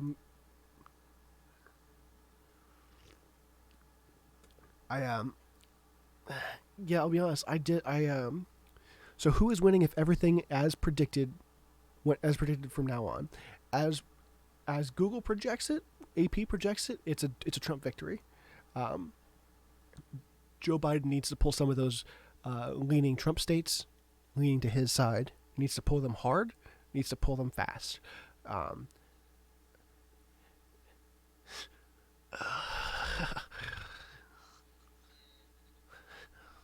He's got to yank those states. But yeah, and what's worth noting is that if everything stayed exactly how it is being projected by the AP, you would see one flipped state, and that would be Arizona. The entire picture is otherwise identical to 2016, and as such, the winner would be Donald Trump. And so I think what we're waiting on right now is the potential for any of these states that are still counting mail-in ballots to get counted, because I know when I worked the polls here in Missouri, in St. Louis County, we had voting machines that would store the votes on some form of flash memory. I think they might have had printouts that were just redundant, but nevertheless, you had it all consolidated into one easy to carry, easy to transport, easy to download package. And so St. Louis County is fairly easy to count up. All the mail-in ballots are all paper. They have to be counted differently. Granted, I'm sure they're being fed through machines, but we still have to wait on a mechanical element of the machines fishing them through. And there might be some sort of redundancy where they're fished through multiple times. And I'm sure there's ballots that throw some kind of error with the machines because they're not filled out properly, that have to then be looked at manually. And that's if they have the machines. Who is most likely to win? Right now, based on the leanings of the votes coming in, it's a Trump victory.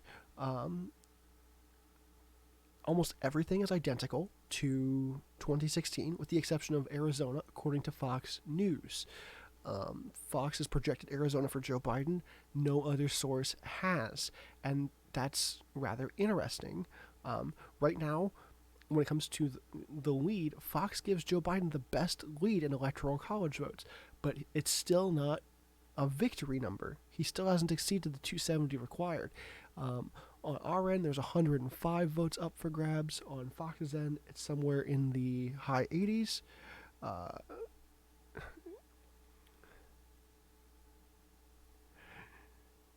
Yeah, exactly. The factory going through chocolate bars for Veruca Salt is what I'm sure counting those paper ballots is like right now, or any time. I've never seen paper ballots counted, but it seems like an absolute nightmare to be done by hand. And I feel like we're going to see a number of these states resort to a by hand recount. Right now, the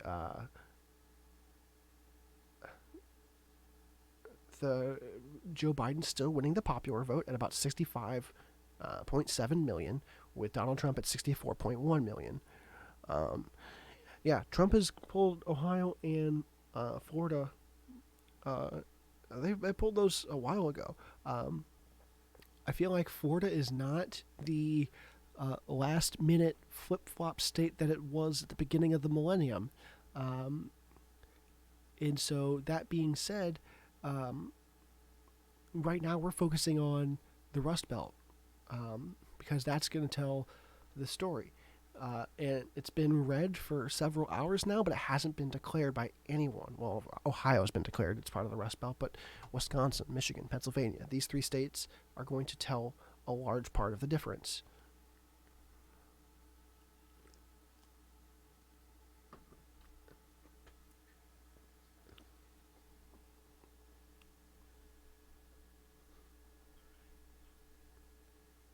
All right, it's yeah. I'm gonna see how hard it.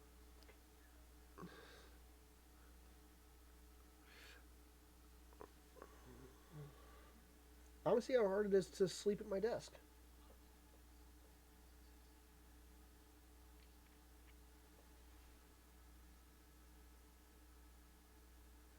See it.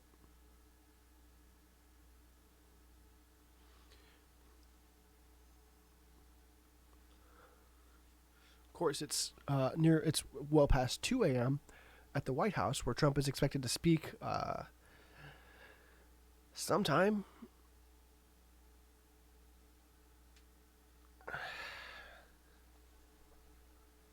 A long night at the White House, I imagine.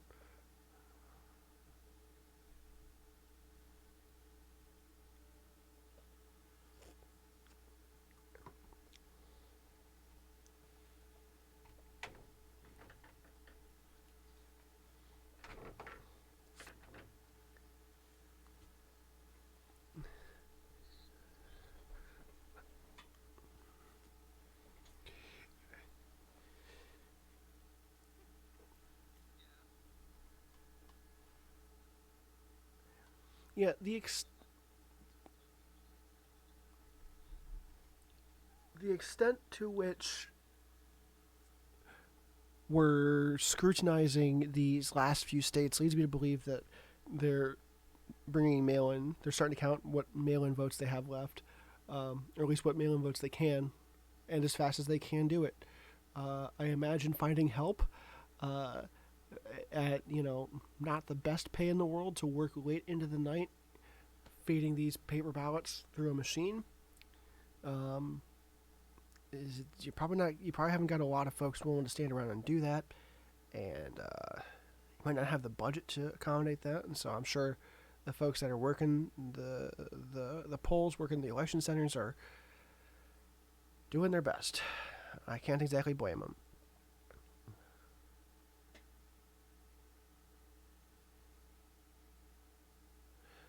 Oh yes, the loser can ask for. Well, the loser can ask for a recount. The capacity to which they get, they can make a recount happen depends on their. I guess depends on their own resources.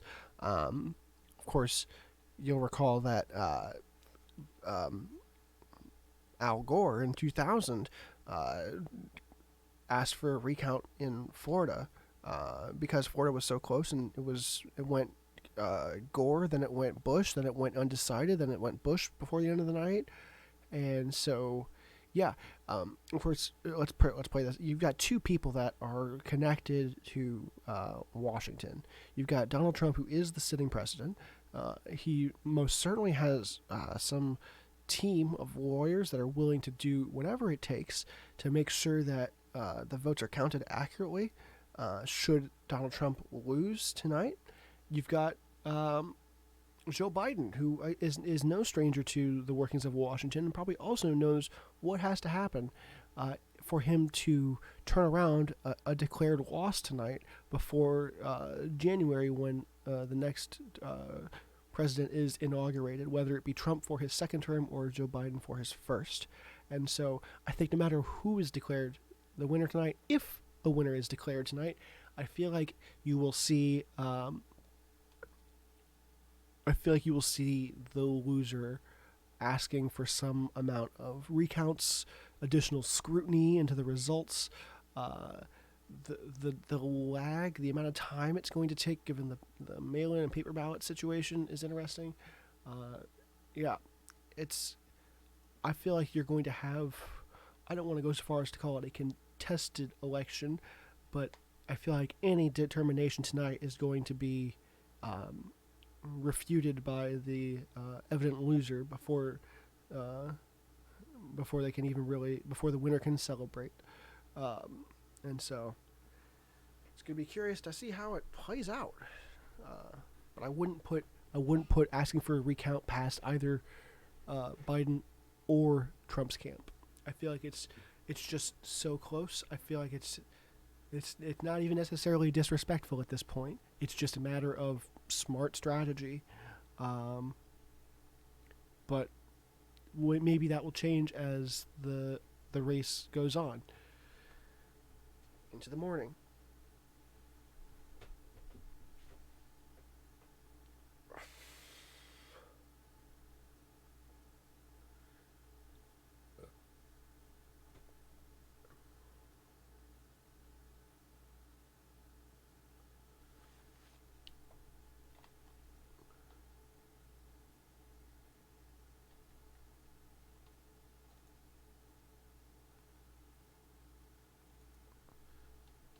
Let's see.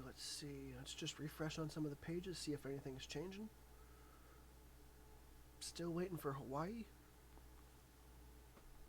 Yeah. Who does Google have?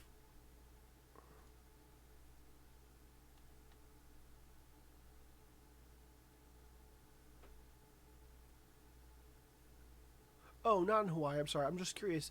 Google has one more candidate for Joe Biden than I have him. It's probably a main. It's got to be a main vote. Yeah. So Americans who live abroad, can they vote, and where do their and where and does their vote count? I know our military is allowed to vote absentee. I'm not sure to what extent Americans living abroad are able to vote absentee. Yes, so my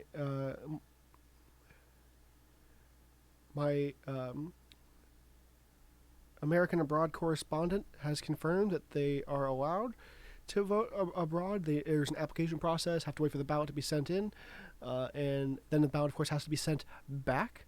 So it's not it's not a process that you can probably do in a couple days. It's something that probably takes some time, but I imagine if you're living abroad, you know the election's coming up. You know that when you get your application in soon, that way you can get your ballot sent out as soon as it is available and get it sent back. Of course, it's got to get through customs, I guess, and just take the slow boat. I did order a camera from Japan on Saturday, and it showed up today, which I was stunned by. Very fast shipping from Japan. They sent me an origami star along with the camera.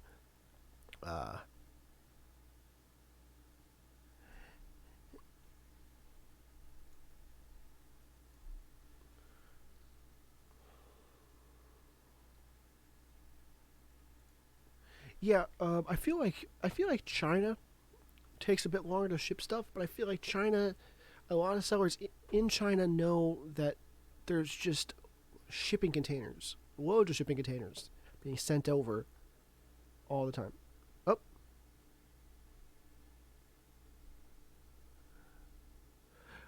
ooh, if they don't live in any state, where does their vote go?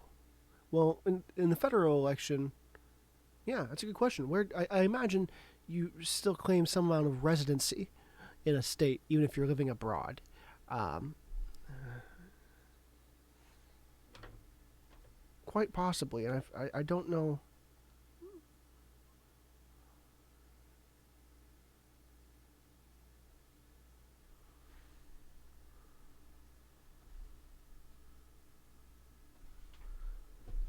Yeah, so you have an address in the states that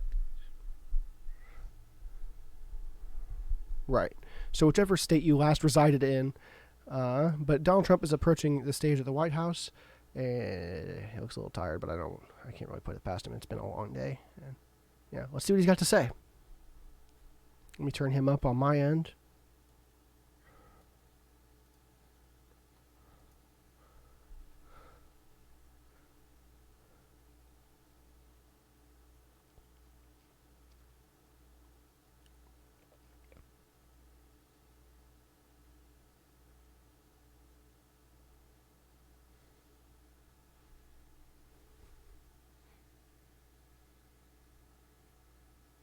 He pulled a Sagan, millions and millions.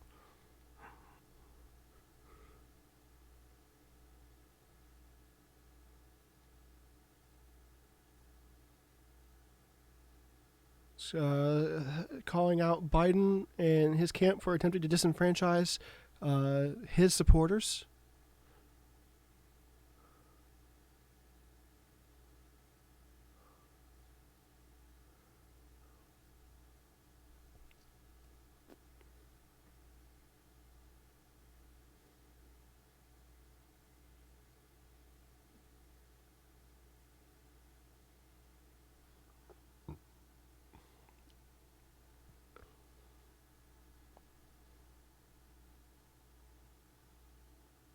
Looks like he's called off whatever celebration he had planned, which is not exactly what I expected from him.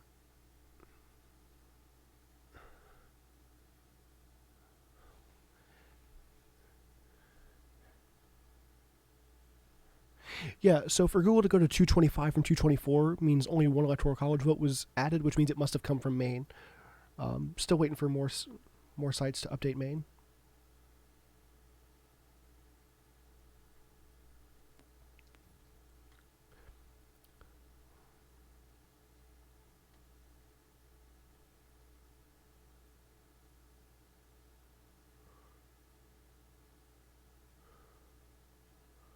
That's interesting. The states he's claiming to have won so far.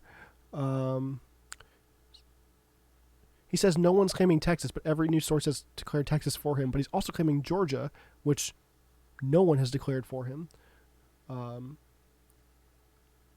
He's saying he's won North Carolina. He'll probably say he's won Pennsylvania, Michigan, Wisconsin. He's probably saying it's over. But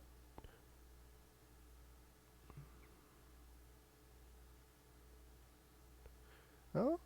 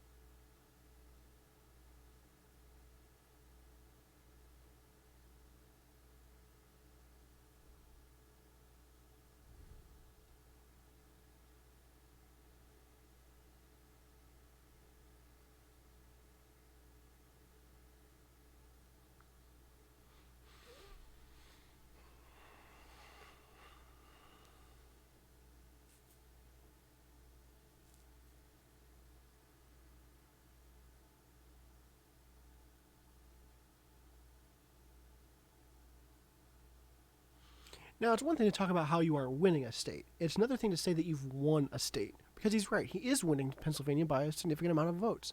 I'm not putting that past him for saying that. But to say that he's won North Carolina or to say that he's won Georgia, I think is a different statement altogether. And I know I might be arguing semantics here, but there's a difference there. Because to suggest that is to suggest that the election is over and that they're keeping it open for nefarious reasons.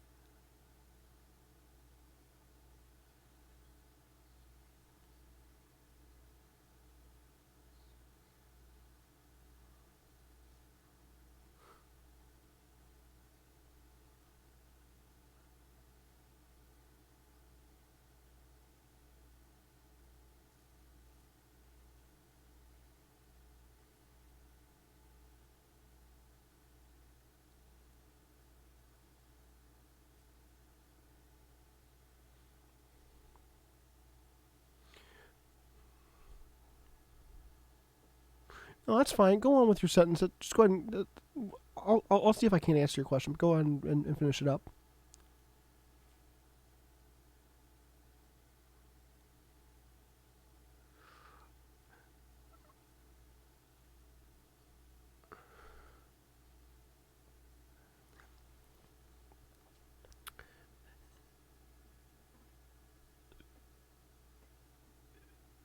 So each state is different in terms of just like their makeup, their demographics, etc. Um, in some states, based on where the votes are coming from, where they've counted them, it's easy to predict how that state will vote overall. Um, this is one of the things people say about the Electoral College. You could look at one of the arguments is, do you let the big cities rule the country? And you look at these states with big cities, and you can look at how those big cities vote and just expect that there's no amount of rural votes that are going to counteract that. New York's a great example. You can look at New York City and reasonably expect that no amount of rural voting in New York State is going to counteract the vote in New York City. So if you know New York City soon enough, you don't need to know the rest of the precincts if you know how much New York City has. And so take that times 50. There's 50 different states with 50 different demographic makeups. Some of them are easy to predict with a small amount of precincts reporting. Some are harder to predict with most precincts reporting. And so, what we're seeing with respect to why some states are called and some states are not called, it has to do with just differences in how the states are made up of people. So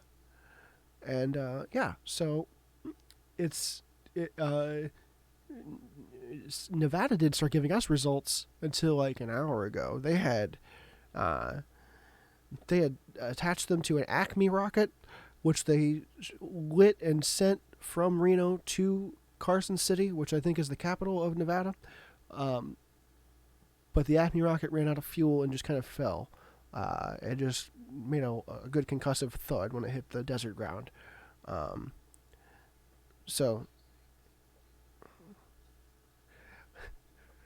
Larger stick of dynamite in the back of the rocket would have gotten them all the way to Carson City, but alas, it's an Acme product. So, basically, Trump has just said he did win the election. He's basically saying that he was ready to win the election, he was ready to celebrate, and at this point he's basically saying, yeah, it's mine, and I'm going to try to make sure that the democracy, the republic, the voting, the election, its integrity is maintained. And so we'll see. He's calling for law and order with respect to how it's done, going to the Supreme Court, which is typically, I think, the way it's done, going to the Supreme Court. He's upset about ballots being counted tonight at 4 o'clock in the morning and being added, but I don't think this man understands. But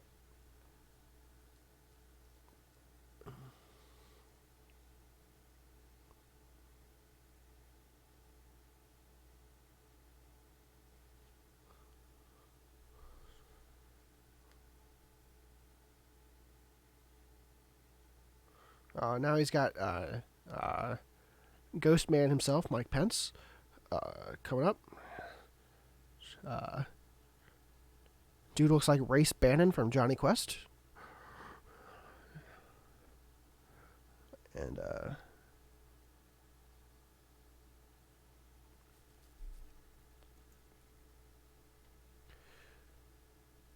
according to Google, which of course is Associated Press, Joe Biden still maintains a popular vote count upwards of 2 million plus votes.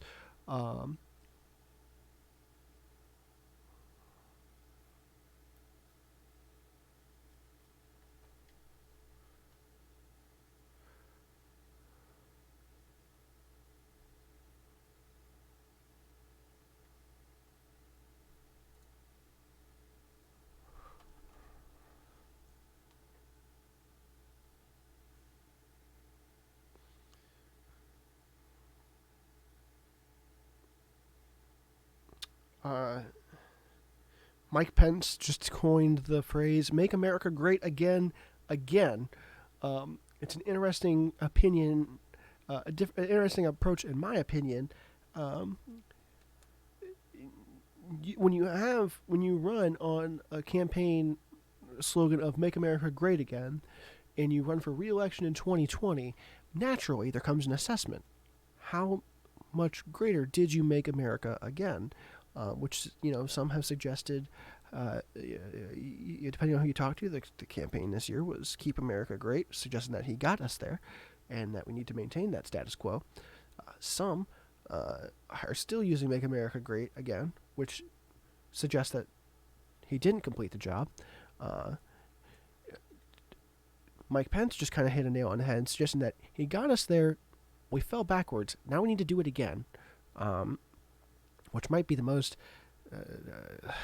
apt description given the last year. Not that I necessarily agree with what the Trump administration has done, but if you're in that camp, you can understand that, if things seem to be going decently well for your beliefs, and then, of course, COVID hit, and it's hard to look at COVID and saying this is still great. But people are trying.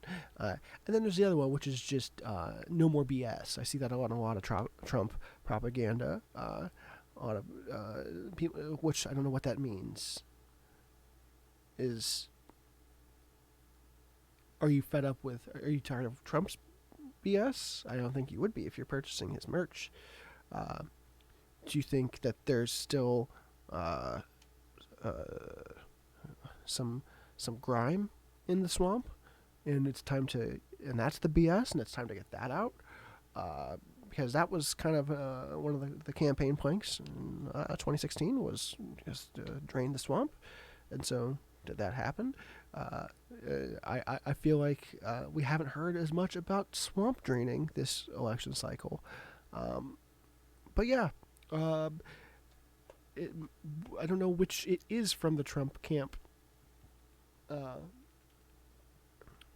I don't think it matters. I feel like his supporters tend to believe that he set out to do what he intended to do, and whatever he intends to do this time, he will do it if reelected, and that's good enough for most of Trump's supporters.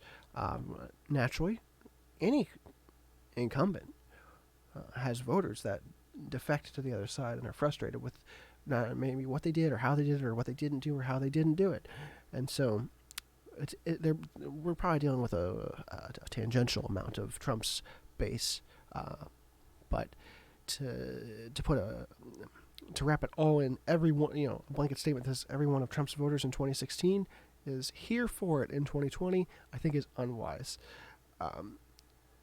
Trump says he'll go to the Supreme Court, and it's interesting because how the Supreme Court has just had a vacancy filled, so that's a thing. Let's take a quick look at Congress. Let's look at Congress Watch. Where did it go? So, looks like, according to Fox, Republicans are at 47, Democrats are at 46 in the Senate.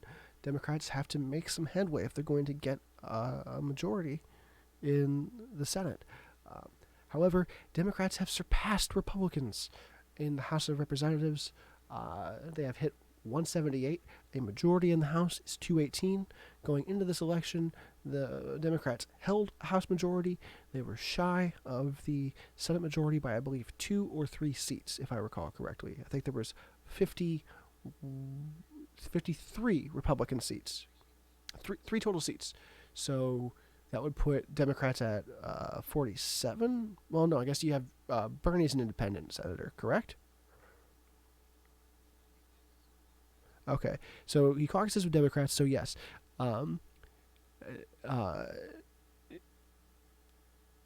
Democrats needed 3? Is that correct? Okay. And so, yeah, we're going to see how that develops.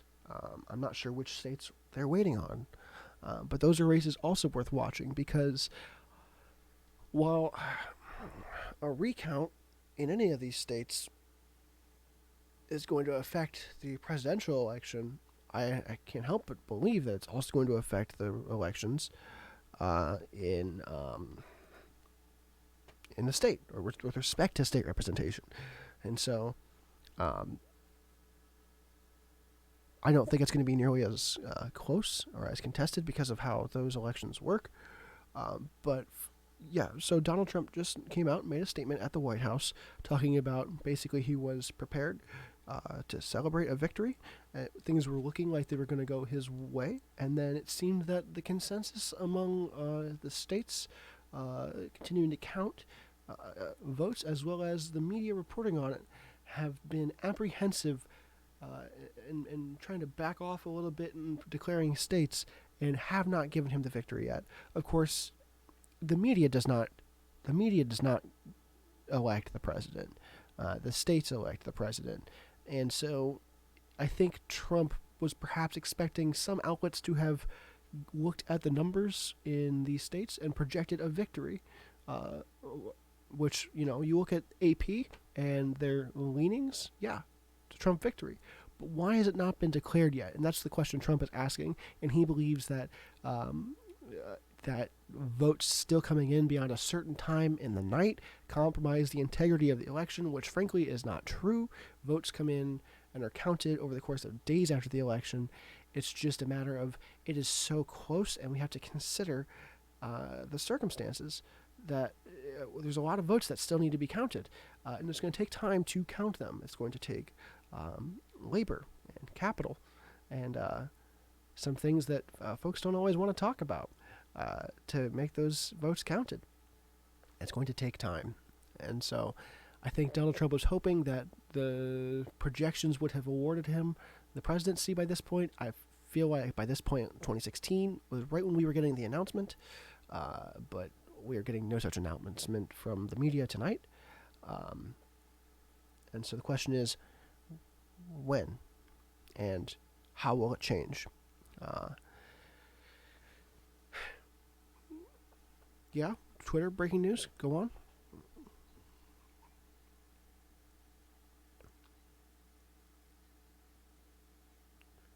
Is this verified?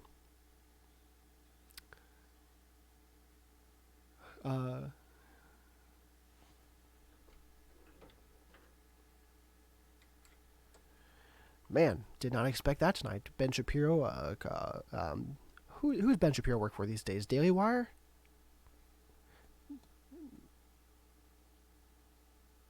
Okay, Ben Shapiro of Daily Wire, sometimes appearing on Fox, has tweeted that Donald Trump has not won the election, and that it is ingenuous to say that. I feel like that's accurate. I don't think that's a stretch, but I think in his head, he doesn't see any way in which it could go the other way, and I feel like it's perhaps in his advantage to assert the victory, because that will reinforce his base that believes he has also won, and help instill doubt in votes to come over the next 6 hours, which could change the picture. And so it's perhaps strategically the right move for him. Whether it's cool, whether it's safe, whether it's genuine and appropriate is up for debate 100%. But how does that reinforce the desire in his base for him to win, and how does that continue to cast the doubt that Republicans need to cast on mail-in voting in order to maintain a solid foothold in some of these states? I feel like it works to their benefit, because you get these folks to believe that it's over, he's won, it's period, done. Then if and when something negates that statement, it is already interpreted with doubt. And so, just like I said earlier, it's like sports. When most sports that have any kind of video action replay will have a call on the field, on the ice, what have you, and that is the call. There needs to be evidence beyond a reasonable doubt to refute that call when a review is called, a challenge is called, what have you. And so I think Trump is trying to beat the media to a call on the field and force the hand of the Biden camp to challenge the play, to get irrefutable evidence to the contrary. I think that's what the strategy is there from the Trump camp. For all we know, it could just as easily go to Trump. There's a lot of numbers that indicate a Trump victory. No disputing that. But it seems like it could be in his interest to grab it now before it's declared for him. I feel like I can't remember 2008 because I know I had to go to school the next day, and I worked that day. I had to work the next day. I can't remember how how late we were waiting on. I believe Ohio. I think Ohio was the only thing we needed to hear in '08 by the time I went to bed. And when I woke up the next morning, it had been declared. And so, I'm also not sure how late I stayed up. Uh, but yeah, we need to hear some of these Rust Belt states. We need to hear a declaration. If Trump wins, do you think people will start to do more skeptical at polls and statistics? I think people already are, right? Because with statistically speaking, if you're producing numbers and you don't have some kind of margin of error, you're doing it wrong. What people get wrong about the 2016 election is that the margin for error was wide enough to accommodate the 2016 map. It's just that it seems so unlikely for it to be wrong in so many states, right? But each state is considered independently when it comes to the statistics of it.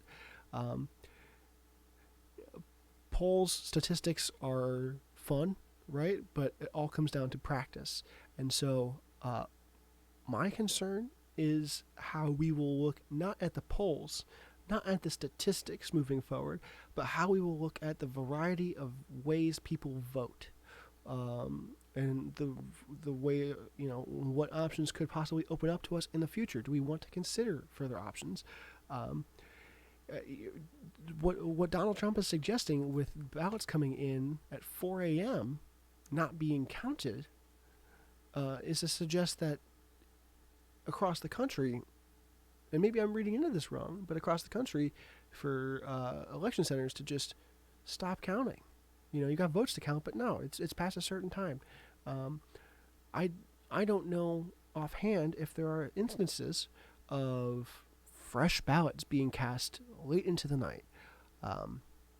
I think maybe that's what they're suggesting, is that Democrats are going out to these states at 3 a.m. with a Slurpee and just casting more votes. I don't think that's happening. Not in any kind of numbers. I know what it takes to set up an election at a polling place. It's a lot of work. I don't think that there's polling places still open. Maybe there are folks that can prove me wrong and suggest that there are polling places still open. I don't think it's happening. And so the next question is he referring to mail-in ballots that were cast prior to deadlines but still being shipped to polling centers, which some polling centers talk about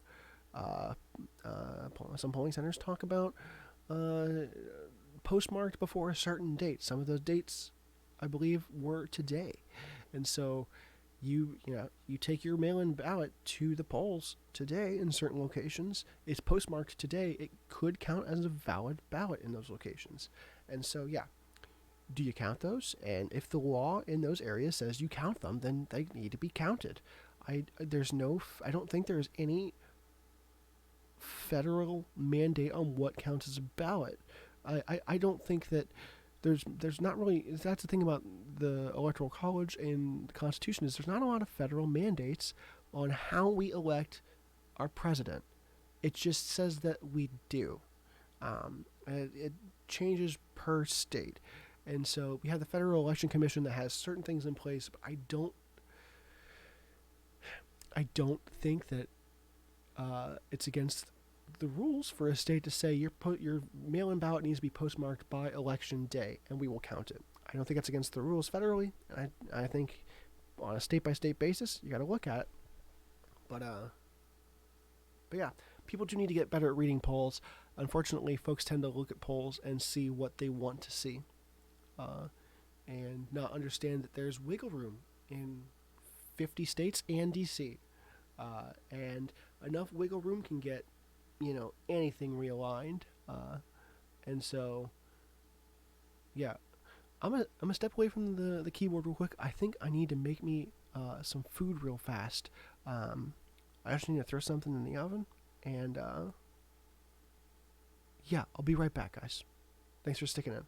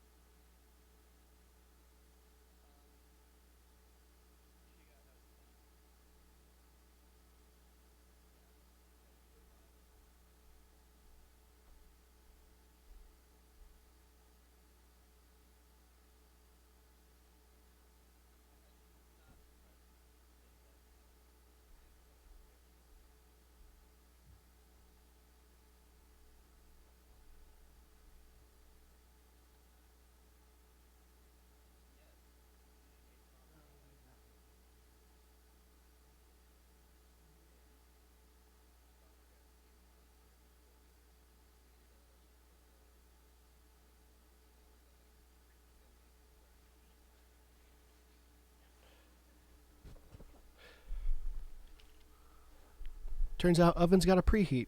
Who knew? So, I'll be. Yeah, no, I should have. I wasn't sure what I was gonna eat, and so it's preheating now.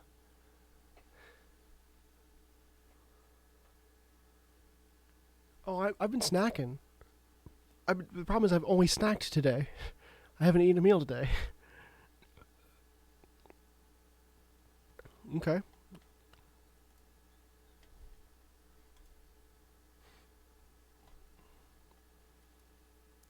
Yeah, probably good, bud.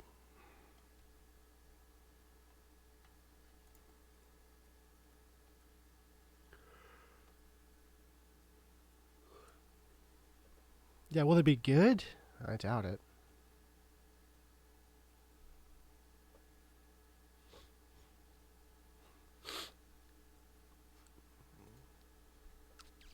Yeah.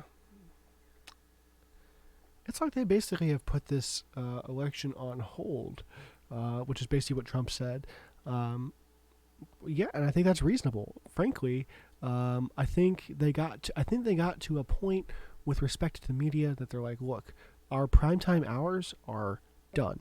We don't have a good answer, and so yeah, like um, I think they've just were kind of keeping an eye on their viewer count and realize it's going down. Maybe it's safe to just let it see. So now, with respect to the news machine, how many people are going to be tuning in on the reg to see how it's changing as the days go on? And so, yeah, I was confident that we'd have some idea.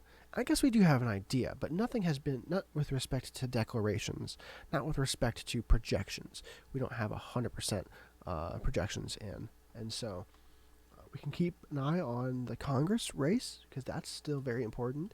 Because what happens if Trump wins, but he doesn't have either side of Congress? That's important. Um, what happens if Biden wins, but also doesn't have any side of Congress? What happens if either of these candidates end up with a supermajority?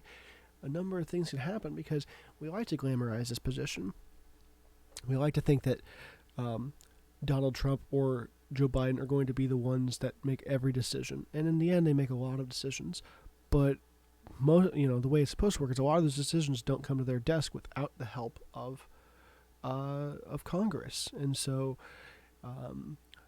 a completely blue Congress and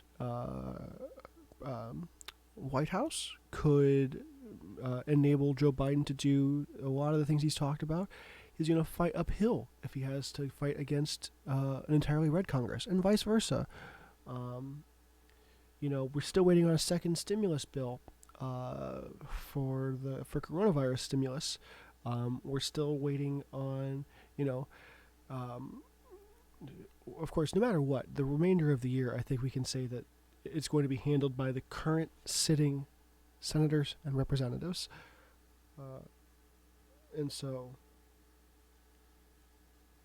right now we have a Democratic House, and we have a Republican Senate, as of course we saw with respect to the hearings confirming ACB. And so, yeah, nothing in Washington really changes for the next 2 months. We're just trying to figure out what happens at the beginning of the year. And so, Google, what you doing?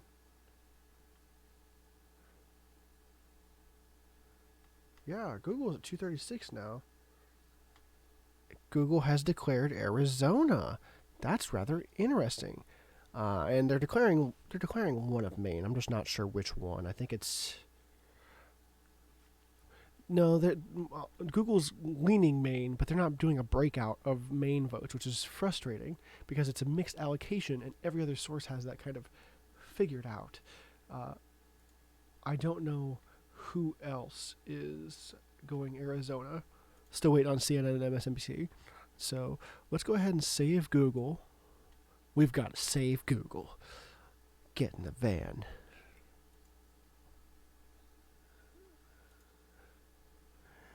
Look, I know we and Google have our disagreements, but we've got to save Google. Nah, they can handle themselves. So I think Google is calling District 1 of Maine for Joe Biden. Fox is also calling District 1 of Maine for Joe Biden, but they are also calling Maine at large for Joe Biden. Maine District 2 is the one that might go to Trump, is the suggestion. So, it kind of mirrors what goes on in Nebraska.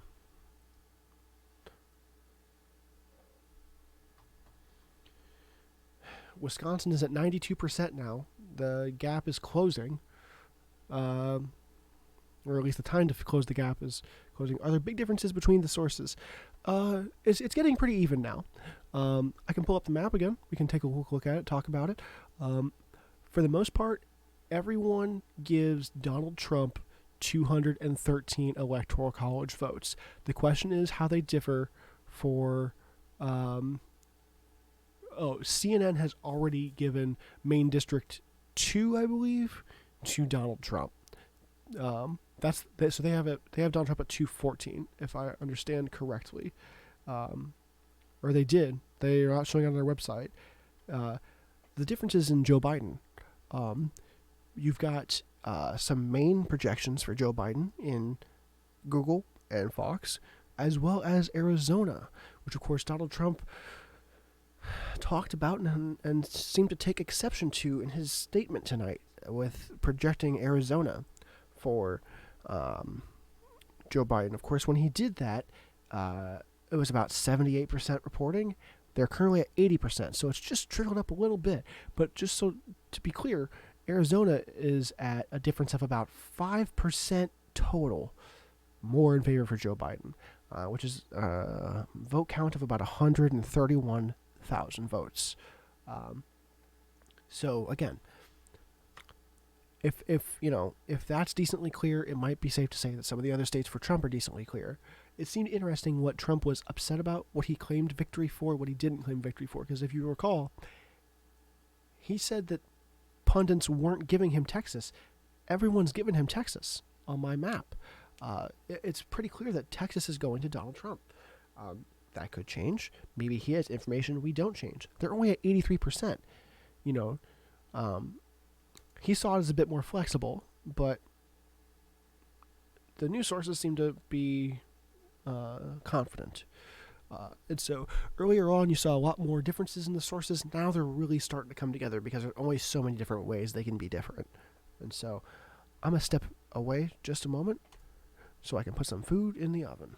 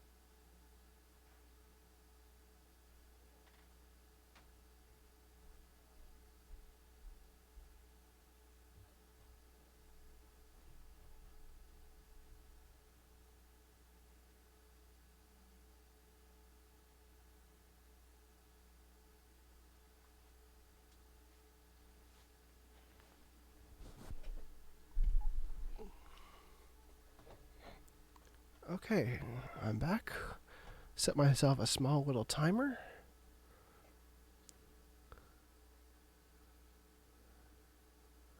That's very reasonable. It's very late at night. And yeah, uh, for anybody that's not quite sure what's going on time wise, it's 2 in the morning here, Central Time. And 3 in the morning in Washington, D.C., a little after midnight on the West Coast. Let me set a timer for myself real quick, and I'll go into the electoral college for some of our folks abroad. So, of course, the president is the face of the country, right? A lot of folks think about the president. And the president is part of the executive branch, and the president signs bills that are proposed by Congress, and the president is in charge of the military in terms of he is the highest ranking officer in the military. Now, we have Congress, which is similar to, I guess, Parliament in some other nations, but Congress has 2 houses. there's the House of Representatives and the Senate. And the purpose behind this was to have one house that was based on population, another house that was based on the number of states. And so the Senate here in the United States, each state gets 2 senators, no matter how many people are in the state, right? So Senate elections, there's 100 total senators. They are on 6-year terms. We go through a third of them every election, every 2 years. The House of Representatives, however, is the amount of representative each state gets is determined by its population, which is counted every 10 years in a census. We're in the middle of one right now. And so after this year, we will have updated House of Representative numbers. And so the amount of Congress members your state has, including your 2 senators and your representatives, determines how many electoral college votes you get. So states that, and every state is guaranteed at least 1 representative, no matter how few people live there. And so let's take a quick look. Montana, for example, big old state, not a lot of people live there. You're talking about they have 2 senators because they are a state, but they only have 1 representative because they just don't have that many people living in their state. Let's take a look at California. Has the biggest number of electoral college votes at 55. So they have 2 of those represent their senators, because they have 2 senators because they are a state, and they have 53 representatives. Now, we have the number of representatives is capped at 435. That was a measure that took place in the early 20th century. That's not to say that California has 53 times as many people in it as Montana does. It's more. I think our least populous state is Wyoming, and California has, I think, 38 million people in it. Wyoming has 600,000 people in it, and so if you did it proportionally, there'd be, I think, like 60 more or 70 more representatives. If you took the least populous state as 1 representative and extrapolated from there. But they've got it capped at 435 total representatives. So every 10 years, you just see those kind of shift around a little bit. But you got to remember, every state gets at least 1 representative in the House, and every state gets exactly 2 senators. And so Missouri, my home state, we currently have 8 representatives. If after the census is counted, they learn that we have an increase in population, we might see getting another representative, which means in 2024 we would have 11 electoral college votes. And so it fluctuates a little bit. It doesn't really fluctuate a whole lot, but it is determined. It's the same process they use to determine how many representatives a state has in our House of Representatives in Congress. And so that's the process by which they determine how many electoral college votes a state gets. It's mostly based on population with a little bit of a buffer, just to keep it from being solely driven by population. That gives states like Montana, Wyoming, South Dakota, and North Dakota, these states that don't have a lot of people in them, gives them a little bit of extra strength when it comes to electing the president. And that's the crux of many arguments against, and honestly the basis for a lot of arguments for the electoral college system. The states that, if you just did it based on population, or you just ignored the college system altogether and went with the popular vote, you would see more elections favoring the Democrats, which is to say more elections favoring the voting happening in the bigger cities. And the concern is that the more rural communities would suffer and be disenfranchised because of that. And so in the last 5 presidential elections, Democrats have won the popular vote 4 times, but they've only won the presidency twice, because popular vote is not enough to win the presidency of the United States of America. Frankly, it's irrelevant. You need the popular vote in a number of states. And so right now, Joe Biden has the popular vote by about 1.6 million votes. But I feel like Joe Biden will win the popular vote no matter what. I don't think that Donald Trump will win the popular vote, even if he does win the presidency. And so in 2016, a lot of folks took exception to that. And I feel like if Donald Trump wins again, he won't win with the Electoral College. And as such, or he won't win with the popular vote. And as such, you're going to see people upset with it again. Do I think it's bad or good that there are only two big political parties in the USA? I think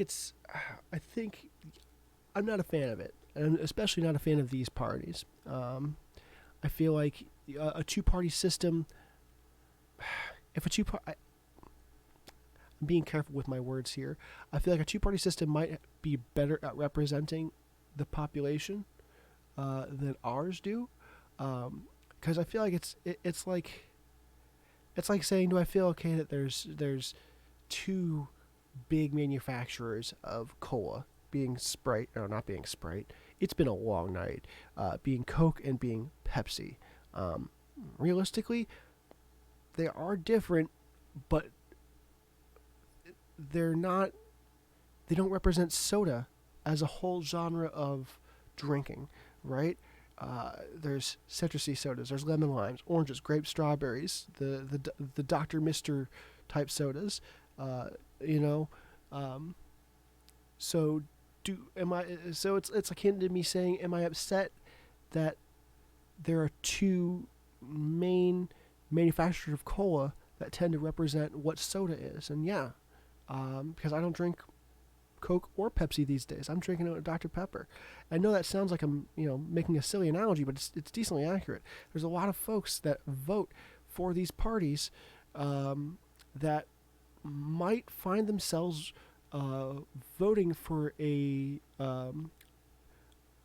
third party that better represents their specific ideals if they didn't think that they had to vote for one of the big two to get the other one to lose. You know what I'm saying? A lot of Trump voters are voting for Trump because they don't want Biden to win. They might have otherwise voted Libertarian. They might have otherwise voted Constitution. But they feel like it's important to not let Biden win. A lot of Biden supporters that might have voted for Green Party, might have voted Socialist, are voting for Biden because they need to make sure that Trump loses. And so I feel like until that cycle is broken, you can never expect candidates to come from these parties that aren't just marginally better to a lot of the population than the other one. And so my timer went up. Yes, Arizona has gone blue on Google. Fox had it a while ago. Still waiting on CNN and MSNBC to call it. Give me just a moment. I'm going to step away, and I'll be right back.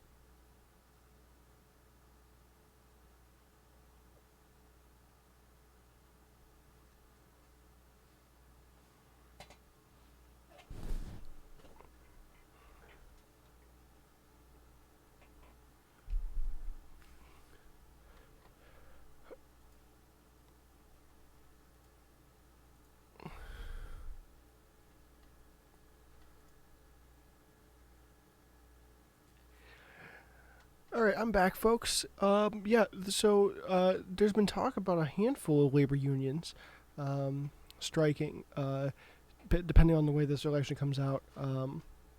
But I understand this. I'm kind of curious how that goes. It looks like Google is giving more of Maine to Donald Trump now. Probably Maine at large to Donald Trump, or not Donald Trump. I'm sorry, Joe Biden. Yeah, sorry, I was. It's so easy to just slip up. Yeah.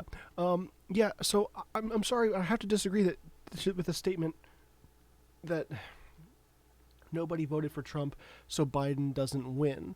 And there might be something. There might be something to that, but it's maybe you ask a lot of these voters, and and rather than talking about what Trump will do, they will talk about what they fear Biden will do, or they'll talk about how the fact that he can't stitch a sentence together, or he just sniffs people. It's I mean, there's validity there. He does sniff. Quite. Yeah, the sniffing is concerning. Don't get me wrong. But it's so much easier to talk about what you don't like about the other candidate than to talk about what you like about your candidate, especially when it's someone as polarizing as Donald Trump. You know, anybody that really likes what Donald Trump brings to the table can just as easily hide behind an argument of, well, we can't let Hillary win because Benghazi and the emails. We can't let Joe Biden win because the last time he won, gas was $4 a gallon. You know what I mean? And it's not necessarily exclusive to this election either. That is a symptom of the two-party system as it exists in America right now. And so, yeah, a third party could potentially destabilize that. Could also destabilize a lot more. Is it a matter of introducing and replacing one of the two parties with a different party, or is it a matter of getting just different and more representation of different ideas? And so, let me take a look real quick. Preferential voting. That's a good question. Because we have a lot of stuff here that's winner take all, right? And I don't know that this necessarily fixes that. But in a state in America, a lot of states at least, the winner of that state takes all the electoral college votes, except for, Nebraska, Maine, etc. And then among the electoral college votes, you then have winner take all among the states.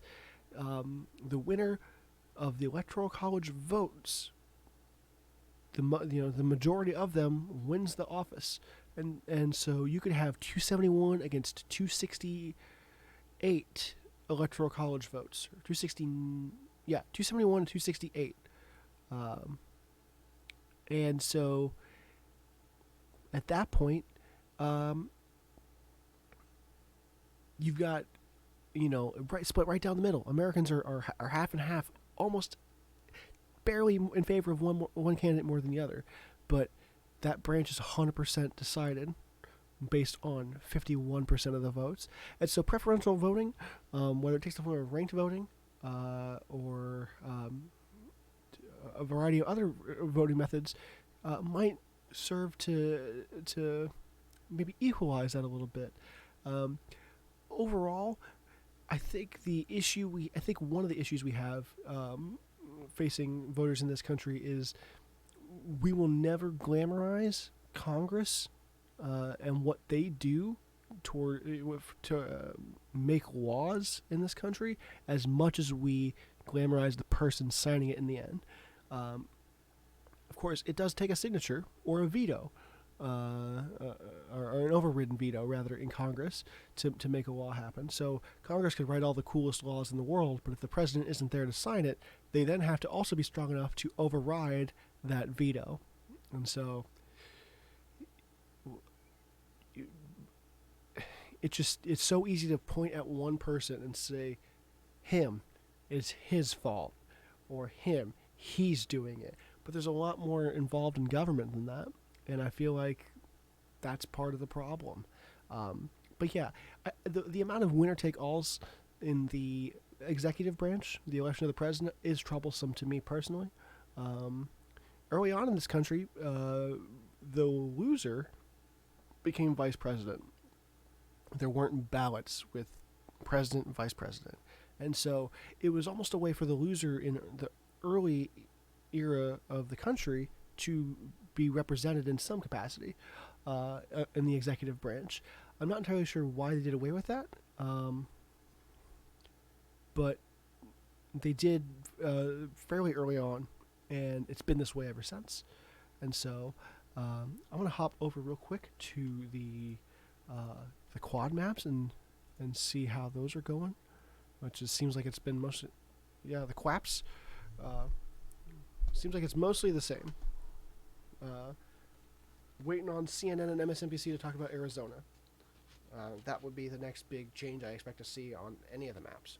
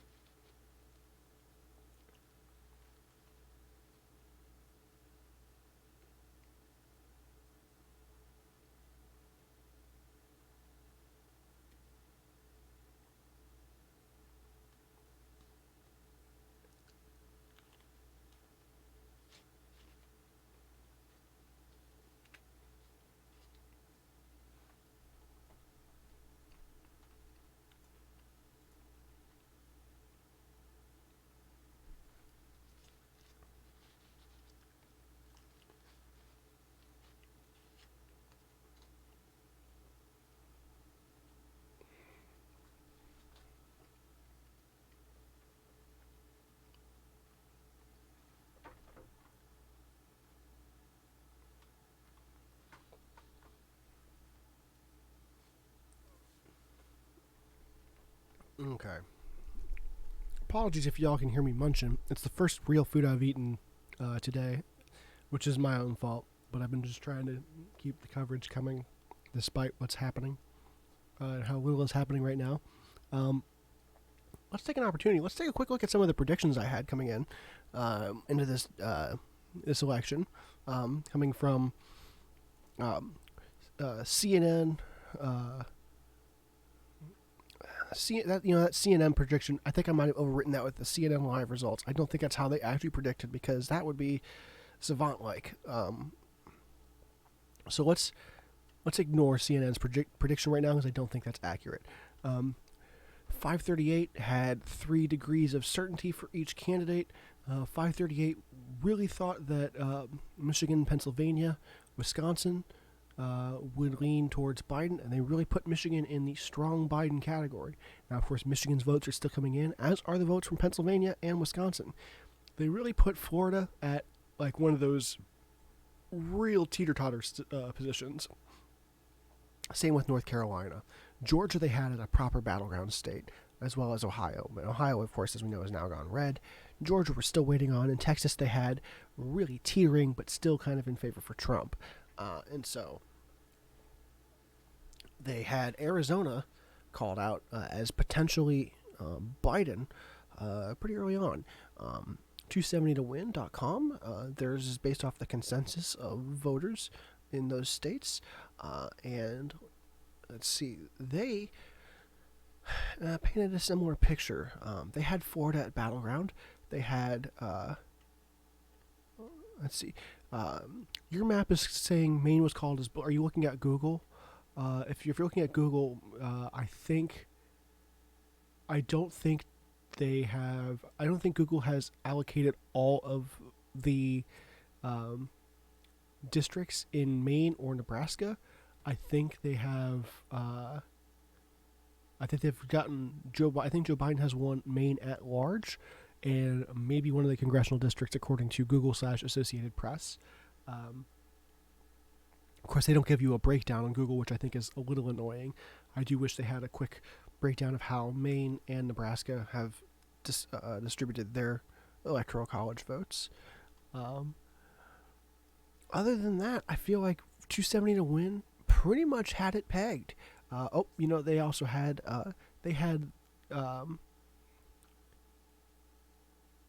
what do they have? They had Pennsylvania, Michigan, Wisconsin in the leaning Biden side.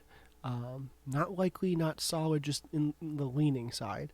And so all these sites seem to basically pretty well predict Nebraska and how it's set up, and very likely predict Maine as well, given its both of them being mixed allocation states. Real Clear Politics, it's my understanding that they have a more conservative leaning, both in that they were far less certain, and I believe them to be right-leaning, if I understand correctly. They didn't predict Biden would win Arizona, or they left it as a battleground state.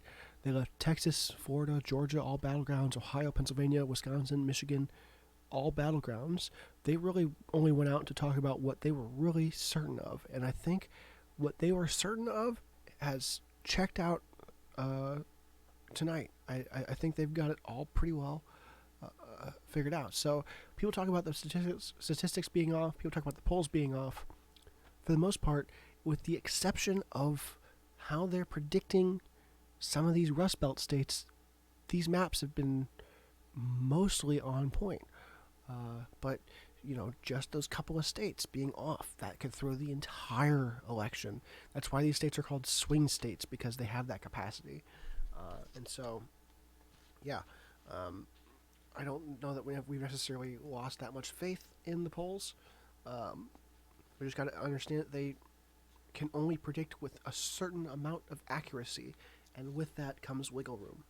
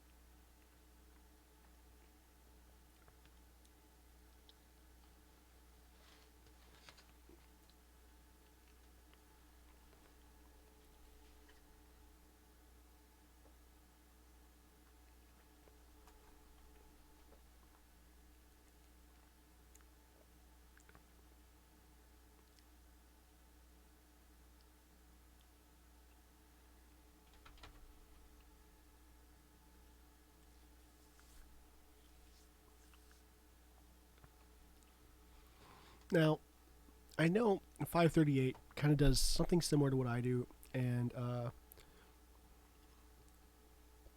they try to consolidate information from a variety of sources. Man, my hands look really weird with the green screen right now.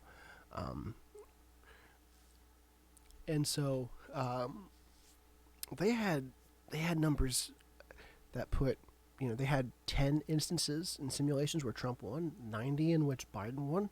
Trump won with upwards of, I think, 300 electoral college votes. Biden could win upwards of 400 plus electoral college votes. So that's a huge distribution. And so, yeah.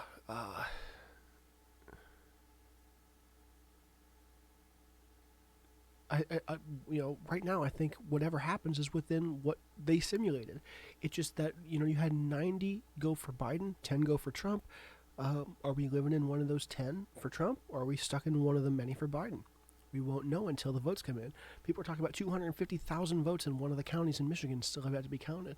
The difference between Trump and Biden is it's about 320,000 votes. Only 73% reporting in Michigan. We're still waiting on North Carolina. North Carolina is a close race. It's at 94% reporting. The 94% reporting, a difference of 1.4%. I think we've been looking at numbers like that for a minute. Not out of the possibility to see some of the remaining 6% vote for Biden. Will be a very close contested state. Do I think any states will change after a recount? That's a good question. I think it's very possible, yes. Some of these states I feel like are going to be very close, but I think it's going to be a state that is very close. It's going to be a state where you're talking about, somewhere in the magnitude of hundreds to tens of thousands of votes difference at the end of the first count, where you maybe see a change at the second count. I don't know how frequently recounts have happened and how often you see states change after a recount, but it's not outside the realm of possibility. Now, another question. How are they simulating voters? What factors are they programming in to determine this? If I remember right, 538 compiles data sources from a variety of pollsters and combine that with trends from previous elections. And that's my understanding of how 538 operates. And when you look at their margins of error, it seems to make sense that this is a totally valid outcome. It's just that you look at just because 90 simulations came through showing a Biden victory doesn't make the 10 that supported Trump any less valid, doesn't make them any less strong or significant. And so, it could. A Trump victory this year is within the realm of possibility for 538, just as it was in the realm of possibility for 538 in 2016.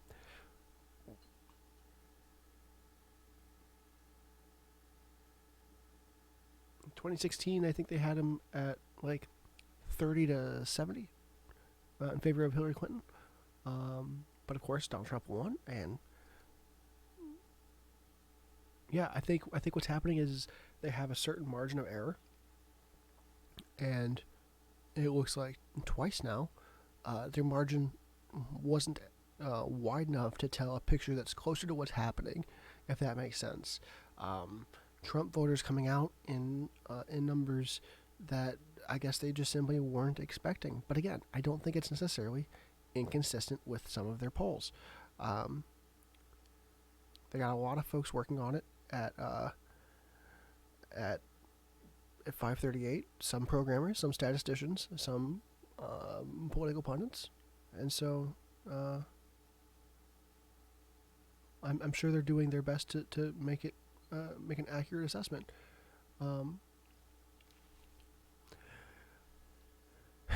Alfie is back. Welcome back. I didn't really expect to be going on this long, but here we are.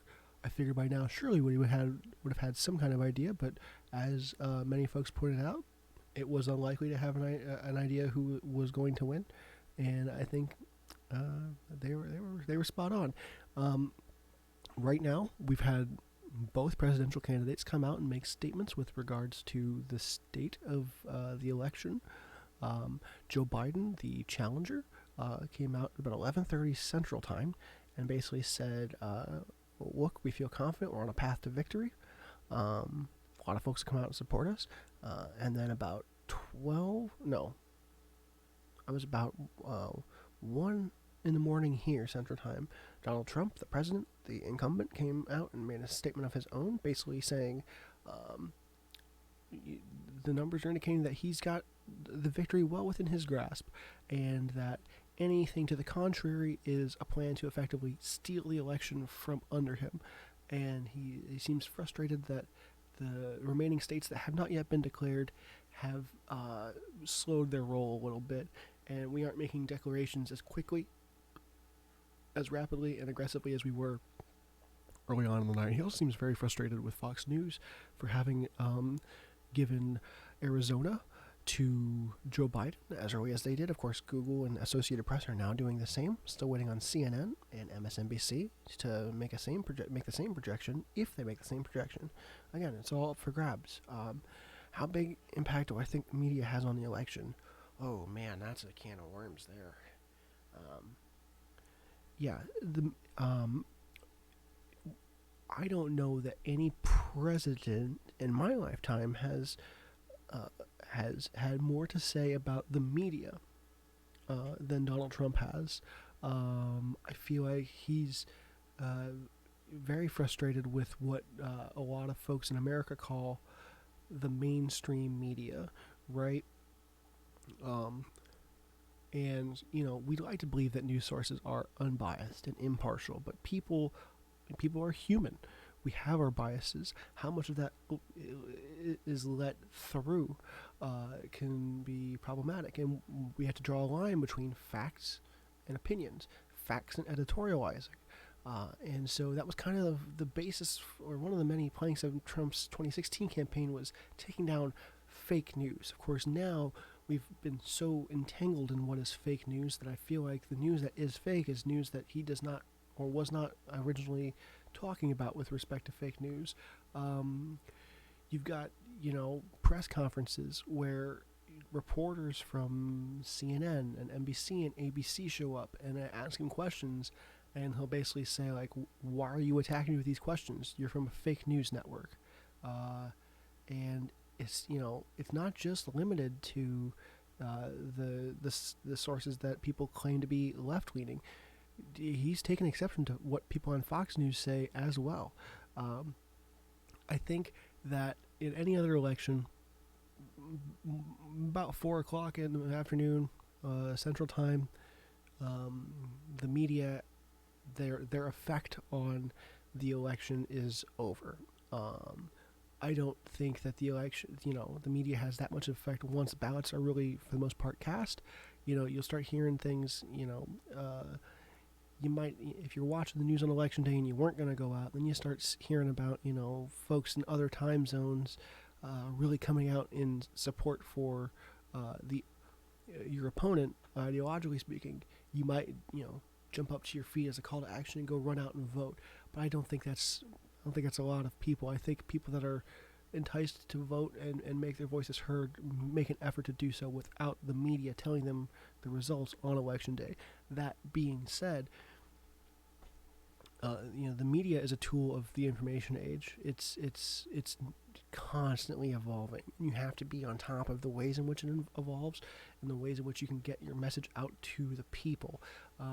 We saw in the 60s, everyone thought that Richard Nixon was sure to be the president fighting against John F. Kennedy until they put them on TV. And suddenly, it wasn't necessarily about their ideas. I think JFK radiated some kind of charisma that resonated with the American people, and he won the election against President Nixon. Or, wasn't president then. He was later elected president.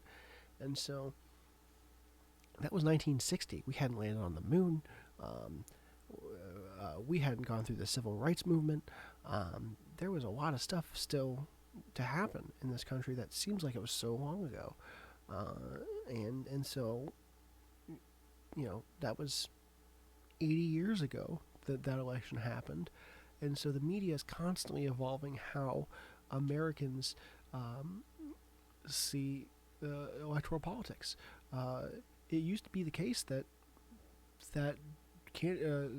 citizens weren't really that familiar with the candidates that were running. I'm talking like 1700s, 1800s, because there weren't means to get around quickly enough to talk to all these people, which is why the electors are tasked with representing these people when it comes to cast a vote. And so, again, the media has a vested interest in this being a spectacle. I think CNN, NBC, Fox, ABC, anything you're watching on TV, anything you're streaming online, all these companies are making money and selling ad spots left and right because they know a lot of folks are going to be watching, and they can sell it for a big, a decently hefty price. And so, to that extent, I'm concerned that the media right now, they want an answer. They want to be the first to break the story. They want to be able to say, so-and-so is the president now.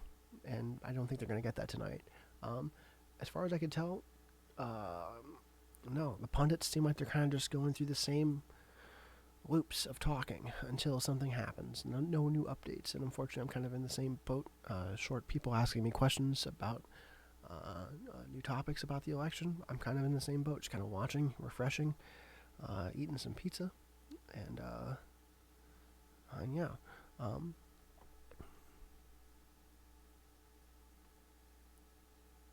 Yeah, I mean, we're just waiting at this point.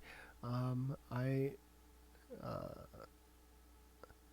curious at what point we'll start to see something change in some of these states.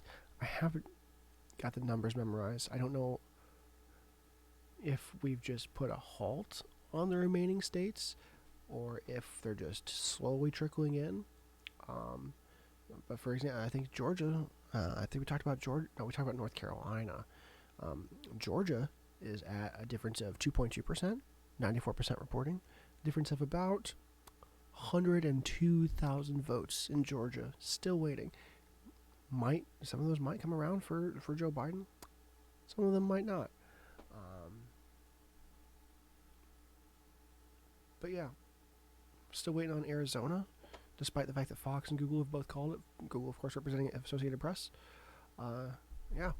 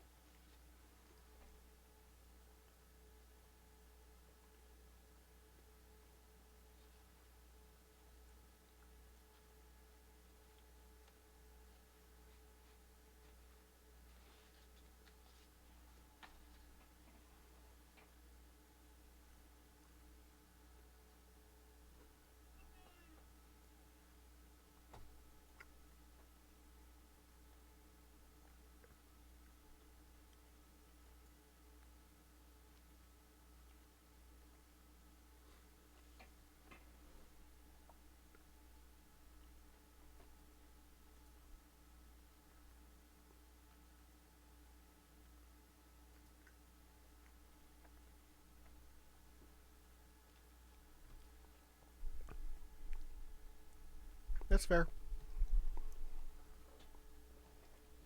I'll see it.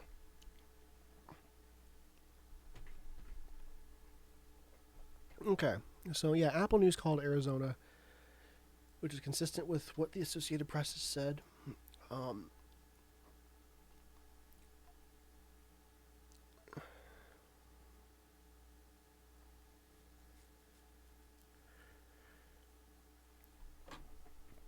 how is Trump loading when more states are in his favor?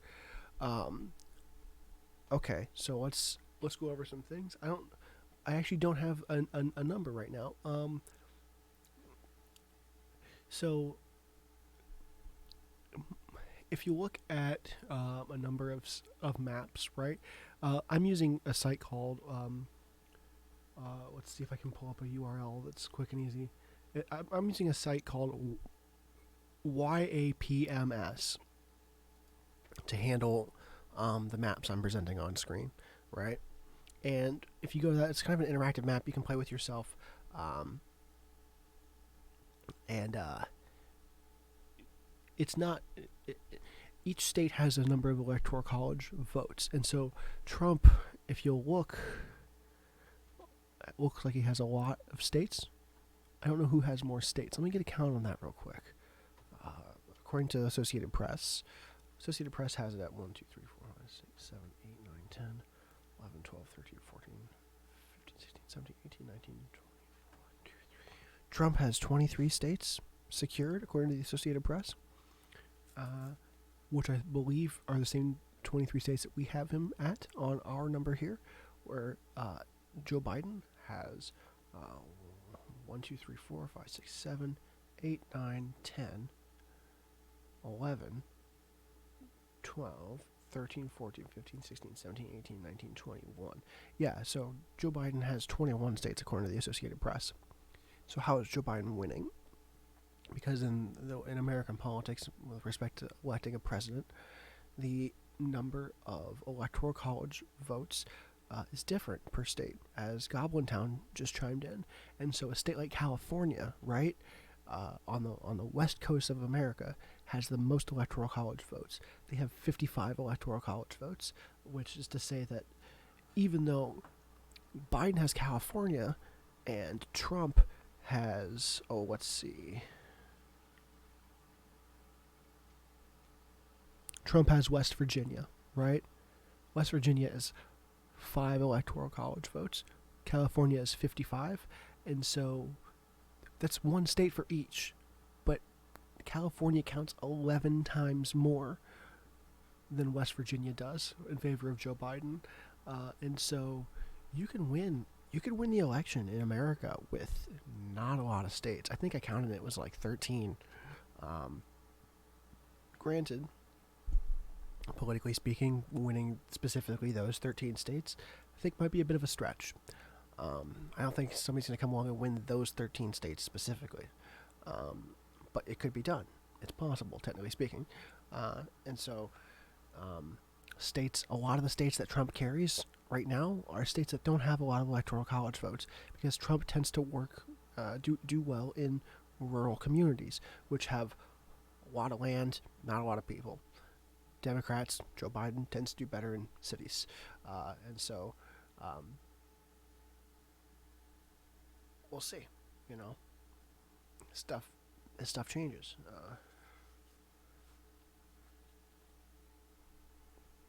And it's a decently confusing system. I've had a lot of folks that aren't from America chiming in tonight, and I'm more than willing to explain to anybody that doesn't quite understand. I can get into as much detail as you guys need, or be as quick with it. But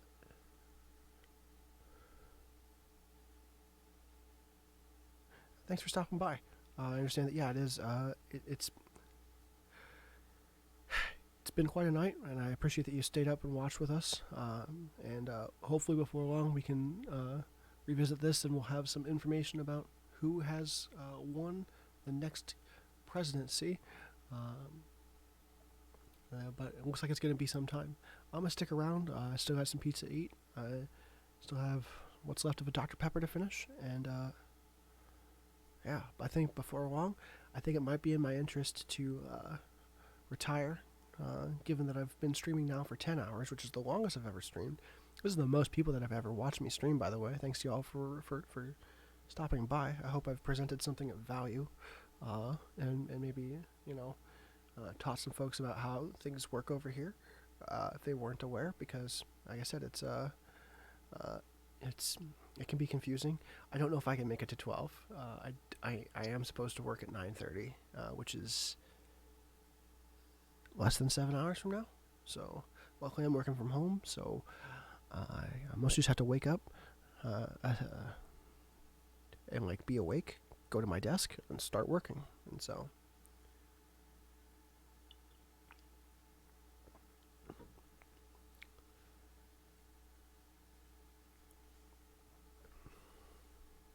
I'm a software developer, which it's something I've very recently gotten into. It's not something I ever went to school for. We have a program here in St. Louis called Launch Code, which seeks to take individuals with no software background and place them into the growing market of software jobs.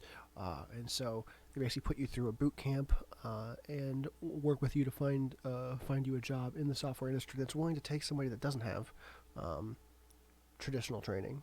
And so great program. They've done a lot for me, and done a lot for a lot of people to get them from where they were in life and put them in a position that's better off for them.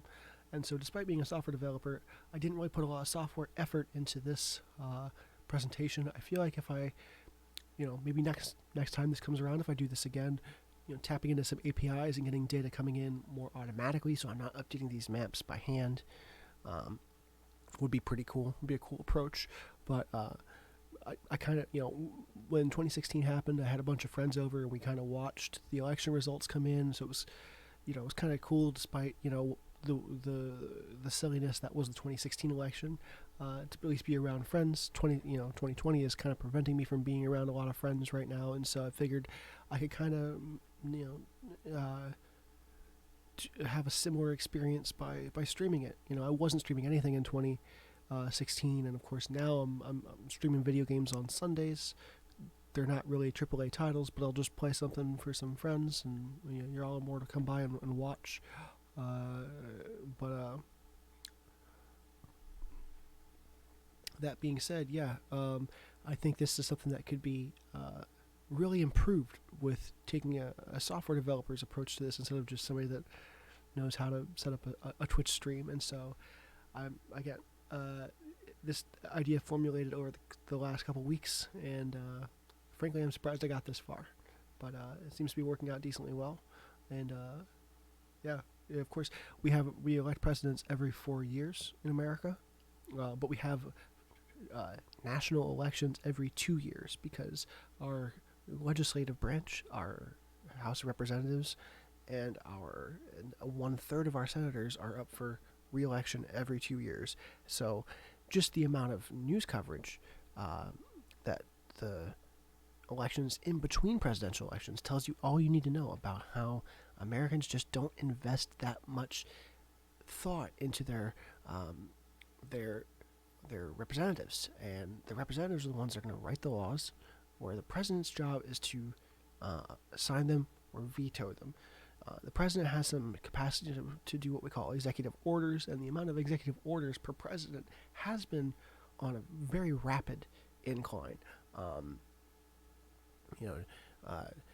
don't think we saw that many under Bill Clinton in the 90s. I know that George Bush, especially after 9/11, really started making use of that, and then President Obama also made heavy use of executive orders, and now Donald Trump is well on pace to exceed Obama's numbers, especially if given a second term.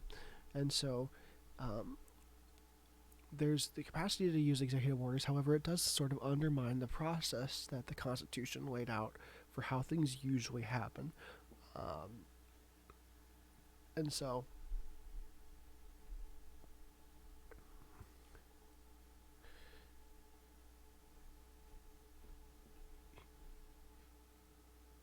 most Americans can't tell you who their senators are or who their House of Representatives representative is, but they can almost all tell you who their president is, and it's just, again, it's so easy to be like, that guy.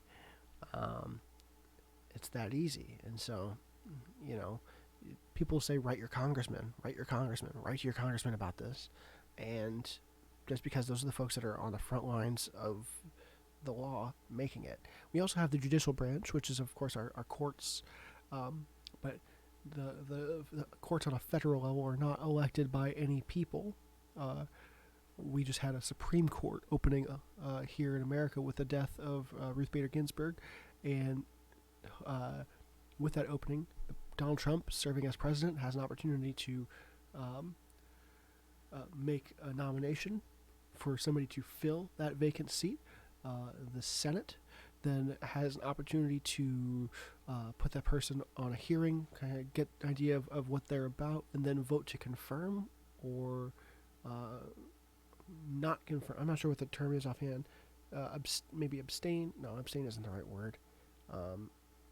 They can basically vote to confirm and put that person on. They need to have it was a 2/3 majority, but I think they've got some loophole now to where 51 out of 100 is enough to appoint a Supreme Court justice.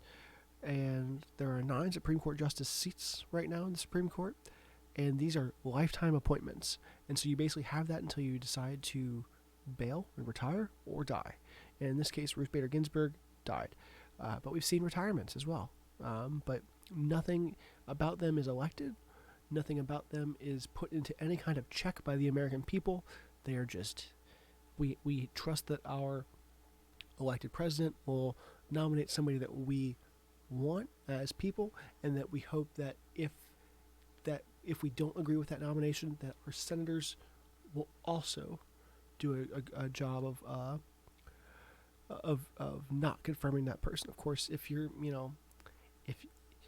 if you didn't like the most recent nomination, then you got real close.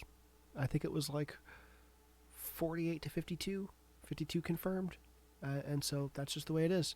The lifetime appointment thing is what frustrates me. Term limits are something we need to talk about more in America.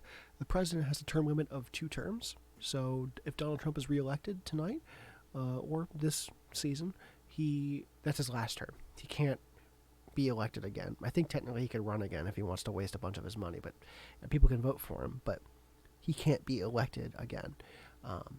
We had one guy that did 4 terms, and people were pretty cool with him. I think he had a pretty good approval rating. He got us out of the Depression, did put us in World War II, and then he died. And I think they were like, we should probably cap it off. We should probably put a limit on it. Because before that point, the most anybody had served was 2, and since then, the most anybody had served is 2. There's no term limits for congressmen, either senators or representatives, so that's a problem. And there's no term limits, or there's no terms for Supreme Court justices. How old will Donald Trump be in 2024? Right now, Donald Trump is 74 years old. I'm not sure when his birthday is, but if he were to get us, let's put it this way: Donald Trump on Inauguration Day, 2024, will be either 78 or 79 years old. If Donald Trump is reelected tonight, he will be the oldest person to be elected to president for a term. But so will Joe Biden, because Joe Biden is 77 right now. And you're right, that is quite old. Prior to this, Ronald Reagan was the oldest person elected to the office of president. I think he was 69. No, I'm sorry, 69. Nice. When he was elected for his first term, 73 elected on his second term, 77 the day he left office. And Joe Biden is 77 now, and he's aiming to get into office. Of course, life expectancy improves over time. Does Joe Biden have a comparable life expectancy to Ronald Reagan? Not sure. Who was the youngest ever president? That would be John F. Kennedy. I believe he was elected at age 37 or 39. Of course, John Kennedy was assassinated not long thereafter. You had to be 35 to be elected president in the United States. I think it's a lot younger for Congress seats. You gotta be 35. So JFK got real close. Obama was also decently young when elected. I think he might have been second youngest, but he wasn't as young as JFK, if I recall correctly. A friend of mine has just all the trivia on presidents. He knows way more about presidents than I do. 25 for House of Representatives, and so you could get elected as a representative, build yourself a career in Washington. Of course, people like to talk about the career politicians. Build yourself a name. Of course, representatives are reelected every 2 years, so serve 5 consecutive terms, and you've got a resume, so to speak, when you turn 35. And then, of course, because we elect presidents once every 4 years, there's, I think I would be eligible in 2028, but by which point I would be 37, right? So just a luck of the draw, I guess, based on when you were born versus when the cutoff is, and whether or not you're ready when that time comes. But yeah, I think I'm pretty sure it was JFK was the youngest president ever elected. Not leaving a lot of room for somebody to come along and beat that record. But we'll see. How old do you have to be to run? That's a good question, because I think you can be younger than 35 to run. Anyone can run, right? Anyone can put forth the money to get ads on TV and say they're going to run for president. I think Waka Flocka Flame ran. He was only like 27, but he's not going to get elected, right? And so, I think for example, if your birthday is Christmas, you could run. You can be voted for by the people, at age 34, we inaugurate presidents about 2/3 of the way through January. If you're 35 on inauguration day, I think you're set. I don't think you have to be 35 to actually win the election. You have to be 35 to be inaugurated and sworn in. Will this be Biden's last chance? Yeah. I'll be honest. Biden ran in, I think, 88. I don't think he got the nomination. He ran again in the 2000s. Don't think he got the nomination. This is the first time I believe he's secured the nomination. If he loses this, I think he just chalks it up. There's this discussion of the Democrats constantly relying on old guard Democrats to represent their party. You got Joe Biden's been in Washington since the 80s, and that's one of the things Trump has talked about. He's had 40 years to do these things that he wants to do. Why hasn't he gotten these things done? And of course, one senator only can go so far. And of course, Joe Biden was also vice president under Barack Obama for 8 years, after which I think he returned to Congress, but I can't quite speak to that effect. Who do I think the candidates will be the two candidates for the 2024 election? If I'm going to be a little grim here, if Biden wins this election and survives through the election, and I don't mean that in any kind of nefarious way, I just think the man is a little long in the tooth. I think, especially when backed with a Democratic Congress, I think the Democrats have a lot to gain. I think you could see him run for re-election. Alternatively, let's play it out. Who I think the Democrats might nominate if Biden loses. I feel like it's going to be. Let's take a look at who. A good place to look is primary candidates from previous elections that didn't get the nomination.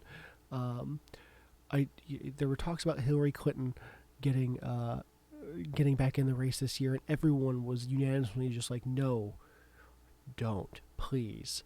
I think Republicans and Democrats alike were like, please don't. We've been over this. Let's not talk about this. And so I think they're going to go for. I think it would be in their interest to maybe put up somebody younger, and I don't mean that in any kind of disrespectful way towards older people. It's just that you're electing people to office that are representing a population that is significantly younger than them, and setting forth legislation that will be feeling the effects for, quite frankly, long after they die. Andrew Yang was decently popular. Of course, talking about old people, Bernie Sanders is somebody that a lot of folks on the American left seem to be behind. Another somebody, Bernie's been an independent, but he caucuses with the Democrats, and so when it comes down to having to pick a party, he tends to pick the Democrats and identify as such. But you've got Pete Buttigieg. I think Beto O'Rourke was also of age to run. I think he did run this year. So yeah, I think it's maybe time for them to stop playing around with these tried and true methods, because these people that they keep nominating aren't getting it done. And maybe if they elected somebody that would resonate with a younger crowd, which of course the younger crowds tend to vote more Democrat, and maybe start swinging right as they grow older, then yeah, maybe they should find someone younger. Of course, they can't go too young because they have to be 35. It's going to be tough to say. Now, on the Republican side, that also depends on how tonight goes. If Donald Trump wins re-election, of course he can't be elected again. Although he's talked about trying to run for a third term because he thinks he's owed one, because they spent a lot of his first term talking about impeachment and Russia and coercion. There's a really bad political argument there that doesn't really check out. I don't think there's any merit to that. And so, when you have a two-term precedent, it's not uncommon, I feel like, to talk about, well, will their vice president run? Especially in recent years. Ronald Reagan, 1980, 1984, a two-term president. Towards the end of his presidency, I think, I know he left office with George H.W. Bush as his VP. He ran in 1988, won the presidency. 92 and 96, Bill Clinton had Al Gore as his VP. Al Gore ran in 2000, lost. 2004, Dick Cheney was the VP. I believe he didn't even, I don't think he even ran. 1984, Ronald Reagan went up against Walter Mondale, who was the vice president for Jimmy Carter, who Reagan beat in his first election. 1988, I don't know who George H.W. Bush beat, but in 1992, H.W. lost against Bill Clinton. Bill Clinton then went up against Bob Dole in 1996, who was H.W.'s VP. And so, you see a lot of vice presidents. I think somebody in the chat earlier said 48 prior vice presidents have run for president. I think he said 6 of which did not secure the nomination. And then of the remaining 42, only 5 have ever won. And so, it's not something like it. You see it a lot. You see a lot of former VPs running. They don't have a good success record. And so, because you have people arguing, like, if you want to get this done, why didn't he do it when he was in office? That's one of the things that has worked to Trump's benefit, is he's never held any political office, and he hasn't had the resources to do the things that he wanted to get done, at least not in 2016. Of course, he's had 4 years to do things now that he's been president. And so, it's a real easy argument to pull out against a VP that's challenging. And so, I'm trying to think. So back to the point. And if Trump wins re-election, do we see a Mike Pence on the ticket in 2024? It's definitely possible. Does it work out for him? The odds are not in his favor, especially with how it's going right now. I feel like even if Trump pulls off re-election, he still has less than 50% approval. And maybe folks that are his strong followers will believe that his legacy will live on through Mike Pence should he win re-election and be succeeded on the Republican ticket by Mike Pence. Now, another possibility is that Trump loses tonight. Of course, Trump right now is 74. In 2024, Trump could rerun. And that's happened before. You've seen presidents serve one term, lose, come back and run again. And once Grover Cleveland won a term, he was the 22nd president of the United States, and he lost his re-election bid, and then ran again and became the 24th president. He's the only person in American history to serve 2 non-consecutive terms, but there's nothing forbidding that. It's just hundreds of millions of dollars gets dumped into this every time, and so how much money can you throw at something, and how often do you just say, I'm done? Why do U.S. politicians have cult-like fan bases? Boy, howdy. I wish I could tell you. I think it's because it's not unlike, I keep making this analogy, it's not unlike sports. It's a cult of personality. Some of these guys that run, they're not really somebody like, they don't seem like polarizing people. They don't seem like they really have a lot of radiant energy, so to speak.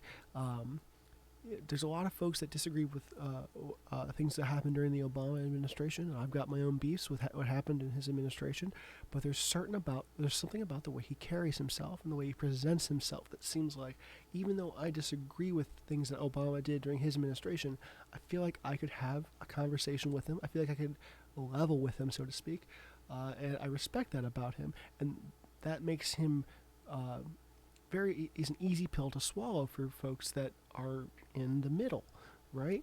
But then you got some folks that are just vehemently against it. Man, the stuff they got slung towards Obama here when he was being elected, and while he was running, was kind of nuts. A lot of folks thought he was the devil. You constantly got called a Muslim, that he wasn't born here, that his dad was Kenyan, that Michelle was actually a man dressed up as a woman.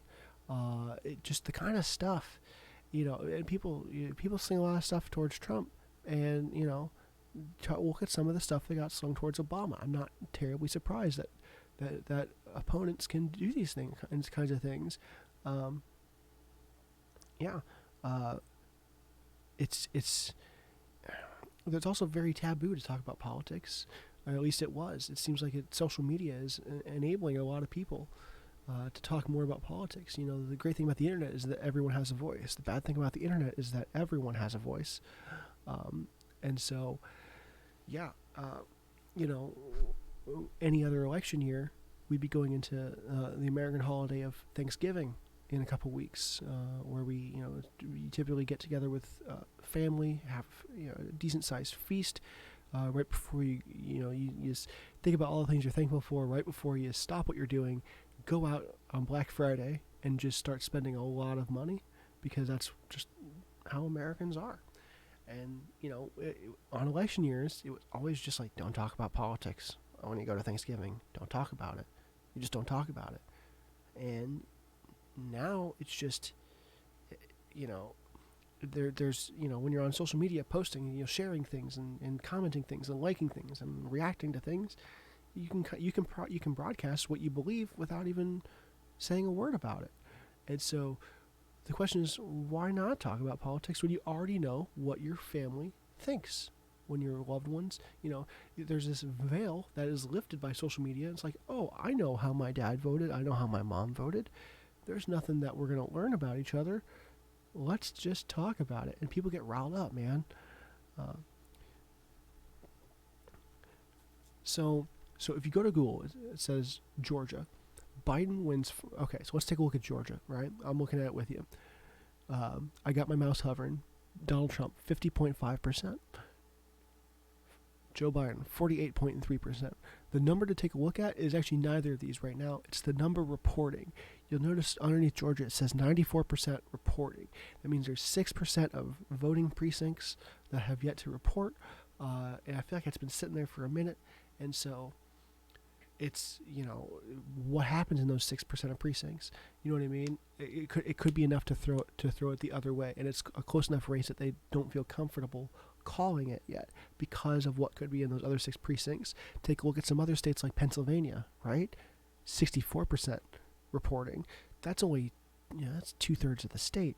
A whole third of the state has yet to report.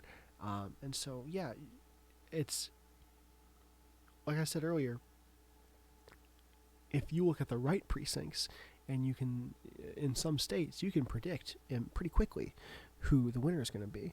You look at precincts around urban areas. If they vote strongly enough Democrat, you can usually predict that the state will go Democrat. If the response in the urban areas isn't as potent, then it starts becoming a bit more questionable. If you start seeing a good rural response, you tend to see a state going more red more quickly. And so, and all this is without considering the mail-in voting, right? And how that's changing the processes by which we project states. And so, right now, it's safe to say that Trump has a lead in Georgia. That you can say with a good amount of certainty. Whether or not he will maintain that lead when all the votes are counted is tough to say. I think that's why you're not getting a projection in the state of Georgia or Pennsylvania or Michigan or Wisconsin or Nevada. Yeah, and then there's also, yes, then we have our third-party candidates, and so that's also a constant debate. You know, a lot of folks are frustrated with these parties and want to start voting for third parties, and so, you if I went out and I told my Republican friends, I think I'm going to vote for Libertarians. Libertarian is the most popular third party in America right now, which is who Joe Jorgensen represents. If I said to my Republican friends, I think I'm going to vote for Joe Jorgensen, they'd say, "Why would you do that? That's a vote for Joe Biden, because it's not a vote for Trump." If I told my Democrat friends, I think I'm going to go vote for Joe Jorgensen, they'll tell me, "Why would you do that? That's a vote for Ronald Reagan," or not Ronald Reagan, for Donald Trump. You're throwing your vote away. You always hear that, you're throwing your vote away if you go vote for a third party. And so check this out. Libertarian is the most popular third party in America, right? We have the Green Party, Constitutional Party, some other parties as well that are gaining speed. So I think Joe Jorgensen is on the debate in all 50 states, or on the ballot in all 50 states. Joe Jorgensen did not attend any of the debates held between Joe Biden and Donald Trump because the Federal Election Commission did not grant her a seat. At such a point that the third parties get 5% of the popular vote of the country, they start getting Federal Election Commission benefits, including a presence on the debate stage. And so you got some of these folks that are in these states that are so strong one way or another. You start wondering, what if I did throw a vote away? What could I do with that thrown away vote, right? Could I get a third party onto the stage? And right now, the way it stands in the popular vote, Joe's got like 1.1% of the vote. I think Gary Johnson last year had 3.7% of the popular vote. They got to get to 5 if they want to end up on the ticket for next year. If they want to end up on the debate stage, they get federal election funding. It's rigged such that it's going to be two parties for a while.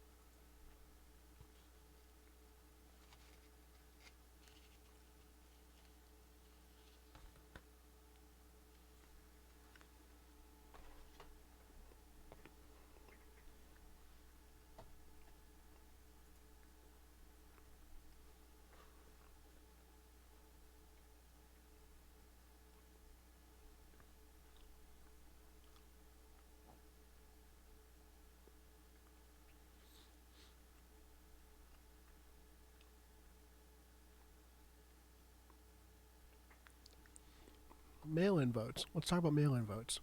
So we had 130 something million votes cast in our last presidential election. Most of those were in person. 65 million went to Donald Trump. 65 million went to Hillary Clinton. 62 million went to Donald Trump. The rest went to third parties. And so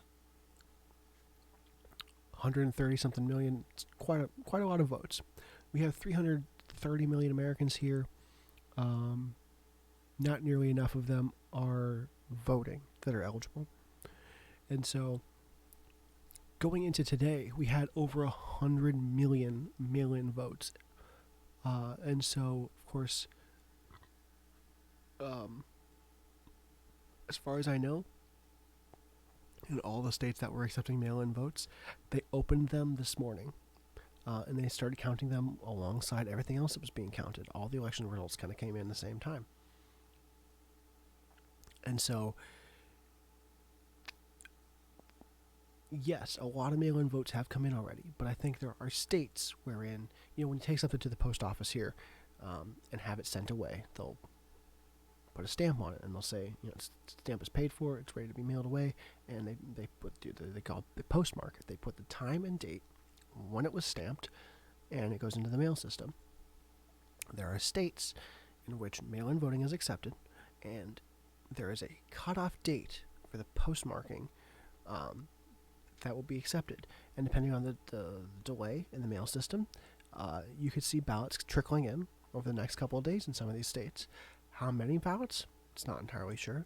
When you see that there's been 100 million early votes already cast coming into today, it looks like there's not a lot of room for a whole lot more to trickle in, but we still have to count so many of them.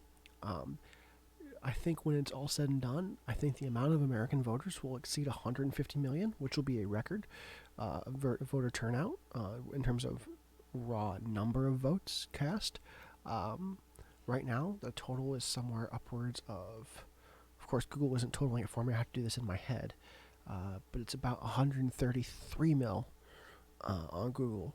And so I think you'll see another 17 million votes counted, which will take you to 150 million. I think you'll pass 150 million pretty easily.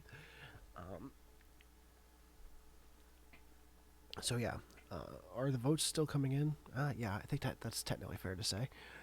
Is there a lot of votes still coming in? I don't know that there's a lot of them. That's what the president seems concerned about. He thinks that votes are trickling in from the polls, the actual polls, the bona fide polls, it seems, and that they shouldn't be counted. And I don't think that's consistent with the way we've done things. Mail-in voting is something that we've afforded to our troops abroad, right? And so I can't help but imagine that some of them mailed rather late, and we're still waiting on getting those in, which I think is how they've done elections for years. You always hear in the days after traditional presidential elections how the absentee ballots are coming in. And so, yeah, I think it's fair to kind of hold up and wait and see how the how some of those votes are going to be cast. And, that's, you hear about the mail-in ballots, the absentee ballots in previous elections, and it's some. It's not tens of millions total in the election. I think that's why it's scary, because I feel like these numbers are reflecting a lot of who showed up today and not reflecting a lot of who mailed their votes in. And I think mail-in voting, being an anti-voter suppression method, is going to favor Democrats. I think that might be something that is frightening the Trump campaign. Do I think voting should be mandatory? And do I think people who don't vote should get a fine? I don't think voting should be mandatory, because I think that just makes things even worse. I think a few things. We have a saying, I'm not sure how consistent it is with other countries that rely on democratic elections, where people say that if you don't vote, you can't complain. I just think that's garbage, especially because you're not, as far as I know, you're not currently required to fill out everything on a ballot. I don't think you should be. I think if you have no opinion on the matter, frankly, it's better that you not. I think it's better that you don't vote for that matter, than force you to vote for something you don't even know the repercussions of. I think if you made it voting mandatory and enforce that with a fine, I feel like what you're going to have is I think you're going to have even worse candidates, because now they know they've got you in a position. Now they know they got you forced up against a wall to make a decision between one or the other, because that's realistic how it will go. I don't know that, I know folks that in this election were just so frustrated with both Donald Trump and Joe Biden as candidates that they went to vote and just voted for other things. Even though we're electing president today, we're also electing congressmen. We're voting on state level issues, and frankly, we're voting on local level issues. Election day, while the president steals the show, so much other stuff is being voted on that is easier to trace the impact of in your community, and it gets crowded. It gets covered up by the fact that we're voting for president. We have people in our state legislatures going back and forth about how things should be worded on the ballot, because you got Republicans going for stuff, you got Democrats going for stuff, and they just bicker back and forth about how the wording is because they are attempting to deceptively word something to get people to vote for the opposite of what they think they want. And it's nuts. You have to have people that interpret ballots. And so, I think a fear of a fine might motivate them, but a fear of a fine might motivate people to do a lot of things. I think what might motivate people to vote more is to have quality candidates that people can get behind, rather than being stuck like they're in a position. People shouldn't be held hostage.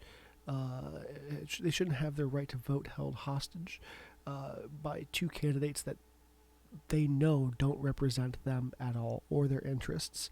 And I feel like there's a lot of folks that just really don't like either of these people. There's a lot of folks that just want to see Trump lose. A lot of folks that don't want Joe Biden as president, and it's a lot to handle. Because if you're just voting for not the other guy, what are you voting for in the guy you're voting for? What does that person bring to the table?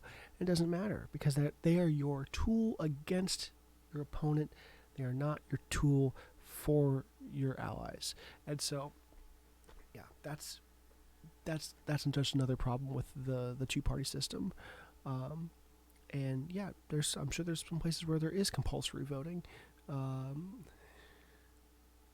But I can imagine that a place like Australia has a completely different political climate than we have here in America. Might not be as sensationalized. Their government structure might not be as focused on an executive branch, and so it's definitely something that is per country. How we run things in America is very different from how things are run in a variety of places, and sometimes that's what they tell us is a good thing, and sometimes it's what they tell us is a bad thing. You got people in American government that are pointing to Europe, Canada for universal health care, and saying that we need to be doing that. And you got people on the right in America that are saying, no, socialism is a terrible evil, and that's a form of socialism. And so, and they'll say we are not socialists, and that's what makes us great, right? And so, it goes a number of ways. We're still on the imperial system in America. The hardware store that I go to has more bolts and nuts in more varieties for inches than they do metric, and it drives me nuts because before long I want my entire workshop to be metric. I want to be able to appreciate metric units, and I can't do that right now. I work on cars for fun. These days on cars, everything is metric, and so when I need bolts, I go to the hardware store, and I have a limited selection of metric bolts and an infinite selection of imperial bolts, and there's no compatibility whatsoever between them. And I just wish we would get on the metric system already. Not the biggest fan of some of the other metric units, just because I'm just not familiar. I could tell you, how big millimeters and centimeters and inches are by comparison. I know that a kilogram is 2.2 pounds. I know that a kilometer is about 1.6 miles. The temperature thing gets to me. Only way I know what temperature, I know my computer right now is running at 42 degrees Celsius. Couldn't tell you how many Fahrenheit that is. But yeah, I'm ready for metric. I'm ready to go metric. I have one tape measure. I have 5 tape measures. Only one has centimeters on it, and it's only on half of the tape measure. Every other tape measure I own is inches on both sides, and it's very frustrating.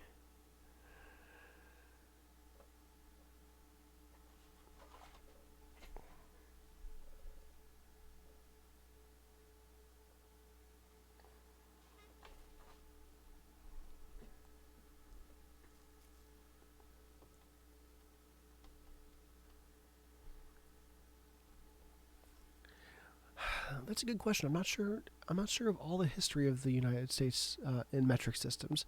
Um, a lot of folks like to talk about the metric system and say there's a lot of countries that use the metric system. Uh, Only one country has been to the moon and didn't use the metric system. And here's the thing: we definitely used the metric system when we got to the moon.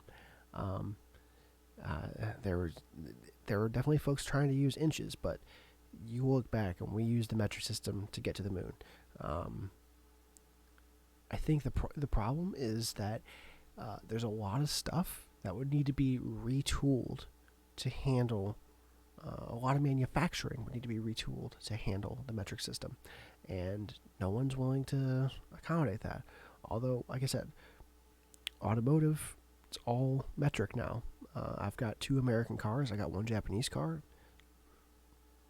All metric, and I like that. It makes my tool collection a lot easier. Um, but there's a handful of things I just got to keep imperial sockets around for, and so it gets real annoying real fast.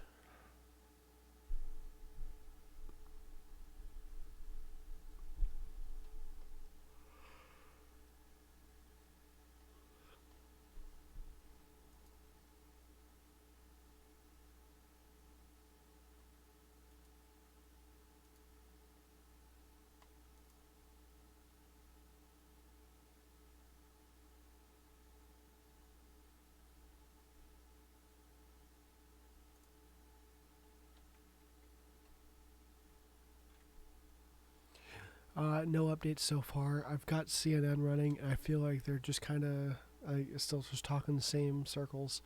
I think by 11 hours on my stream, which will be about 4 a.m. here, I'll probably call it on my end. I do need to get some sleep. I was really hoping that we could um, have some kind of result and we could talk about it before the end of the stream. A lot of folks still hanging in with me. Of course, I guess I know I've got a lot of folks all over the world. It sounds like. Uh, so 4 a.m. It's 3:30 a.m. here.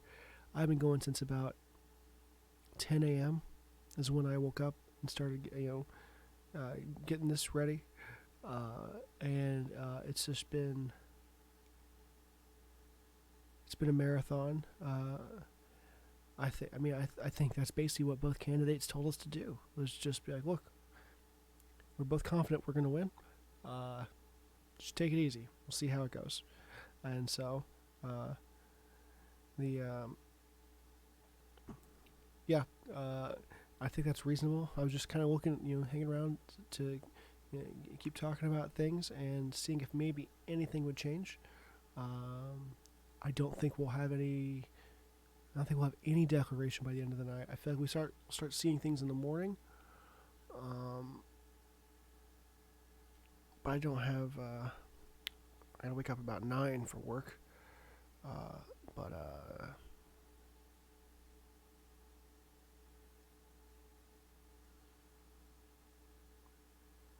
it's gonna be real interesting. Yeah, I don't know. I feel like tomorrow while I'm working, we're gonna have a news feed on, just constantly refreshing, just seeing if something comes in, because I don't think we're gonna have a result by the time I wake up. At the point where we don't have one now.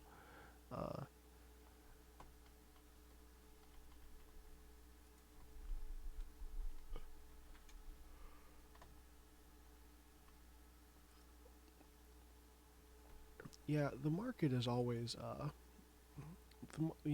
any election season it represents some instability, and that gets reflected in the market. We'll see if the market goes back up.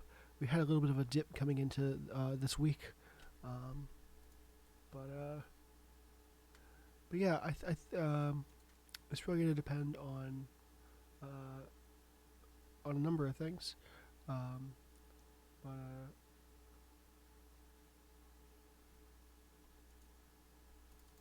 I don't have a lot in the market right now, but I've been in the market since 2000. Oh, look at that! CNN is calling Hawaii. CNN's calling Hawaii. That's something.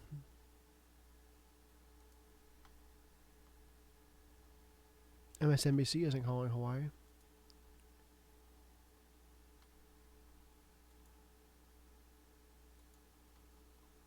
Took them a minute, but yeah, they're there.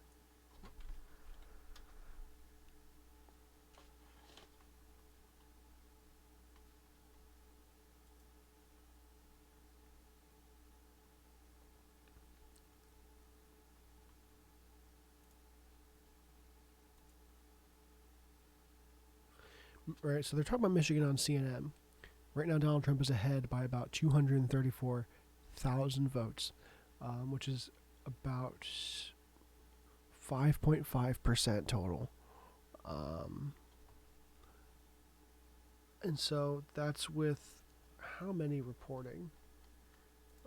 That's in Michigan. That's with 80% reporting. So we'll see if there's enough. If there's 200,000 people in Michigan left to be counted that can vote for Joe Biden. Otherwise, it's going to go to the Trump camp.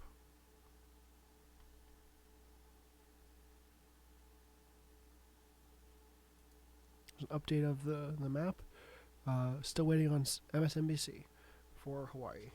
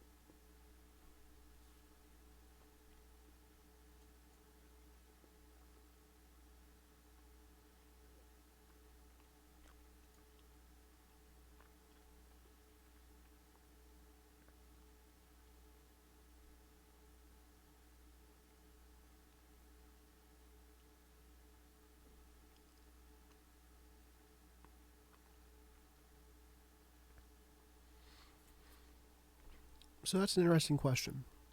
What happens if, for example, Trump dies now and he wins the election? Well, let's keep in mind that, let's take the election out of the picture for a second. If Trump dies, if he resigns, just steps down, if for some reason Trump stops becoming president right now, because of course Trump's term right now ends halfway through January, so he still has a couple months left, guaranteed. If Trump stops becoming the president, the vice president takes his position. And so we've had that happen. We've had presidents die. We've had presidents resign. Now, the question then becomes, how does that affect the election? Well, the electors in the actual electoral college would very likely transfer his electoral college votes that he's earned tonight and through this election to Mike Pence, who was also on the same ticket, and Mike Pence would nominate a vice president of his choosing, and that's probably how that would go. I think the same could be said for if the same thing happened to Joe Biden. I think realistically, at that point, the problem there is there's no legal obligation, there's no legal precedent. Nothing says Kamala Harris, his running mate would have to take the helm. She likely would. She would likely nominate a vice president of her own choosing. And if he wins the election, that's who the electors will cast their votes towards in that circumstance.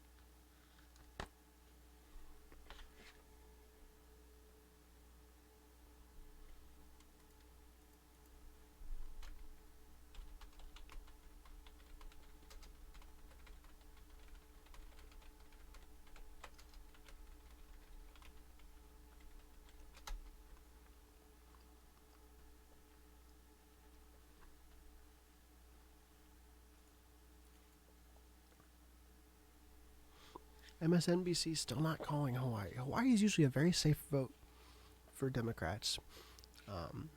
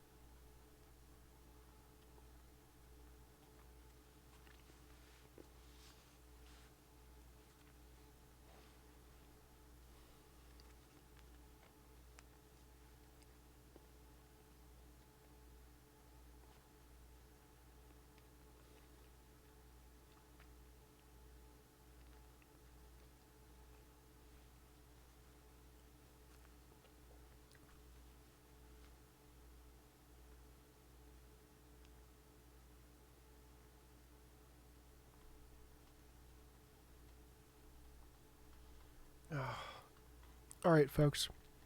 I was really close to calling it, but things are developing.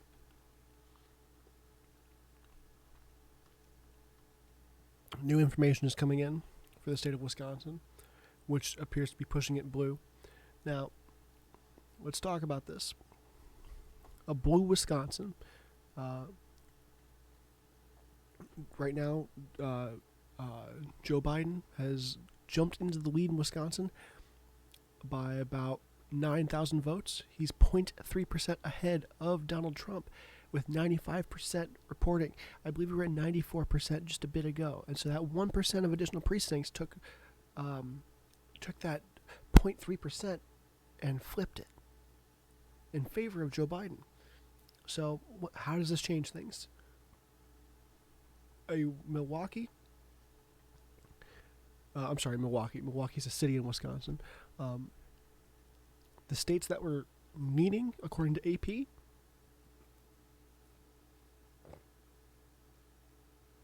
put Joe Biden at 244. Not enough. The states leaning for Joe Biden now, with Wisconsin's new information, put Joe Biden at 254, which is still not enough. If the white-blue states, meaning leaning in favor of Joe Biden, if those all went blue right now and the rest went to Trump, because they're leaning red, Joe Biden would still lose the presidency. But we just saw what 1 more percent can do in favor of Joe Biden. And that's in Wisconsin, which neighbors Michigan. Could we see a similar outcome in Michigan? People talking about in Michigan right now, the gap in Michigan is just, it looks like it's just closing. I feel like we're down to less than 200,000 votes between Donald Trump and Joe Biden. It was some 400,000 not an hour ago, and now it's closing down to less than 200,000. If you see Michigan go blue, lean blue, the prediction based on those states, then it goes from 254 for Joe Biden and a loss to 270 for Joe Biden and a win. And that's 270 to 268, which is as close as it can be with a declared winner. So, oh man, I was ready to go to bed. Let's stay up for a little bit longer and see how it goes. I'm still on Dr. Pepper number 5. It's just slowly been sipping it down. And I know a lot of you folks have been hanging in there and watching, and I really appreciate that you're doing that. Because I right now I haven't got a lot to say because not a lot to report on, but the change in Wisconsin as the turn could start painting a really different picture. Of course, 1% helped Joe Biden. How could the next 5% maybe help Donald Trump again? It really depends on where these votes come from. There's 5% left to count in Wisconsin. In just, I think, 1% of additional precincts is now leaning towards Biden. There's 20% additional precincts to be counted in the state of Michigan, and that's 16. Pennsylvania is at 64% reporting, and that's an additional 20. It would appear as though perhaps maybe we start seeing a different picture just in the leaning states before I call it for the night. So I'm going to kind of keep an eye on it and see if we can get any more information about Wisconsin.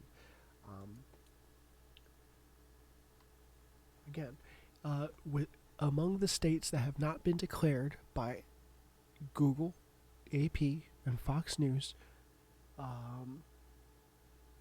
Nevada feels decently safe for Joe Biden. Nevada has been carried by Democrats for the last 2 elections. Decently left-leaning population in Las Vegas.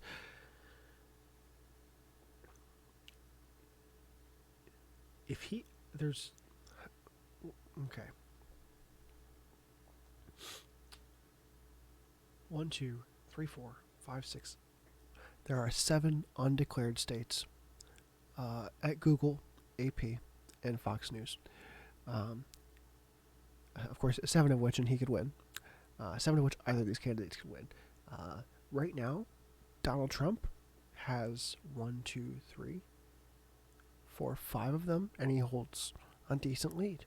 So it's safe to say that 5 of these is enough. I would say any 5 of these, you've got a win. Right now, Joe Biden holds 2. Donald Trump has 5. Right now, Donald Trump holds a victory. If Donald Trump, for example, surrendered Alaska to Joe Biden, that's only 4 electoral college votes. That's not going to get Joe Biden there. Joe Biden needs one of the bigger remaining states.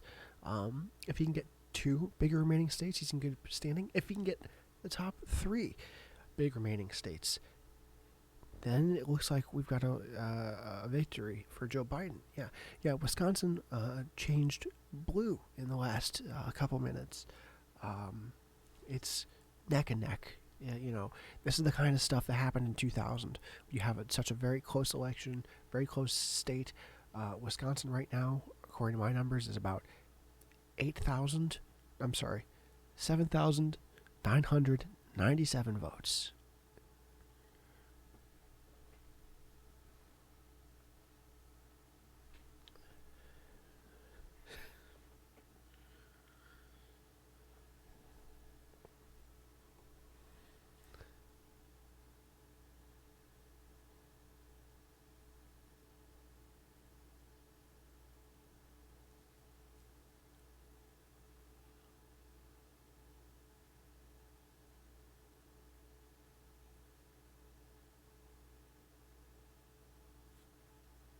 Yeah, even on CNN, they're showing how tired they are. They're slurring words, and they're just drunk. They're missing. They're using the wrong names for people. I'm in a similar boat. I'm not drunk. I'm just very tired. But I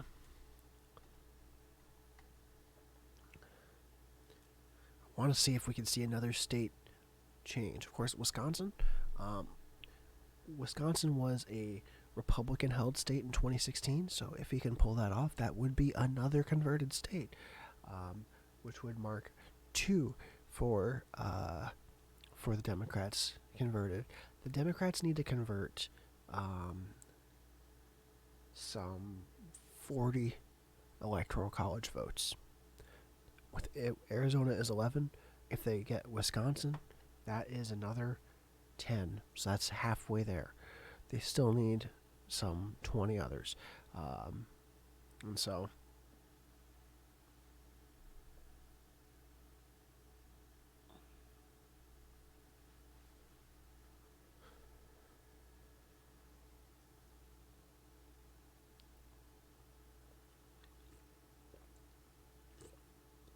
or maybe they need 4 states.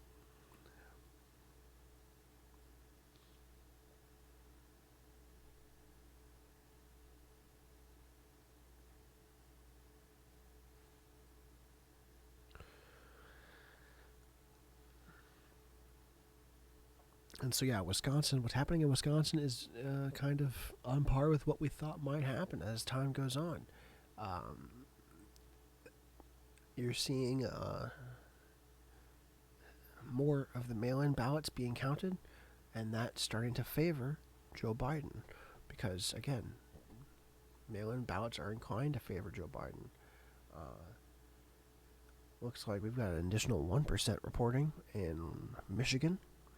And they're now at 81%, and they're reporting an difference of about 220,000 votes, still in favor of Donald Trump. Pennsylvania, the difference is 700,000 votes. It's about 12%.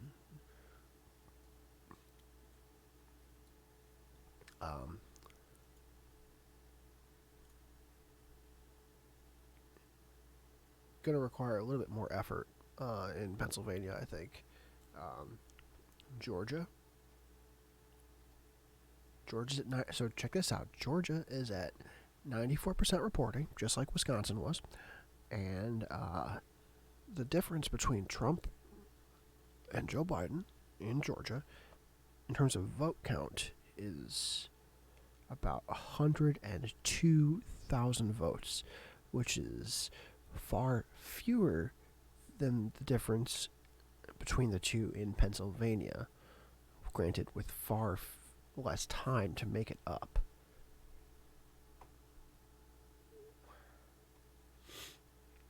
North Carolina, another close race, another race at 94% reporting.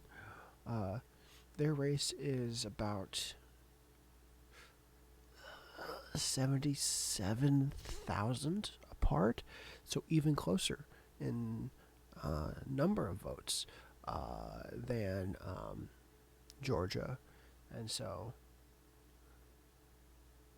yeah, I feel like if you start seeing some of these states shifting blue, you're going to have a Trump campaign that's frustrated with this. You'll have Trump and his followers suggesting that they're just making up ballots and submitting them at the last minute to get a or to get a Biden victory. Frankly, in my opinion, if someone wanted to pull off such a maneuver to kind of force Joe Biden victory, they wouldn't have waited this long.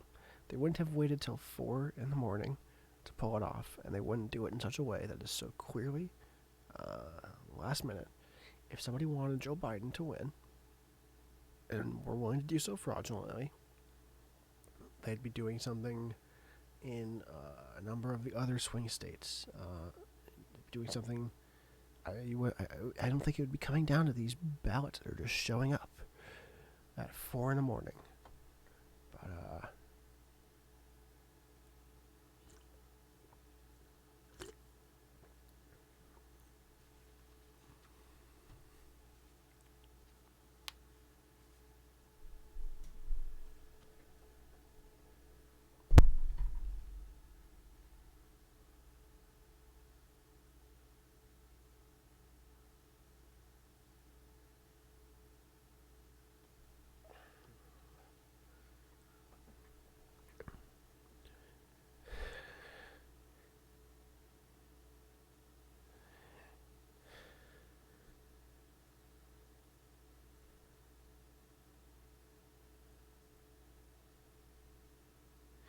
it's I feel like such an argument against the mail-in votes is the same kind of so imagine if you will a Biden victory, okay?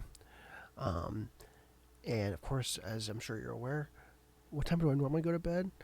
On a weeknight, a work night, I'll go to bed sometime between, especially during COVID, between 1 and 3 a.m. I don't have to drive anywhere in the morning, so I just kind of wake up, bring myself to an alert state, and get to my computer and log in and start working. When we're not in the middle of COVID, and I have to drive into the office, I usually try to get up about 8:30, so I'll try to go to bed between 11 and 1, and so because I'm working at home now, I can take lunch. I actually rather enjoy this. I rather than use my lunch to eat, I can actually take my lunch, which is I'm gracious enough to have a 45-minute lunch, albeit unpaid, but 45 minutes. I can basically tell my team I'm going to lunch, click send in the chat. I can walk about 15 feet and fall directly into my own bed and just take a nap, take a nice little power nap. I've done that several times during working from home, and honestly, it is legit rejuvenating. I used to take naps when I was working in the office. I would just head out to my car, put the heat on or the AC on, depending on the season. Tinted my windows so I wouldn't be kind of wigging anybody out. Just kind of zone out, you know. I was getting to the point where I had a little spot in like my cubicle. I was thinking about setting up a small little cot and just for me, especially when you have an opportunity to snack at your desk, which isn't exactly frowned upon where I work, and it's definitely not frowned upon here because this is my desk. I've kind of worked myself into a 2-meal schedule. Sometimes I'll try to fast a little bit during the day to where I get off work and immediately hook myself a decent-sized meal, or I'll take lunch very late and eat a meal that carries me through the evening. And so, to me, if I'm planning on fasting during the day, lunch doesn't become about eating as much as it becomes about not working.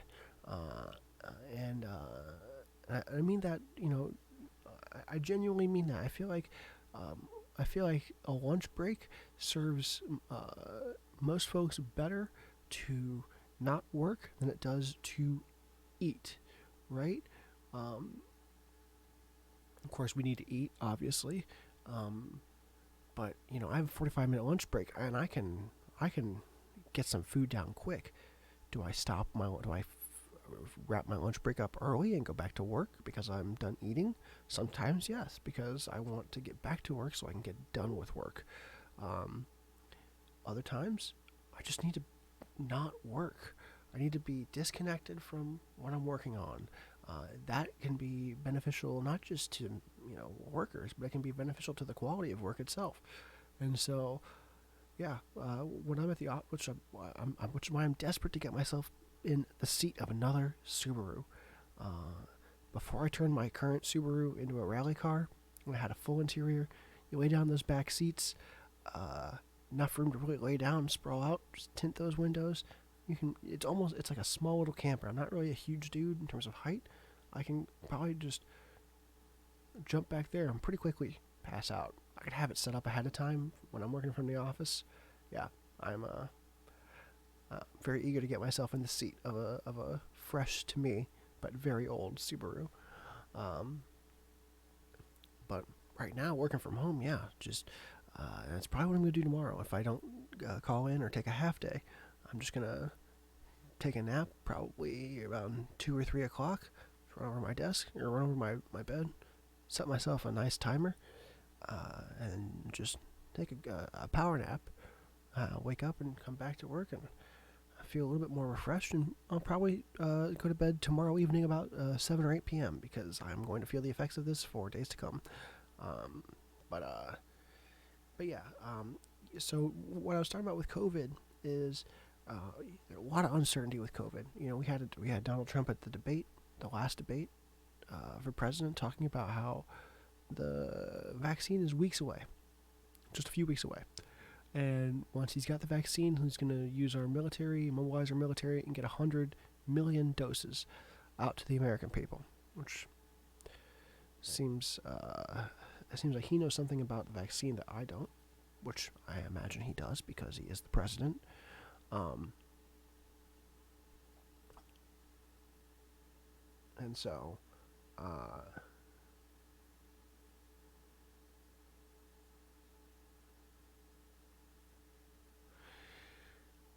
when what happens when we have what happens if Biden is elected to president, and naturally, COVID is going to eventually end, right? What happens when it ends during a Biden administration?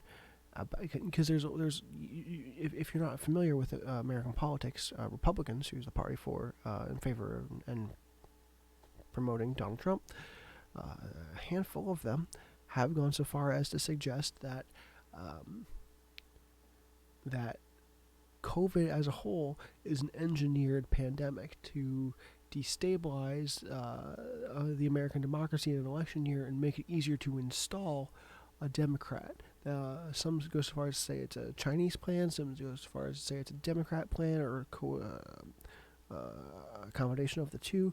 And so what happens then when you have these folks saying these things, and then Biden is elected, Biden takes office, and then we start to see a reduction in cases, a reduction in COVID, and COVID starts to disappear. You're going to have the same folks that have been saying it's a conspiracy, it's a plandemic, it's a scamdemic, whatever they're saying. They'll start to say, yeah, it was just a ploy to get Joe Biden elected. They won't look at any of the things Joe Biden is doing to mitigate the effects of COVID-19 on our society, or look at the virology of it. As morbid as it sounds, the Spanish flu, which is what people draw a lot of comparisons to, it it just kind of disappeared. and disappeared because the most deadly strains of the virus, as it was evolving, was killing the people that it was infecting. And so, if those most powerful, it's like the survival of the fittest, but the problem is that those people were dying off. And so the strains that were less potent were the ones that were being carried by people that weren't dying as easily. And so, unfortunately, that's how Spanish flu was resolved. I think they tested a vaccine, or by the time they got a vaccine ready for Spanish flu, it was unnecessary. And so, if Donald Trump knows a vaccine is coming in the next few weeks, he will be president for sure in the next few weeks. So it'd be interesting to see if he's still got some kind of vaccine, hopefully ready to roll out in the next few weeks. When in the next few weeks, it might be rather clear that he won't be president in the next few months. And so, take another quick look at. Let's see, have they declared?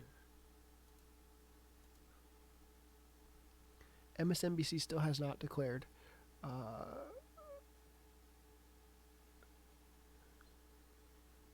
MSNBC still hasn't declared Hawaii. Why are both candidates' fan bases so confident about winning? Both are saying they are winning. Well, let's take a quick look at what both candidates said. Both candidates said that they are winning. Now, granted, Donald Trump said so more blatantly. He did say, we've won this election. Joe Biden, being somebody that is a more seasoned politician, was more careful with his words and opted to double speak it a little bit and said he felt confident that they were on a path to victory. And so some people are just buying into what their candidate has to say. Some people, so Donald Trump and his base have, I think, good reason to believe that this election will, at least currently, work in their favor. So, because, I mean, the amount of states leaning Trump is enough for him to win. So the question then becomes, why would Joe Biden's fan base be confident that he can win? And I think the answer lies in how we're starting to see Wisconsin turn around and the faith they have in the amount of uncounted Democrat votes that came in the form of mail-in ballots.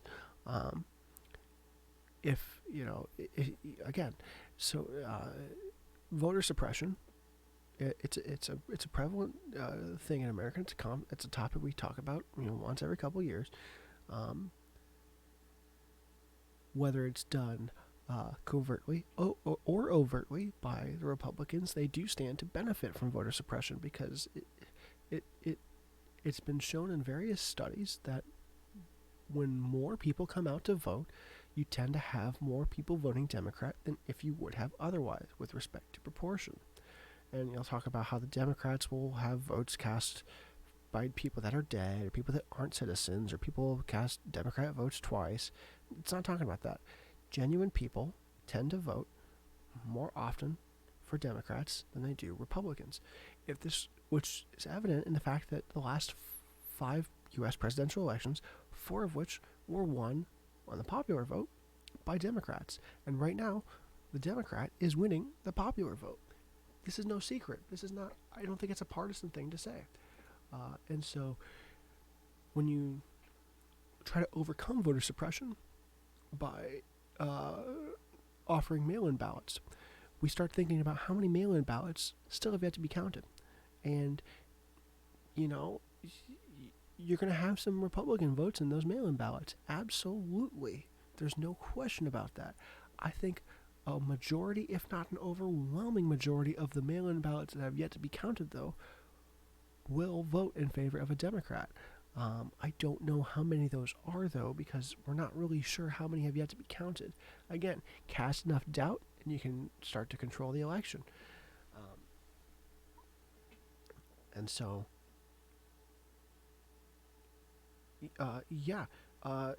right now in Wisconsin, for example, Joe Biden is now up by about 9,000 votes. It's just his gap is starting to increase. So if you're in the Biden camp and you want to be confident that Biden has a chance, you start looking to that gap in Wisconsin about where they were at 94% reporting and where they are now with 95% reporting, or where they at. Yeah, they're at 95% reporting. That's what you cite in your opinion on why you're confident about a Joe Biden victory. Because 95% is the most, Wisconsin, of the of the 6 continental states that have yet to be declared, Wisconsin has the highest number of precincts reporting. And in the 11th hour of reporting for Wisconsin, it went blue. And so if you're a Joe Biden fan and you're confident, if you want to feel confident that he can win, you look to that, and that's your glimmer of hope. That's what you hold on to. And knowing that Michigan, a state that Democrats have held many times before, many times in recent history, they only lost it in 2016. You look at Michigan, which is another 16 electoral college votes, and you look at the gap and you see a gap of about 203,000. That gap was 400,000, if I'm not mistaken, a couple hours ago. It's shrunk, and they still have 18% of their precincts to report. You take what happened in Wisconsin, its neighboring state, and you think, could that happen in Michigan? It's the same region. You like to believe that regions tend to have some kind of voting similarities between them, and then to that extent, could you take it over to Pennsylvania? Could you say across the lake in Pennsylvania, 64% reporting, a difference of, granted, the most significant difference I think we see in the yet to be declared states, upwards of 675,000 vote difference. Could you start to see it increase? But here's the thing. If Joe Biden can get Michigan, he already has Nevada, if he's already holding Nevada, and he's already holding Wisconsin. If he can hold those two and Michigan, that's 16, 10, and 6. That's 16, 22, 32 electoral college votes. That's it. He wins.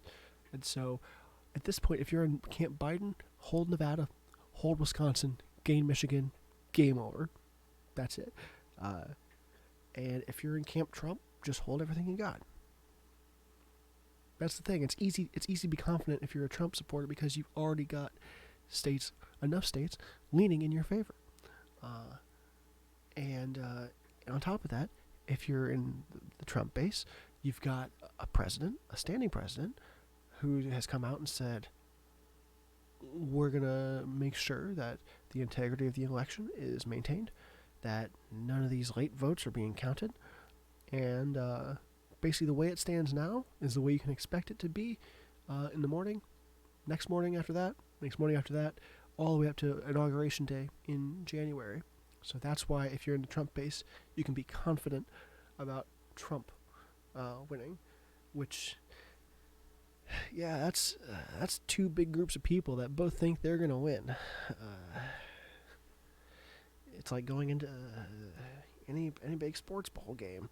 Both teams think they're going to win.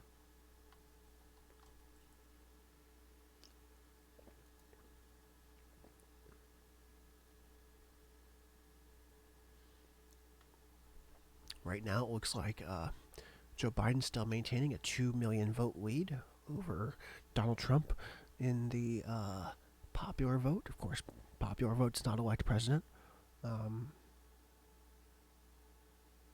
That's about 1.5%.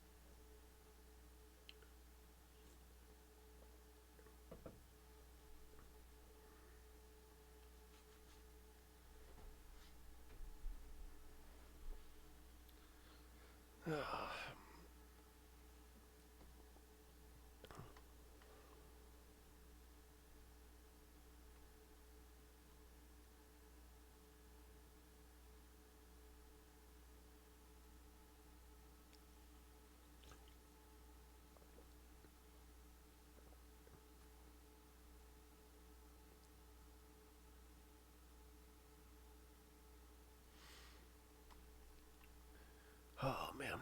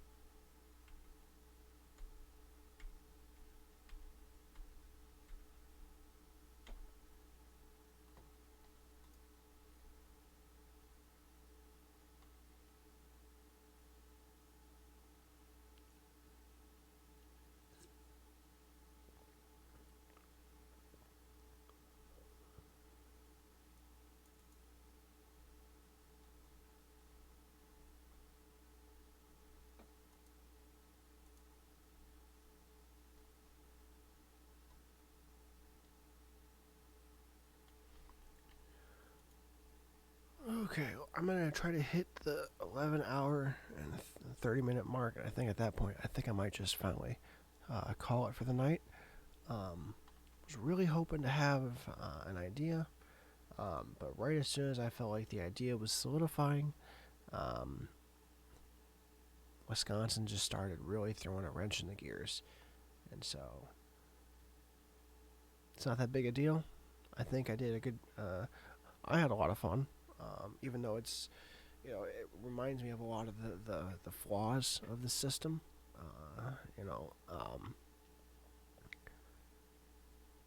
Even though these elections almost never go the way I think they will or the way I want them to, I still get fascinated by electoral politics in America. This is this is how the next 4 years are decided in terms of the executive branch. Um, in I was oblivious in '96, 2000. I started kind of paying attention. Of course, then we had 9/11, so '04 I was paying attention. '08 I was paying attention.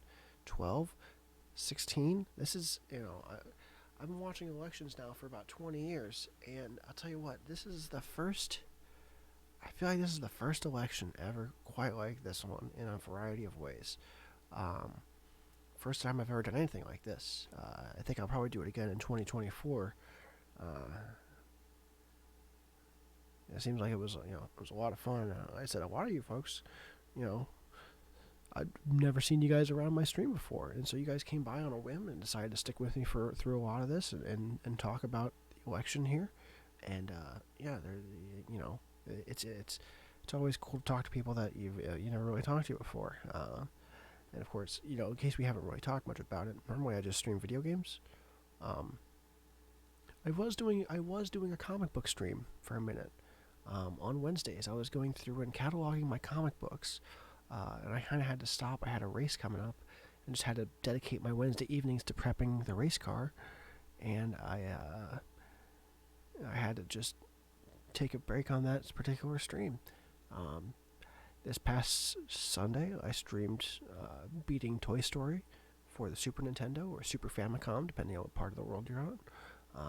Or it was also available for the Sega Genesis or the Sega Mega Drive, depending on what part of the world you're from. Beat that for the first time in my life. I've had that game for 20-something years, and I've never beaten it until now. And so,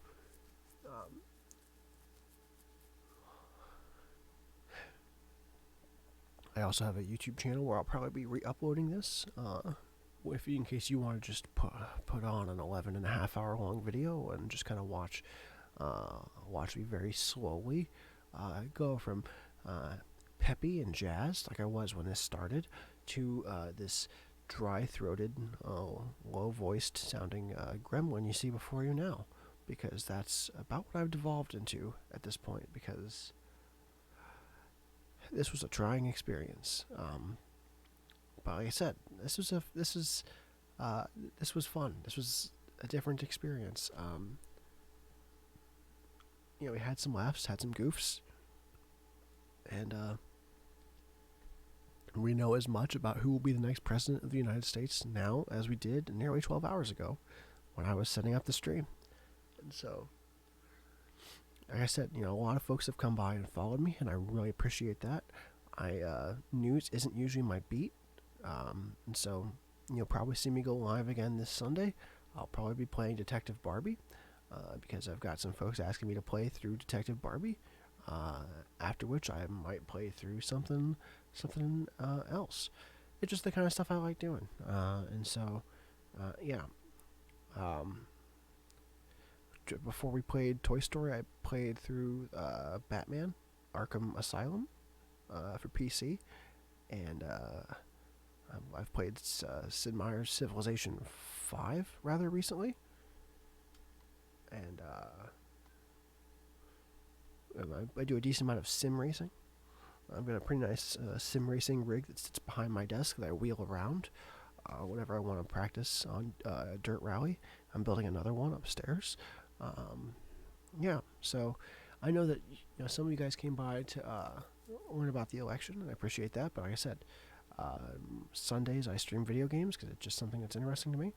And yeah, wouldn't mind talking to a lot of you folks in the future. I don't think I'll be doing another stream with respect to the election. I feel like the results will be far less pronounced moving forward with respect to this election, at least. I feel like we'll start hearing things. I feel like at one point we'll just get an announcement out of nowhere. You'll start hearing inklings of like, well, it's looking this way, but then Trump is refuting it through the Supreme Court, and then eventually one day it'll just come out and boom, somebody is the president. And so, just a moment I was hoping to share with folks on stream. We could talk about the future of America moving forward. Before I sign off, let's do one last count of the Congress, and I think we'll call it a day.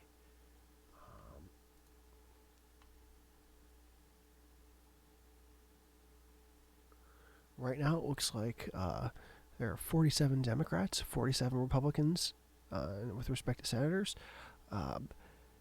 which leaves 6 total senators.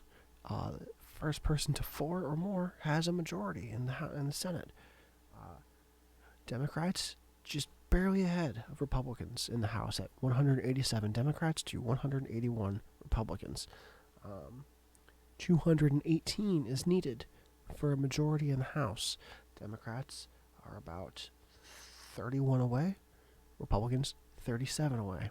So we'll see how that develops.